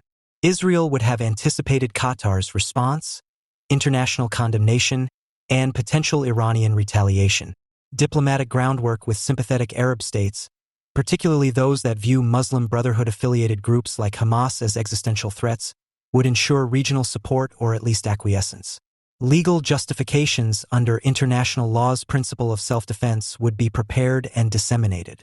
Most critically, the timing, after nearly 2 years of failed negotiations and continued Hamas intransigence, created political space for action that would have been impossible immediately after October 7th. The operation's success sends a crucial message to Iran and its proxy network. The age of untouchable terrorist leadership is over. Just as Israel eliminated Hezbollah's command structure in Lebanon and Iran's nuclear scientists in Tehran, it has now demonstrated the capability and will to strike Hamas wherever its leaders gather. The Doha strike accelerates fundamental realignments already underway in the Middle East since October 7th. The most significant is the collapse of Qatar's carefully constructed position as the region's indispensable mediator. For over a decade, Doha leveraged its Hamas relationship to insert itself into every crisis, positioning itself as the only actor capable of delivering all parties to the negotiating table. This monopoly on mediation created a perverse incentive structure. The more Hamas provoked conflict, the more essential Qatar became to its resolution. The strike shatters this dynamic. By demonstrating that hosting Hamas carries unacceptable costs, Israel has forced regional actors to reconsider their relationships with terrorist organizations. Already, we see signs of this recalculation. Turkey, which had positioned itself as an alternative haven for Hamas leadership, now understands that providing sanctuary means accepting vulnerability. Iran, watching its proxy architecture systematically dismantled from Lebanon to Syria to Gaza, must reassess whether Palestinian rejectionism remains worth the investment. Most significantly, the strike strengthens the hand of Arab states that have chosen normalization over nihilism. The Abraham Accords countries, the UAE, Bahrain, Morocco, and Sudan, see their strategic bet validated. Saudi Arabia, still calibrating its approach to Israel, receives confirmation that Palestinian maximalism need not dictate regional diplomacy. Egypt and Jordan, exhausted by decades of Palestinian rejectionism, gain leverage to demand Hamas's complete capitulation as a prerequisite for reconstruction. The Palestinian Authority, paradoxically, emerges strengthened. For years, Hamas's external leadership undermined PA attempts at pragmatic diplomacy by offering a rejectionist alternative backed by Qatari wealth and Iranian weapons. With Hamas's command structure decimated and its safe havens eliminated, the PA becomes the only viable Palestinian interlocutor, forcing a long-overdue consolidation of Palestinian representation. Within Gaza itself, Hamas's grip weakens daily. The organization's promise that steadfastness and resistance would ultimately yield victory lies buried beneath the rubble of a devastated territory. With its external leadership eliminated or scattered, its tunnel networks destroyed, its weapons depleted, and its popular support eroding under the weight of catastrophic losses, Hamas confronts the reality that its war of extinction against Israel has become a path to its own elimination. Critics will inevitably ask, why now? Why not immediately after October 7th, when international sympathy for Israel was at its peak? Or why not wait for a negotiated resolution that might have secured hostage releases? The answer reveals the strategic patience that has always characterized Israel's most successful operations. Immediate retaliation after October 7th would have appeared emotional, potentially undermining the legitimacy of Israel's response. The world needed time to digest the full scope of Hamas's atrocities, to understand that this was not another round of limited conflict but an attempted genocide. Israel needed time to present its case, to demonstrate good faith through accepting humanitarian pauses and negotiation attempts, to prove that military action was not its first choice but its last resort. The 2 years since October 7th provided crucial intelligence development time. Hamas leaders, initially cautious, gradually resumed normal patterns of movement and meeting. Complacency set in. Security protocols relaxed. The belief that Qatar's protection was inviolate created vulnerabilities that patient intelligence work could exploit. Most importantly, Hamas's own intransigence created the political space for action. Every rejected ceasefire proposal, every impossible demand for complete Israeli withdrawal, every propaganda video of hostages in captivity strengthened the case that negotiation was futile. Even Hamas's ostensible supporters grew exhausted with its maximalism. When the Arab League issued its unprecedented July 2025 statement calling for Hamas to disarm and relinquish power, signed by Qatar itself, the organization's isolation was complete. The timing also reflects broader regional dynamics. With Iran weakened by Israeli strikes on its nuclear program, Hezbollah's leadership decimated, and Syria's Assad overthrown, Hamas lost its strategic depth. The axis of resistance that might have retaliated for the Doha strike no longer exists as a coherent force. Russia, preoccupied with Ukraine, cannot provide diplomatic protection. China, focused on Taiwan, will not expend capital defending Palestinian rejectionism. In this context, September 9, 2025 was not just acceptable timing, it was optimal. The Doha strike forces a long overdue conversation about sovereignty in the age of terrorism. The Westphalian principle of absolute sovereignty within borders assumes that states will not use their territory to wage war against other states. When a nation provides headquarters, financing, and protection to an organization dedicated to destroying another nation, it forfeits its claim to inviolability. Qatar wants to have it both ways, to host the largest American military base in the Middle East while simultaneously harboring those who would destroy America's allies, to participate in international institutions while facilitating those who reject international law, and to claim diplomatic immunity while enabling those who target diplomats. This schizophrenic approach to sovereignty, where protection is absolute when convenient and permeable when profitable, cannot stand. International law recognizes this principle. UN Security Council Resolution 1373, binding on all member states including Qatar, requires countries to deny safe haven to those who finance, plan, support, or commit terrorist acts. The International Convention for the Suppression of the Financing of Terrorism obligates states to prevent their territory from being used for terrorist purposes. By any reasonable interpretation of these obligations, Qatar's hosting of Hamas constituted a material breach requiring enforcement action. The United States, which maintains 11,000 troops at Qatar's Al Udeid Air Base, faces particular moral hazard. American forces provide security for a regime that hosts those who murder American citizens. For 6 Americans died on October 7th, and others remain hostage. This arrangement is not merely hypocritical. It is strategically incoherent. No amount of natural gas wealth or regional positioning justifies such a fundamental compromise of principles. The Doha strike clarifies these contradictions. States must choose. They can be members of the international community or sponsors of terrorism, but not both. They can host American bases or Hamas headquarters, but not both. They can claim sovereign protection or enable attacks on other sovereigns, but not both.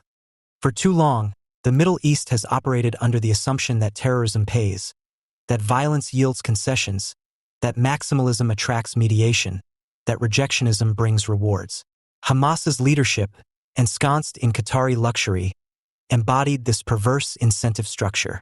They could order atrocities without experiencing consequences, negotiate in bad faith without personal risk, and maintain their grip on Gaza from the comfort of Doha's Four Seasons Hotel.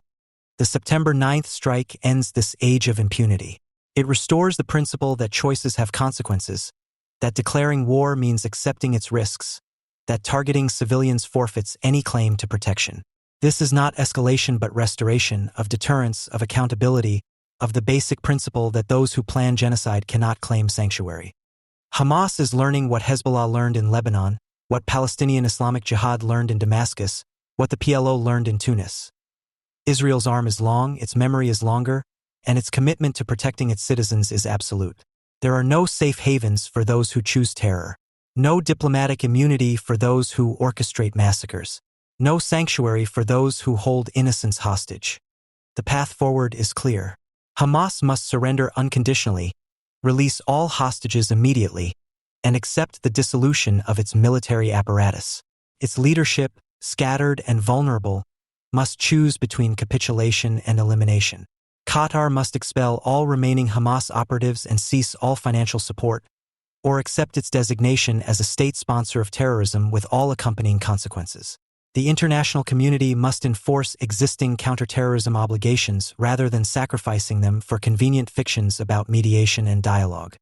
Some will condemn Israel's action as a violation of sovereignty, an escalation of violence, an obstacle to peace. These critics should be asked a simple question. What peace is possible with those who seek your annihilation? What sovereignty protects those who wage genocidal war? What escalation exceeds burning families alive in their homes? The explosions in Doha were not the sound of war expanding but of justice being served. They were not an obstacle to peace but a prerequisite for it. For genuine peace requires the defeat of those who reject it, the elimination of those who make it impossible, and the demonstration that choosing violence brings not victory but destruction. Israel has sent that message with crystalline clarity. The age of consequence-free terrorism is over. The sanctuary of Doha is shattered. Hamas's leaders, wherever they hide, now understand a fundamental truth. You can run, but you cannot hide forever. And when justice finds you, whether in a Gaza tunnel or a Qatari hotel, the result will be the same. This was not merely the right move. It was the only move, and it should have happened long ago. This strike brings the end of the October 7th war closer. It demonstrates strategic and moral clarity. A nation's right to defend itself does not stop at the border of a state sponsor of terror. For years, Hamas leaders plotted murder from a protected sanctuary. That sanctuary is now gone. To understand this strike, one must understand Qatar's role. For 13 years, Doha served as Hamas's global headquarters. A naive Obama administration sanctioned this arrangement in 2012, believing a communication channel was a strategic asset. Instead, it created the single greatest enabler of Hamas's war against Israel. Qatar was not a mediator. It was an active enabler, providing the material support that fuels any terror enterprise.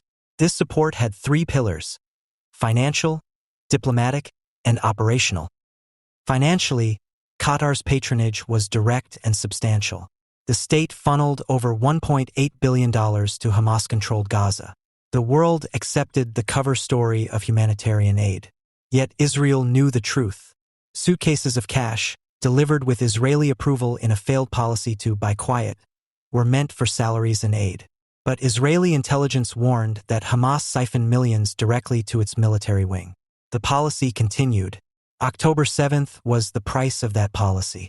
Qatari funds helped purchase the tools of mass murder. Diplomatically, Qatar gave Hamas legitimacy. From suites at the Sheraton and the Four Seasons, Khalid Mashal held court like a statesman. He met with foreign delegations. He used Al Jazeera as a propaganda arm. After the October 7th pogrom, Hamas official Ghazi Hamad declared from Doha that Hamas would repeat the massacre again and again. Qatar offered him protection. It provided a diplomatic shield, refusing to designate Hamas as a terror group while using the United Nations to condemn Israel. This was not mediation, it was advocacy. Operationally, the Doha sanctuary was the command and control center for the war. From the comfort of their offices, Hamas leaders watched the October 7th attacks unfold.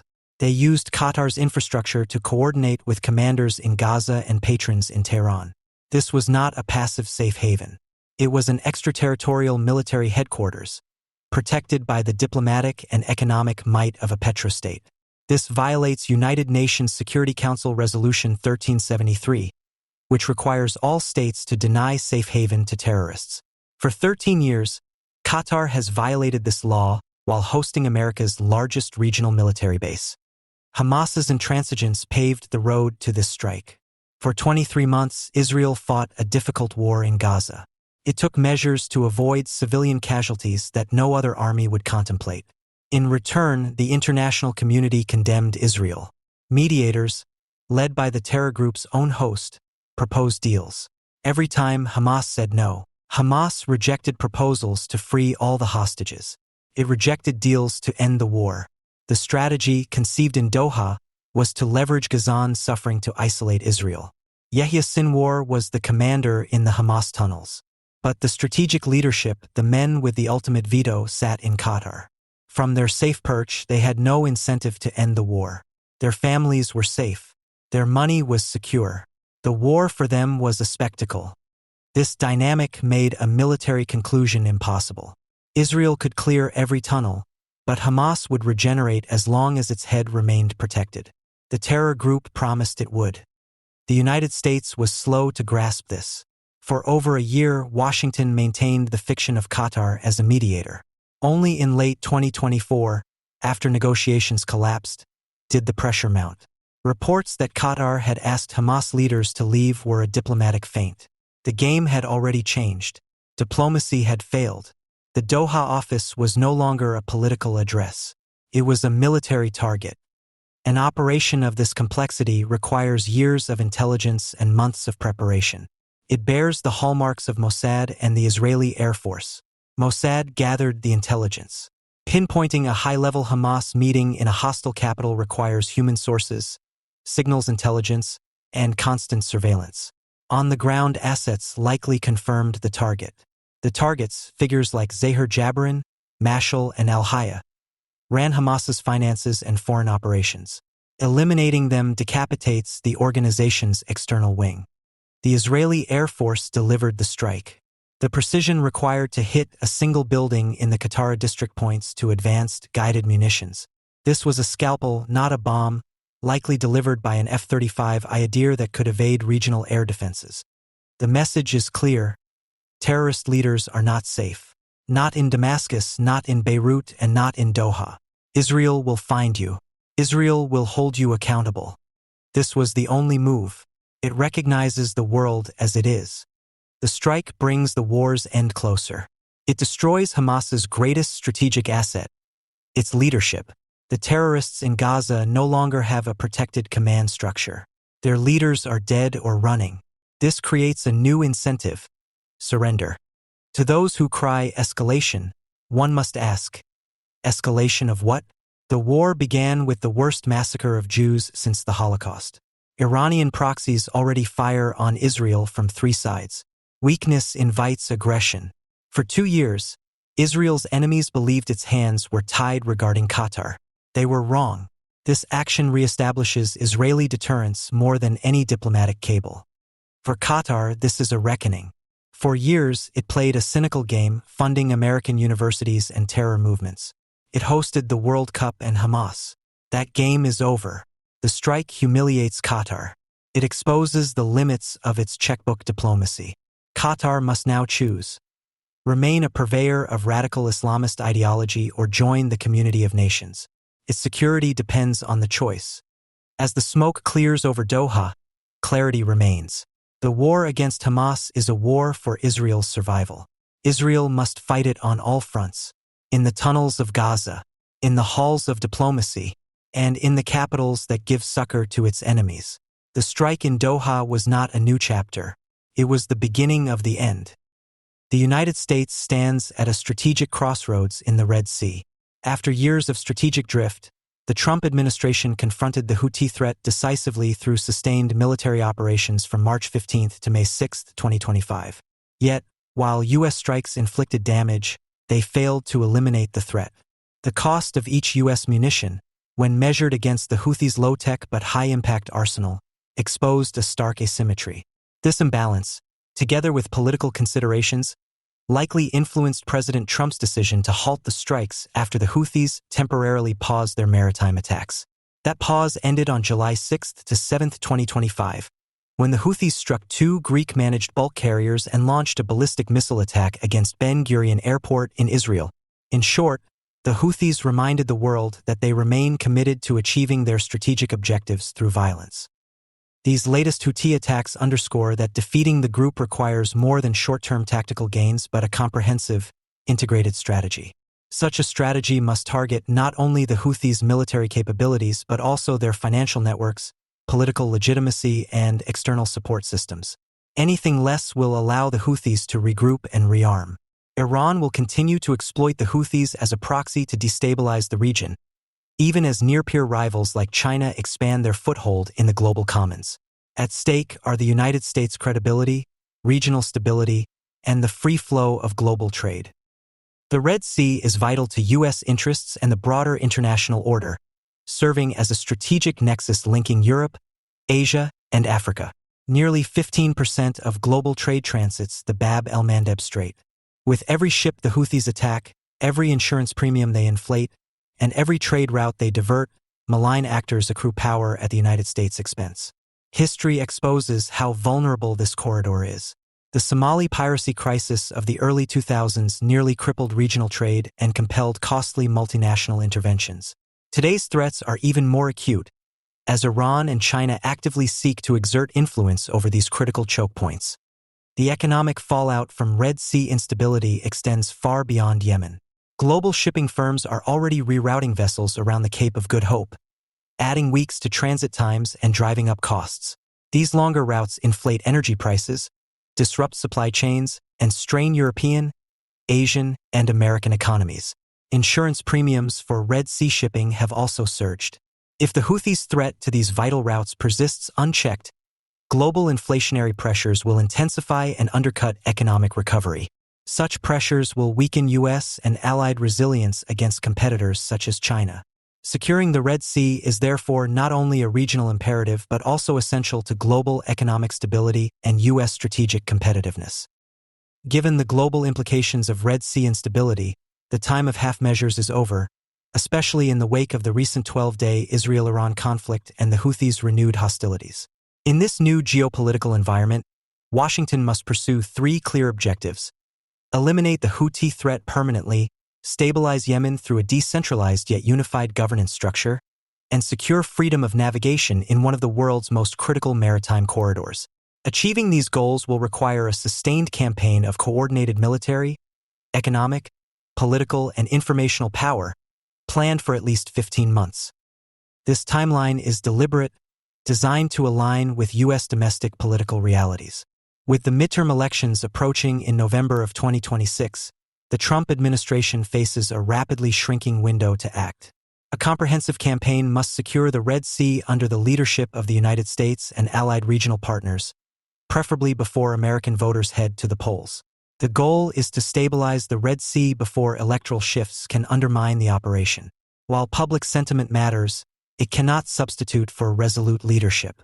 Too often, U.S. politicians behave like weather vanes, swayed by political winds.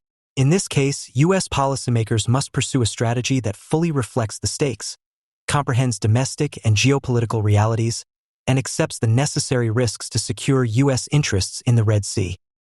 To achieve its security objectives in the Red Sea within a 15-month timeline, the United States must pursue a strategy divided into 3 main phases. 1. Immediate actions. 0 to 5 months, a surge in mass drone coverage and strikes. Conduct sabotage missions and execute cyber operations. Enforce maritime exclusion zones without compromise. Launch global strategic communications campaigns. Engage the private sector to harden commercial shipping operations. 2. Midterm actions. 5 to 10 months, expand military and governance support to Yemeni partners. Accelerate trade diversion through alternative ports, intensify sanctions enforcement, and sustain diplomatic pressure on Oman. Operationalize decentralized governance models in liberated areas. 3. Consolidation actions. 10 to 15 months, transition maritime security responsibilities to regional coalitions. Complete critical infrastructure rebuilds. Secure international diplomatic recognition of a decentralized Yemeni government. Maintain relentless strategic communications pressure against the Houthis and their Iranian sponsors. Each phase builds on the previous one. The first phase focuses on establishing initial conditions in the operational theater and shaping the strategic messaging environment. The second phase intensifies military pressure, particularly on the ground, with the goal of placing the adversary on the defensive. The third phase establishes durable political, economic, and self-reinforcing security frameworks. Each recommended action in this 3-phase plan warrants thorough evaluation. Planners must first recognize that the Houthis respond only to force. Limited or arbitrarily halted airstrikes will neither degrade their operational capacity nor break their will to fight. A persistent and escalating military campaign must dismantle Houthi maritime strike capabilities, deny them sanctuary, and disrupt their command and control networks. U.S. and coalition forces must maintain a steady operational tempo, targeting ballistic missile launchers, drone production hubs, coastal radar stations, and maritime strike platforms. Preemptive operations must focus on blocking launches before they occur rather than retaliating afterward. Most critically, Houthi leadership must face relentless pressure. No safe harbor, no daylight, no ability to issue orders. To pursue a more effective strategy against the Houthis on the ground without deploying substantial American forces, the United States must reassess its local partnerships. Washington should prioritize delivering direct, well-coordinated support to the most capable anti-Houthi forces, chief among them the joint forces along the Red Sea coast, led by Brigadier General Tariq Saleh, and the highly trained Giants Brigades. Military and tribal forces in Marib, under the leadership of the Chief of Staff, must remain a central pillar of resistance. Military and security forces in Hadramaut, Taiz, Mara, and Shabwa, serving as platforms for logistical and manpower support, can further extend U.S. operational reach. Lastly, the Southern Transitional Council, STC, forces could play a decisive role on the central and northern fronts, provided their deployment aligns with U.S. national objectives. These combat-ready forces are prepared to confront the Houthis, especially in Mocha, Taiz, and Marib. Political coordination makes their activation feasible without the need to forge broad unity across groups or coerce rival factions into cooperation. While fully unifying all military wings of the anti-Houthi coalition remains unlikely in the near term, targeted partnerships focused on specific fronts and objectives are feasible. This can be achieved by coordinating with members of the Presidential Leadership Council, such as Sultan al-Arada and Tariq Saleh, while the president provides the necessary political cover. Sustained military pressure by U.S. and allied forces on the Houthis will degrade their capabilities but also produce a momentum effect. Hesitant factions who witness credible military progress and understand the reduced political risk will be encouraged to join the anti-Houthi campaign. To create that momentum, U.S. and allied forces must act as force multipliers, augmenting the anti-Houthi coalition. With this objective in mind, Special Operations Forces should execute sabotage missions against critical Houthi infrastructure, including underground storage sites and mobile launch units. Simultaneously, cyber operations must dismantle the Houthis' encrypted communications, targeting systems, and drone command networks. The aim is to paralyze Houthi systems, denying them the ability to coordinate maritime attacks, advance regional destabilization, or defend against anti-Houthi ground forces. Unmanned aerial systems, UAS, such as the MQ-9 Reaper drone, must conduct persistent intelligence, surveillance, and reconnaissance (ISR) and strike missions, including the interception of maritime threats. Beyond the capable Reapers, swarms of low-cost quadcopters should blanket the Yemeni battlespace, denying the Houthi leadership's freedom of movement and operation. On the waterfront, unmanned surface vessels like the Martak Devil Ray and unmanned underwater vehicles, such as the Remus 600, must dominate maritime surveillance and interdiction operations. Unmanned ground vehicles should patrol key border regions and supply routes, restricting Houthi movement of weapons and personnel. Working in concert with allied forces, the United States can leverage these military assets to extend its reach, reduce risks to personnel, and overwhelm Houthi defenses through persistent, multi-domain pressure. Another objective should be the aggressive enforcement of maritime exclusion zones around Houthi-controlled ports, Hodeidah, Salif, and Ras Isa, to disrupt arms supply chains that support the Houthi war machine. Vessels breaching these zones must face immediate interdiction. Special attention should be paid to fuel container ships. The Houthis stockpile the fuel to power strikes and sell it on the black market. By striking the stockpiles, the United States could turn a key Houthi resource into a liability, substantially weakening the group's operational capacity. While these military measures are expected to be effective, military action alone cannot dismantle the Houthi insurgency. A parallel political and economic offensive is necessary to isolate the Houthis and deprive them of the resources necessary for their survival. The Treasury Department, in coordination with regional allies, must expand sanctions that target Iranian shipping companies, logistics facilitators, and financial intermediaries that support Houthi smuggling operations.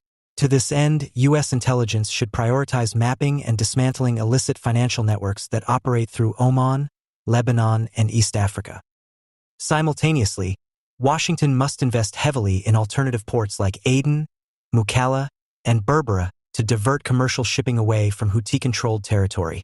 Each rerouted vessel denies the Houthis critical customs revenue and undermines their claims to political legitimacy. Trade diversion functions as a strategic tool. Moreover, investing in these alternative ports counters China's Belt and Road ambitions to dominate regional logistics and infrastructure. By aggressively obstructing China's efforts to displace the United States as the global hegemon, these investments function as an economic counterforce. Diplomatically, the United States must place pressure on Oman to close its porous border to Iranian weapons smuggling. Although historically neutral, Oman's passive facilitation of smuggling now poses a direct threat to regional stability. Economic incentives and security cooperation can encourage Oman's compliance, but clear consequences must follow any failure to act. Quiet diplomacy backed by economic leverage remains essential. Should Oman continue to resist, the United States must be ready to assert its strategic objectives decisively. Recognizing the UN's chronic paralysis, the United States must lead an ad hoc maritime coalition, building on frameworks like Operation Prosperity Guardian, to secure international support for freedom of navigation in the Red Sea. Waiting for consensus through moribund international institutions is bound to end in failure. Coalition partners should include Saudi Arabia, the UAE, Egypt, and willing European naval powers. Strategic victories are won both on the battlefield and in the information space.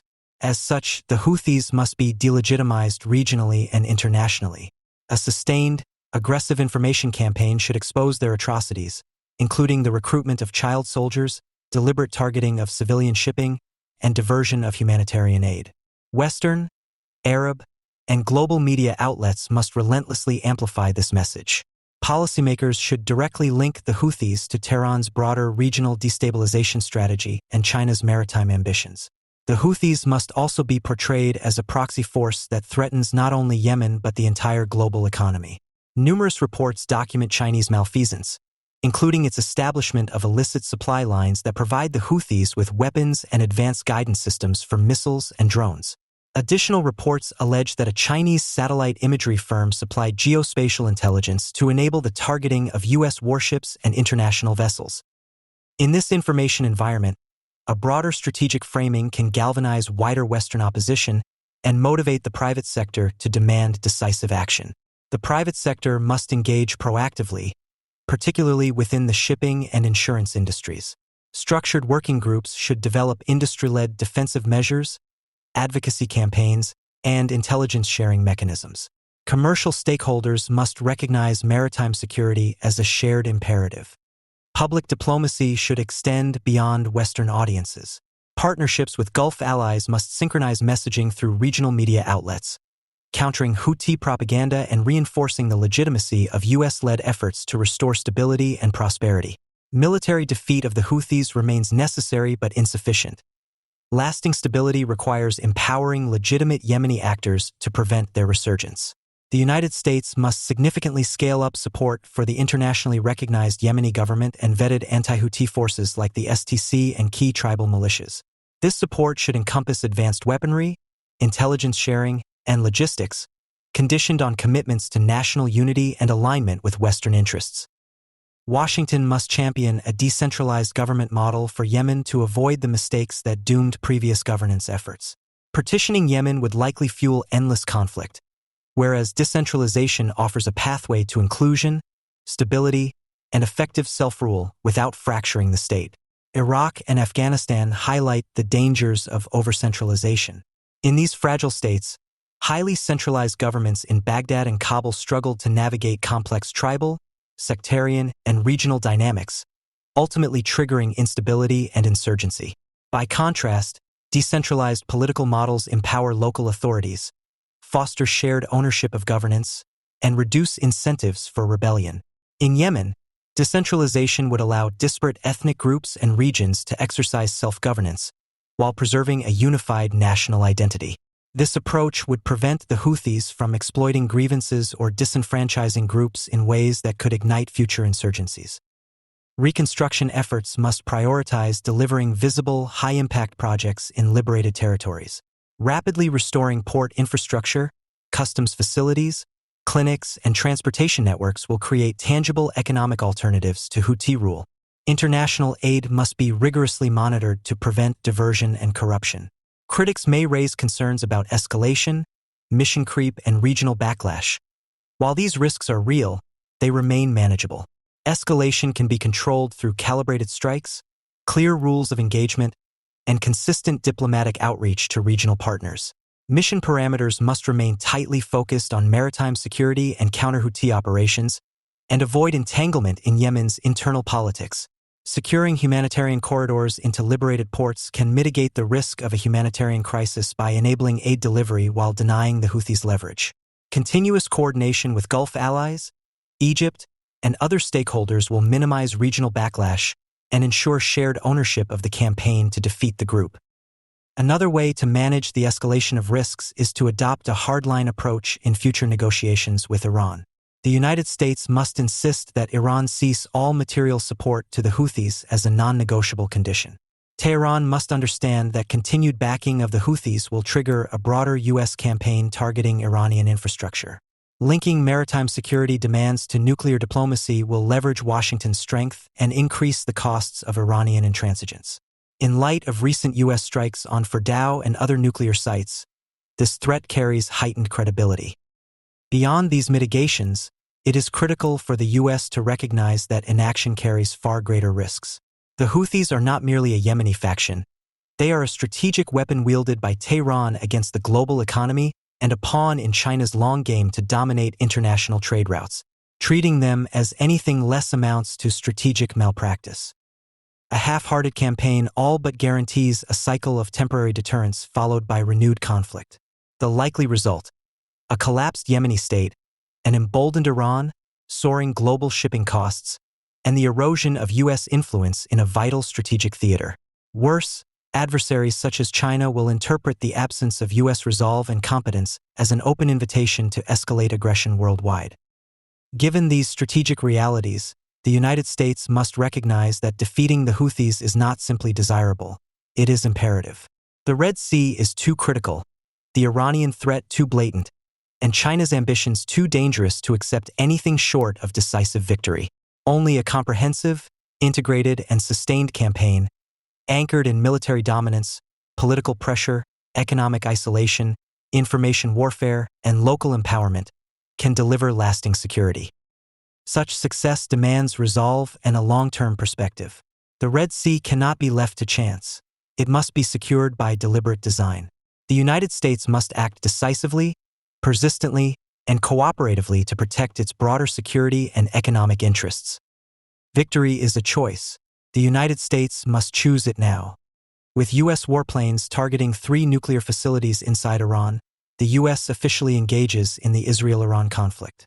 The Iranian regime and its proxy militias in Iraq had threatened that any direct U.S. involvement would trigger retaliation against American interests in the region. Those threats must be taken seriously. The U.S. military must immediately fortify its various bases across Iraq and Syria, particularly those located in the Kurdish regions of both countries.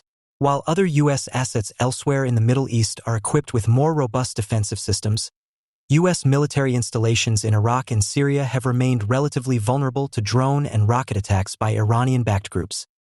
The U.S. maintains 2 military bases in Iraqi Kurdistan and another one in the Kurdish-controlled northeast of Syria, as well as several smaller outposts across both regions. These installations have played a critical role in U.S.-led efforts against the Islamic State over the years. The U.S. consulate in Erbil, the capital of Iraqi Kurdistan, and the nearby U.S. base at Erbil Airport are equipped with an air defense system that have been largely effective in intercepting drones and mortars launched by Tehran's proxies in Iraq. However, the CRAM system's defensive capabilities are primarily designed to counter small-scale threats. Given the rising tensions in the region, the U.S. should anticipate more sophisticated and large-scale attacks from Iran and its allies and immediately deploy advanced anti-missile defense systems to deter and counter such attacks. The MIM-104 Patriot system possesses the capabilities needed to meet this challenge. While the U.S. deployed this system to Iraqi Kurdistan following the outbreak of the Gaza War, it should urgently dispatch another one to Kurdish Syria. Doing so would provide U.S. forces with a valuable strategic edge across the broader theater. This would be especially important if Lebanese Hezbollah, another Iranian proxy, chooses to join the fight against U.S. forces. With a limited number of troops already deployed in both countries, the U.S. stands to benefit significantly from a defense system capable of intercepting tactical ballistic and cruise missiles. The Terminal High Altitude Area Defense (THAAD) system also could play a more crucial role in achieving this goal. The Biden administration deployed THAAD to Israel following the October 7, 2023, attacks, and it has been used effectively to intercept drones and missiles fired by the Houthis in Yemen. The system is designed to intercept short, medium, and intermediate-range ballistic missiles. That's precisely what the U.S. needs to protect personnel and bases in Iraq and Syria now. Given the recent drawdown of U.S. troops and the closure of bases in Syria, alongside the announced conclusion of the U.S.-led Global Coalition's mission against the Islamic State in Iraq by September 2025, bolstering American military presence in the Kurdish regions emerges as a strategic imperative. Installing powerful air defenses at U.S. facilities in Iraq and Syria is not only essential for protecting U.S. personnel and assets but also critical to safeguard local Kurdish partners who have been targeted because of their alliance with the United States and remain vital in counterterrorism operations. These deployments would send a strong message to Iran, its proxies, and other malign regional actors that the U.S. is committed to defending its interests and allies throughout the region. This time, there's little doubt about the strength of the relationship between the two world leaders, who will discuss plans for a ceasefire in Gaza and no doubt celebrate the historic victory they won together by destroying the bulk of Iran's nuclear weapons program. "Bibi and I just went through hell together," Trump posted on Truth Social on June 25th. Bibi could not have been better, sharper, or stronger in his love for the incredible Holy Land. The American president added, "Perhaps there is no one that I know who could have worked in better harmony with the President of the United States, me, than Bibi Netanyahu." Certainly, the relationship between the two men, each of whom prides himself on being at war with his country's elites, has gone through some rocky patches. Still, it is nonetheless the most consequential relationship between world leaders since Ronald Reagan and Margaret Thatcher teamed up to end the Cold War, and perhaps even since Winston Churchill enlisted Franklin Delano Roosevelt's aid in defeating Nazi Germany. It's easy to say that the Churchill-Roosevelt relationship was far more significant to the world at large than Trump's partnership with Bibi to bomb Fordow. But we'll never know the extent to which the Islamic Republic threatened to destabilize the world order, since the United States and Israel destroyed the terror regime's nuclear weapons program before it tested our peace. A peace that has been kept by two resolute leaders. Over the course of the war, Churchill and FDR exchanged more than 2,000 letters and telegrams. 5 days after Churchill was named Prime Minister in May 1940, he wrote Roosevelt, "If necessary, we shall continue the war alone, and we are not afraid of that. But I trust you realize, Mr. President, that the voice and force of the United States may count for nothing if they are withheld too long. You may have a completely subjugated, Nazified Europe established with astonishing swiftness, and the weight may be more than we can bear. All I ask you now is that you should proclaim non-belligerency, which would mean that you would help us with everything short of actually engaging armed forces." Polls showed that while Americans backed aiding Great Britain, most wanted to stay out of the war. FDR nonetheless prepared them for the role that he believed the United States was destined to play. "Never before has our American civilization been in such danger as now," he said in a late December 1940 speech. "If Great Britain goes down, all of us in the Americas would be living at the point of a gun." Nearly 19 months after Churchill took charge, the Japanese bombed Pearl Harbor, Hitler declared war on the United States, and FDR brought his fellow Americans into a war to save civilization. Netanyahu spent nearly 3 decades waiting for an American leader who understood the stakes of Iran's nuclear weapons program the way he did. He began warning about the dangers of an Iranian bomb in his 1995 book, Fighting Terrorism. The Islamic Republic, he wrote, was between 3 to 5 years away from possessing the prerequisites required for the independent production of nuclear weapons. However, the Clinton administration wasn't paying attention even after Iranian-backed group Hezbollah al-Hijaz killed 19 U.S. airmen and wounded nearly 500 more when it bombed the Khobar Towers in Saudi Arabia in 1996. The murder of Americans on Saudi soil underscored a point that U.S. policymakers would continue to obscure or miss entirely. Iran saw neither Israel nor Saudi Arabia as its chief foe. Rather, that was America. The Iranians targeted Saudi interests and made war on Israel primarily through its Lebanese proxy Hezbollah, because Saudi Arabia and Israel are U.S. allies, pillars of the Washington-led security alliance in the Middle East that Tehran intended to destroy and replace with its own regional order. Since the end of World War II, we have been the major power in the region. Thus, as the 1979 takeover of the U.S. Embassy in Tehran and the kidnapping of 52 hostages for 444 days made clear, the Islamic Republic had America in its crosshairs from the start. U.S. hegemony in the Persian Gulf was one of the prizes that FDR won by bringing America into the war. In a February 1945 meeting on Egypt's Great Bitter Lake with the founder of modern Saudi Arabia, King Abdul Aziz ibn Saud, the U.S. president agreed to protect the kingdom in exchange for cheap Saudi oil. This arrangement would keep global markets humming throughout the Cold War and ensure that, should Washington ever need to mobilize troops against the Red Army, they'd never be short of fuel. Yes, the Eastern Mediterranean was an important Cold War testing ground where Israel's serial victories over Soviet proxies demonstrated American military and technological supremacy. But for the United States, the most crucial part of the Middle East was always the Gulf, the cornerstone of our post-war peace and prosperity. For Netanyahu, managing relations with Israel's superpower patron often involved reminding forgetful U.S. policymakers how our regional security architecture worked and why Iranian ambitions threatened America's greatness. According to a 2009 diplomatic cable, Bibi told a U.S. congressional delegation that a nuclear Iran is the greatest threat facing Israel and urged strong economic sanctions backed by a viable military option to confront a problem that he said threatened the region and could prove a tipping point in world history. In a 2012 speech before the UN General Assembly, Netanyahu warned, again in Churchillian tones, "At stake is not merely the future of my own country. At stake is the future of the world. Nothing could imperil our common future more than the arming of Iran with nuclear weapons." He told the UN audience that he'd been speaking about the need to prevent Iran from developing nuclear weapons for over 15 years. He said, "I speak about it now because the hour is getting late, very late."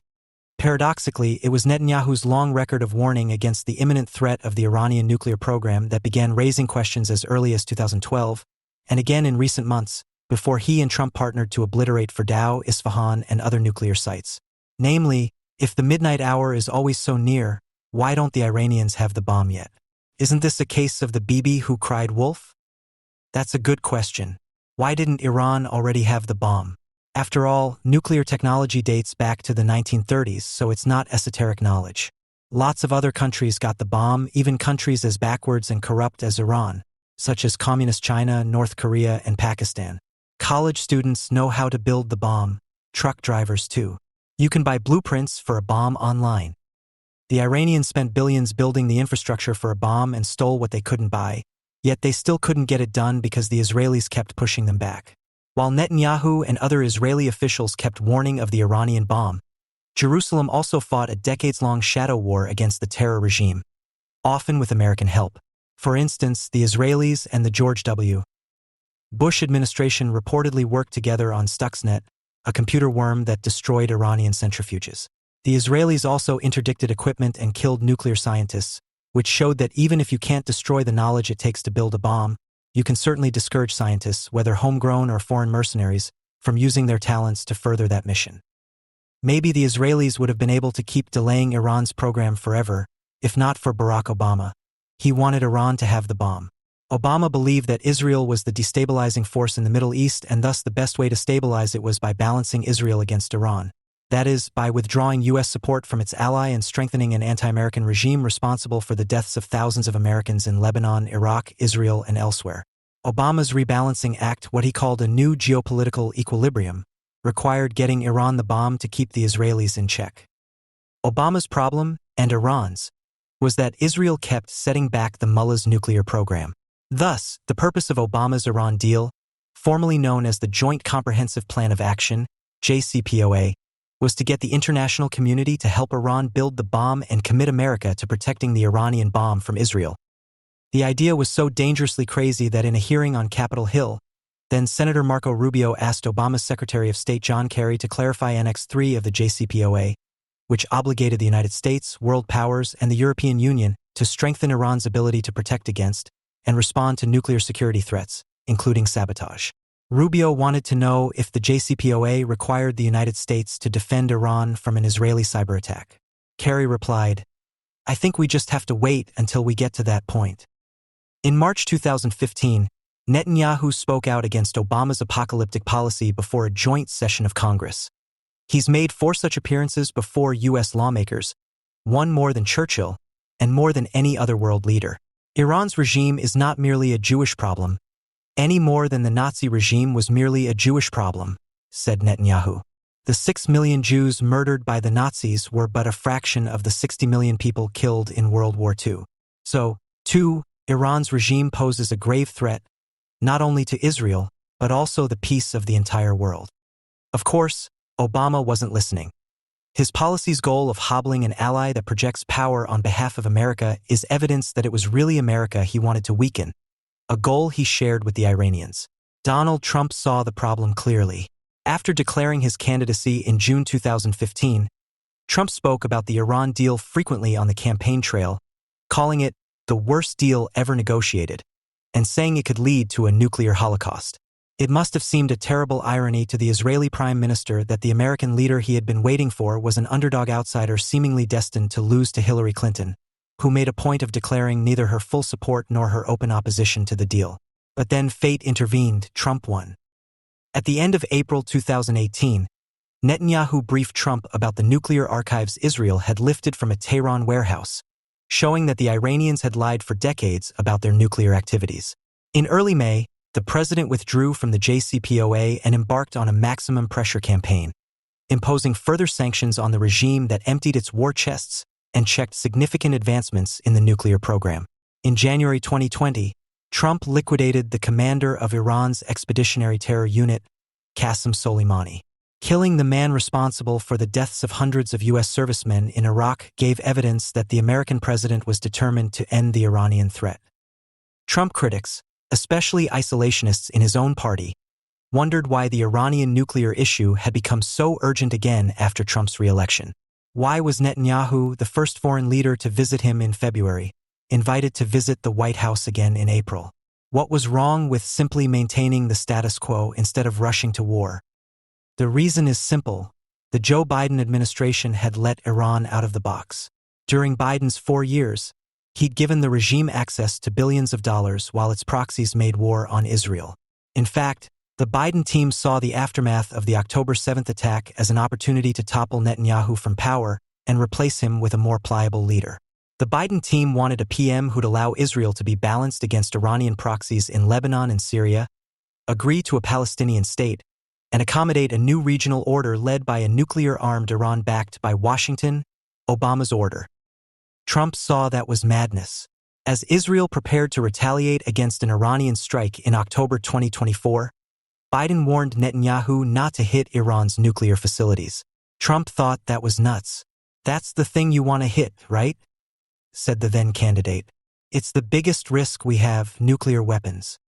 Trump's opinion about the prospect of a nuclear-armed Iran has been consistent throughout his political career, from his 2016 campaign through his third campaign in 2024. At virtually every campaign stop, Trump explained that Iran couldn't be allowed to have the bomb. Once elected to a second term in the White House, he regularly warned of the dangers of a nuclear-armed Iran. He said he'd prefer to handle the threat diplomatically, but he'd do it the other way if given no choice. In either case, he'd never let Iran get the bomb. From Trump's perspective, the problem wasn't just the prospect of a terror regime launching nuclear weapons at Israel, Saudi Arabia, and other U.S. allies, and in time at Europe and even the U.S. homeland. A nuclear-armed Iran threatened America's historic position in the Gulf. After all, the chief purpose of the post-war U.S. Navy was to keep shipping lanes open and ensure the free flow of cheap Gulf oil that has given the U.S. ultimate control over global oil markets, including the energy supplies of its leading trade partners in Europe and Asia. No post-war arrangement has been more important in keeping the United States secure and prosperous than our role in the Gulf. An Iranian bomb did not pose the same level of direct threat to the U.S. homeland as the Soviet Union's enormous nuclear arsenal did. But it could hardly be wished away. A nuclear Iran could, among other things, close the Strait of Hormuz, send oil prices soaring, and destabilize global markets. In this framework, it would also thwart Trump's most important foreign policy initiative, rolling back China. What was the point of a trade war with Beijing to reshore manufacturing and fix the trade imbalance that had impoverished the American middle class if China's main Middle East ally could close a major trade route through which 1/5 of the world's energy passes? Iran could never have the bomb. Then there was the not negligible fact that the Iranians kept sending hit squads to hunt Trump in retaliation for killing Soleimani. A nuclear Iran could deploy terror squads around the world with near impunity. Iran must never have the bomb. In time, perhaps we'll have the full story of how, when, and where Trump and Netanyahu plotted their strategy, and how they used misdirection and ambiguity to throw off Iran as well as their domestic adversaries. Like FDR, Trump also had to fight off an isolationist faction in his party, while Netanyahu has been under continuous siege by Israel's version of the deep state. In his June 25 post on Truth Social, Trump told his partner's domestic opponents to lay off, because Bibi is a hero. Bibi Netanyahu was a warrior, Trump wrote, like perhaps no other warrior in the history of Israel, and the result was something that nobody thought was possible: a complete elimination of potentially one of the biggest and most powerful nuclear weapons anywhere in the world, and it was going to happen soon. We were fighting, literally, for the survival of Israel, and there is nobody in Israel's history that fought harder or more competently than Bibi Netanyahu. Soon after, Netanyahu thanked Trump on X. "I was deeply moved by your heartfelt support for me and your incredible support for Israel and the Jewish people. I look forward to continue working with you to defeat our common enemies." For more than 20 years, Khamenei assumed the regime faced no imminent danger. He could simultaneously pursue Israel's destruction and maintain his grip at home. Economic sanctions crushed growth and investment, but he treated them as temporary setbacks.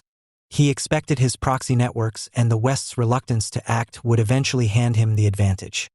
That calculation collapsed in 2024, when Israel struck Hezbollah and Hamas, and in 2025, when Trump returned and Israel's June campaign shattered Iran's command structure and military infrastructure. Khamenei lost not only vital assets and leaders, but also his sense of invulnerability.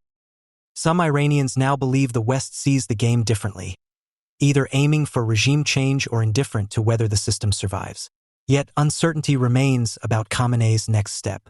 As long as foreign troops stay out, an Iranian commented in a post on X, the regime may believe it can withstand sanctions and more airstrikes. For now, officials signal they will continue the old playbook, negotiating to salvage whatever concessions they can. If they limit enrichment while yielding little else, they will claim victory. If the West stands firm, Khamenei faces far harder choices. In the narrow window left this month, a major shift seems unlikely. But if given more time, he almost certainly will revert to endless talks. Will the West retreat and give Khamenei more time, or will he be forced to accept the unthinkable, just as Japan's emperor did in August 1945? In 1981, the Islamic Republic of Iran Broadcasting IRIB presented the ideal type of God-fearing mother. Wrapped in a black chador, a woman sits opposite her son, bent over from severe ordeals. The young man, threatened with execution as a godless Marxist, holds her hands in tears while she speaks into the microphone that he is no longer her son if he is guilty of hostility towards Allah. The communists had previously assured the mother that her son Mahmoud would not be executed if she took part in the propaganda staging and called on her son to repent. Contrary to the promise, the regime executed Mahmoud Tariq-al-Eslami shortly afterwards on August 8, 1981 in the Kashifi Garden in Isfahan, the same backdrop in front of which he held his mother's hands in despair. Ruhollah Khomeini praised the staged union between mother and executioner. "I want to see more mothers like this, who hand over their children without shedding a tear. That is true Islam." The Ayatollah outlined the ideal of the Islamic family when he called for parents to denounce their children and children to denounce their parents and siblings in the event of counter-revolutionary intrigues. Ali Khamenei saw this macabre production as one of the most beautiful epics of Islam. The Islamic Republic of Iran Broadcasting continues to institutionalize the broadcasting consciousness of a totalitarian inquisition, which parades those critics of the communist despotism who face the death penalty and denounces them as enemies of Allah and agents of Israel. Ahmad Reza Jalali, for example, the Swedish-Iranian catastrophe physician, traveled to Iran in 2016 as a guest of Iranian universities, where he was arrested shortly afterwards. A Tehran Inquisition court found him guilty of conspiracy against Allah's order and espionage for Israel. It is currently feared that he will be sentenced to death. Mohammad Faramarzi, Mohsen Maslam, Pejman Fatehai and Vafa Azarbar were also forced to incriminate themselves under severe torture and compromised by the regime's telegenic propaganda. The regime initially denied knowledge of the men's whereabouts to their families before Islamic Republic of Inquisition Broadcasting began a denunciation campaign accusing the men, who were associated with the party Kamali Kordestani Aaron, of collaboration for Israel. On January 29 last year, they were executed with the morning prayer. The regime quickly buried their bodies under dust. The chairman of the Federalist Kamali Party, Abdullah Motadi, expressed his condolences and sympathy to Israel in light of the massacre on October 7, 2023, and urgently called for an end to appeasement towards the communist despotism. When the glass facade of this institution of the communist Inquisition in Tehran was shattered by a detonation on June 16, it was a small measure of satisfaction for the bereaved families of the executed. Like Joanna Taimasi, the partner of Mohsen Maslam, we know from survivors of the communist torture caves that the Islamic Republic of Inquisition Broadcasting is directly involved in the interrogations of the detainees. Nazila Marufian, for example, spoke about how she was taken to an IRIB studio after her first imprisonment by Evan, where she was forced to make the perfidious self-accusation that Israel had recruited and corrupted her. The young journalist Marufian was arrested on October 30, 2022, after she had interviewed the father of the murdered Masa Amini a few days earlier. Regime critic Sapita Kalian identified her interrogator as Amenasadat Zeybapur, a prominent anchorwoman at the Islamic Republic of Inquisition Broadcasting. After days of exertion, Kalian took the self-incrimination script from her hand in a half-conscious state and read it out. Ruhollah Zam was presented by Ali Rezvani, another notorious interrogation journalist, on Islamic Republic of Inquisition Broadcasting. Rezvani mocked Zam, who was visibly disoriented after days of merciless torture. On December 12, 2020, the renegade son of a mullah, whom the regime had abducted from Baghdad to Tehran, was executed. The highest body of national security interests in Iran recently declared that statements that can be perceived as advocacy of Israel will be charged as hostility towards Allah and corruption on earth, which would result in the death penalty. Punishable statements also include those that legitimize the existence of the Zionist regime. Ghalam Hossein Mohseni-Ejai, the highest judge of this Inquisition regime, ordered the state prosecutors to resolutely press ahead with the prosecution of collaborators of Israel. The notorious Ministry of State Security MOIS was previously under the control of the bloodhound Mohseni-Ejai. It is well known that the Tehran Revolutionary Courts hand down many of their guilty verdicts at the direct request of the MOIS ministry. For example, It was Mohseni Ejai himself who demanded the death penalty for Farzad Kamangar. The trial of the young man from the Kurdish town of Kamiran lasted less than 5 minutes. The death judge only pronounced the guilty verdict demanded by Mohseni Ejai. Hundreds of Iranians have been arrested these days as collaborators of Israel. Among other things, Starlink terminals, which are used to break through the communicative isolation, are regarded as compromat. But all it takes is a statement on Telegram or elsewhere to be deemed to have the potential to destabilize the order. The regime recently executed Mohammed Amin Mahdavi Shaisteh, who had previously been found guilty of spying for Israel and insulting Islamic sanctities. The totalitarian character of the communist state beast is not the only thing that speaks of the repression.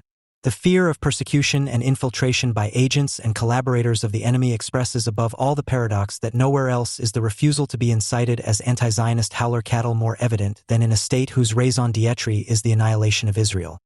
Marches in the communist despotism, such as the Al-Quds March institutionalized in 1979, follow a strict orchestration. Contrary to all logistical and agitational efforts to feign unity, for years the anti-Zionist roaring cattle marches in Tehran or elsewhere in Iran have resembled a desolate and despised meeting of the remaining old men of the communist counter-revolution. When, for example, the regime's propaganda spoke enthusiastically of the anti-Israeli mass march in London on November 11, 2023 as the most impressive anti-Israeli demonstration, with more than 1 million people, Iranians mocked that in Tehran itself, the capital of the axis of resistance, no more than a few thousand regime beetles would come to such marches. Unlike in the US and European cultural industry, from Glastonbury to the Grand Prix Eurovision, taking sides with the threat of annihilation against Israel is not considered fashionable by the majority of Iranians. It is understood by them for what it is: an aggressive projective exorcism of the crisis that turns against their own lives in all consequences. The gap between the regime and those it holds hostage did not open overnight.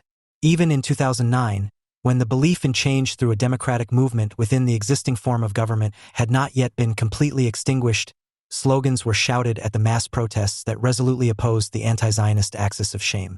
At the Al-Quds March on September 18th of that year, hundreds of thousands of Iranians in Tehran and elsewhere countered the death to Israel blaring from the chassis with slogans such as "Death to the Chinese and Russian cronies of the regime," or "Chavez, Putin, Nasrallah, you are the enemies of Iran."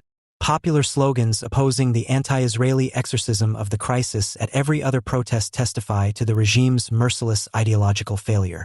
The high-ranking Mullah Muhammad Abolghasem Dalabi recently regretted that around 50,000 mosques are deserted in Iran.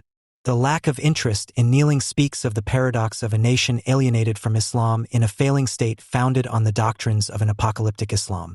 While a majority within the opposition in the late 1970s was prepared to march against its own interests, under the threatening roar of Allahu Akbar, today's youth in Iran hurls slogans such as "We hate your religion," "Curse your morals" at the mullahs.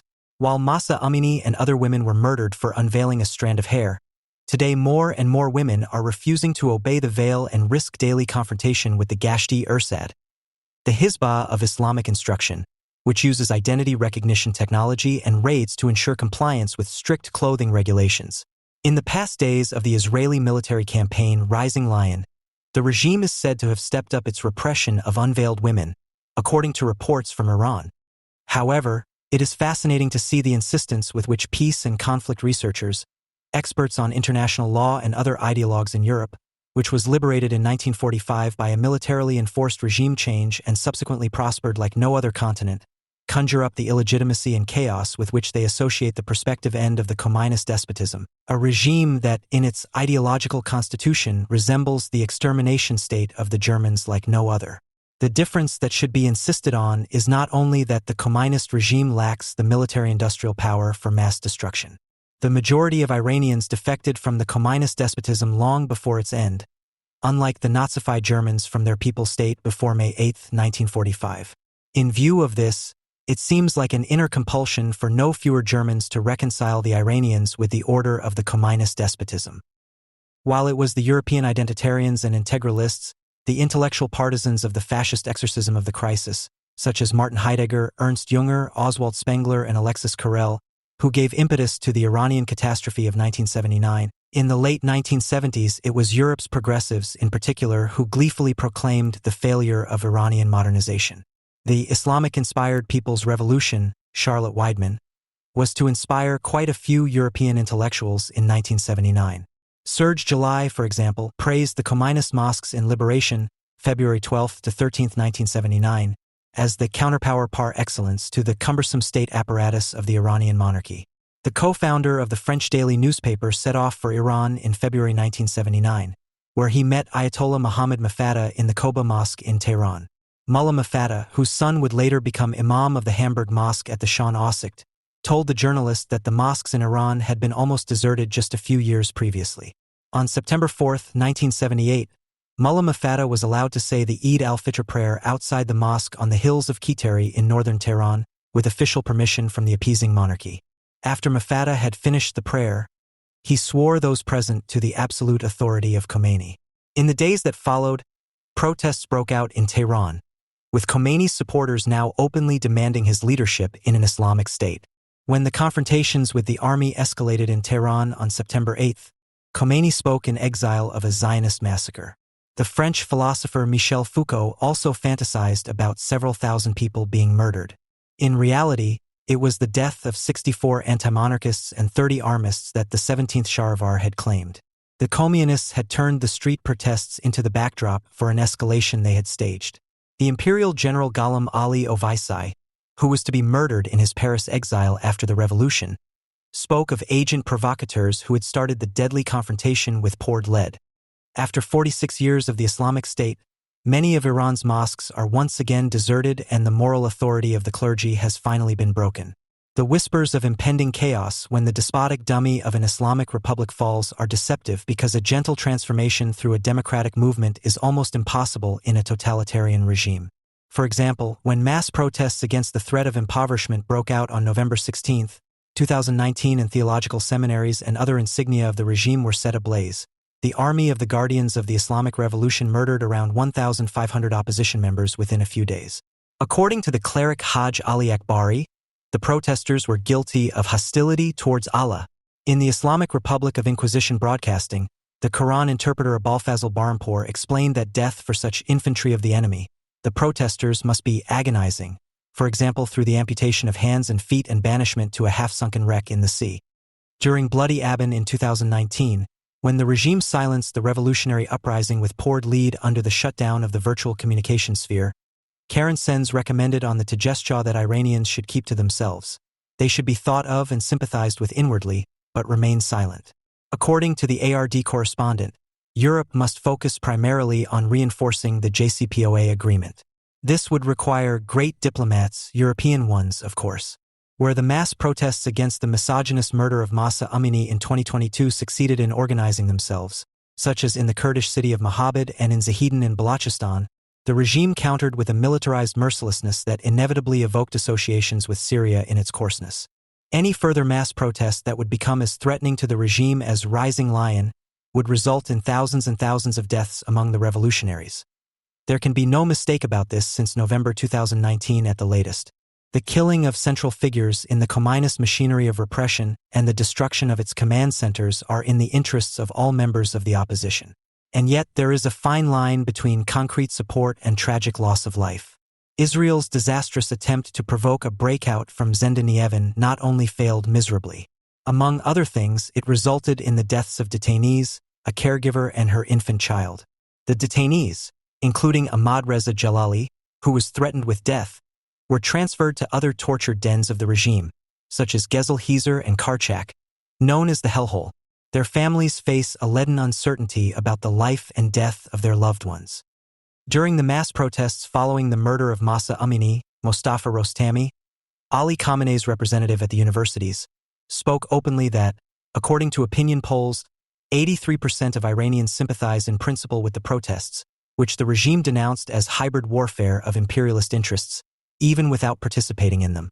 Such evaluations are carried out periodically by state security. Ali Reza Arifai, dean of Qom Seminary, warned of the daily hostility towards mullahs and at the same time threatened, "Those who reach for the turbans of the clergy should know that the turban will become their shroud." The paranoid search for collaborators of Israel is the denomination of a regime whose pillars of its state structure are gradually being shattered. 1.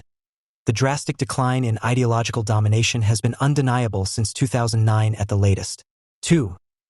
The regime's unbounded prepotency faded mercilessly with the killing of Hassan Nasrallah, the paralysis of Hezbollah, and the rigor mortis of the Syrian al-Ba'ath regime. 3. The regime's military threat potential has been immensely weakened by the Israeli military campaign, Rising Lion.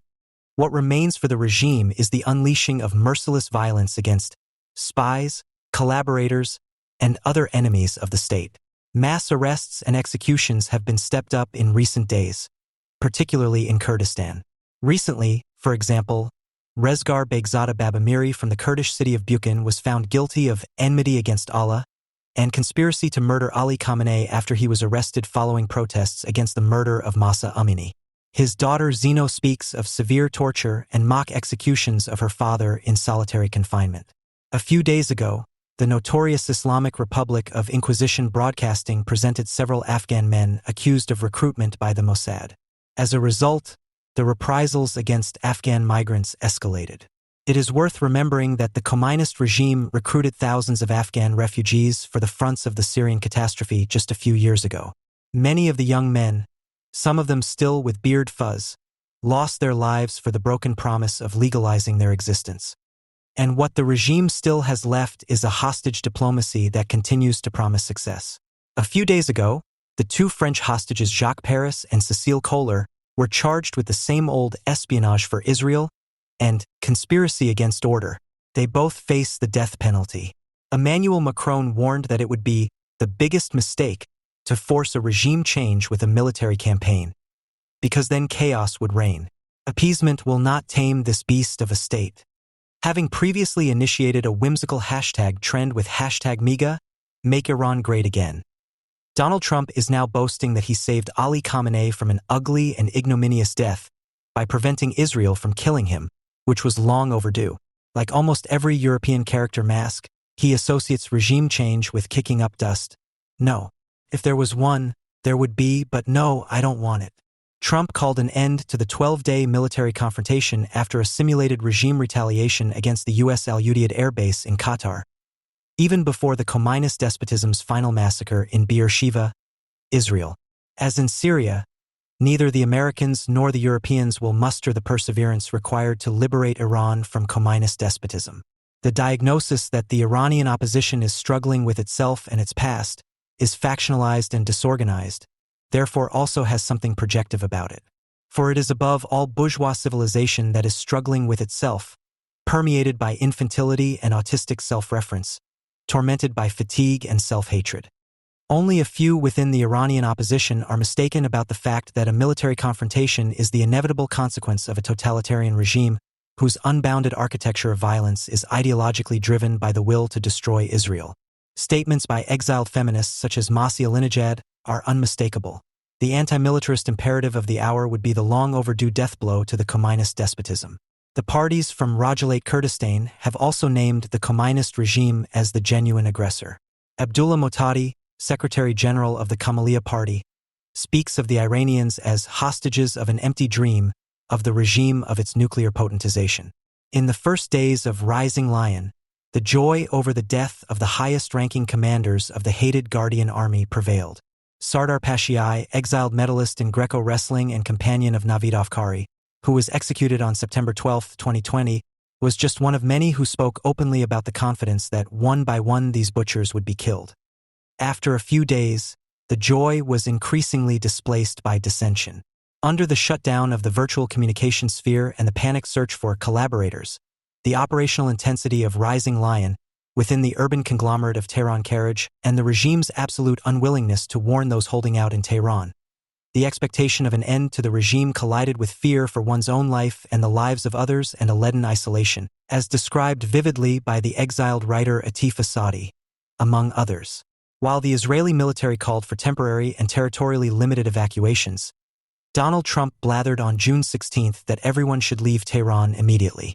On the same day, the French daily newspaper Le Monde published a statement by Narges Mohammadi and other opposition figures such as cineasts Jafar Panahi and Mohammad Rezaloff calling for an end to the military confrontation. But here, too, the regime's nuclear potentiation is criticized as being diametrically opposed to the interests of the Iranians. Sorin Mansournia, whose brother Boran was murdered during the November 2019 protests, speaks of the oppressive atmosphere of powerlessness and pleads for strategies to regain the capacity for action in this situation. Other opposition figures such as Bardia Mousavi continue to insist that a totalitarian regime with such a monstrous machinery of repression as the communist despotism can only be decisively shaken by military counterforce. Reality does not correspond to our dreams, warns Sarush Lushkari alias Hitchkaz, pioneer of Iranian rap. An end to the regime without military intervention would result in many more deaths and maimings. Make no mistake, says Lushkari, they may think they have a high moral standing when they say no to war. Contrary to what German ideologues have been claiming for years, fraternization with the regime beyond its ideological nucleus has not only failed to materialize. The regime also seems to acknowledge the ruin of its ideological foundation by making an embarrassing effort to breathe a little more popularity into its propaganda with un-Islamic and nationalist rhetoric. Arash Kamanger, a heroic figure from Zoroastrian mythology, has become the regime's central propaganda motif. As if on a facade in Tehran's Vanak Square, Arash draws his bow while his arrows become ballistic missiles. When Ali Khamenei recently took part in an Ashura rite in the Tehran Hassini of Ruhollah Khomeini after a long absence, he is said to have asked the Mahdi holding the eulogy, "Mr. Karimi, sing Iran, Iran," in the sultry hymn by the exiled lyricist Turaj Negaban. The homeland is sung about without any Islamic metaphors, originally by Muhammad Nouri, under your feet, that heart that does not tremble for you, O Iran, far from the bosom of the empty hands of others, of evil. Fars News Agency, a propagandistic spider's web of lies and threats from the Guardian Army, meanwhile, calls for mass executions of the enemy's collaborators, blatantly invoking Ruhollah Khomeini's 1988 death decree. Compassion for the enemies of Islam is naivety, Khomeini said, almost in sync with the end of the martyrdom battle against Iraq. Hesitation would mean ignoring the pure, untainted blood of the martyrs. Thousands were executed in the Khomeini torture caves in 1988, some of whom had been arrested in the early 1980s while distributing pamphlets and newspapers of socialist parties such as the Rai Kargar, Paykar, or Kamalia. Fars News calls the execution machinery of 1988 a shining chapter in the Islamic Republic's struggle for existence. When we have liberated Kobani, it will be Iran next, smiled one of the women who managed to save the northern Syrian town of Kobani from falling to the genocidal caliphate of the Islamic State in September 2014. In 2022, the cry "Woman, Life, Freedom," which had become popular in northern Syria in the years before, echoed through the streets of Iran. Today, Donald Trump is flattering the man who, at the behest of the General Command of al-Qaeda and Abu Bakr al-Baghdadi, personally set off from Iraq to Syria at the end of 2011 to expand the Islamic State beyond the borders decreed in the Sykes-Picot Agreement. The current president of Syria and tough guy, Ahmed al-Shara, carried out the orders of al-Baghdadi, the later caliph, until a schism arose between the latter and al-Qaeda. While Trump now values his career with al-Qaeda as a biographical skill, his Syria envoy Thomas Barak, an investor who has recently done most of his business with the Emirate of Qatar, is pushing for an end to federalist efforts to ensure that Syria does not become a Salafia upgrade of the al-Ba'ath dictatorship. In the face of a perpetuating crisis of civilization and a dramatic lack of strategic integrity, there is not much left to do but to quickly outline their own strategies for regaining the ability to act. When the Assad regime fell in early December 2024, the weekly newspaper Jungle World rejoiced. The Syrians have done it. The fall of Bashar al-Assad's regime was a revolution, an upheaval. It was Syrians themselves who put an end to this unworthy, merciless state of affairs. Therein lies the surprising and revolutionary greatness of their act. As befits a proper revolution, the mental and political territory of the Middle East will now change dramatically. The author did not say a word about the fact that the Syrians themselves were able to march through the revolution from Idlib via Homs to Damascus without much resistance, mainly because this march was preceded by Israel's substantial strikes against Iran, and Hezbollah and Russia devoted all its energy to the war against Ukraine and dropped out as a supporter of the Assad regime. His name is Oliver M. Paicha, and, together with Thomas von der Ostensacken, he founded Wadi EV in particular to provide charitable support for the Kurds in Iraq. The Israel Solidarity portal Mina Watch, for which Paicha occasionally writes, regards him as an expert in intercultural competence, which is apparently not seen as derogatory but as a sign of special expertise. In Jungle World, Paicha continues, This revolution has also demonstrated how incapable Europe has become of dealing with anything other than its own sensitivities and fears. Hardly had there been a decent moment of sympathy, even joy, than warning fingers were raised. The Islamists are coming. At the same time, the continent began a delusional return debate. That Europe's fears and sensitivities are anti-Islamic and not, as can be experienced on a daily basis, characterized by widespread appeasement towards the greatest danger to Europe. Every Islamist-motivated attack, for example, is talked about everything but the religion of peace. That the rational question of whether the end of Assad should not also mean the end of the subsidiary protection granted in this country to those who fled Assad is an insane one. This stems from the mindset of an expert in intercultural competence who is equally valued by Jungle World and Mina Watch. Paicha is apparently not satisfied with having to call what is primarily a byproduct of Israel's defensive struggle after October 7, 2023, a revolution. Rushing ahead, he euphemistically describes an obvious Islamist force as having undergone a strange transformation immediately after coming to power. This is followed by the bleak, dialectical insight of left-wing world commentators that everything has two sides, which proved to be in alliance with barbarism at the latest after the Hamas attack on Israel. Without recognizing contradictions, one will neither be able to understand the events in Syria nor react to them in a meaningful way. Jungle World 50/24. Thinking in terms of major and minor contradictions, revolution and Islamists, which has always been anti-dialectical because it tears apart the connection between social dynamics and stagnation, between subject and object, between the general and the particular, between equality and diversity, also leads Paicha to appeal to potential doubters that contradictions should first be endured in order to eradicate them in the next step in favor of the surrounded object, which amounts to a longing for unambiguity. This appears in a paper whose readers and authors, like Paicha, are united by the claim to be pro-Israel. A paper whose makers hide behind the principle of pluralism of opinion when an Islamist takeover is celebrated in their paper. Obviously, this meets the needs of the readers, because there was just as little news of mass subscription cancellations after Paicha's statements as there was of Paicha never being allowed to write there again. Apparently, nobody at Jungle World wanted to be bothered by the fact that the old and new Syrian rulers are united by anti-Semitism and that Hayat Tahrir Ash-Sham, or HTS for short, which has been in power since December 2024, calls itself the Committee for the Liberation of the Levant. This self-proclamation already includes the usual program to destroy Israel, which unites all Arab Sunni jihadists in particular, whether they call themselves Al-Qaeda, HTS, IS, or the Muslim Brotherhood. The demand is for the elimination of all regional borders, which were laid down in the Sykes-Picot Treaty between France and Great Britain in 1916. By liberation, they mean the elective subjugation, expulsion, and liquidation of all non-Sunni people living in what are now Syria, Jordan, Lebanon, Israel, and the Palestinian territories. In his celebration of the Islamic takeover, which, significantly, was also published on the Wadi EV website alongside Jungle World, Paicha has unwittingly laid the trail that needs to be followed if one really wants to fathom, in Paicha's words, how the mental and political territory of the Middle East could change dramatically since Assad fled to Moscow. When Paicha describes the fall of the Assad regime in the same text as the completion of the uprising, then the revolt that began in late winter 2012 under the sign of the so-called Arab Spring in Syria, he certainly gets to the heart of what he considers to be an orderly revolution. At the beginning of December 2024, the victory of the Sunni over the Shia took place in Syria, breaking through in an aggressive Sunni triumphalism. Malik al-Abday. This anti-secular triumphalism has always been longed for by the Sunni majority, especially with the Arab Spring, which was a Sunni revival in Syria like nowhere else.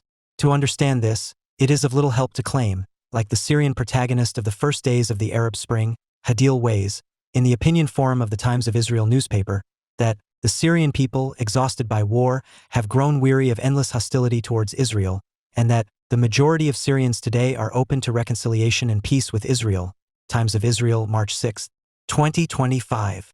Weiss is right when she states that Israel's long campaign against Hezbollah and Iran has earned the country considerable admiration among Syrians because their main hostility has increasingly shifted to Iran and its militias in recent years. However, contrary to Weiss' assumption, this does not indicate a longing for peace with the Jewish state, but rather the temporary superimposition of hostility towards Israel by a Shia enmity directed against the forces that have ruled Syria for years: Iran, Hezbollah, and the Alawites, who are considered heretics within the Shia community. The Sunni takeover indicates that there could be a kernel of truth in the decades-long Assad propaganda. The Assad regime had justified much of its claim to power with the warning that its replacement was tantamount to the subjugation, suppression, and liquidation of all those who did not belong to the Sunnah. Even the propagandistic exaggeration by the despot clan contains more knowledge about Sunni Islam and its brutal claim to power than culturally relativistic Europeans would ever admit. What the FAZ, for example, dismisses as baseless fear-mongering in order to swear Alawites in particular to the doctrine that only the Assads can protect them from the Sunnis was not just indoctrination as a means of domination, but to no small extent the truth about the Sunnah. The very idea and the emergence of an Alawite protostate by French colonial grace in the period from 1920 to 1936 can only be understood if one takes into account that the Alawites, until then called Nusayrians, could look back on a centuries-long history of persecution by Sunni rulers of Arab and Ottoman provenance. This was etched in the collective memory of the persecuted, which even led to some Alawite activists positively paralleling their own cause with the project of a Jewish homeland in Palestine during the time of the founding of the state. If such an Alawite self-image had prevailed, an ideological and practical orientation associated with the concepts of Pan-Arabism and Baathism would have been prevented, which will be discussed later. In local cooperation and recruitment for the army, the French preferred to rely on Christians, Alawites, Jews or Druze instead of Sunnis, and in return the four groups mentioned were happy to recognize the French as a protective power against the Sunnis. More historic was the Arab revolt against the Ottomans from 1916 to 1918 under the leadership of the Sheriff of Mecca, Hussein ibn Ali, and his two sons Ahmad, the later Emir and King of Jordan, and Faisal, who was King of Syria for a year after the end of the Ottoman Empire and, after the French took over Syria from the British, became king of the newly founded Iraq. The Arab revolt was an anticipated Pan-Arabism in that it aimed to break free from the Islamically legitimized domination of the Ummah by the Ottomans. The self-image as Arabs, which was fueled by the British, especially by Lawrence of Arabia, overlaid an open commitment to the Ummah due to the rejection of Ottoman rule. However, this had little in common with a commitment to the people or the nation in the European sense. The question of the relationship of other Arabs, such as Christian Arabs, to the Sunnah did not become an issue because the uprising was only supported by individual Bedouin tribes.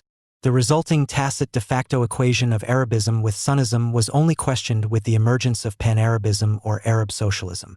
The ideas of the Arab revolt have survived to the present day, above all symbolically as horizontal black-white-green flag colors, optionally with a red wedge or red bar on the left side.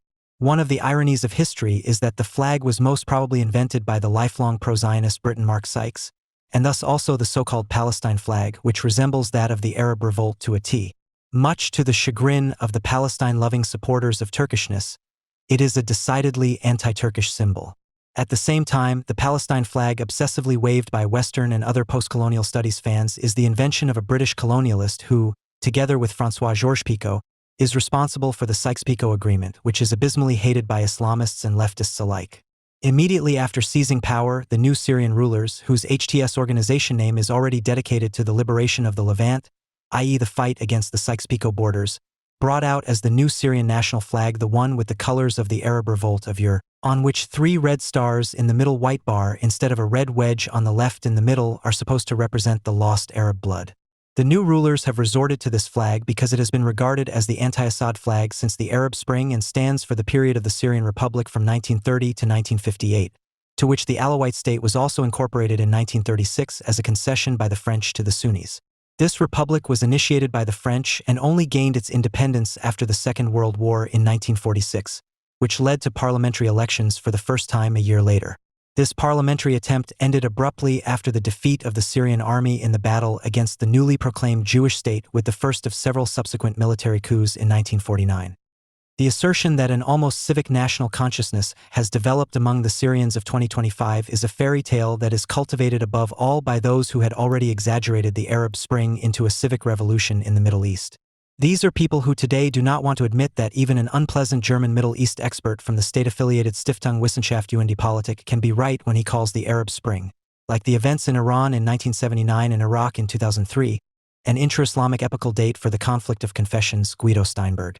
Syria was and is above all a society parceled out according to tribes, which is the main reason why the Arab Spring could never become the endeavor to overcome tribes and confessions that its cheerleaders untruthfully declared it to be. When Thomas von der Ostensacken, for example, warns after the fall of Assad that we should not talk about granting minority rights in the future Syria, but instead about overcoming them through civic equality and status, he implicitly affirms that Syrian society is still a pre-civil, non-national society. Despite his glorification of the Arab Spring, he correctly identifies what would have to be overcome and what would then also have to be considered a Syrian revolution, namely that which has long since had to be defended in the West against the backdrop of the acute threat from its counter-revolutionary left-wing, Islamic and right-wing enemies, the formation of a secular national and civic consciousness as common sense, which has overcome a particular confessional, cultural, or gender-specific family and personal status law. Under the Assads in particular, it was common practice, within the framework of tolerantly granted minority rights in family and inheritance matters, to make particularized judgments according to registered religious affiliation instead of according to an abstract equal right for all Syrians, which meant, among other things, that it was forbidden for a Muslim to leave or change his religion, as prescribed by Islamic law.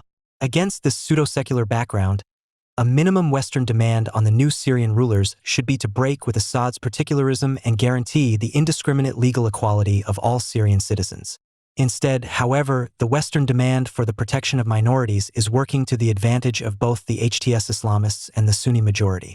For their self-image is precisely assuming that the respective minority is not already considered unworthy of life according to Islamic haram criteria, to give those subject to them the tolerant special status of unequal and inferior wards, dhimmis, in accordance with the Islamic principles of faith. It is no coincidence that Syrian Baathism, unlike Nasserism, never saw itself as Islamic socialism, which was probably primarily due to the fact that Nasser probably saw this as a concession both to the Sunni cadre school Al-Azhar and to the Muslim Brotherhood, which was founded in Egypt and was particularly strong there.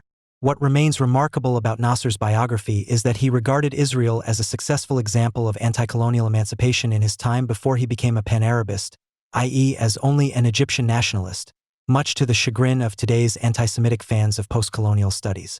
What is significant about the idea of Baathism is that not only was its main founder Michel Aflaq a Christian, who founded the Baath movement in close partnership with the Sunni Salah ad-Din al-Baitar, but also that the mastermind, Zaki al-Arsuzi, who was ideologically appropriated by the Assad regime and even declared the Socrates of Baathism, was an Alawite who publicly professed to be an atheist. According to its founding idea, Baathism was an attempt to overcome the minority, or rather, Islamic patronage system because of its not coincidental protagonists and their experiences with the Sunni claim to power until the Baath party split into Syrian and Iraqi wings in 1966. In other words, Arab nationalism, strongly influenced by the tradition of German nationalism, tried to solve the problem of minorities by denying their existence. It speaks volumes that Michel Aflaq was expelled from the party and even sentenced to death at the same time as the party made Baathism, which was seen as having no alternative, its means of rule both in Syria, here against the Sunni majority, and in Iraq, there under the Sunni Saddam against the Shiite majority. In both cases, this grew into a tyranny of the minority, which suppressed the majority just as brutally as all representatives of minorities such as Christians, Kurds or Druze who wanted to escape what the ruling clique had turned them into in accordance with Islamic principles.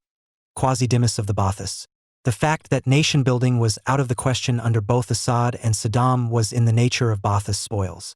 However, the pan-Arabic idea of a diffuse Arab linguistic nation called Watan, whose renaissance was invoked as if the loot and subjugation campaigns under Muhammad FF from the 6th century onwards had been about the founding of an Arab nation and the Arabization of Syria, Egypt, Iraq, etc. had not been a consequence of Islamization, was a purely auxiliary construct. As an irreversible birth defect, this was based on a largely fictitious Arab history, which in reality is above all a Sunni history of subjugation. It is not known whether it was perhaps the realization of this historical truth that led Michel Aflaq, shortly before his death in exile in Iraq, to convert to Sunnism, take the name Muhammad and thus capitulate to his own pan-Arab life's work. Because the idea of an Ummah replacement was inherent in pan-Arabism from the very beginning, it had become bound to Islam in such a way that any serious attempt at secularization was doomed to failure. Unlike pro-Western Kemalist nationalism, which, with the creation of a state religious authority to contain Islam, proclaimed a peculiar but nevertheless constitutionally enshrined laicism, much to the chagrin of anti-Kemalists like Erdogan, pan-Arabism, in its open rejection and secret admiration of the West, pretended to want to overcome nation-statism and nationalism at a time when neither existed in the region except in deeply hated Israel. When the failure of pan-Arabism was sealed at the latest with Israel's victory in the Six-Day War, and with it the rapid rise of both Sunni and Shiite Islamism, the so obvious absence of a pronounced national and civic consciousness was to be replaced by a boundless personality cult around the respective leaders, the absurd and brutal excesses of which are well known both in the case of Syria under the Assads and in the case of Iraq under Saddam. The Assad regime was the penultimate significant relic of Pan-Arabism. The last is the PLO, which without its cult figure Yasser Arafat has been in decline for years, and which was originally founded in 1964 on Nasser's initiative not as a national but as part of Pan-Arab liberation. For a Pan-Arabist like Nasser, there was never a Palestinian people, but only Palestinian Arabs as part of Al-Watan al-Arabi, the Arab nation. In Syria, both Father Hafez and son Bashar saw themselves as opponents of Arafat and his Fatah. Instead, they backed the left-wing PFLP led by George Habash, which still holds sway in the majority of Syria's so-called Palestinian refugee camps and fought alongside Assad's army after the outbreak of the Arab Spring. The distance to Arafat was less ideological, i.e. Pan-Arab in nature, because the Pan-Arab idea was effectively buried when Assad came to power. Because the fight against Israel was always seen as a prestige and legitimization project for their own rule, Arafat's solo efforts were always a thorn in Assad's side. This culminated in the 1982 Lebanon War, in which Syria was de facto dragged into as a result of Arafat's actions against Israel, which the Assad regime never forgave throughout its life, just as it never forgave the Syrian army's ultimately forced involvement in the Lebanese civil war. Only the London-based Middle East Monitor, which is financed by Qatar and has close ties to Hamas and the Muslim Brotherhood, is of the opinion that the negative view of Arafat was nothing more than a copy of the Israeli classification, a definition of Arafat as an enemy that was in no way inferior to that of Israel. What is, of course, far-fetched and above all meant as an invective against the infidel Assad regime, which is accused of having betrayed the fighting Palestinian people by equating it with the Jewish archenemy, also points to a particular facet of Sunni hatred of the Assads and the Alawites. The accusation that the Alawites cannot be true friends of the Palestinians and opponents of Israel, if only because of their religious background, has always been part of the Sunni enemy narrative. It is an accusation that has not diminished over the years, but has intensified with increasing involvement in the Shiite axis of resistance, the most active enemies of Israel outside the Palestinian territories in recent decades. It was of little help that, despite taking sides with the Mullah regime against the former Ba'ath comrade Saddam in the First Iran-Iraq War, 1980 to 1988, and despite increasingly close cooperation with Iran and Hezbollah, efforts were made to keep a distance from the Shia in order to reassure the Sunni majority. Of considerable importance was the fact that the withdrawal of the Syrian Mandate troops from Lebanon, also known as the Cedar Revolution, forced by the local population in 2005, greatly weakened Syria's position within the Sunni Arab League, with whose mandate the Syrians had been operating in Lebanon since 1976. The efforts to keep their distance from Iran ended abruptly with the beginning of the Arab Spring, although it remains a myth that is still cherished today, and not just by people like Oliver M. Paicha or Thomas von der Osten-Sacken, that it was the Assad regime's brutal crackdown on peaceful protests that transformed a secular movement into an Islamic, i.e. Sunni one. The fact that the Assad regime was wary of the protests was not only due to the fact that it sought to brutally stifle even the smallest public protest, but was also based on the knowledge of the existentially threatening Sunni potential in the country. This had already become apparent in the 1970s, when the Muslim Brotherhood, the archenemies of any pan-Arab secularization idea, used widespread terror against the Ba'ath rulers. Father Hafiz's abrogation of the constitutional principle that only a Sunni may hold the office of president in 1971 caused particular anger among the Sunnis. This was subsequently legitimized in 1973 with an amendment to the Constitution, which stipulated that it was sufficient for the president to be a Muslim, a clause that on the one hand was to be understood as a concession to the Sunnis and on the other once again proclaimed the unique nature of Assad's secularism. The fact that Hafez, as an Alawite, called himself a Muslim led to great indignation in view of the prevailing Sunni doctrine that Alawites are not Muslims and are even considered enemies of Islam. As an argument against the Sunni outrage, Assad not only referred to the legal opinion of the Shiite leader and founder of the Lebanese Amal movement, Musa as-Sadr, in which it was stated that Alawites were also Muslims and that this was probably primarily a favorable fatwa. Even more important was the reference to the fatwa of the notorious Muhammad al-Husseini, the Grand Mufti of Jerusalem, who, as an avowed Arab nationalist, dreamed all his life of Jerusalem being the capital of a greater Arab nation. The fact that Husseini regarded the Alawites as part of the Ummah weighed heavily because, despite his nationalist ambitions, the Grand Mufti was always a recognized supporter and friend of the Muslim Brotherhood, which rejected any kind of nation-state, and as such also established contacts between Nazi Germany and the Brotherhood due to his well-known Hitler connection and the exile he was granted in the Nazi state. The reason why, unlike in Egypt, President Morsi, or in the flagship country of the Arab Spring, Tunisia, Ennahda Party, for example, the Muslim Brotherhood has not only not played a significant role since the rise of the anti-Assad protests in 2011, but has in fact played no role at all, is that the Brotherhood was crushed in the early 1980s and membership of it was subsequently declared a capital offense punishable by death. In the 1970s, the brothers succeeded in establishing themselves as the leading force in the fight against the Assad regime, which in their eyes was undoubtedly infidel, and popularized themselves among the population in demonstrations as well as in attacks and military assaults against Ba'athist and Alawite targets, culminating in 1979 in a massacre of 50 Alawite cadets at an artillery school in Aleppo, in which non-Alawite officer candidates were demonstratively spared. The following sentence in the English Wikipedia entry on the activities of the Syrian Muslim Brotherhood captures the mood at the time and the role of the Brotherhood. Not all Sunni notables believed in fundamentalism, but even those who did not often saw the Brotherhood as a useful tool against the Ba'ath. When Father Hafiz narrowly escaped an assassination attempt in 1980, he immediately ordered the liquidation of several hundred imprisoned Muslim brothers as an act of revenge.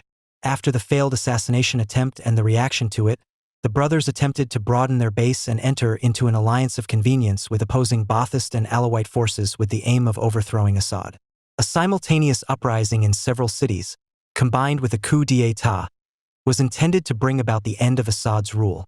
When these plans were uncovered and the security forces retaliated, a military uprising against the local Ba'ath representatives and institutions took place in the city of Hama, which had several 100,000 inhabitants and was considered the stronghold of the brothers. As a signal, Hama was declared a liberated city, but nowhere else in the country dared to revolt. The regime responded with widespread bombardments and the encirclement of Hama. Several tens of thousands of people fell victim to the extremely bloody recapture of the city, the vast majority of whom were combatants. After the massacre, all the Muslim brothers responsible fled the country, with a large number of them fleeing to the hated infidel West of all places, not least to London, where the brothers' headquarters are now located, from where they operate globally with hardly any interference from the British authorities, a fact that prompted Trump's Vice President J.D. Vance, among others, to polemically call the UK the first Islamist nuclear power. After the events in Hama and the sharp increase in repression and persecution since then, the entire Syrian opposition was in a long period of shock, which only lifted with the emerging protests as part of the Arab Spring. It was suspended for a brief moment when son Bashar inherited his father in 2000. This was followed by a short period of limited public criticism and debate, for which the term Damascus Spring was coined. Since Hama, the Muslim Brotherhood was considered to have been crushed and since then has only acted against Assad from outside Syria. It is said that they have continued to enjoy great sympathy among the Sunni majority population to this day, but have had little direct influence on the ground due to decades of absence. It remains to be seen whether these sympathies remain because Yusuf al-Qaradawi, who was considered the chief ideologue of the Muslim Brotherhood until his death in 2022 and was extremely popular in the Sunni world, not only declared the Shia to be un-Islamic, but also found the Alawites to be more unbelieving than Christians and Jews as recently as 2013. It is true that the Brotherhood played a leading role in the founding of the Istanbul-based Syrian National Council immediately after the start of the Arab Spring. However, it had to cede its position to the Doha-based National Coalition of Syrian Revolutionary and Opposition Forces only a short time later, in which the brothers were able to maintain their leading position. On balance, however, the Muslim brothers have more influence within the exiled communities than on Syrian forces in the country itself. This means that, for the time being, there are unlikely to be any personal ties with the new HTS rulers. What is certain is that the fall of Assad has given the Muslim Brotherhood an enormous boost throughout the region, especially in precarious Jordan, but also in Egypt, the motherland of the Brotherhood. The Alawites in Syria never benefited from the fact that their father Hafiz had already ordered them to adapt to the Sunni environment, which some called Sunnization and which involved moving their own religious rituals and festivities into the private sphere, no longer even mentioning them publicly and even building their own Sunni-style mosques. The fact that an Alawite clan was able to come to power at all was only due to the special constellation since the French colonial period, when the French preferred not to recruit Sunnis for the army. The army offered the Alawites, who were significantly poorer and more marginalized than the average Sunni, a unique opportunity for social advancement. The overrepresentation within the Syrian armed forces was the prerequisite for Father Hafiz being able to push his way to power and the Assad family becoming the ruling family, which turned the Alawite community into hostages of the regime, FAZ, according to the principle of carrot and stick. When in doubt, the Alawites were held up to the threat of Sunni danger, which was not just invented, if the Assads lost power, and for this reason alone demanded strict obedience, which after the outbreak of the Arab Spring became a particular curse for the Alawite men fit for military service, who were preferentially conscripted into the army and burned to death. The Alawites were bled dry like no other population group. Some Alawite villages have lost almost an entire generation of men. The fact that Bashar Assad did not succeed in implementing his plan to proclaim a new Alawite state after his overthrow in December 2024, according to rumors, the Russians refused to act as its protecting power cannot be regretted against this background, even in the face of the real Sunni threat, because it would not have meant the end of Assad's hostage-taking for the Alawites, but probably a worsening of their living conditions. The pseudo-secular Assad regime as a whole did contain real secular elements that set clear limits to Sharia law. There is no doubt that the seizure of power by the HTS has already brought about a social desecularization that is evident in all corners of the country and that hits women the hardest. Anyone who knows what it means when an avowed Muslim like Assad offers his hand in greeting to a woman at any time or refuses to do so, as the new ruler Ahmed al-Shara, combat name Abu Muhammad al-Jilani, does, could recognize this. This refusal is not a matter of folklore or some other cultivated ritual, but of the symbolic humiliation of the woman, of showing her that she is not socially equal to the man, but at most complementary to him as prescribed in the Quran. The act of refusing to touch a woman, which completely sexualizes her, turns her into an object of threat for the man, constantly sending out dangerous signals of seduction to the man through her skin, curves, body language, voice, or gaze. This abysmal contempt for women is often passed off by Muslims in this country as a special respect for women, and is usually accepted in good faith and tolerance without contradiction. When the new Syrian ruler refused to shake hands with Foreign Minister Baerbock, this was publicly played down in Germany, which indicates that people do not want to admit what they are dealing with in the Syria of 2025. Critics have interpreted the refusal to shake hands as misogynistic, according to the Tagesspiegel, as if there is even the slightest room for interpretation if you want to maintain the equality of men and women. It would be a pleasure to take a look at the new school curriculum introduced in Syria to see whose brainchild the new rulers are, who consider themselves committed to the Shafi'ite school of law, which is one of the 4 Sunni schools and rejects particularly strict local traditions within Islamic jurisprudence. In future, Syrian pupils will only learn that the Big Bang and evolution theories are the devil's work of the infidels. Syria's pre-Islamic history will be taboo in lessons, and women who were important to Syria's history will simply no longer be mentioned. The new curriculum includes changes in the way Islam is presented. The phrase defense of the nation is to be replaced by defense of Allah. Path to goodness has been changed to Islamic path, while those who are damned and have gone astray has been changed to Jews and Christians. The Islamization curriculum, which ultimately only contains the standard Islamic curriculum and therefore cannot even be called Islamist, is justified by the fact that only teaching content that glorifies the fallen Assad regime has been changed, according to the current Minister of Education, who is unquestioningly believed by countless people in the West. Certainly, Syria's new rulers are neither the Taliban nor IS. It is unlikely that girls will only be allowed to go to school up to the 6th grade, or that those accused of unbelief will be publicly crucified by order of the state. In the end, however, it could not mean greater differences if the path to goodness is only allowed to be the Islamic one. Anyone who, like the HTS, professes in their very name to be an anti-national committee for the liberation of the Levant, is openly admitting that they cannot be concerned with Syria, whose conquest is only a milestone on the road to liberation. They are admitting that they are concerned with something great for Allah, i.e., against the West and its freedoms until it finally submits to the only true religion. Israel is destroyed and the de-Christianization of the Orient, which is already well advanced, is complete. Anyone who, as president of a country with the battle name Abu Muhammad al-Jilani for Golan, proudly declares that he only finally and properly became Allah's fighter when the Second Intifada opened his eyes to what a true Muslim has to do against Jews, and for whom Alawites are of course heretics, should be denied advance praise and given zero credit.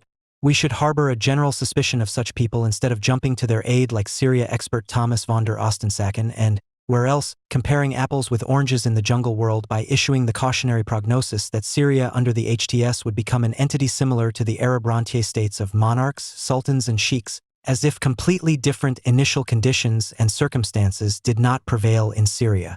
Such an uncompromising general suspicion would be the only appropriate reaction from the West, contrary to the signals from Europe, especially from Germany, which is appeasingly posing as a critical accomplice to the new rulers. It would be a matter of preventing the worst for Syrians who are clearly in the minority, such as the supporters of the Secular Syrian Equal Citizenship Alliance founded in March 2025. They are not interested in defending Allah, but instead in Syrian nation-building with man-made laws and indiscriminately equal citizenship, regardless of whether, like the Kurds in the north, they rely on as much federalism as possible or, like others, on more centralized power. Ensuring at least relative freedoms in Syria because thanks to the anti-secular Sunni revival brought about by the Arab Spring, nothing more is possible, could only mean positioning them not with, but strictly against the HTS and its Turkish, Saudi, or Qatari supporters. In Damascus, the seat of government, those responsible must be forced to surrender, as one HTS education official for the period of rule in the Idlib retreat enclave had to meekly admit. No one would have continued to support us if we had taught HTS content. Saddam Hussein, the late president of Iraq, was a Sunni Arab supremacist. He accused Shia Iraqis falsely of harboring loyalty to Iran and stripped thousands of Iraqis' citizenship. He gerrymandered districts, changed curricula, and used chemical weapons against the Kurds, although he also cynically reached out to and cooperated with politicians like Kurdistan Democratic Party leader Masoud Barzani in order to divide and conquer. Following Saddam's fall, Iraq's Shiite Arab majority and Kurdish minority demanded proportional power in the post-Saddam order. In practice, they entered into an informal confessional system not unlike Lebanon's, albeit one of consensus rather than law. Since Iraq held its first free elections in 2005, Kurds have always claimed the presidency, Sunni Arabs the speakership of the parliament, and Shiite Arabs the premiership. This worked for Iraq's various groups because Kurds sought prestige on the world stage. Sunnis wanted the greater power that came with control of the legislature, and the Shiite believed their majority status made the most powerful political office their due. Each sectarian and ethnic group, then, competes for the office. Iraqi elections are important because they largely determine which group or coalitions of groups will take the premiership. Sunni rivalries and ambitions revolve around the speakership. One of the reasons why Al-Anbar is now among Iraq's most developed and affluent governorates is the investment that former Speaker Mohammed al-Halbousi channeled into his home province. The intra-Kurdish jockeying for the presidency was more cynical. Results released always awarded Masoud Barzani's Kurdistan Democratic Party more Kurdish votes than the rival Patriotic Union of Kurdistan, led first by party chief Jalal Talabani and, after his death, by former aide Barham Salih, or Talabani's brother-in-law Latif Rashid. Barzani preferred to dominate Kurdistan and so signed off on their rival's supremacy in Baghdad. As elections loom, that intra-Kurdish understanding is fracturing. Masoud and his son and heir apparent Masroor Barzani no longer see Kurdish leadership in Erbil and Baghdad as an either-or prospect. With the Patriotic Union of Kurdistan in disarray and Jalal Talabani's sons, Bayful and Qubad, seemingly intent to drive it into the ground, the Barzanis believe they can have it all. Current President Latif Rashid has distinguished himself with his lethargy. He lives high on the public dime but contributes little, if anything, to Iraqi politics or unity, especially when compared to Jalal Talabani and Barham Salih, both of whom use their office to bring parties together, represent Iraq on the world stage, and mediate to prevent conflict. Latif's presidency, instead, only highlights Kurdish nepotism and the political dysfunction that promotes a low-energy, inept, and disinterested former official to be the face of the Iraqi nation. Certainly, undermining Barham Salih to punish his prestige, only to replace him with Latif, should disqualify the Patriotic Union of Kurdistan from its assumed monopoly over the presidency pick. So, too, does the party's hemorrhaging popularity on its home turf. The problem is that the Kurdistan Democratic Party offers nothing better. Masoud Barzani long has sought to put his consigliere, Fuad Hussein, in the top post. Iraqis would resent this for two reasons. First, in a country filled with corrupt political parties, the Kurdistan Democratic Party is perhaps the most corrupt. It also rejects Iraqi unity.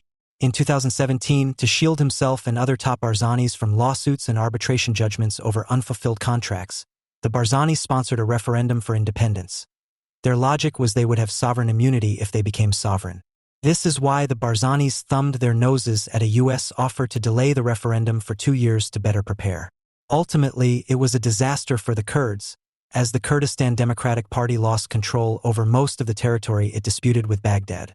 Both Fuad personally and the Kurdistan Democratic Party as a whole supported that disaster. In recent months, Fuad has, according to State Department sources, used his position as Iraq's foreign minister to arrange meetings on behalf of Masroor Barzani that ran counter to Iraq's sovereignty and diplomatic positions. To have the Kurdistan Democratic Party represent Iraq is akin to having Basque or Catalan separatists lead Spain. Perhaps the answer for Kurds is to claim the position but reject party control. Rather than treat Iraq's presidency as a perk for party service, Kurds might demand a choice, someone whose service set them apart. 3 well-known judges could fit the bill. Naz Nouri was an extraordinary judge who resigned several years ago in disgust over corruption and injustice. She since has become a well-known painter. Or Rizgar Muhammad Amin, a Kurdish judge who presided over Saddam's trial for his atrocities against the Shura at Dujail. He was bold and the only judge who initially released his name. Judge Sheikh Latif, a former Goran member of parliament, also has widespread respect. Another possible candidate would be Jalal Sam Agha, widely respected for his integrity and commitment to democracy. Both sides of the Kurdish political divide respect him as a technocrat and good bureaucrat. Politicians may complain that Iraq's presidency is a political position, and so it should remain the domain of politicians. Judges can weigh evidence and negotiate just as well. As important, though, is the image presidents convey. Jalal Talabani was gregarious. Bahram Salih was detail-oriented and energetic. Latif Rashid is lethargic, and Fuad Hussein venal. Masoud Barzani's uncle, Hashir Zabari, a former foreign minister, also would send the wrong signals given his impeachment for corruption, his reputation for playing dirty, and a career based on nepotism. If the Kurds want respect on the world stage, they should nominate someone respectable. Perhaps both the Kurdistan Democratic Party and the Patriotic Union of Kurdistan might find some advantage in the choice, so long as it denies the position to the other. Kurds deserve and Iraqis would celebrate Naz, Rizgar, Sheikh Latif, or another Jalal. The Kurds were once Iraq's engine for democracy. The parties ruined that, but they still could be Iraq's engine for reform. The UN's strategy in Libya, centered on a painstaking 12 to 18-month roadmap, is not just slow, it is dangerously naive. It operates on the delusional assumption that a fragile political process, however well-intentioned, can withstand the relentless, opportunistic force of Russian ambition. While Western diplomats convene meetings and draft communiques, Russia is not waiting. It is moving with the cold, hard logic of a great power seeking to exploit a vacuum, and its actions post-Ukraine are a chilling preview of what awaits Libya if we do not act. The war in Ukraine has not drained Russia of its global ambition. It has, in fact, sharpened it. Vladimir Putin's regime learned a critical lesson from the West's reaction to its previous aggressions in Georgia and Crimea. A lack of decisive, unified response emboldens further action. Now, while the world's attention is focused on the battlefields of Eastern Europe, Moscow is executing a calculated strategic pivot to North Africa. The goal is not just to maintain influence, but to establish a durable, uncontested military and economic footprint on the Mediterranean's southern flank. The recent meeting between Russia's defense minister and Khalid Haftar, an increasingly powerful figure in Libya, is a stark warning. This is not a benign diplomatic overture. It is a clear signal of Russia's intent to formalize and deepen its military relationship with a key Libyan faction. Russia is not a partner for stability in Libya. It is a cynical spoiler, seeking to entrench its influence with a powerful strongman and create a new regional foothold. By backing Haftar with military assistance, training, and its new African Corps forces, Russia is following its textbook playbook. Find the strongest armed group, arm it, and leverage the resulting instability for strategic gain.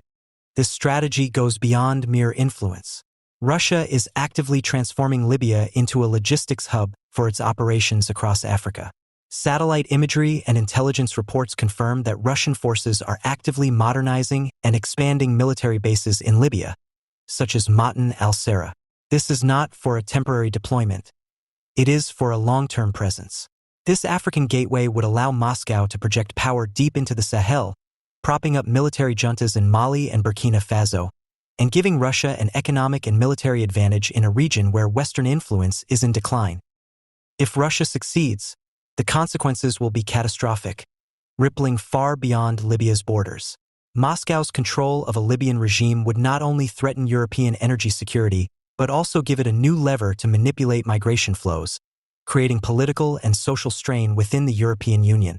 A Russian-controlled Libya on NATO's southern flank would fundamentally alter the geopolitical balance in the Mediterranean. It would become a launchpad for further military adventurism, a sanctuary for Russian mercenaries and proxies, and a direct threat to US and allied interests.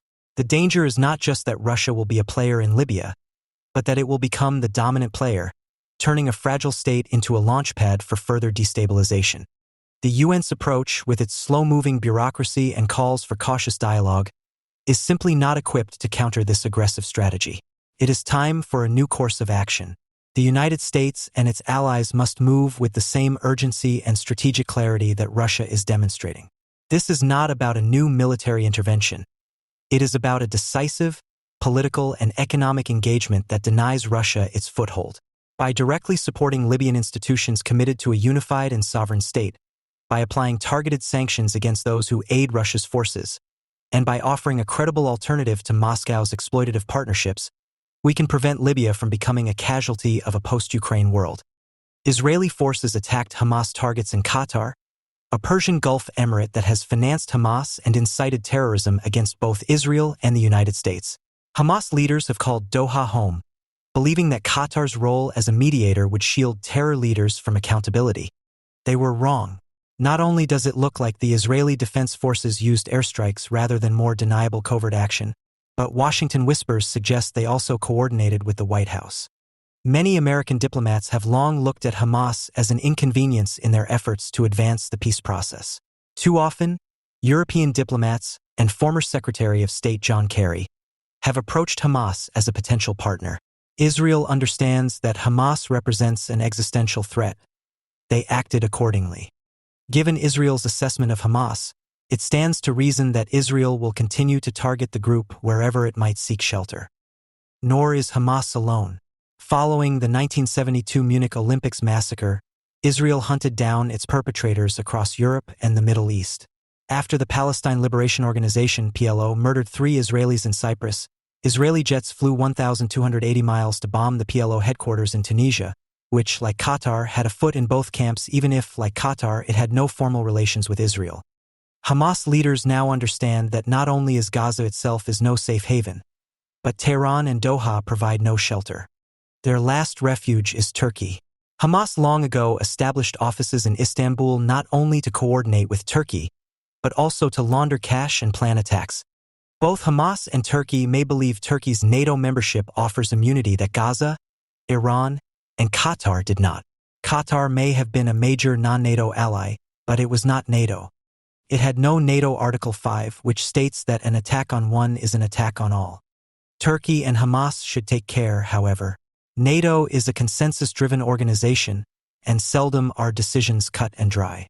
Sweden and Finland resent the Turkish extortion and blackmail that accompanied their accession to the Defense Alliance when Turkey humiliated them by demanding they constrain civil liberties and freedoms for Turkish dissidents and their Kurdish minority, and, in Sweden's case, even extradite a Kurdish activist. A veto in Stockholm or Helsinki is a plausible option.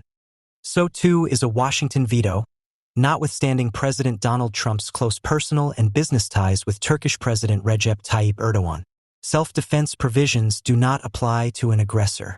If Turkey acts by terrorist proxy, and that is what Hamas effectively is, then Turkey essentially fired the first shot and Israel is right to respond.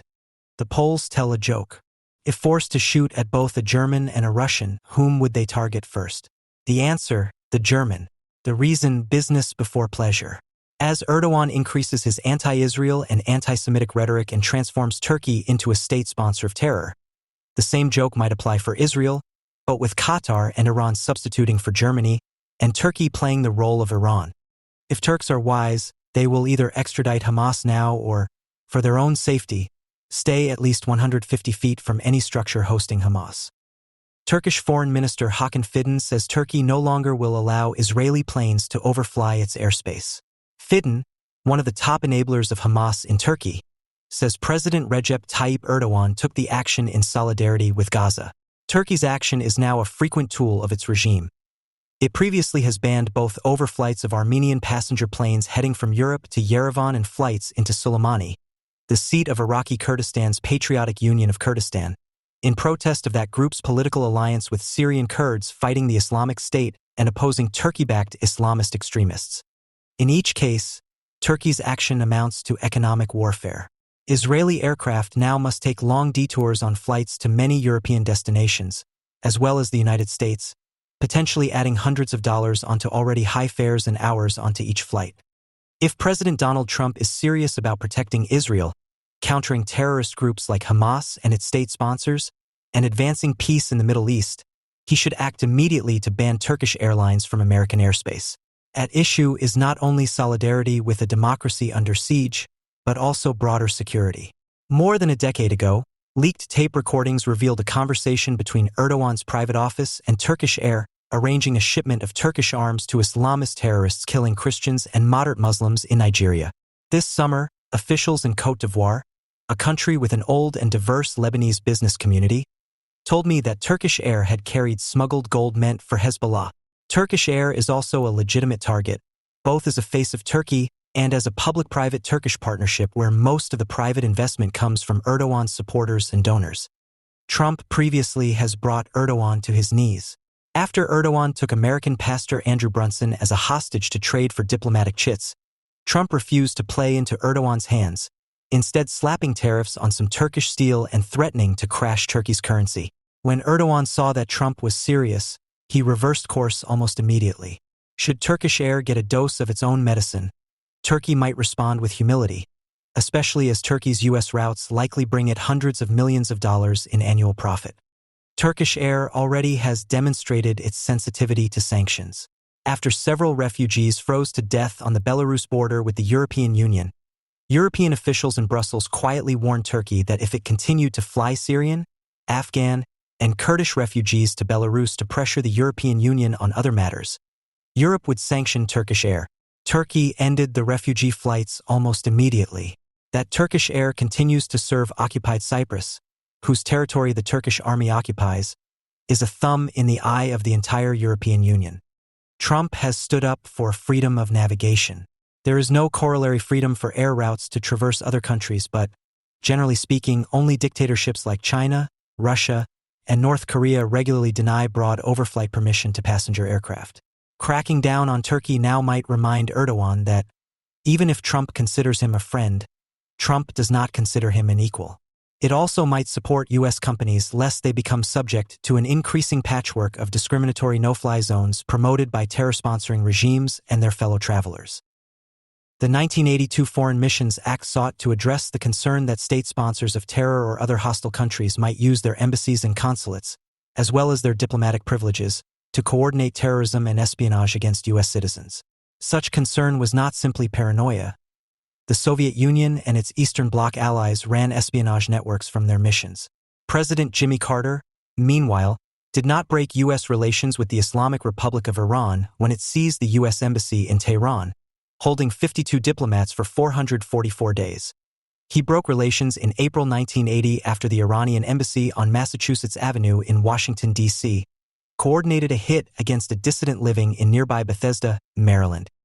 Today, 9 countries remain in the Foreign Missions Travel Controls Program: Belarus, the People's Republic of China, Cuba, Eritrea, Iran, North Korea, Russia, Syria, and Venezuela. It may be telling that, despite President Donald Trump's public embrace of Syria's interim president Ahmed al-Sharaa, a former wanted terrorist, the State Department does not trust him and his appointees enough to roam the United States. Perhaps it is now time to add Turkey to the list. President Recep Tayyip Erdogan once sought to project a moderate face. Any pretense about his true agenda is now gone. Erdogan likens Israeli Prime Minister Benjamin Netanyahu to Adolf Hitler and calls Israel a terror state that seeks to sow chaos and instability in its quest to greater Israel. More broadly, Erdogan dehumanizes Jews and encourages anti-Semitism in Turkey and abroad. With subsidies from those close to Erdogan's ruling party, Hitler's Mein Kampf became a bestseller in Turkey, and Emin Erdogan, the president's profligate wife, urged Turks to see a film Erdogan's associates financed that depicted Jews as provoking the Iraq War in order to traffic in the organs of dead Muslims. The problem is not simply his rhetoric, however. Erdogan has floated the possibility of using the Turkish military against Israel. Perhaps Western officials can shrug this off as bombast, but such statements condition and incite the Turkish public. He has also welcomed Hamas with open arms. Today, Turkey-based Hamas leaders plan more terror attacks on the Jewish state than Iran-based Hamas attacks. Following the October 7, 2023, Hamas massacre in Israel, Turkey arguably became more important to Hamas than either Iran or Qatar. Turkey also has an increasingly long history of targeting and harassing American servicemen, especially U.S. Navy sailors on port visits and shore leave. Turkey and the quasi-governmental foundations and organizations it sets up in the United States also increasingly spy on and perhaps even target Turkish dissidents on American soil. In 2017, Erdogan ordered his bodyguards to attack Kurdish and Turkish dissidents in the heart of Washington, D.C. Many bodyguards then used supposed diplomatic immunity to evade accountability. The Sheridan Circle attack shows Turkish officials will not hesitate to use their diplomatic privileges to conduct terror. In 2017, it might have been Kurds, Armenians, and followers of theologian Fethullah Gulen, Erdogan's one-time ally-turned-adversary. In 2025, it could be Jews going to synagogue on the High Holy Days or supporters of Israel commemorating the second anniversary of the October 7th pogrom. Turkey's supporters often lobby against holding Turkey accountable for its actions by arguing that Turkey is too important as a NATO member to designate as a terror sponsor. However, by applying the foreign missions travel controls limitations to Turkey, limiting its diplomats to travel within 25 miles of the White House and Columbus Circle in New York, Turks could still conduct all necessary business but be far less able to harass or surveil dissidents, Jews, and other Americans. It would also help the FBI pursue its mission to keep Americans safe. For Turkish diplomats, travel within the United States is a privilege, not a right. And while Trump is partial to Erdogan, his chief job as commander-in-chief is to keep Americans safe and secure. It's time to put Turkish diplomats on a leash. For more than 35 years, Armenia and Azerbaijan have fought a bitter conflict that resulted in tremendous suffering for both nations. Many tried to find a resolution, and they were unsuccessful. With this accord, we've finally succeeded in making peace, Trump declared. His optimism is admirable, but his ceremony was akin to a ribbon cutting for a skyscraper only half built. Armenia and Azerbaijan previously agreed to peace in March 2025, only to then have Azerbaijan scuttle the deal with a demand that Armenia amend its constitution. Azerbaijani President Ilham Aliyev embraces process over peace. So long as he talks, he can collect concessions and avoid implementing compromise. Armenian and international desperation for diplomacy means he can provoke without consequence. Diplomats are loath to punish if they fear their target might walk away from the table. If the Azerbaijan-Armenia peace deal is to move from ribbon-cutting to reality, all parties must calibrate their actions to reality rather than wishful thinking. It is against this backdrop that the Trump administration and Armenian Prime Minister Nikol Pashinyan should reject Azerbaijan's latest demand that Armenia send packing the European Union mission in Armenia.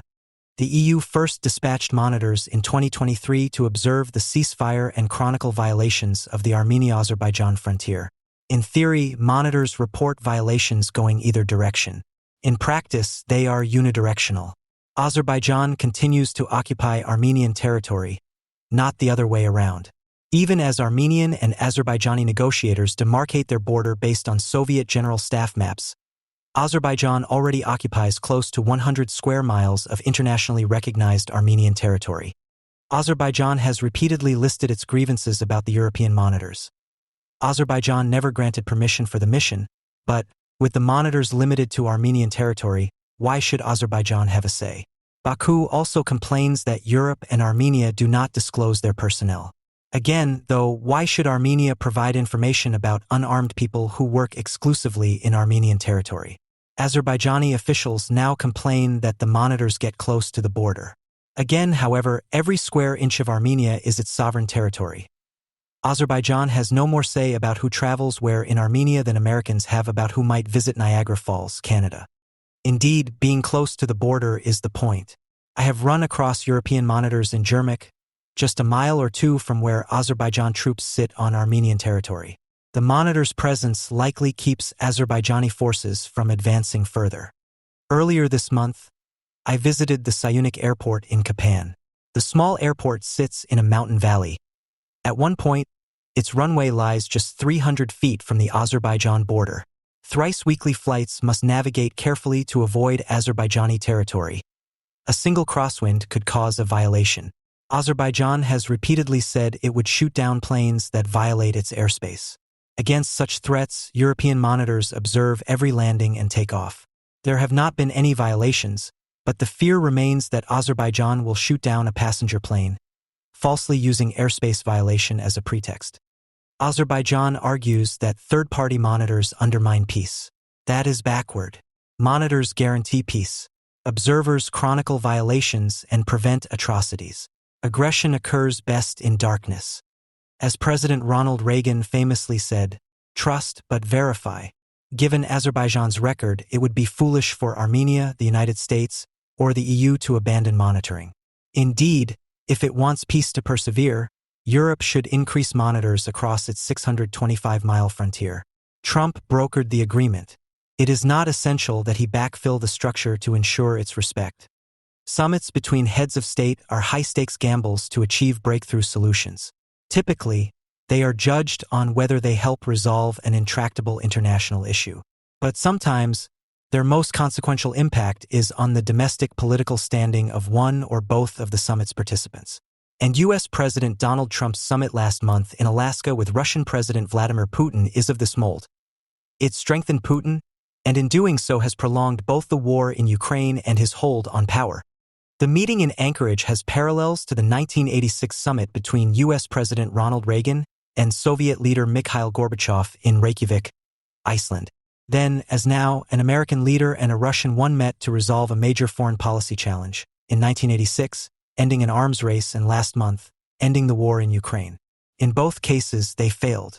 The talks in Iceland collapsed when Reagan refused to scuttle his Strategic Defense Initiative, a proposed program that would neutralize Soviet nuclear missiles before they struck their targets. Alaska ended without a deal to end Russia's invasion. But there the parallels diverge. Both summits may have had profound consequences for the Kremlin, yet those consequences could not be more different.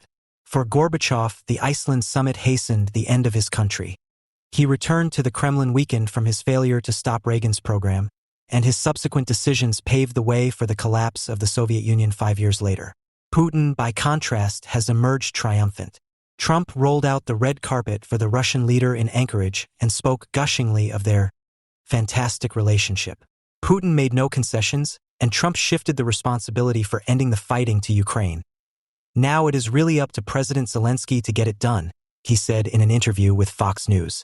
Although Putin did not face any strong opposition before Alaska, he now enjoys a glow of success for, by all appearances, having won over the American president.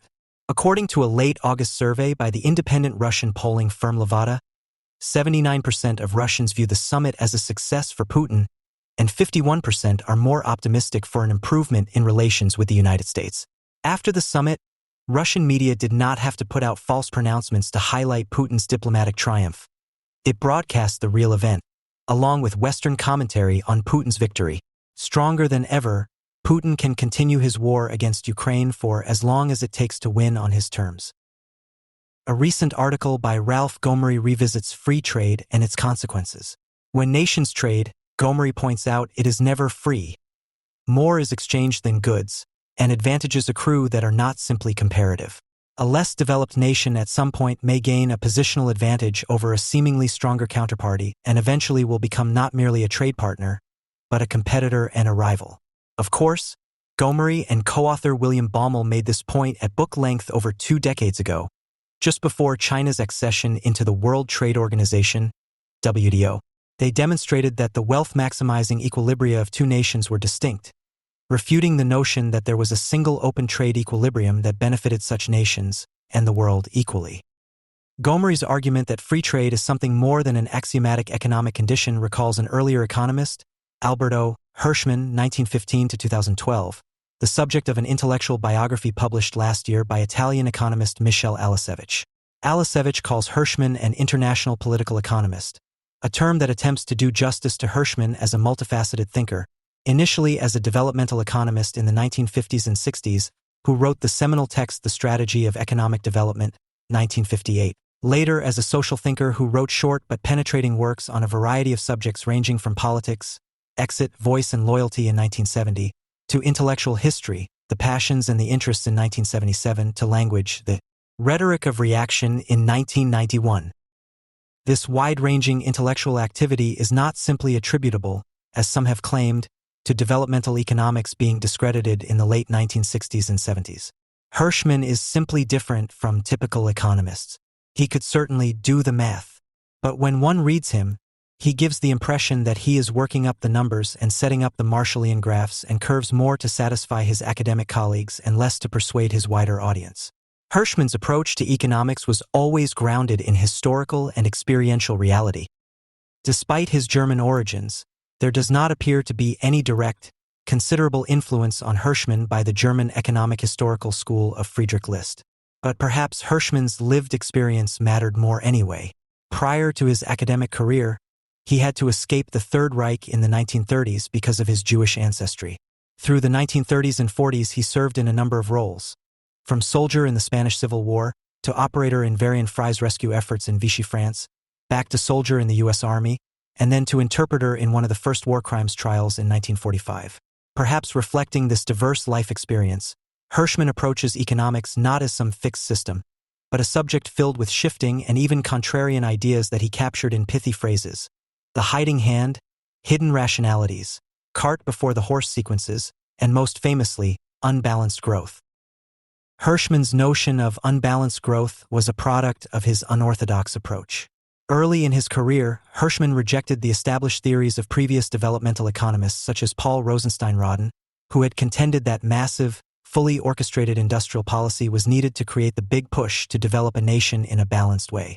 If a country only developed its capacity to make shoes, the balanced growth argument went, then it would have an excess supply of shoes. While the workers in the shoe factory could afford them, the rest of the country could not. In other words, a nation needed to align its governmental policies and launch a large number of industries at roughly the same time so that the entire populace could benefit. Hirschman argues against this idea. In a balanced growth economy, an economic project could only be successful if it comes into the world as a member of a complex of firms lending each other mutual, complementary support. But Hirschman contends that this describes something that has never existed. Banks, infrastructure, private firms, and accordant laws and regulations are never all simultaneously created. Even in developed countries, they emerge gradually and singularly over time. How, therefore, could such creation happen in developing ones? Such an ambitious attempt in countries already low on human and financial capital would certainly fail. Rather, Hirschman argues in The Strategy of Economic Development that a combination of both market and non-market forces is necessary to break through developmental inertia. The purpose of a developing state should not be to attempt to achieve the equilibrium of balanced growth, but to deliberately foster the frictions and tensions that propel economies forward, to keep alive rather than to eliminate the disequilibria of which profits and losses are symptoms in a competitive economy. The task of development policy is to maintain tensions, disproportions, and such disequilibria. Political pressures from certain groups, for instance, can force a correction in income inequality that has resulted from the earlier economic takeoff. Unbalanced growth, in other words, is more about discovering and implementing indigenous and quotidian possibilities throughout the development process, not preparing and perfecting a master blueprint at the beginning of it. In keeping with this approach, Hirschman views economic matters more as a cultural anthropologist than a classical economist, resulting in alternative economic explanations. In his book Development Projects Observed, 1967, he examines a series of development projects from around the world.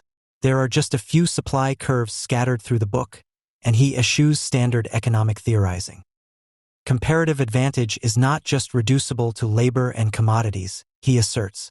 A country's natural resources, for example, are not only a possible comparative economic advantage but often a source of deep national pride and identity. Site-bound projects, at a river, for instance, may be pursued for reasons that are not simply reduced to profit-seeking. And something like excess demand is not a mere externality. It creates rivalries and competitions. For example, in the decolonization of the Cold War period, town-country cleavages were often created with serious consequences. In Uganda, as electricity spread out from major urban centers to provincial towns, civil servants and hired third-country nationals who lived in the towns got the electric power. The farmers in the countryside only saw the power lines overhead. Conditions were set for backlash and violence. But this tension was also needed to drive economic progress. The unique qualities of Hirschman's realistic, empirical approach are found in his first book, National Power and the Structure of Foreign Trade, 1945, largely ignored when it was first published, though subsequently influential as a proto-geoeconomics text. In it, Hirschman traces how Germany in the 1930s deliberately pursued trade mastery over smaller and weaker states to gain power-based advantages. Nazi Germany wanted to trade with lesser industrialized nations that it could more easily entangle into its economy. Whereas developed countries could, with their slew of exports, look elsewhere, developing countries with little more than commodities to export had fewer options. The swifter Germany could entangle these nations into close, or even exclusive, relationships with German manufacturers, the easier it could control them. This argument about exploitative trade relationships was not, in its basic form, controversial. Many economists, such as Alexander Gerschenkron, saw the Third Reich's trade practice as something specifically Germanic, as an outgrowth of deep-seated patterns of Teutonic Prussian aggression. In contrast, Hirschman contends that such motivations could not be so easily reduced to the nation's predatory history. Rather, he asserts that trade itself is particularly prone to geopolitical manipulation and not simply economic calculation. Indeed, Hirschman further insists that, in the right circumstances and given the right instruments, any nation could act the way Germany did in the 1930s. Trade between countries is not simply about the provision of goods, but about competitive national advantage fraught with both economic and political consequences. Trade is not simply about the goods you trade, the supply effect. It is also about your ability to influence whom you trade the goods with, the influence effect, in the short and long term. Even if war could be eliminated, foreign trade would lead to relationships of dependence and influence between nations. Hirschman provides statistical data, historical evidence, and Marshallian formulae to demonstrate that none of this is an exclusively German phenomenon. Germany's motives were impure and its aims ultimately self-destructive. Its quest for autarky to support its campaign of conquest led to catastrophe. But that does not invalidate Hirschman's basic premise. Trade between states creates power dynamics that states themselves will exploit. Subsistence-based, unindustrialized countries might want to diversify their export economies, but they find themselves linked in historical path dependencies to more powerful industrial nations. Ireland, for instance, after independence was still overwhelmingly importing and exporting its goods to Great Britain. Even after Ireland deliberately sought a diversified import policy, its exports to Great Britain fell only very slightly. As Hirschman demonstrates, once an export relationship has been established with a nation, it is extremely difficult for the non-industrialized nation to disentangle itself from it. Mutually beneficial trade relations are, in reality, highly asymmetrical as to their benefits. The result is a seeming inclination by nations towards bilateral trade relations to maximize their own benefits, not necessarily towards multilateral and more open trade systems. In a subsequent essay, he foresees the dependencia thesis of Latin American economists who would come to reject North American developmental theories. And Hirschman goes even further. Asymmetries can provide advantages in both directions. The larger, more powerful nation could well suffer from a disparity of attention due to geopolitical or domestic concerns, and thus be unable and unlikely to focus its attentions on its relation to a smaller trading partner with the single-mindedness available to and characteristic of the latter. The United States would exemplify this asymmetry vis-a-vis China in the 21st century. Hirschman was not a protectionist. In the book, he advocates a robust supranational organization to prevent Nazi-like trade depredations. Nonetheless, his strategically inflected understanding makes him skeptical of maximalist arguments for so-called free trade. He comments on the seemingly omnipresent British enthusiasm for it, specifically the argument that free trade presumptively reduces the dangers of famine and catastrophe even during pending or actual conflict, based on strict economic understandings of trade-maximizing principles. This, to Hirschman, is blind to political realities and therefore absurd. Such an argument clearly presupposes either freedom of the seas or a mighty British fleet. precisely the things that a war could very much call into question. Hirschman's views had little traction when they were published in 1945. They cut against then fashionable theories of trade, especially the Hector-Oline neo-Ricardian model that postulates that trade is entirely premised on a nation's abundance of goods, though the model came to have so many loopholes that it had to be continuously reworked. Comparative advantage in its classic meaning still held sway. Anything that interfered with unfettered trade was to be avoided. Such interference shifted costs to consumers and revenues to protected sectors that were likely inefficient and filled with grifting rent-seekers. In the 21st century, free trade as an axiomatic, unarguable proposition remains a deep-seated economic conviction.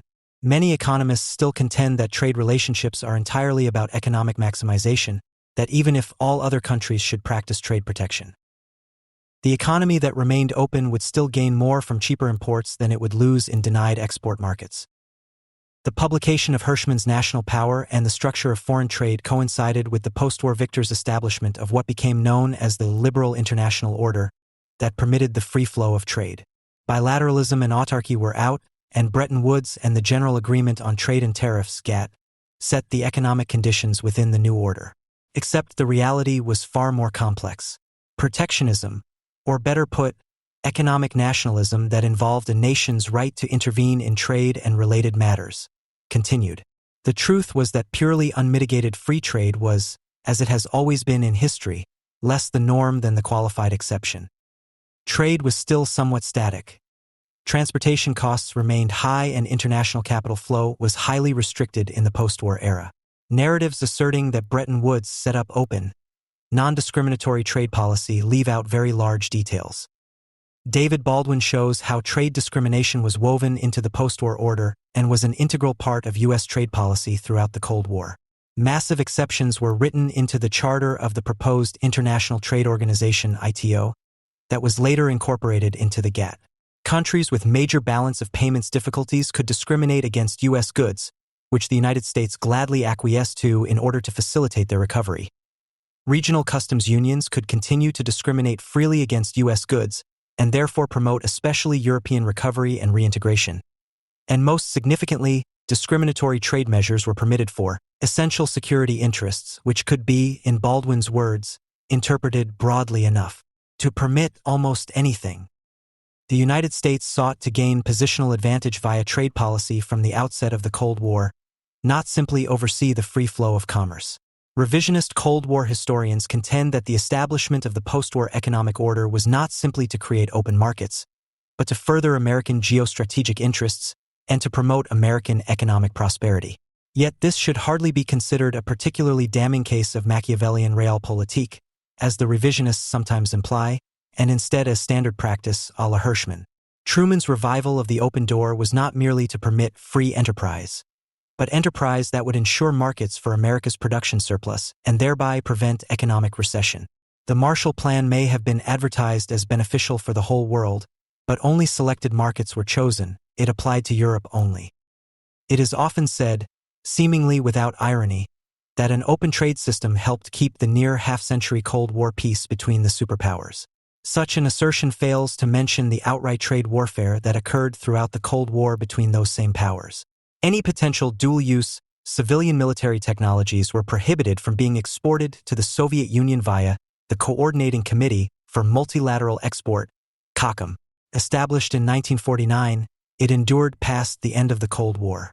It effectively denied the Soviets much of the high technology and innovation breakthroughs that helped to propel the United States to dominance. Protectionism did not fade away but was debated and negotiated in the American polity even during the most intense periods of the Cold War. Tariffs remained, subject to wide variation depending upon the particular good in question, e.g., tariffs on many agricultural products remained astronomical for decades. Smoot-Hawley did not immediately vanish in the Bretton Woods system either, but lived well into the early Cold War era via various amendments. Throughout the 1950s, Eisenhower's ability to negotiate free trade agreements was significantly curtailed by legislative action or inaction.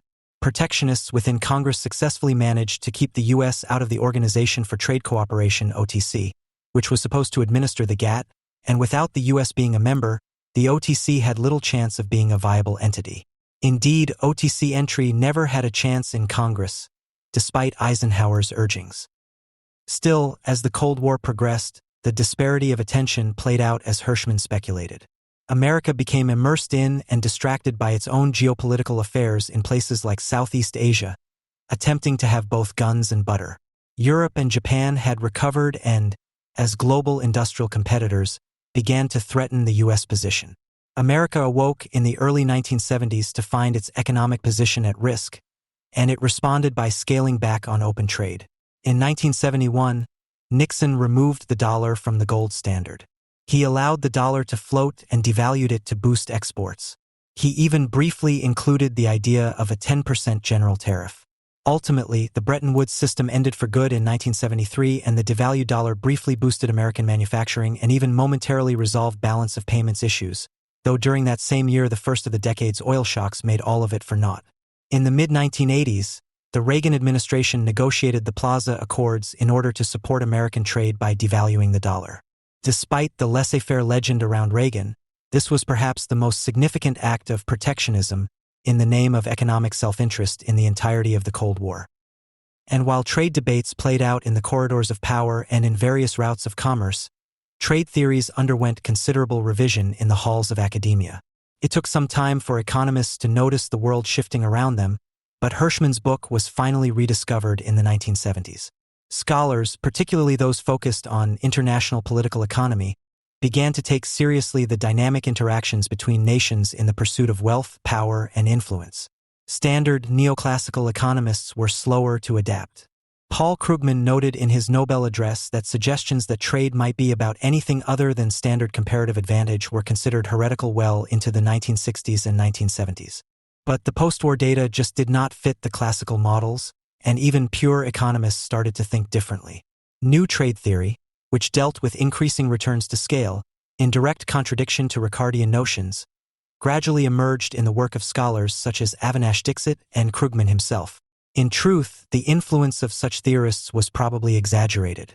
Regardless of what the theorists said, the evidence showed that, during the Cold War, trade was a negotiated political space. Trade was a way to govern at a distance, to influence a nation's actions through private sector proxy or through outright economic warfare. Economically, countries sought some form of trade advantage via the increasing returns brought by industrialization, whether via the import substitution methods of Latin America or the export-driven strategies of East Asia. Whether there was overwhelming evidence that a Hirschmanian influence effect was more significant than supply effect may not have been conclusively demonstrated. Nonetheless, Hirschman's dynamic world of trade seemed more accurate than the static world posited by the neoclassical theorists. Supposedly, the post-Cold War era saw the advent of true free trade. After all, the security problem that led to government-directed economic statecraft had been eliminated with the fall of the Soviet Union. But in fact, the so-called end of history in the early 1990s initially brought a surge of economic nationalist thinking. The Clinton administration is often considered the apogee of the globalized new economy. But in 1992, Bill Clinton ran successfully on a campaign of economic nationalism and initially established the National Economic Council in order to compete and emulate Japan's MIDI and its industrial policy initiatives. His early administration was filled with the likes of Laura Dandria Tyson, who argued for more industrial policy, and W. Bowman Cutter, who worked on developing tough bilateral trade strategies with Japan. During the early Clinton years, even the normally free trade-oriented State Department bowed to protectionist preferences.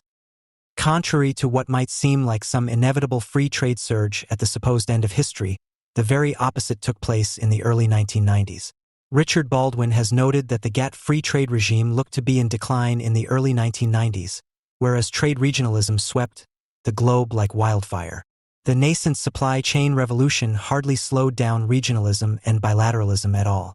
When the U.S. entered into a bilateral free trade agreement with Mexico in 1990, for instance, it completely upended the economic status quo in the Americas. Soon other Latin American nations, realizing the favoritism that Mexico had received, began to seek out free trade agreements themselves. Despite the GATT preference for multilateralism, countries set up numerous bilateral trade arrangements. One theory posited was a sort of variation of Hirschman's influence effect. Differentiated products, generally those that are high-tech and produced in more developed nations, are more typically the products of more sophisticated firms. Those firms tend to have considerable political influence. They will lobby to favor bilateral agreements that structure trade arrangements as favorable to them as possible. High-tech firms may, for instance, openly seek protection via voluntary restraint agreements. Ultimately, of course, in the campaign between nationalists and globalists in the Clinton administration, the latter prevailed. Yet, in the past 10 years or so, many of the globalists' predictions have either fallen short or shown to be spectacularly wrong. In the long term, Hirschman's ideas offered a better guide to understanding the shape of global trade. China had been trying to get into the GATT, later the WTO, for over 15 years before it finally acceded to it in 2001. China's accession should not be seen not as confirmation of its superpower status, but as another milestone on its way there. China's earlier economic policies had seen the outright failure of orchestrated five-year plans in the 1970s and 80s. Beginning in the 1980s, however, trade came to be used in Hirschmanian terms in a very unbalanced way in China. Rather than an overall nationwide orchestration, trade policies focused on stimulating the southern coastal provinces of Guangdong and Fujian. Those provinces accounted for nearly all Chinese exports by the mid-1990s. The provinces were even called the Fifth Tiger, and they eclipsed the traditionally richer lower Yangtze region. Starting in the mid-1980s in Guangdong, experiments began with export processing contracts that allowed foreign investors to gain ownership of components and materials brought in for assembly. The local experiment was a spectacular success and paved the way for further foreign investment. When WTO accession occurred, China did make major changes to trade policy. It vastly reduced its tariffs. It stopped restricting trade to a limited number of so-called foreign trade corporations. But China also masterfully utilized WTO-permitted policies to its advantage. A good example is the WTO's provision of value-added tax rebates on exports. China made VAT rebates near universal within the Chinese economy, with significant results. China's trade strategy since WTO accession has not simply been to fit harmoniously within the WTO trade framework, but rather to seek bilateral, geoeconomic, and geopolitical advantages, including total regional hegemony. Prior to WTO accession, it had no bilateral FTAs. After accession, it steadily entered into FTAs with neighboring countries, primarily via ASEAN membership. As if to prove the point that China sees the WTO as a means and not an end, fully 45% of China's trade is now exclusively bilateral, up from 19.5% in 2010. China has participated in organizations such as the WTO not simply for the economic benefits of comparative advantage and free trade, but to create Hirschmanian power and influence effects, in Rush Doshi's words, to order build.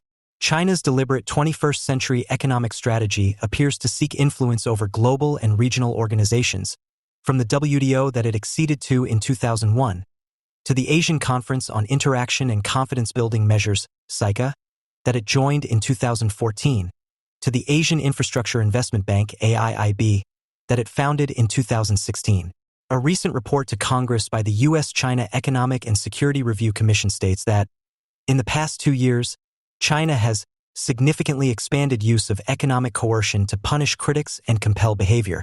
Nevertheless, the same report noted a 2021 Business Outlook survey conducted by the European Chamber of Commerce that reported that European firms were nonetheless committed to China, now more than ever.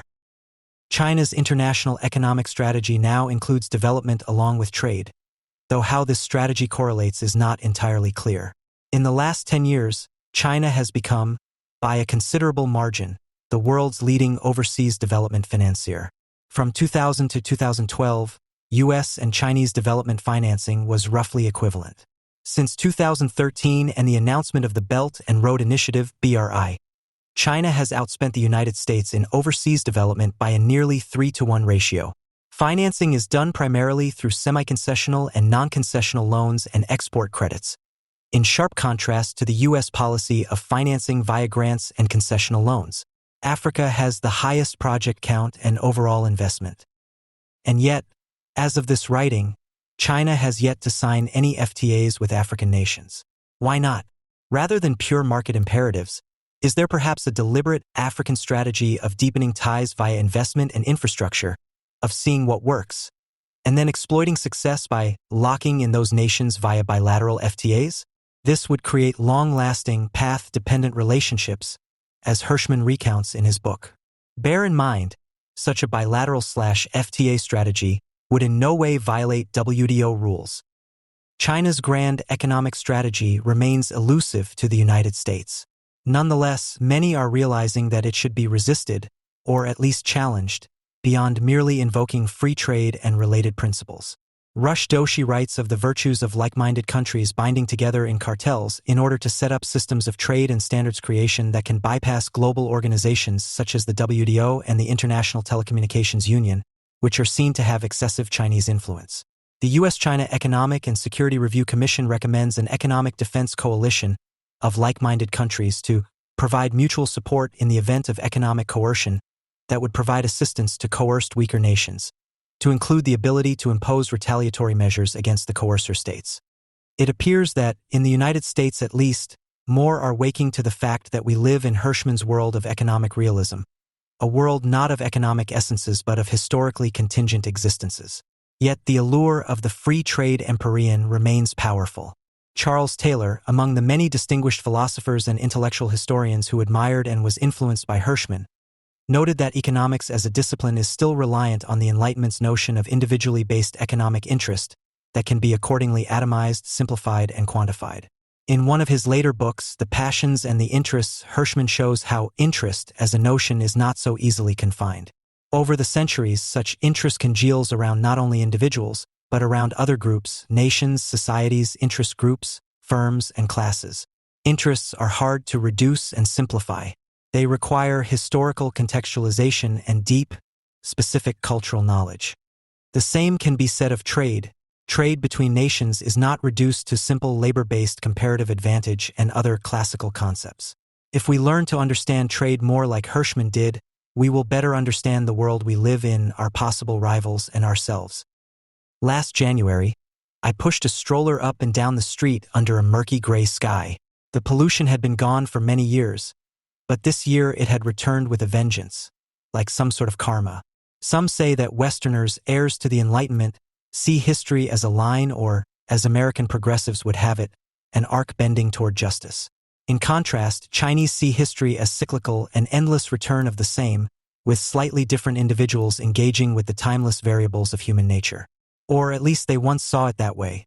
The China founded in 1949, colloquially known as New China, is supposed to break with all of that. Technology implicitly promises to change the way that we live, but that promise is only ever implicit. Maybe it is just in our imagination. It explicitly promises to change the environment in which we live, and in China it has done that. But many of the thoughts that people think are the same ones, in some cases traumas that keep cycling round and round with no resolution in sight. Contemporary Chinese life begs the question: can we ever escape ourselves and the eternal recurrence of the same? In the year 2024, at the end of an unprecedented bender of historical transformation, China's economy and population are in a hungover condition, digesting everything that has changed and everything that hasn't. The built environment and biological condition of the population have changed. Mass urbanization, near universal use of computers and 5G mobile phones, and the doubling of Chinese life expectancy since 1940 have transformed China forever. On the other hand, the political structure is falling into historical patterns. Maybe it never really left those patterns. As influencer Ma Dugong recently said, "Now that we're living in cities, we are all aware that modern life is far from perfect. The cities are packed with people who have just left the rural areas, people like us." At the founding of the People's Republic of China, Shanghai stood as the only industrial and commercial city in the country, where we are now. Other places, like former Japanese colonies, had some dilapidated factories but very few people. Over the decades, the vast majority of families in modern Chinese society can trace their roots back to farming within 1 or 2 generations. Thus, the perfect life that rural children look up to, along with the cultural narratives that depicted such existence, were crafted by people just like them. This is the logic behind how a bunch of clowns can rise to achieve remarkable feats. The image of a perfect faraway place is, indeed, an embellishment. The mythical age of heroes, as often depicted, never truly existed. But as long as we believed in it, the society of clowns can also move forward, guided by the starlight. China's path to modernization was often propelled by external forces. It has come as a shock to everyone that the perfect faraway place, the United States, turns out to be both a vengeful enemy and also a clearly confused society. It is difficult for Chinese to idealize the United States anymore, perhaps particularly for those Chinese who spend time there or are fluent in English. And yet, China is not anywhere close to finished, and so the map is being redrawn in the middle of a voyage. Today, China's society is like Frankenstein's monster, with different parts grafted into a single organism. Rich cities with the superficial trappings of globalization, like Shanghai, first-tier China. Socialist cities with heavy industry and limited middle classes, like Shenyang, second-tier China. An eternal countryside, the 39% of the population which remains rural and traditional, in provinces like Gansu or Guizhou, the third China.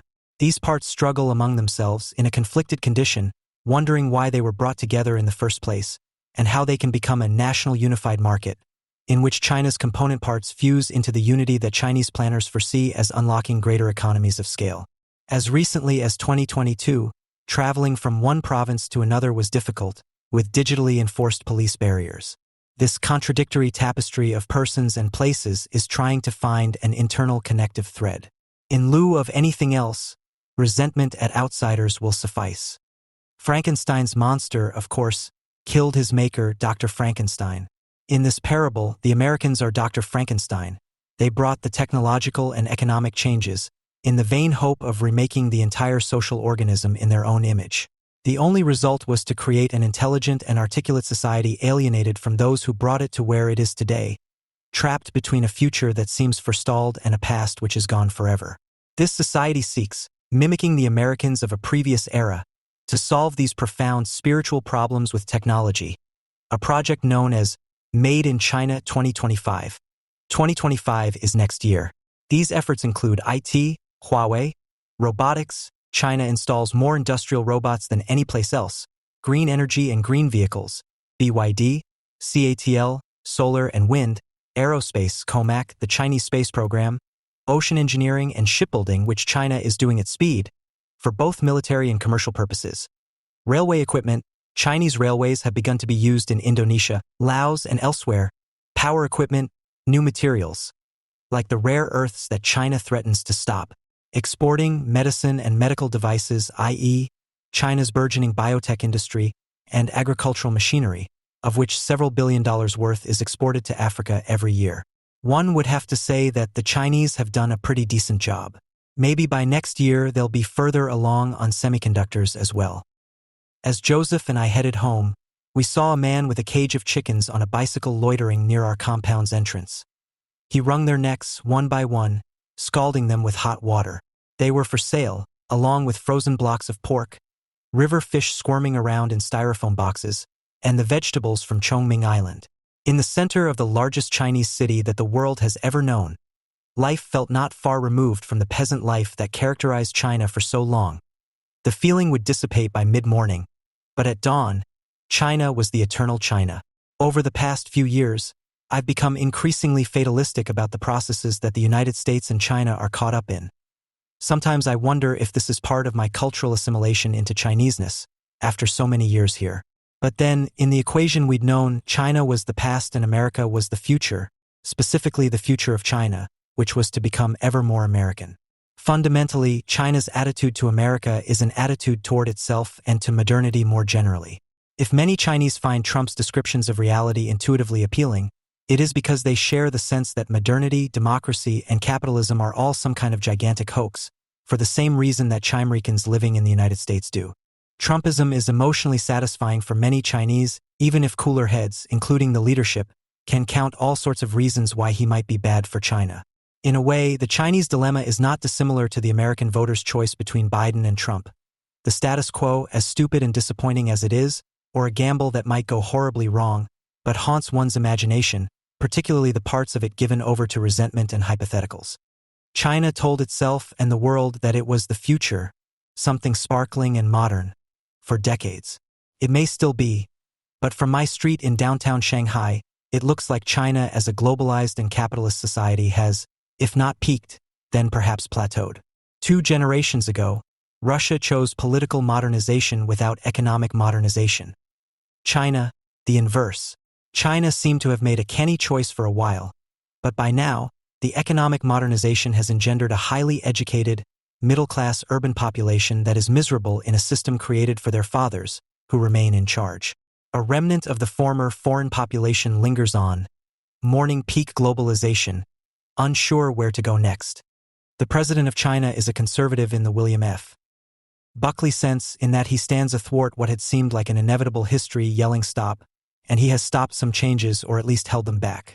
Consider the Wenzhou train crash in 2011.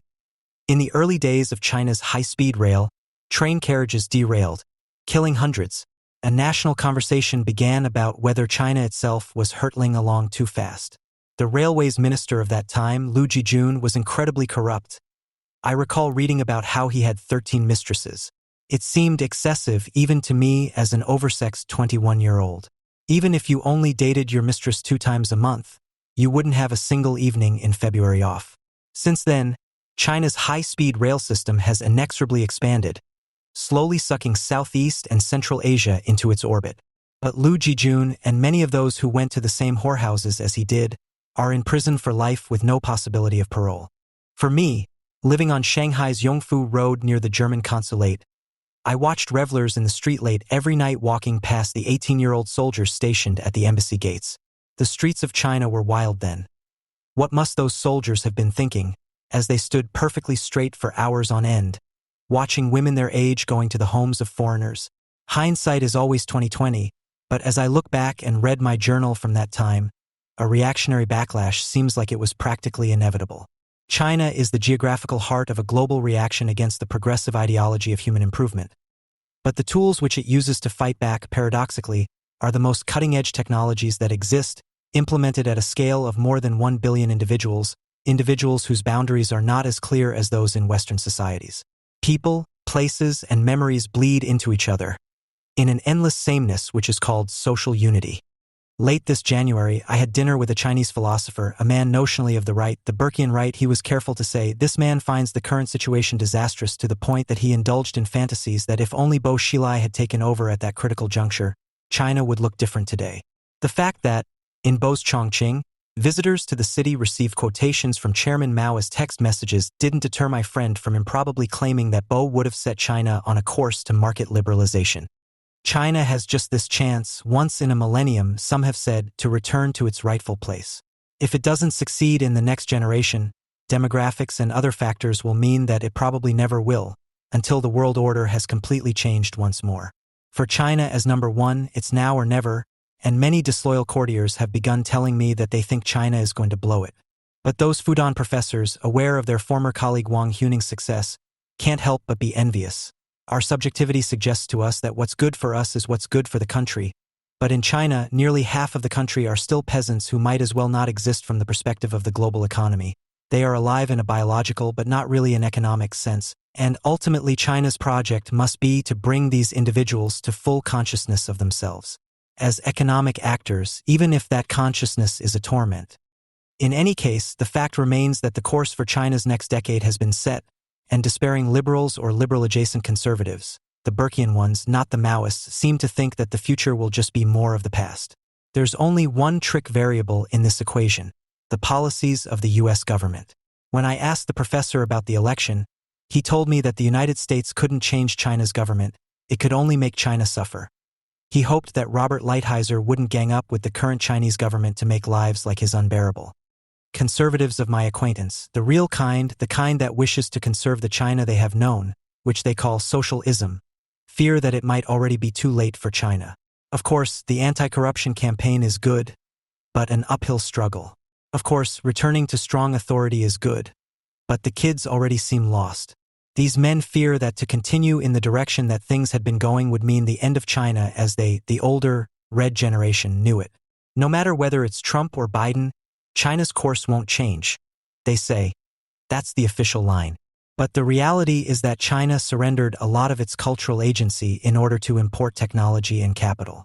What is today clear to the Chinese state and economists like Justin E. Fulin, the Taiwanese soldier who swam to China in 1979 to join the side he perceived to be the future and later became a key strategist, is that the competition between China and the United States is about technology.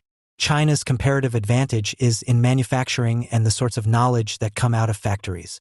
China is playing catch-up in R&D, and Xi's idea of new productive forces is about throttling things into a higher gear. If the energy transition to EVs, solar panels, and batteries is one side of Chinese industrial success, that reflects the ability to circumvent Western monopolies on intellectual property, for example, with internal combustion engine automobiles, as well as Chinese comparative advantages of scale.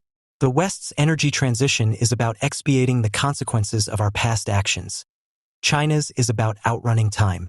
In the time that remains, China must fully wake up, with access to technology being the agent of awakening. People speculate that with the passage of time, certain changes begun long ago. Urbanization, the rise of the middle class, family sizes shrinking, mass education will force the system to change, or at least to shed its skin and develop a new way of interacting with the world. Imagine a paper cup partially filled with cold water. Empty it out. Now fill it with boiling water and watch it collapse. If it is relatively flimsy, form cannot contain a content that has changed completely. Chinese government officials want to reinforce their governmental structure, but many fear that won't be enough to cope with the radically different sorts of people who make up China today, compared with what the Chinese were a generation or two ago. Nowadays in China, every 10 years brings a new generation, with children of the 90s professing not to understand those born after the millennium. A retired government official from the far north approvingly quoted to me Putin's comment that if the world didn't need Russia, then Russia could end the world. We can see that people want to erase our revolution, our party, from history.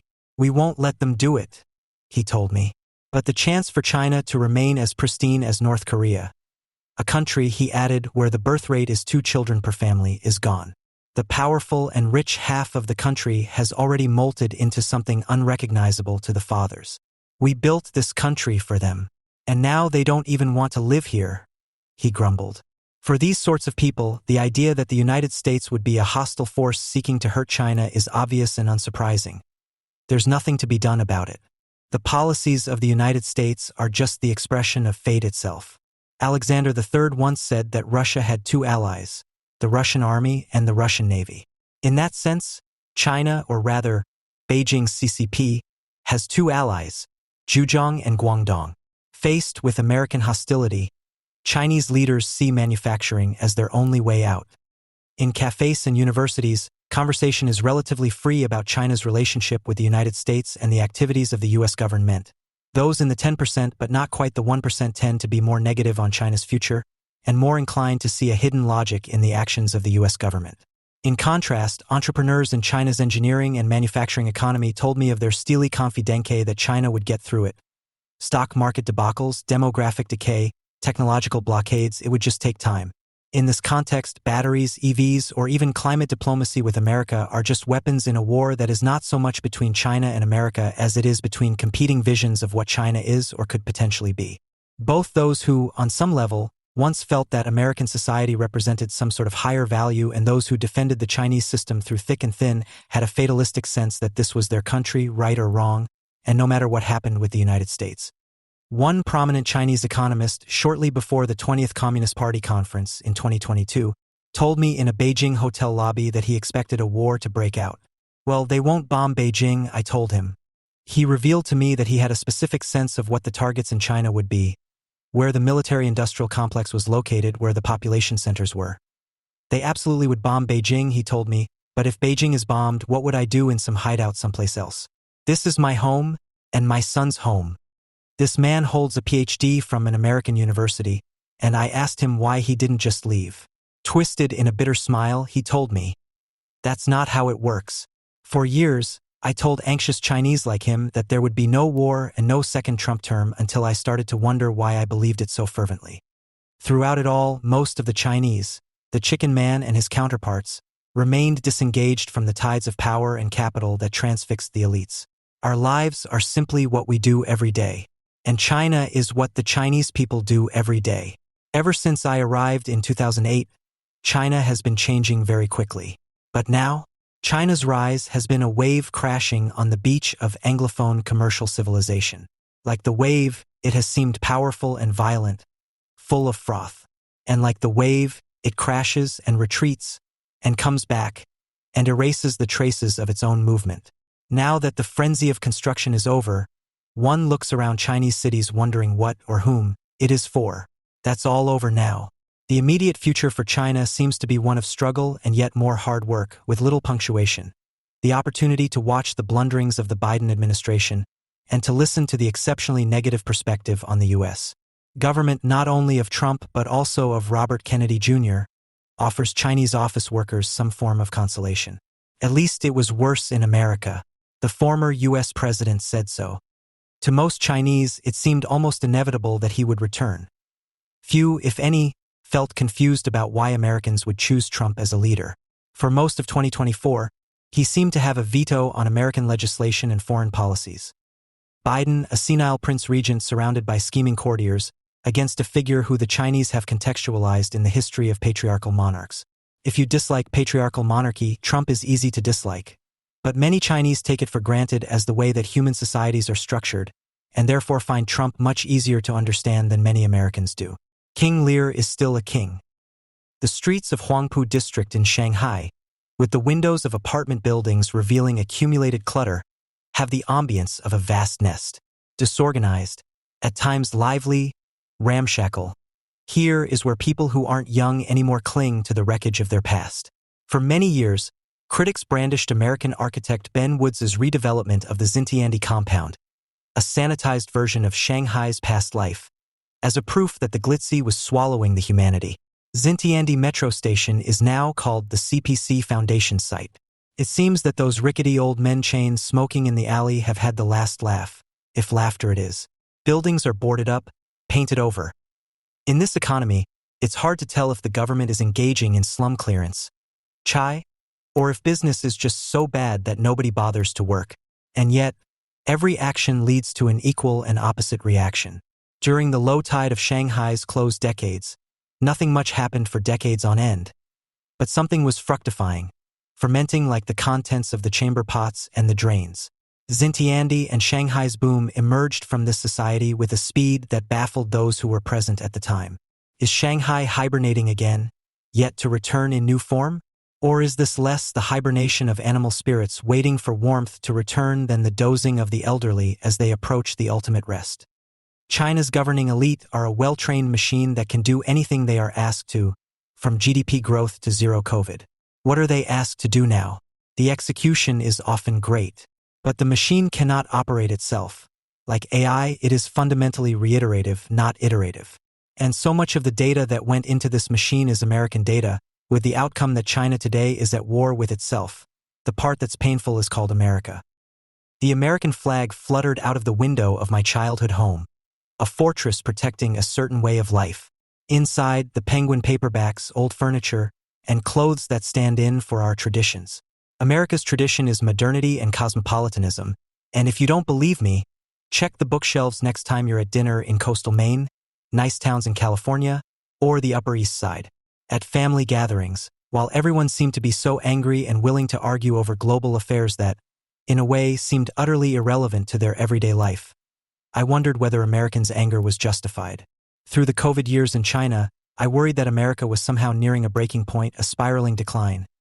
The decline, if it is that, isn't really visible to me. The place looks much the same, although the grocery stores have more variety and higher prices now. And yet the psychological mania that comes from the American middle class centering itself as a global ruling class has peaked. Or else why do old friends argue bitterly over wars in the Middle East and Eastern Europe, the temperature of the globe, and shipping lanes in the Pacific? These topics are interesting and perhaps concerning, but what felt remarkable was the degree to which ordinary individuals felt personally offended by their trajectory. The election that was looming seemed to give Americans a choice not only about the way that they lived, but about the way that so many others lived as well. The fact is, English speakers are heirs to centuries of global empire. Our ancestors have been a global ruling class, perhaps not the ancestors of people living in Kansas, but certainly those living in the better parts of Boston, New York, and D.C. The Chinese are descended from working-class people, and most of them are working-class today. Indeed, their economy is oriented to factories and production, where ours revolves around consumption. In the blue state settings I patronized, few discussed China that much, certainly not in comparison with Israel or Putin.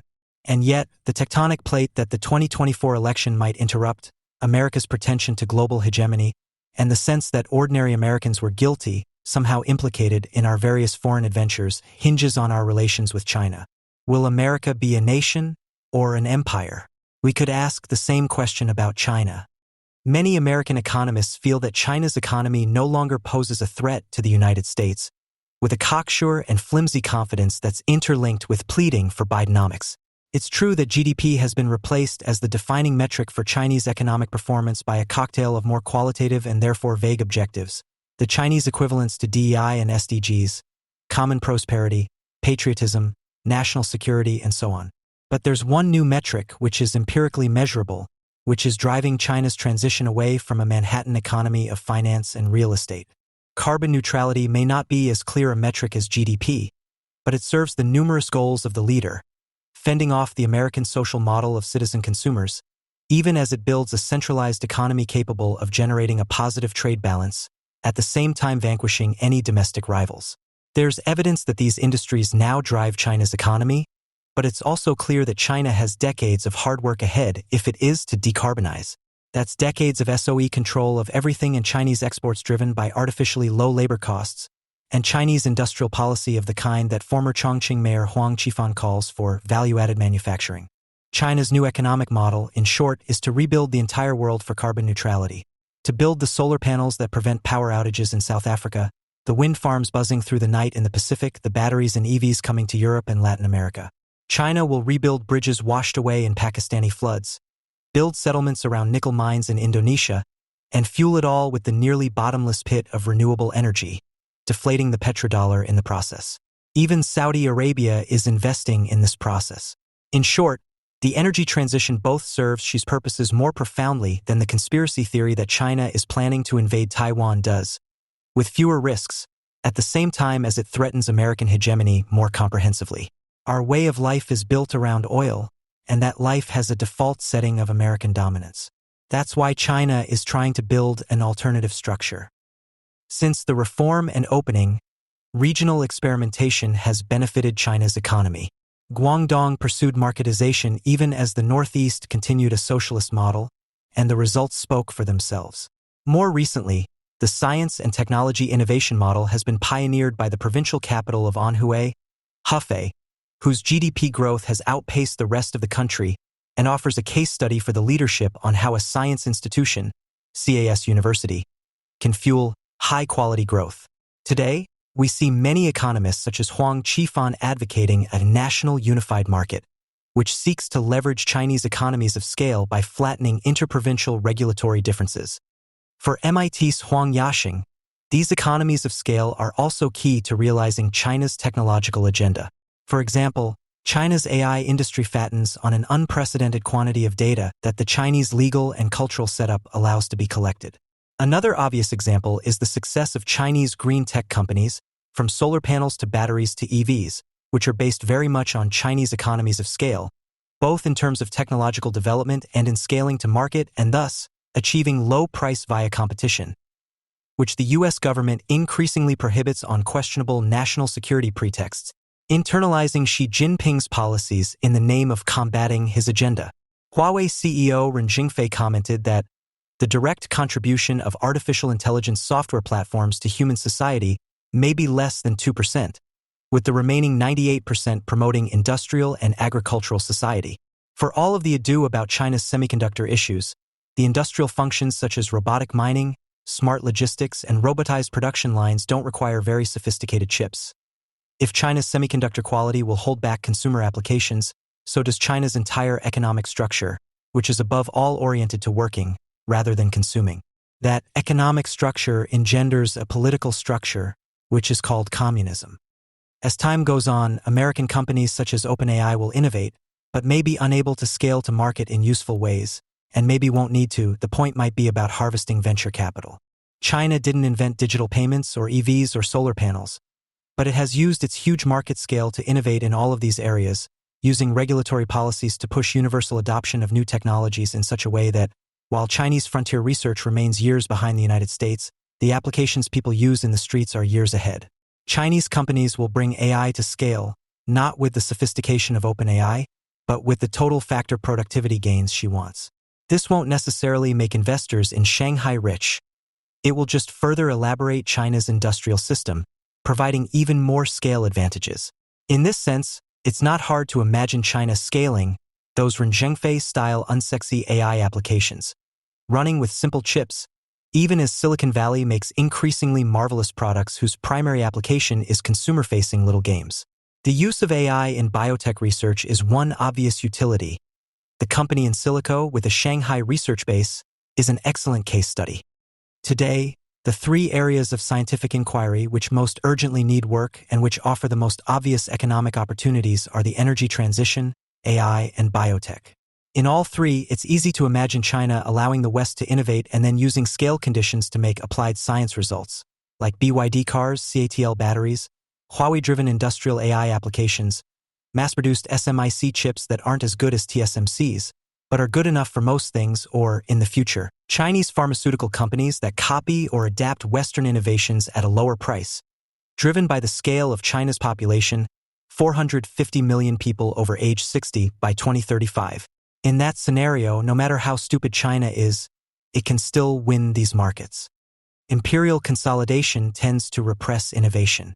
Consider Harry Lime's argument in Orson Welles' The Third Man. You know what the fellow said. In Italy, for 30 years under the Borgias, they had warfare, terror, murder, and bloodshed, but they produced Michelangelo, Leonardo da Vinci, and the Renaissance.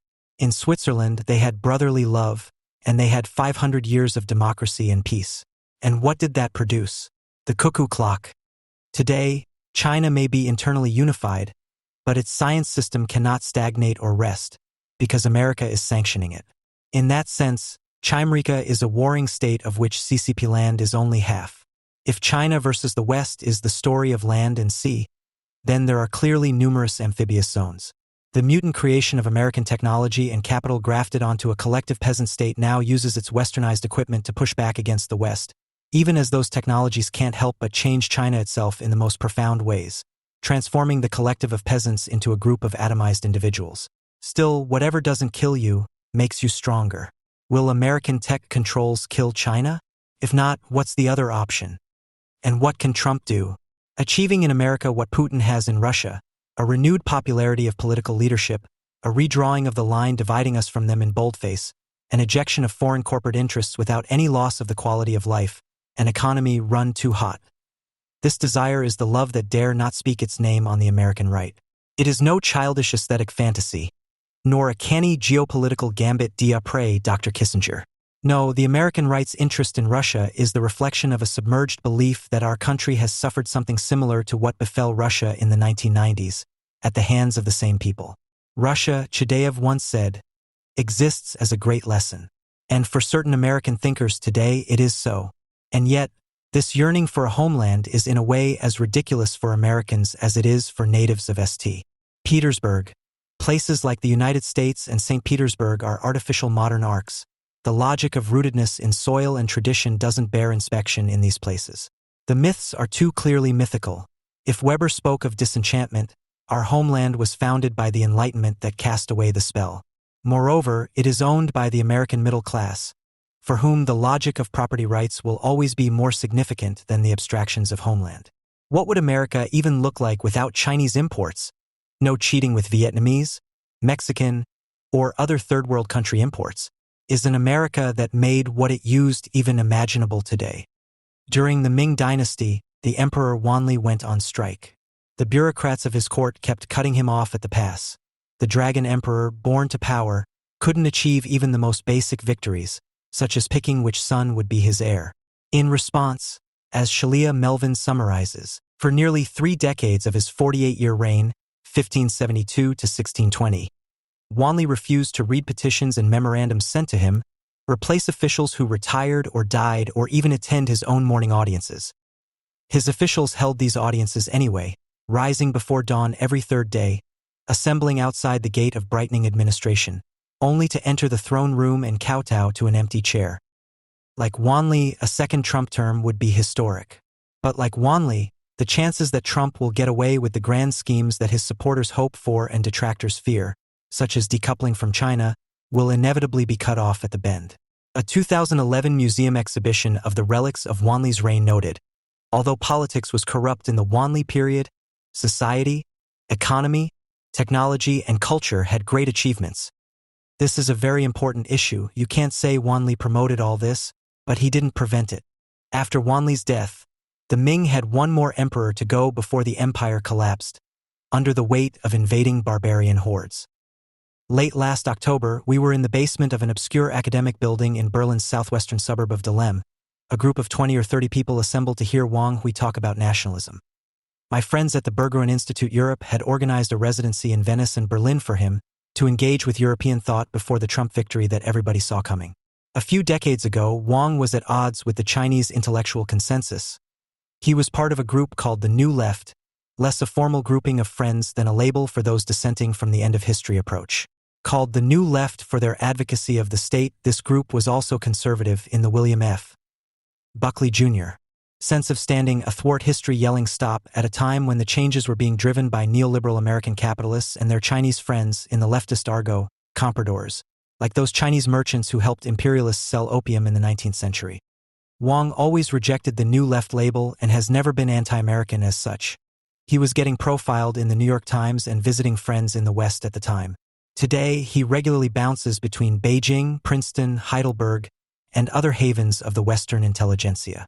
Much as some Americans might say that they oppose the Chinese Communist Party, CCP, but like the Chinese people, Wang never hated Americans, he just didn't want China to accept globalist capitalism. He is now watching the unraveling of that regime with the same curiosity and schadenfreude as the rest of us. Back in the 2000s, when it seemed that China's leadership had embraced the neoliberal Washington consensus, dissent against that consensus naturally seemed leftist, if only because China was moving away from the state and toward the market. To the extent that, within modern Chinese history, right means to be aligned with the interests of capital and the Kuomintang, and left means to be aligned with the interests of labor and the CCP, Hu Jintao-era critics of the direction China was going were considered voices from the left. Such figures ranged from Cui Ziyuan, the Chicago PhD and one-time MIT professor who worked on land reforms in Bo Xilai's Chongqing, to Gan Yang, whose essay on three traditions sought to integrate socialism, Confucianism, and Dengist reforms into a holistic blend, to Wen Taijun, whose fiery advocacy of rural Chinese made him persona non grata in some Beijing circles. For these thinkers, it felt like the interests of rich, out-of-touch westernized types from coastal cities like Shanghai and Guangzhou were drowning out everybody else. Wang critiqued liberalism as a tool of global capitalism, arguing that China's post-1978 reforms had led to inequality, depoliticization, and elite dominance. He advocated for a return to socialist ideals with greater political participation, state intervention, and resistance to Western ideological hegemony. In his 2008 tract, Depoliticized Politics, 治政治化的政治, he argued that liberal intellectuals had aligned with market elites, promoting a vision of democracy that ultimately served capital rather than the people. In 2009's The End of the Revolution, Wang argued that China's problem wasn't an oppressive government, but its integration into globalist capitalism. In those years, he jousted with the liberals like Su Jilin and those advocating social democracy and an accountable state like Qin Hui. His leftism was partly born of an emotional allegiance to the journey China had been on and to the collective experiences of Chinese people, and partly a localized version of the same backlash to globalization that we've experienced in the United States, Russia, Western Europe, and indeed everywhere else. Wang just got there first. I have known Wang for several years. I have never had a sense that he is mouthing an official line. Rather, Wang's intellectual explorations have given heft and weight to a party line in search of itself in a world where China continues to achieve more than it could ever have imagined. His sentiments might better be distilled as my party, right or wrong. As the country has lately turned left, rejecting free market capitalism and insisting on a unique Chinese path in politics, in practice, that means continued CCP leadership. His ideas now feel more comfortably at home, more so than those of his erstwhile fellow travelers Cui and Gan, who have fallen into obscurity. He has also moved on from questions of theory to the problems of practice. Wang curates a tradition of Chinese indigenous theorists of modernity, essentially an alternate narrative to that of a modern West colliding with a primitive China. In developing this historical understanding, he has given valuable intellectual ammunition to Chinese leaders in search of a positive story to tell about China's rise. He has helped to rehabilitate Maoist thought in parallel with Xi's government, while his emphasis on finding a Chinese genealogy of thought has dovetailed with a rejection of American political structures and economic frameworks. Without ever joining the government, many of his arguments have been adopted by a Chinese regime that needs to explain itself. The Xi era has posed a question to would-be leftists, those who sought to rehabilitate Mao's era. What would you do if China really did become communist? Wang is cautiously supportive of the moves China has made in the past decade. His work bridges the gap between Chinese nationalism, the idea of communism, and its Chinese form, and Western philosophy and discourse. You could say that he is a friendly or palatable face for these ideas, capable of articulating China's historical and perhaps future trajectory. In other words, he's still in the game. What creates a nation? For Wang, above all, it is an artificial, man-made experience of shared struggle in one direction or another. China's diverse population underwent such an experience, in which everybody suffered, during the 1930s and 1940s. What came out was a new sort of person, a new sort of community. Hu Feng composed an optimistic song, "Time Has Begun," that ran in the People's Daily in 1949. What had really begun was the history of modern China, which was a figment of some intellectuals' imaginations until it became flesh. It was as if a frozen world had melted, and statues came to life. The dithering of the ancien regime, the bribes and treachery and pardoning of one's children, that was all over. It was time to get moving. Those persons you saw in the street had become comrades. This street you've always walked down had become the homeland. That solidarity allowed China to start the process of capital formation, building human capital, the only capital that it had, in places like Daqing and Dazhou, slowly seeing life expectancy, literacy rates, and internal organization go up during the Maoist years, even as the country remained desperately poor. When the time was right, and Mao's death gave way to a new era, every element was in place for an economic takeoff. In the China of today, however, the memories of shared struggle are almost lost. Propaganda billboards and kitschy TV shows say, "Don't forget the struggle." Red tourism is the CCP stations of the cross. Historic sites like Junyi in Guizhou, Shaoshan in Hunan, and, of course, Yan'an in Shaanxi attract tour groups. Wang remembers and cherishes the struggle along with the CCP, the vehicle of the radical change. From the total fragmentation and failure of the late Qing dynasty, to the search for a way out, to the creation of a new collective consciousness, to the creation of a new physical structure, the oil company, the train station, the factory, the research lab that became what the CCP calls New China. In the process of change, how did China stay true to itself? What even is China as a historical constant? What's the thing that keeps repeating? For Wang, Chinese communism manages to stay Chinese, even though communist theory is universal, similar to how America proclaims universal human rights but is still a specific set of places, experiences, universities, types of food. In Wang's discourse, China is sort of the axle of contemporary history, where the tide finally turned. The largest population group declared fealty to the state, not the market as an organizational system.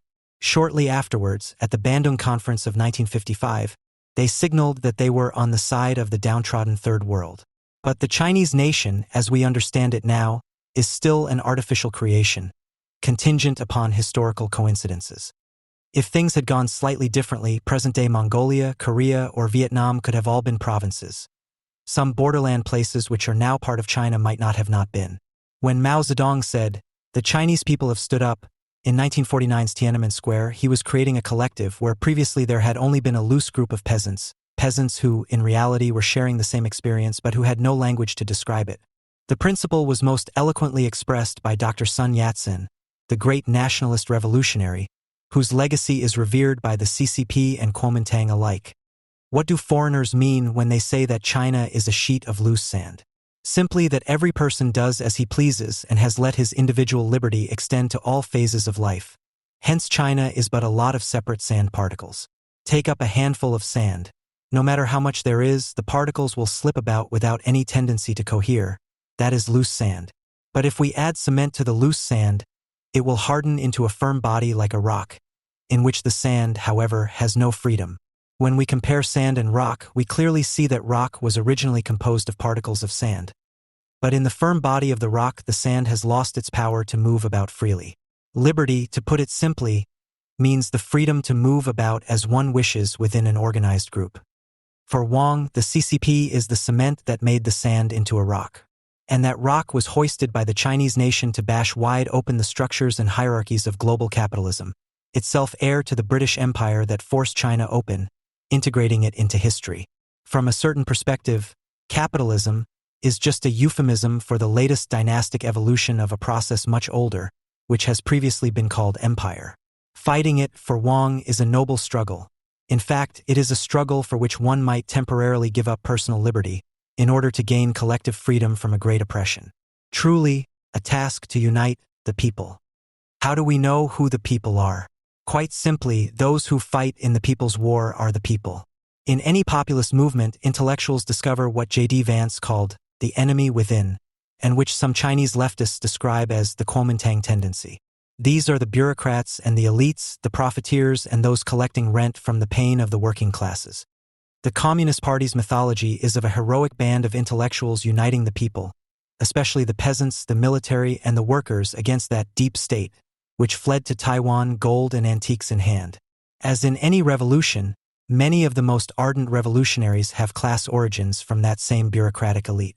They can only prove themselves by their actions, but even then, during the 1960s, being tainted with association with the class enemy was a big problem.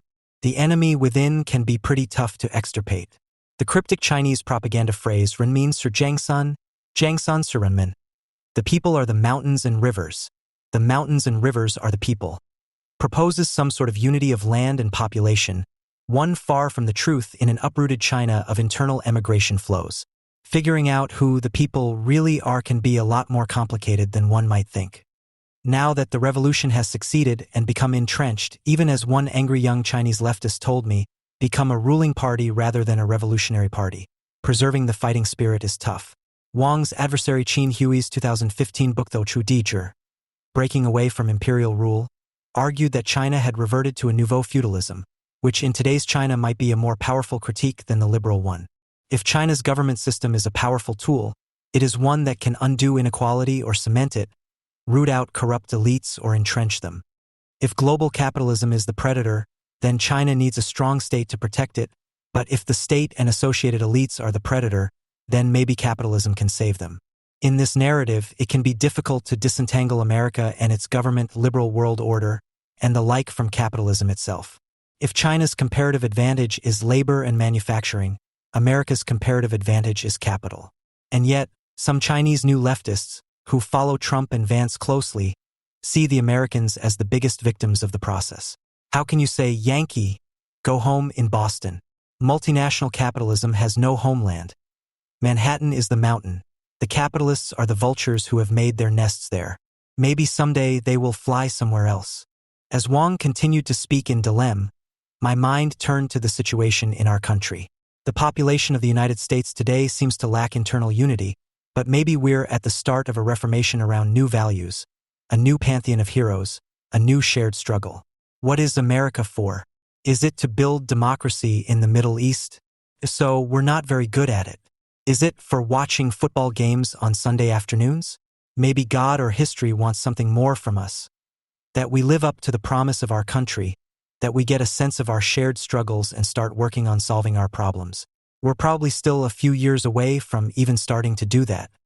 On the cab ride home, in the Berlin autumn, you could feel the taste of winter coming. The streets were lit up, the leaves were golden and red, and you could tell that something harsh was on the way.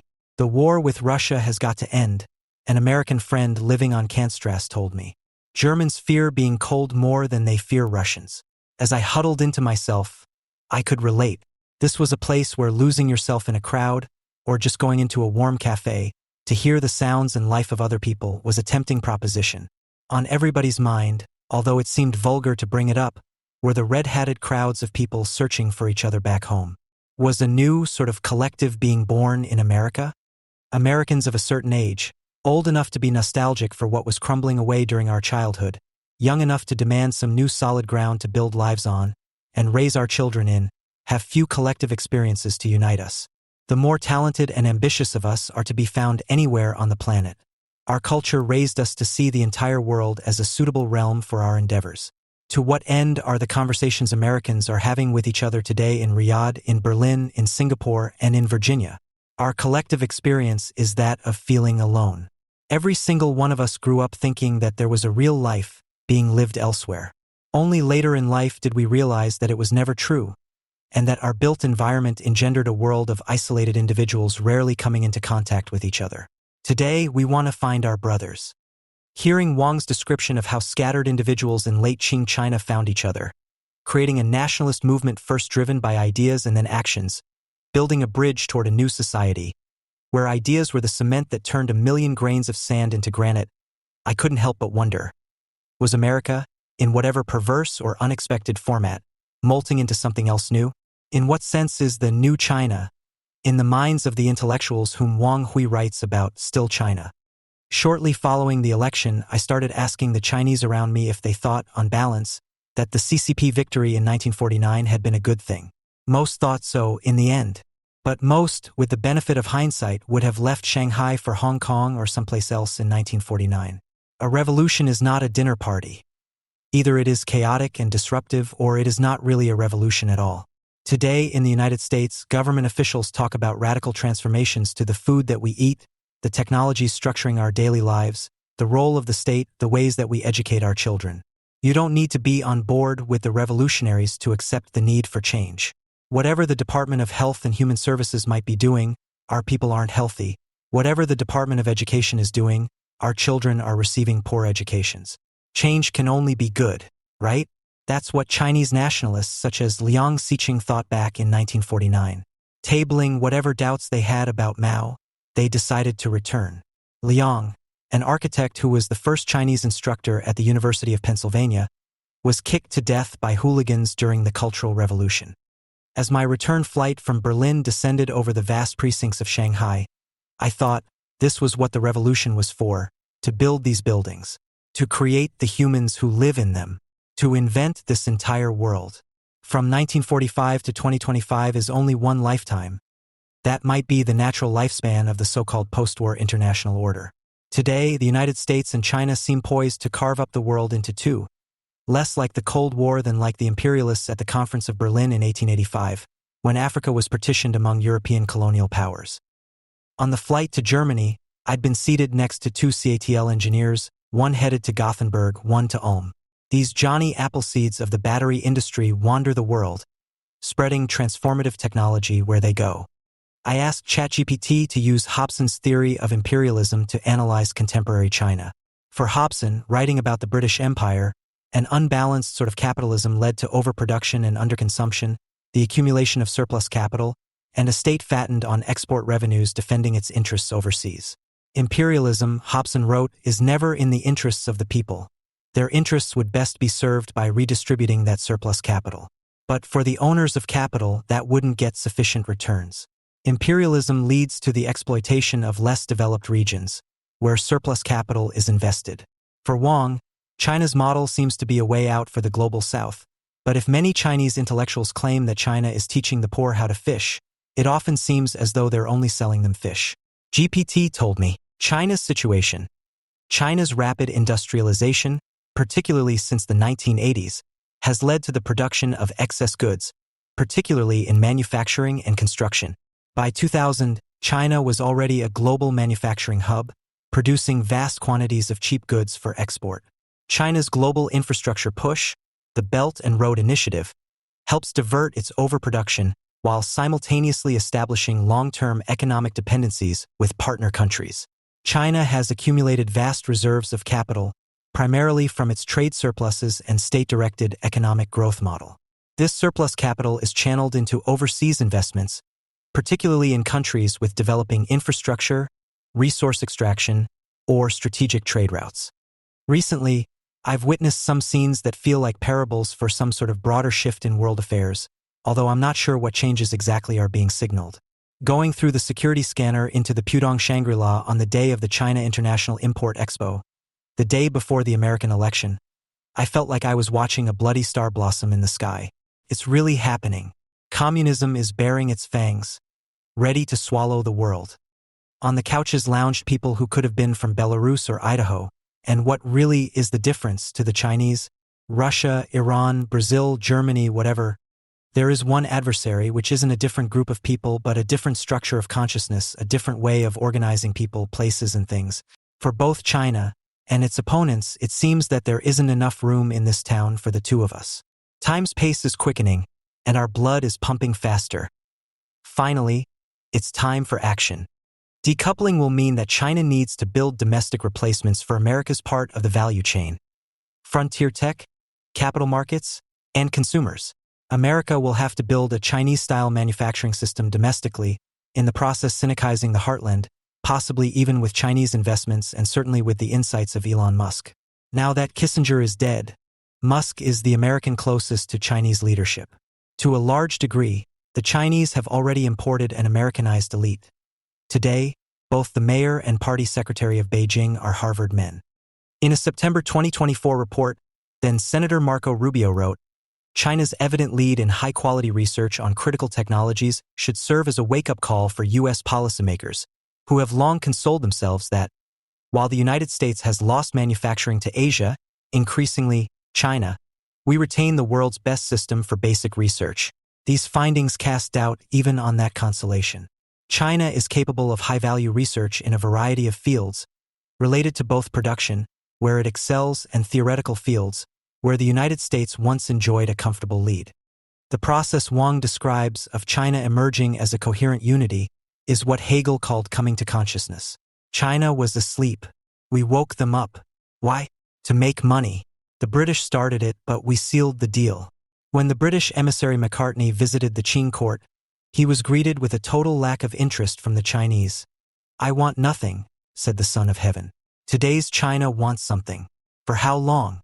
As their technological innovations keep on moving, they might get to the point where they can go back to bed in a generation or two. Mid-December, as Shanghai winter began, I found myself feeling stabs of nostalgia, although I wasn't sure for what exactly. I had a feeling of loss, that feeling that comes more and more often with age. The world that I am from doesn't exist anymore. In his Berlin address, Wang mentioned a wintry metaphor from Carl Schmitt that struck my imagination. For Schmitt, the 19th century had two different kinds of hunters who participated in the vast expansion of space. The Russians were continental, the English maritime. The peoples of the Eurasian continent and beyond all became their prey. The 1689 Treaty of Nerchinsk is until now recognized as a sovereign treaty, but it was signed when there were no nation-states, only empires.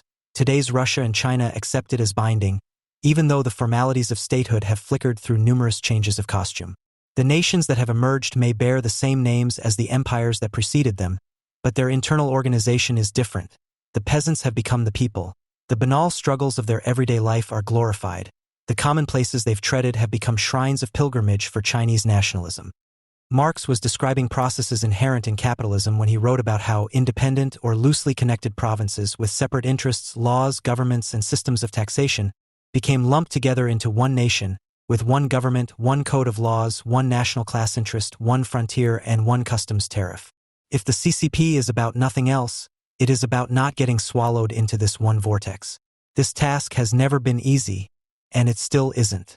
There are a lot of theatrical discussions about old revolutionary roads, but the profound influence of Chinese coastal regions and the slow depopulation of rural China is ongoing. Has capitalism swallowed China, or will China swallow capitalism? In this context, the people as a unified group is defined by a specific struggle, a specific opponent. In this way, Trump 1.0 did the CCP a favor by drawing clear lines. China's biggest danger isn't losing exports of Christmas tree ornaments, but of dissolving into disunity. What kind of a hunter is China today? What kind of a hunter is the United States? Today, in both China and the United States, there's a sense that the moon is rising in the sky and everyone is going to turn into a werewolf no matter what. America and China are both empires with origins in anti-imperialist struggles, both seeking the frontiers of geography and of knowledge, without wandering too far from home. The two will continue to compete over what Stalin called the commanding heights of the economy, the most sophisticated technologies like semiconductors, biotech, AI, and new energy. This encompasses the battle for human capital, and to a lesser extent, the battle for hearts and minds across the global south and even the global north. For those who believe capitalism will collapse due to its internal contradictions, what's happening today in America can feel like a prophecy foretold, but nobody, much least Wang, is counting capitalism out just yet. And yet, capitalism is a brittle foundation for any nation, because it is not linked to the people nor to the land. Nationalism is the feeling. These people are mine, and this land is mine. They cannot be exchanged for any other. Capitalism, on the other hand, elevates the principles of profit and accumulation above all. As the Sino-American trade war has recommenced in earnest, the abstract ideas about the people and struggle that Wang has cultivated will be tested as never before. In his work, Wang Hui often insists that history is not a linear progression but a contested, recursive field, where forgotten possibilities remain latent and old categories are revived under new names. In this light, the present US-China rivalry is not merely a clash of superpowers, but a struggle over the very definitions of sovereignty, modernity, and what constitutes the popular will. If both empires are hunting something, it may no longer be territory or markets, but historical legitimacy itself. Perhaps this is what Wang's invocation of Schmidt's hunters is ultimately about. Not just who dominates, but who defines the coordinates of domination, who draws the map. Amid rising werewolf moons and Schmittian frontiers, what matters is not just who will win, but what kind of world that victory would create. Will the future be defined by integration or fracture, by planetary entanglement or by a return to spheres of influence? These questions remain unresolved and perhaps unresolvable. But as Wang might remind us, to think dialectically is to resist fatalism. The sun has set on the American empire, and under the silvery light of the moon, we are starting to see ourselves and our future in a wholly new way. He who controls the past controls the future, George Orwell wrote in 1984. One of the greatest weapons in the arsenal of a political movement is what the literary critic Van Wyck Brooks called a usable past, and what the historian William McNeill calls mythostory. The most potent political narrative in any country on earth goes something like this. The past was a glorious golden age, and the present is dismal. Follow us, and we will create a future as glorious as the golden age in the past. Until recently, neither the center-left nor the center-right in American politics had agreed upon historical narratives. But recently each movement has moved toward a greater consensus in its view of America's past, present, and future. The center-left consensus today holds that the New Deal era of the 1930s through the 1970s, and perhaps its progressive era prelude, constituted the Golden Age. The present dismal Bronze or Iron Age began with Ronald Reagan in 1980, or more accurately, in 1976 with Jimmy Carter elected as the first of three weak center-right Democratic presidents, Carter, Clinton, and Obama, who have followed the last liberal president, Lyndon Johnson.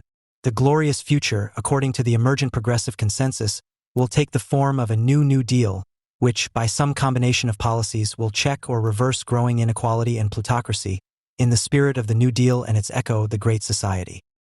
This new center-left historical consensus marks the defeat of the alternate historical visions of both new left radicals and new Democrat neoliberals.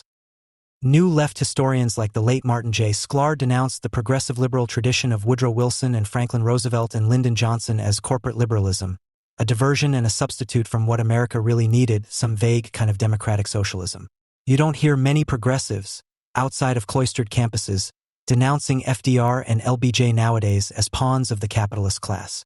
After a generation of corporate conservatism, the supposed corporate liberal era looks relatively good in hindsight. The neoliberal New Democrats have also lost the history wars. Coming of age in the period of conservative ascendancy from the 1970s to the 2000s, they tried to distance themselves from big government liberalism in several ways. To begin with, they dropped the term liberal for the old-timey term progressive, which had no negative connotations because nobody was quite sure what it meant.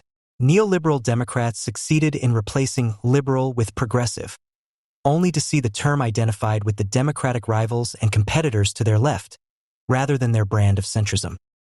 The New Democrats also tried to downplay the importance of the two greatest liberal Democratic presidents, Franklin Roosevelt and Lyndon Johnson, whom the Reagan right vilified as the architects of big government. Dethroning Roosevelt and Johnson, neoliberals elevated the lesser Democratic figures Woodrow Wilson, whose New Freedom was more conservative than FDR's New Deal and LBJ's Great Society. In foreign policy, the New Democrats of the late 20th century understandably avoided identifying with Lyndon Johnson, who is associated with failure in Vietnam.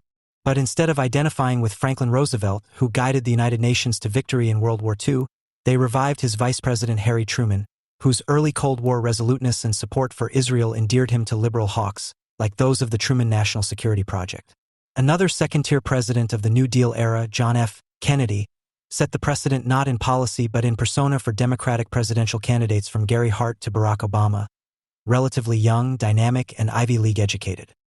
Like the New Left, the New Democrats failed to dislodge FDR and LBJ from their central positions in the progressive pantheon.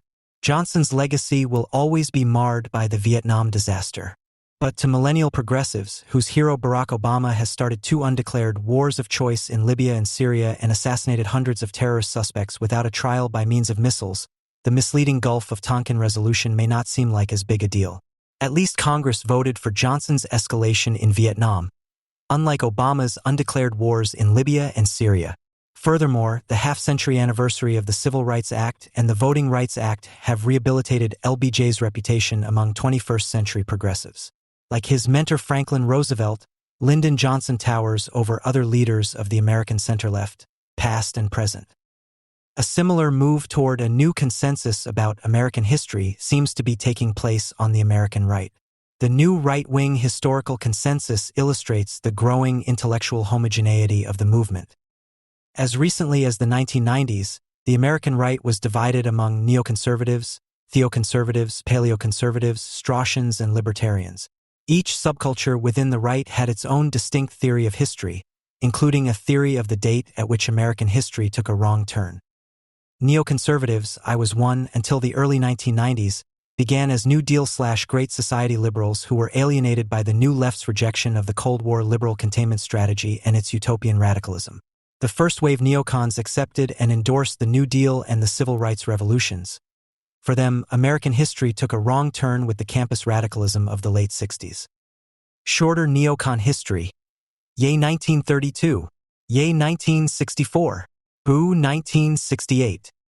This kind of neoconservatism died in the mid-1990s. The second-wave neocons like Robert and Donald Kagan and Irving Kristol's son Bill, editor of the Rupert Murdoch magazine The Weekly Standard, abandoned or downplayed domestic liberalism and specialized in promoting a post-Cold War American empire. The mutation of what had been Cold War liberalism into perpetual warmongering helped to drive me, and other former neoconservatives including Francis Fukuyama and Mark Lilla, out of the right altogether. Neocon militarists still have some influence in the GOP, but after the bloody failures in Iraq, Afghanistan, and Libya, the right is likely to be more hawkish in rhetoric than in practice. At the other extreme from the neoconservatives were those whom Jacob Heilbrunn called the theoconservatives or theocons of the religious right. Most theocons argued that the founders intended to establish a Christian or Judeo-Christian nation. But an even more extreme minority of neo-Calvinist Reconstructionists argued that America went downhill after Cotton Mather. The Enlightenment was really the Endarkment, and Thomas Jefferson was an infidel whose ideal of separation of church and state was an abomination. The Reverend Pat Robertson, whose conspiracy theories I exposed in the New York Review of Books in 1995, claimed that Freemasons and Illuminati and international bankers were manipulating American foreign policy on behalf of Satan. After 2 decades of U.S. foreign policy fiascos, I wonder whether I was too quick to dismiss this theory. Many mainstream conservative politicians and intellectuals disgrace themselves by opportunistically kowtowing to crackpot preachers with mass followings like Pat Robertson and the late Jerry Falwell for a couple of decades. But their ideas never had an audience outside of evangelical Protestantism. The religious right has gone into steep decline in this century, as younger generations of Americans become more socially liberal and secular. The paleoconservatives in the 1980s and 1990s tended to be apologists for the Old South like the late historian M.E. Mel Bradford, whom the neoconservative Bill Bennett displaced as Reagan's choice to head the National Endowment for the Humanities. For many paleocons, the date at which American history took a wrong turn was 1865. It was the bloodthirsty tyrant Abraham Lincoln, not Woodrow Wilson or Franklin Roosevelt, who destroyed the Constitution, crushed the old republic, and fastened big government on the American body politic. Shorter paleocon history. Yay 1776. Boo 1865. Like theoconservatism, paleoconservatism is all but extinct as an intellectual force, though some of its elderly votaries still have sway in some Republican primaries. The decline of neoconservatism, theoconservatism, and paleoconservatism has left Straussianism and libertarianism as the most influential intellectual currents on the American right. Straussians are disciples of the German émigré philosopher Leo Strauss, who taught that modern natural rights theory represented a break with ancient and medieval natural law philosophy. Because the American Republic was founded on natural rights, attitudes toward the American founding among Straussians depend on whether they think the replacement of natural law by natural right was progress or not. East Coast Straussians tend to be equivocal about modernity, the Enlightenment, and the American founding, while West Coast Straussians embrace all three. There is some overlap among Straussians and neocons, but equating them is a mistake. The intellectual leader of the West Coast Straussians was Harry Jaffa, author of Crisis of the House Divided, 1959, who died in January of this year. Jaffa argued against pro-Confederate paleocons that the American right should embrace the figure of Lincoln. In Jaffa's account, Lincoln vindicated the timeless and true natural rights ideals of the American founding against Southerners who repudiated natural rights in order to defend slavery. Jaffa seems to have won the debate on the right. Rich Lowry, the editor of National Review, has recently published a book in which he attempts to draft Lincoln for conservatism. And in 2001, David Boaz, vice president of the Libertarian Cato Institute, in an essay entitled "Don't Put Slavery in the Flag," argued that the South's institution of chattel slavery was a greater offense to freedom than the North's high tariffs. This thesis was and is controversial among libertarians. The Straussians also have shaped the contemporary rights views of the 20th century. While Lincoln is in, Theodore Roosevelt, candidate of the Progressive Party for president in 1912, is out. Straussian scholars, many of them associated with the conservative Claremont Institute, have argued that both T.R. and Woodrow Wilson betrayed the ideals of the American founding in favor of historicist and relativist philosophies imported from Bismarck's Germany. Glenn Beck helped to transmit this theory from the classrooms to the chat rooms. According to the New Conservative Consensus, the founders and Lincoln are heroes of constitutional conservatism. The ideals of the American founding and Lincoln's second founding, having earlier been betrayed by pro-slavery Southerners, were betrayed again by Republican and Democratic progressives alike. American history took a wrong turn with the election of 1912, in which a majority of Americans voted for one of two progressive candidates, Roosevelt and Wilson. Shorter Straussian history: Yay 1776, Yay 1865, Boo 1912. As usable pasts go, the new conservative history is commendably simple, coherent, and straightforward.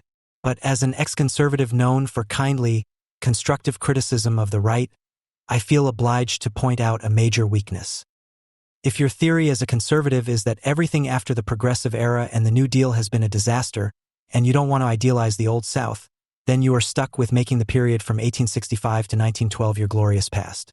In other words, the Golden Age was the Gilded Age. It's not impossible to rehabilitate some of the so-called robber barons of the Gilded Age, a phrase taken from a satirical novel by Mark Twain and Charles Dudley Warner. I have tried to do so myself. For all their unscrupulous business deals and hostility to unions, the Rockefellers and Carnegies and Morgans were far more enlightened and contributed more to America than the Southern slave owners who dominated American politics most of the time from the founding to the Civil War. Indeed, by the standards of the modern right, J.P. Morgan, who supported T.R. and then Wilson and favored arbitration of disputes between business and labor, was practically a liberal. Franklin Roosevelt, in his 1932 address to the Commonwealth Club in San Francisco, drafted in part by Adolph Burley, argued that, while the time for major reforms had come, the earlier robber barons had done more good than harm. So manifest were the advantages of the machine age, however, that the United States fearlessly, cheerfully, and, I think rightly, accepted the bitter with the sweet. It was thought that no price was too high to pay for the advantages which we could draw from a finished industrial system. The history of the last half-century is accordingly in large measure a history of a group of financial titans, whose methods were not scrutinized with too much care, and who were honored in proportion as they produced the results, irrespective of the means they used. The financiers who pushed the railroads to the Pacific were always ruthless. We have them today. It has been estimated that the American investor paid for the American railway system more than 3 times over in the process. But despite that fact, the net advantage was to the United States. As long as we had free land, as long as population was growing by leaps and bounds, as long as our industrial plants were insufficient to supply our needs, society chose to give the ambitious man free play and unlimited reward provided only that he produced the economic plant so much desired. Here is the problem with the new conservative consensus history. There's a mismatch between today's conservative ideology and their new golden age of post-Civil War, pre-progressive America. Today's right denounces crony capitalism.